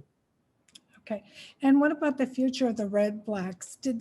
I guess specifically what I want to know is when you came to the city and said you wanted to renegotiate this deal, did the city speak to you about that, what is it, 2 years left or 1 year left on your commitment to have CFL football in the city of Ottawa?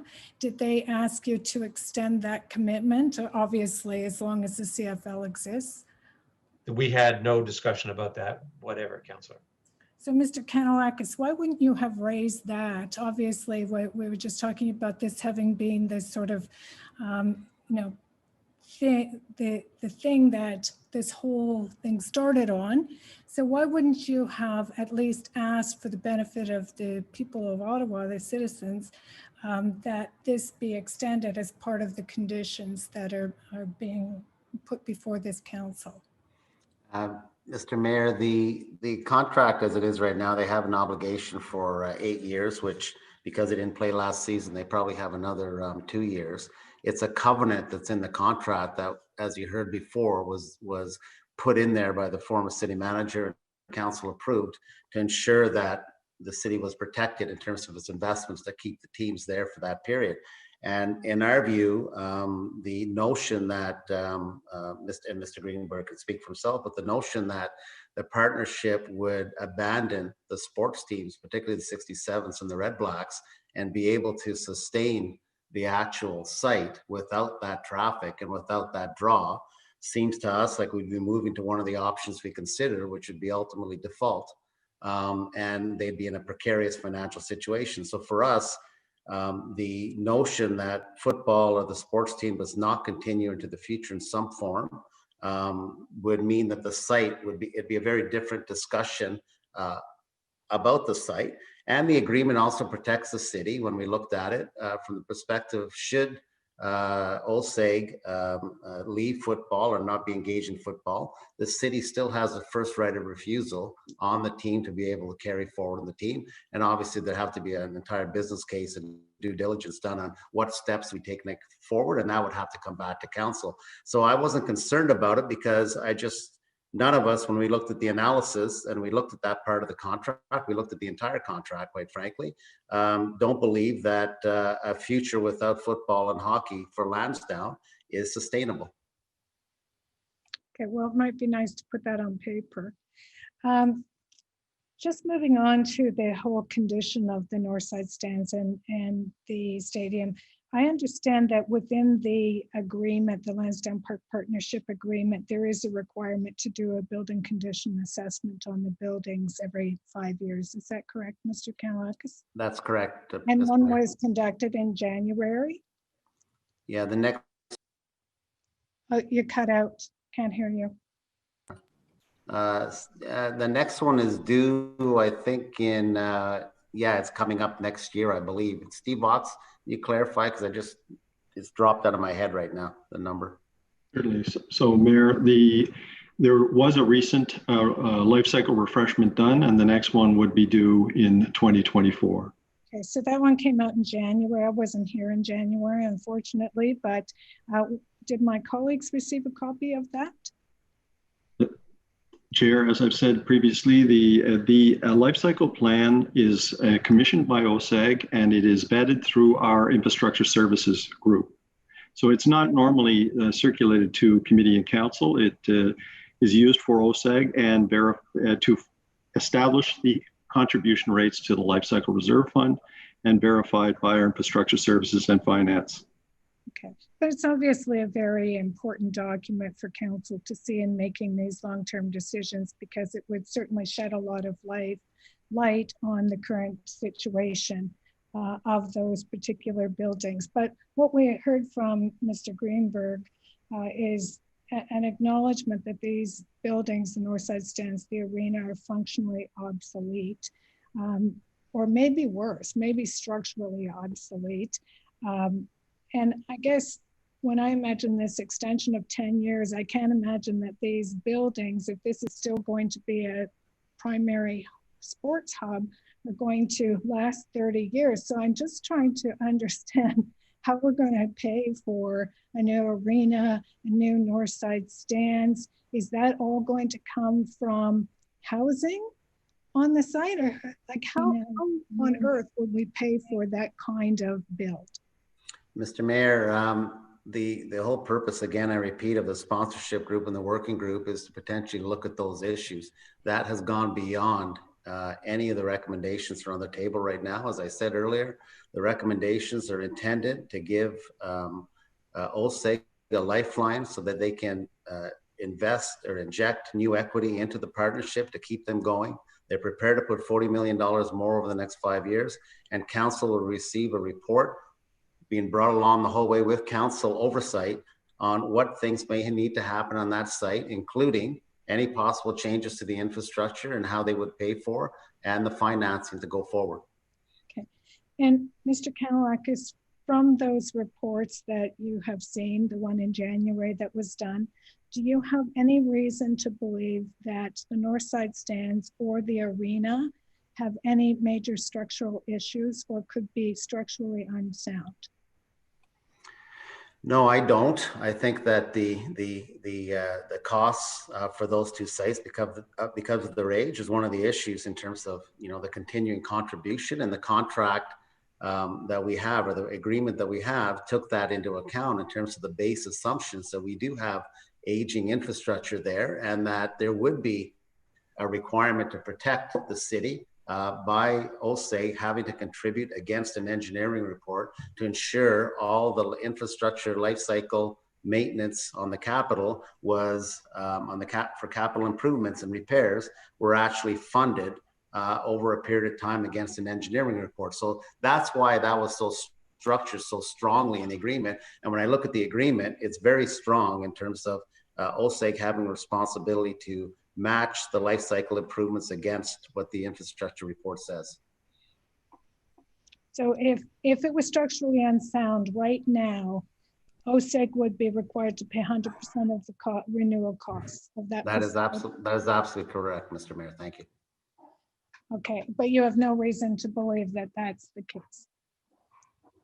No, I have no reason to believe that OSEG won't be paying for those things, and I have no reason to believe that the structures are structurally, as Councillor Deans, you said, structurally unsound. All the known issues have been identified, and we have a current report as of January, and there'll be another one done in another 4 years. Okay.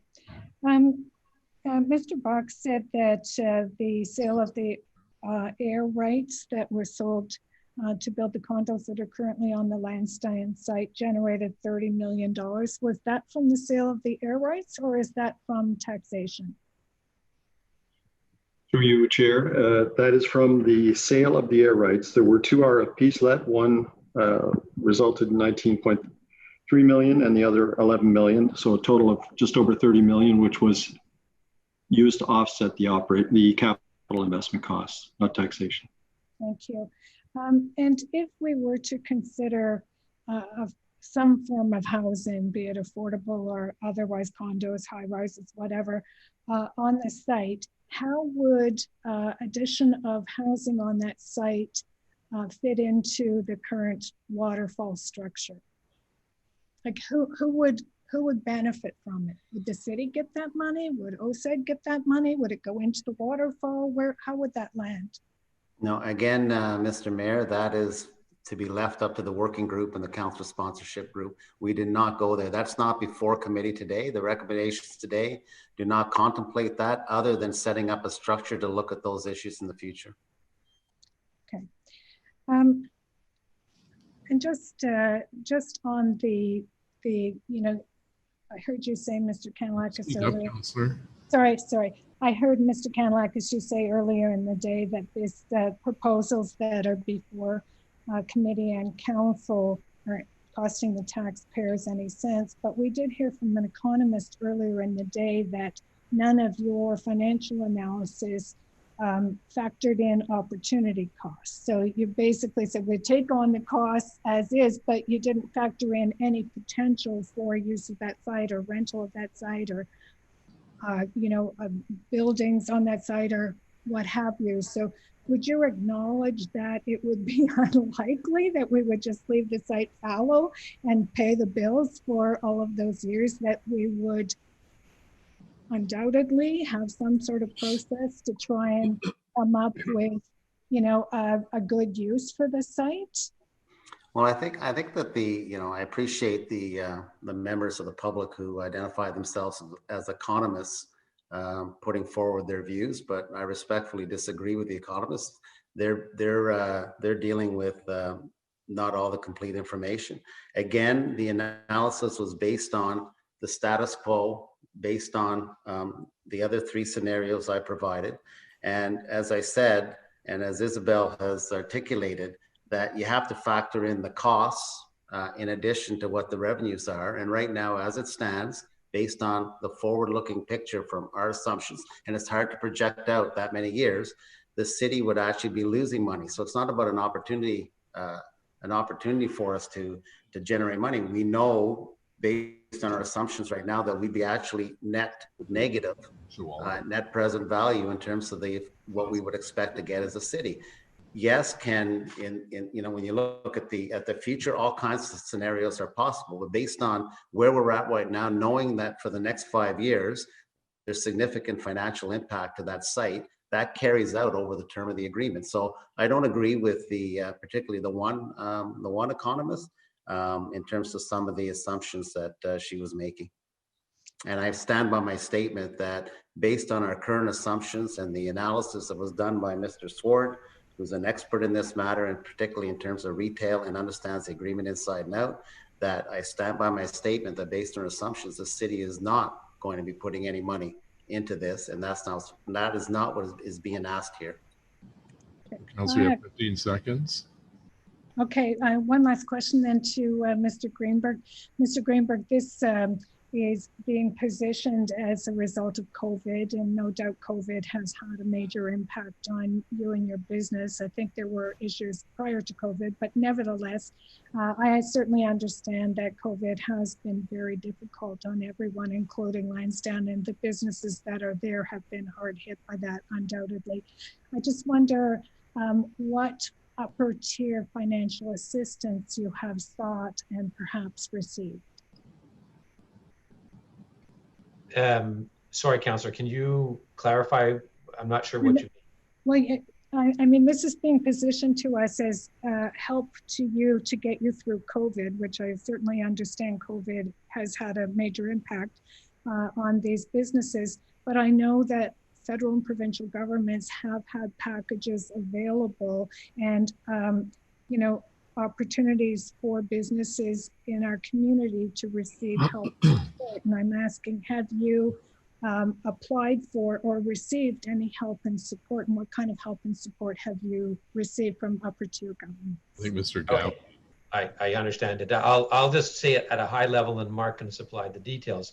We applied for and were successful in receiving CEWS money that allowed us to retain all of our staff until, according to the legislation at the time, it was about to expire, and that's when we had to make the very painful decision to terminate the employment of about a third of our staff. We also have worked very closely with the federal government program for our smaller tenants, those who are eligible. If it's a certain square footage that you cannot exceed, and your business plus X%. So we've worked on that program, the two federal government programs that are applicable to the situation that we have at Lansdowne. Mark can give the details. To my knowledge, there's no provincial government program that's been to support anything. I stand corrected, but I don't believe there are any. Mark, can you supply the details on queues and the, I think it's called SECRA or something? Yeah, Roger, you're right. And we touched upon that this morning. We as new legislation and as new programs come out, we investigate all of them right now. And we will continue to apply ones that we are eligible for. We haven't been eligible for a bunch of them. We don't have any provincial plans that are applicable to us right now. Thank you. Okay, thank you, Councillor. We have two more speakers, Councillor Menard and then Councillor Meehan. Councillor Menard. I think Councillor Meehan is up, or? Well, you push your button first, so you can go ahead, and then Councillor Meehan. Okay, sounds good. That's fine. So I wanted to come back to how we got to this point. And my understanding is that staff in the mayor's office have been discussing this for several months. Is that accurate? So we're discussing this situation. Mr. Kanalakis, I'm not sure when you first notified me of this. Can you recall? I don't recall exactly, Mr. Mayor, I'm sorry, I don't recall exactly when I notified you. My first conversations with Mr. Greenberg would have been in the July timeframe when we first started talking about it. And then when we engaged our external consultant was in August. And I think in around that time, I would have advised Mr. Arpin that we were having discussions with Mr. Greenberg. The thing that led, as I said earlier, was we were preparing for the annual report for 2019 results. And that's when, that was the opening for the discussion based on where are we at and how are we doing with COVID, which is something that was part of a lot of discussions over the summer with a lot of groups. Yeah, and I mean, that just given the history on this, I wonder why we didn't see it fit to discuss this in advance with local communities, other taxpayers, the local councillor, fans of the team, taxpayers. There's a lot of need here to explain this situation because it's very complex and do proper public consultations on the implications of the recommendations. So I just don't understand why you chose not to do that this time, just given the history here. Mr. Mayor, as I said, this was working within the parameters of a partnership agreement. It's a legal agreement. It's about discussing aspects of that legal agreement. Quite frankly, I didn't see how that would fit into a public consultation process to discuss a legal agreement. We believe that the public consultation happens with the next recommendation, should it be approved, around what's the future sustainability of that site. And that's when public consultation should happen. This is a citywide agreement or a site. And we were dealing with it from purely a business perspective in terms of bringing back to FEDCO recommendations for amendments, which we don't see as in the realm of public consultation like we do for a lot of the contractual relationships we have with many parties across the city. And so we felt that the real conversation has to happen with the community about with the working group and the sponsors group, where council will have oversight. Yeah, I mean, there's big implications here, and there's some clauses in here that I agree with. I think you get to consensus if you bring people in earlier and have the discussion about what's palatable and what's not, rather than where we ended up, and that's a better way forward at all times. So I would just urge you in the future to do that. Bring in people rather than the surprise. And two things have been said: that there's no taxpayer funds involved and that there's no loans that have been made. I have concerns with those because I'm seeing clause B. That's specific. There is taxpayer funds involved in clause B on its own. We will be giving up at least $10 million, if not more, on that clause alone. And so, that piece, to me, it's very clear there's money available there. You also said there's no loans involved, but my understanding is, from looking at the financial statements, is that another loan that has not been discussed in the report, but it does exist. And I just want you to please clarify that the city has lent OSEG $23.6 million, secured up to $25 million by the city. Can you just please confirm that loan from the city to OSEG exists? Well, I like to first comment on the first point, Mr. Mayor, and I know this is Councilor Menard. You're struggling with this based on B recommendation, but the net gain to the city is minus $12 million in net present value. So I can't accept the premise that the city is giving up money that we'd otherwise would get, because we're not getting it. We won't get it. There's no participation rent available to us based on the current circumstances. So that analysis has been done. So when you take off the costs, we're actually in the hole and we're protected from that. So for me, that is not city money going into it. As far as the loan, I saw Mr. Greenberg sort of nodding about wanting to get in. Do you want to reference that particular part, Mr. Greenberg? Yeah, I can. What happened was the subsequent to the original agreement being signed in 2012, as we started doing work on the Civic Center, as it was then called, we discovered that the state of repair, particularly of the roof, was not what we had all been led to believe. In fact, the structure was in imminent danger of potential collapse. And as a resolution of it, city approved that we would borrow money. We, OSEG, would borrow the money and we would service it. The city would guarantee the repayment of it in order to allow us to get a lower loan rate, interest rate on the loan. And so there was no loan from the city to OSEG. It was an OSEG borrowing from, Mark, I'm going to forget, I think, was it CIBC, I believe, is the lending party. And as a resolution of what otherwise would have been a disagreement between partners, we agreed that the city would attach its guarantee to that loan. And this was, and I know this comes before Councilor Menard's time on council, but just I'm only raising just for the information of people on the call. Council actually approved this. It was brought to council and the guarantee was approved by council. So, but it wasn't a loan from the city or money injected by the city to OSEG. Yeah, my understanding in the financial statements is there's a $23.6 million loan that lowers the interest rate of the 3.9% on the $106 million loan. That's my understanding. That's where it came from. I understand there's the Civic Center roof. You're mixing up two loans, Councillor. They're two completely separate loans. I know, I know. One has nothing to do with the other. Yes, I understand. But in the financial statements from 2019 and 2020, the $106 million loan at 3.9% is being cited as an interest rate risk in the future, because I understand it is a variable rate mortgage, and that there was a guaranteed interest rate at 2.8% from the securitization of that other loan to make sure that the risk is lowered on that 106 million. So, you know, if you want to clarify with me, great, but that's what the financial statements say. On the, Steve, back to you on the piece around the participation rent and the base rent. I'm sorry, but that's not the case. Clause B there is a $7 million participation rent loss for the city, as is a $3 million base rent loss for the city.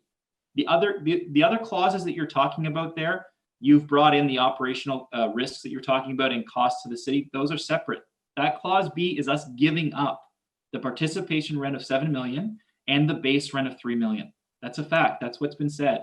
So I just, Mr. Mayor, respectfully, and I'm not going to argue. It's not my place to argue with the councilor's position, but respectfully, if we don't have the money to begin with, we're not giving up anything. So we don't. Isabel has explained this now several times. We do not agree with the assertion that's being made by members of the public and Councilor Menard, what you just made. We disagree fundamentally with that assertion. Point of order, Mr. Chair. Can Mr. Greenberg be allowed to respond to the comment that was made? I'd be interested to hear what he has to say about the interest rates and the financial statements. Mr. Greenberg, would like to comment? Yes, there are two completely separate, completely independent loans that have absolutely nothing to do with each other. There's a loan that we took out, the original loan amount of $120 million to help pay for the retail. It was with a company at the time that was called BCIMC. It's now changed its name to, and I'm going to have a senior's moment and forget the name of the company. Mark, what is it? Quadrille. Quadrille, right. So it's Quadrille. It's being serviced by us, by OSEG, and it stands on its own as one. There's a separate loan of about $23 million and change that started out to CIBC that has a city guarantee on it in order to help us lower the interest rate. I will speculate that what you are perhaps referring to, when the loan on the retail was initially taken out, the lender, because it was a brand new, when we took out the loan, the retail was not fully leased. And because it was a brand new retail development, and OSEG itself was a new company just starting out, the lender required guarantees to be provided. At the time, my family's business, Minto, and at Trinity, John Wrighty's company, provided guarantees from outside of the waterfall. We did a study and the city agreed that to charge guarantee fees would be appropriate under the circumstances for the amount of the loan that Trinity and Minto, which in and of itself, those companies had nothing to do with Lansdowne per se. The companies voluntarily agreed 2, maybe 3 years ago to discontinue charging that guarantee fee.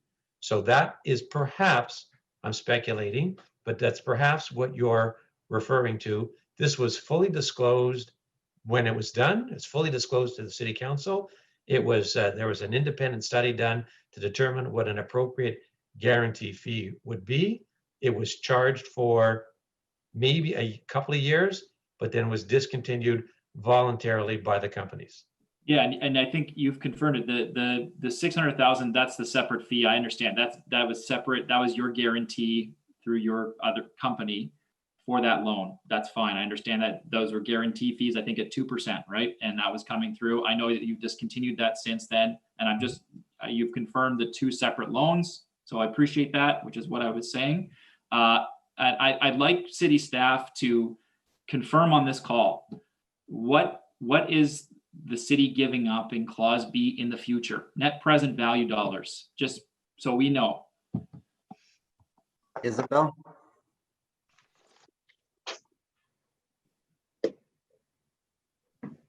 So I want to clarify that clause A extends the waterfall for 10 years. So that's 10 years of base rent and participation rent. So right there, clause A has already eliminated 10 years of those. But we are covered from a cost perspective. Clause B, the way it's worded, includes both. Includes participation rent. And that's for the additional 12 yees. Yes. And so clause A already takes out 10 years of base and participation. Yes. That's right. And so this is absolutely. And so there is a future cost for us in clause B, separate to clause A of extension. I just want to be clear about that because I get what you're saying. Like we're trying to make the case that there's no taxpayer money. We're not giving a new loan or something right now. I get all that. It's the future value of those things that I'm trying to make sure people understand. And again, it's a complicated deal, but those future value amounts exist and they are something we're giving up. And so I want to make that very clear. There's a few other questions. Mayor, do I have more time to go through? Yeah, you have a minute. Okay. So in the report, I just want to clarify a few things. It states that OSEG would be owed well over 500 million from the waterfall in 2044. But I just want to clarify, that's not how this really works. They're not owed that amount at the end of it. The city's not on the hook if the waterfall agreement doesn't perform to all the tiers that have been put in place. It was put in place and designed that way to fill up the tiers in succession. And so once the 30-year term ends, whatever's left unpaid is not owed, it is written off. If staff can just confirm that. Isabel? That's correct. Once the waterfall ends, whatever equity and accrued interest remains in the waterfall is foregone. Okay, thank you. I want to come back to the piece around the park becoming profitable. So OSEG's estimate is that this starts to become profitable again in about 5 years. But the city is concerned about the operational deficits even into the future past 2044. But if this is going to become profitable within 5 years, much of those potential deficits start to be reduced as a result of that profit. And so is the city estimating that we are forever going to be in a deficit into 2044? Or is the OSEG estimate or prediction that we get into that profitability instead of 2022, it becomes 2025? Is that what the city is estimating?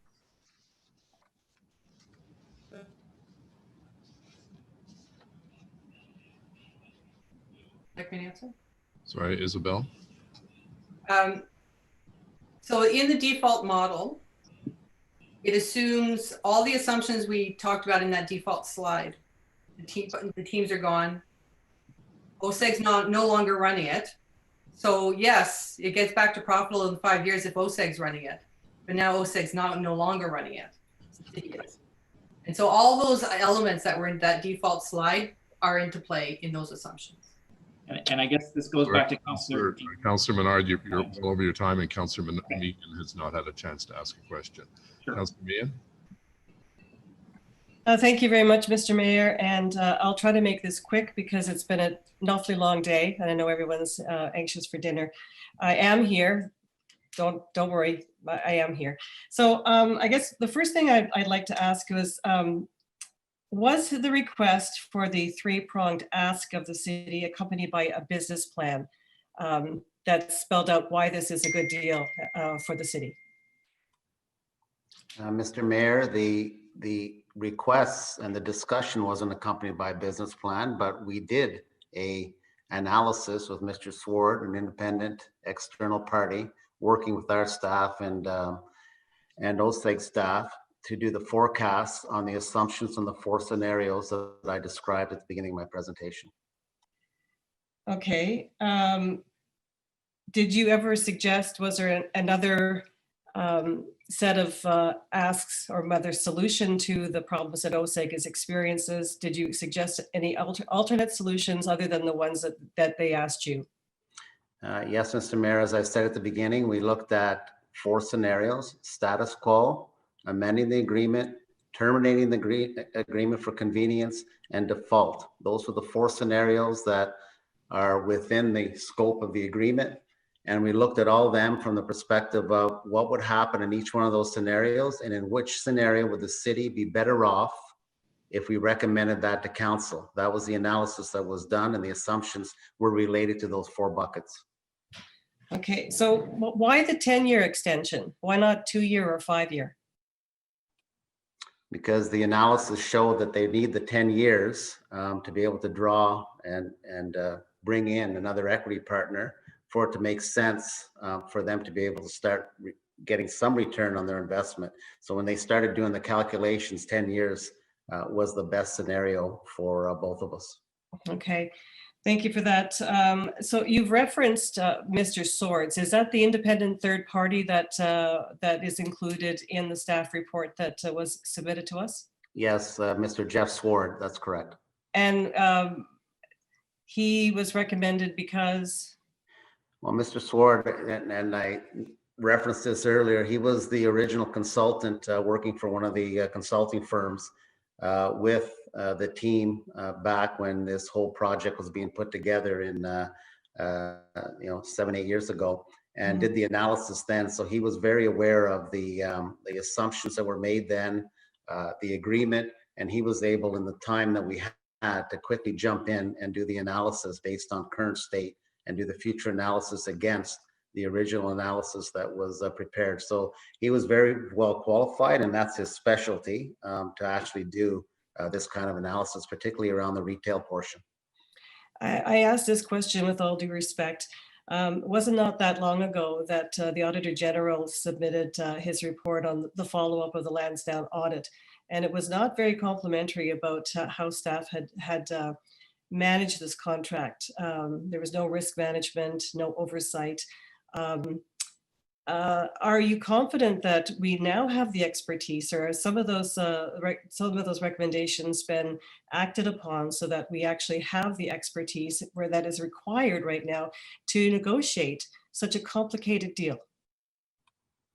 Well, they're two different things. I think that what the auditor was in his previous audit report was around the management of the contract and ensuring that the things were agreed to were actually implemented. He found some areas where we could provide better oversight and contract management.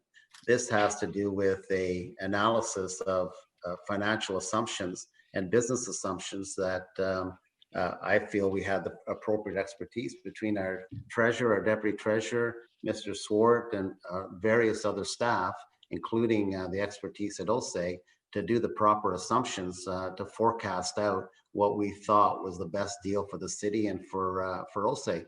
So the two things are a little bit separate in terms of, you know, the contract administration versus doing the analysis on the business case for us to move forward. I'm very confident in that particular business case.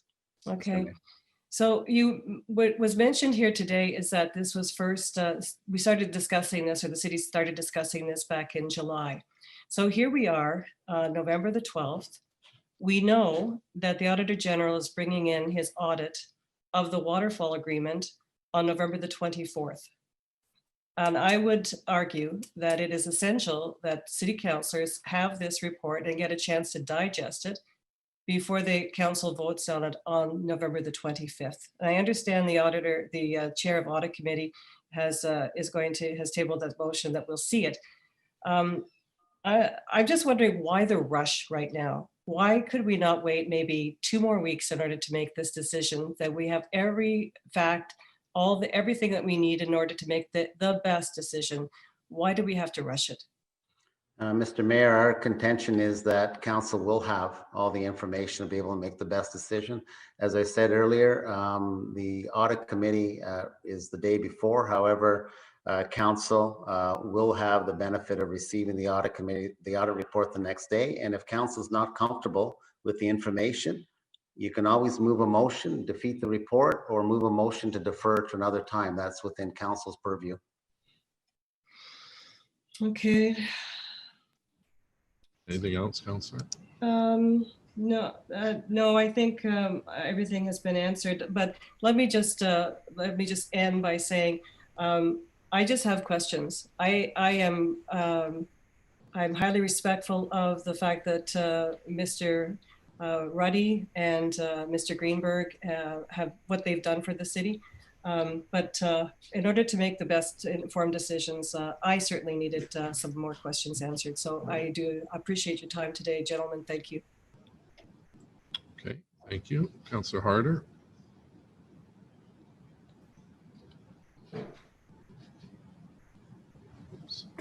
She didn't put her name on. She didn't have only the. My name's not on there. Sorry, looking back to Councillor Menard. This will be my last one, Mayor, I promise, but obviously lots of questions on this one. So is the Auditor General on the line? I don't believe so. No, he reports to Audit Committee.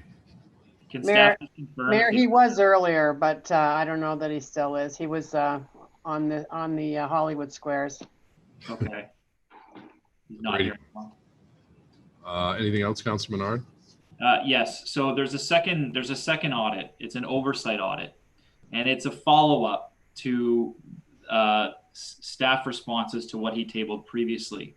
And my understanding is the Auditor General could bring that forward as well, and that we should have that information in front of us. It's not just the waterfall piece. It's the follow-up to that oversight audit on the management. So it would be helpful if that also got brought forward at that meeting on the 24th, because it relates to this item as well. So that's one piece. I'll follow up with Councillor Kluge on that. And then the other piece is right, Councillor Menard. There seems to be an indication that partners are preparing to sell off during the term. Sorry, Councillor Menard. Can you hear me now? No, you're frozen and it's Yes, choppy. can you hear me? You want to say something? Can you hear me? Yeah, it's better now, but we've lost your visual. Yeah, I turned off the camera, just internet unstable. So I just, the question was, there seems to be an indication that the partners are preparing to sell off or transfer the retail component during the term. I'm wondering if we can get clarification on that. Mr. Greenberg, did you hear that? It's choppy on my end, but I don't know. I couldn't hear Mr. Mayor. I think Sorry, Mr. Mayor, it was very choppy at my end, and I wouldn't want to guess at the question. So I think as I I understand it. can tell you what it was. Okay, Jan, did you go ahead? Well, what he asked was that he has heard that you intend to sell off the retail part of Lansdowne. So yes, I think what we've said is that, first of all, we've always had the right to sell any or all of the retail. That's been in the original agreement. And I think we have said that one of the things we're looking to try to do is to bring in potentially an institutional investor, a silent investor, if you want, and that would help bring some capitalization into the waterfall. It's not money that we would get directly. It would come into the waterfall from the sale. And that's something that with the growth of pension plans in Canada over the last 20, 30 years, pension plans have decided that they want a certain percentage of their portfolio that they invest to be in real estate. And I can tell you on the personal side for both myself and Mr. Ruddy, with our companies, we have pension plans that have invested with us in projects, and they are terrific partners because they put in their money and they let us run the show. So they're great partners to have. We don't have to meet with them all that often, once or twice a year, and we give them reports. So, that's one of the things that we wanted to have as an opportunity, and the changes that we've requested is to make the retail a more attractive opportunity for them. But we would retain the management. It would be something that nobody walking through Lansdowne would know that that's taking place. We would report, of course, to you as our partners. I think we'd probably, in fact, when I know we do, the city has an opportunity to approve any transaction, any partner that we would bring in. So this would be 100% disclosed to the city, and the city's approval would be sought. And it's something that we hope would be something that would help with the monetization for Lansdowne as well, to bring more capital into the waterfall. Okay, thank you. Anything else, Councillor? No, it'd just be good to get a report from staff on the implications for us before the council meeting, if that does take place. I don't anticipate there's a ton of implications, but it's just nice to know, just given what we're doing, we're saying that base rent would continue even with a transfer, and how it would work for us in the future would be helpful to know. As I say, I'm not opposed to some of the clauses in here, and other ones I think need some more reflection and some discussion. So I appreciate the answers today, and look forward to talking with you more in the future. And Mark, I look forward to our excellent working relationship continuing. So thanks for all the discussion today. Mr. Mayor, I'm sorry to interject, but the Councilman had asked a question about a second audit report. And I just confirmed that audit report has already been before council. It was a follow-up audit. So there's only one audit report coming on the waterfall. I just want to be clear. So in terms of your expectations, thank you. No, it just came directly from Ken Hughes, though. He was the one who mentioned it. So I'll follow up with him. Okay, thank you all. This has been a very thorough discussion, and I appreciate all of the public taking the time to offer their comments. We have a staff recommendation before us. All those in favor of the staff recommendation, carried? Carried. Carried. The dissents? Carried. Great, thank you very much. Thank you, Mr. Greenberg, Mr. Gowdy, for your participation. We'll carry on now. We have the hour of 7 o'clock. We've got to finish by 7, or we have to pass a motion. So notice is a motion for consideration of subsequent meeting. Any written inquiries, Madam Deputy Committee Coordinator? No. No, Mr. Mayor. Other business. Adjournment. Motion to adjourn. Carried. Thank you very much. Have a pleasant evening. Take care. Thank you. Yeah. Oh, I'm sorry. Just a reminder that the media press conference will take place in 10 minutes from now. So at about 6:20, media conference at 6:20. Thank you. Media.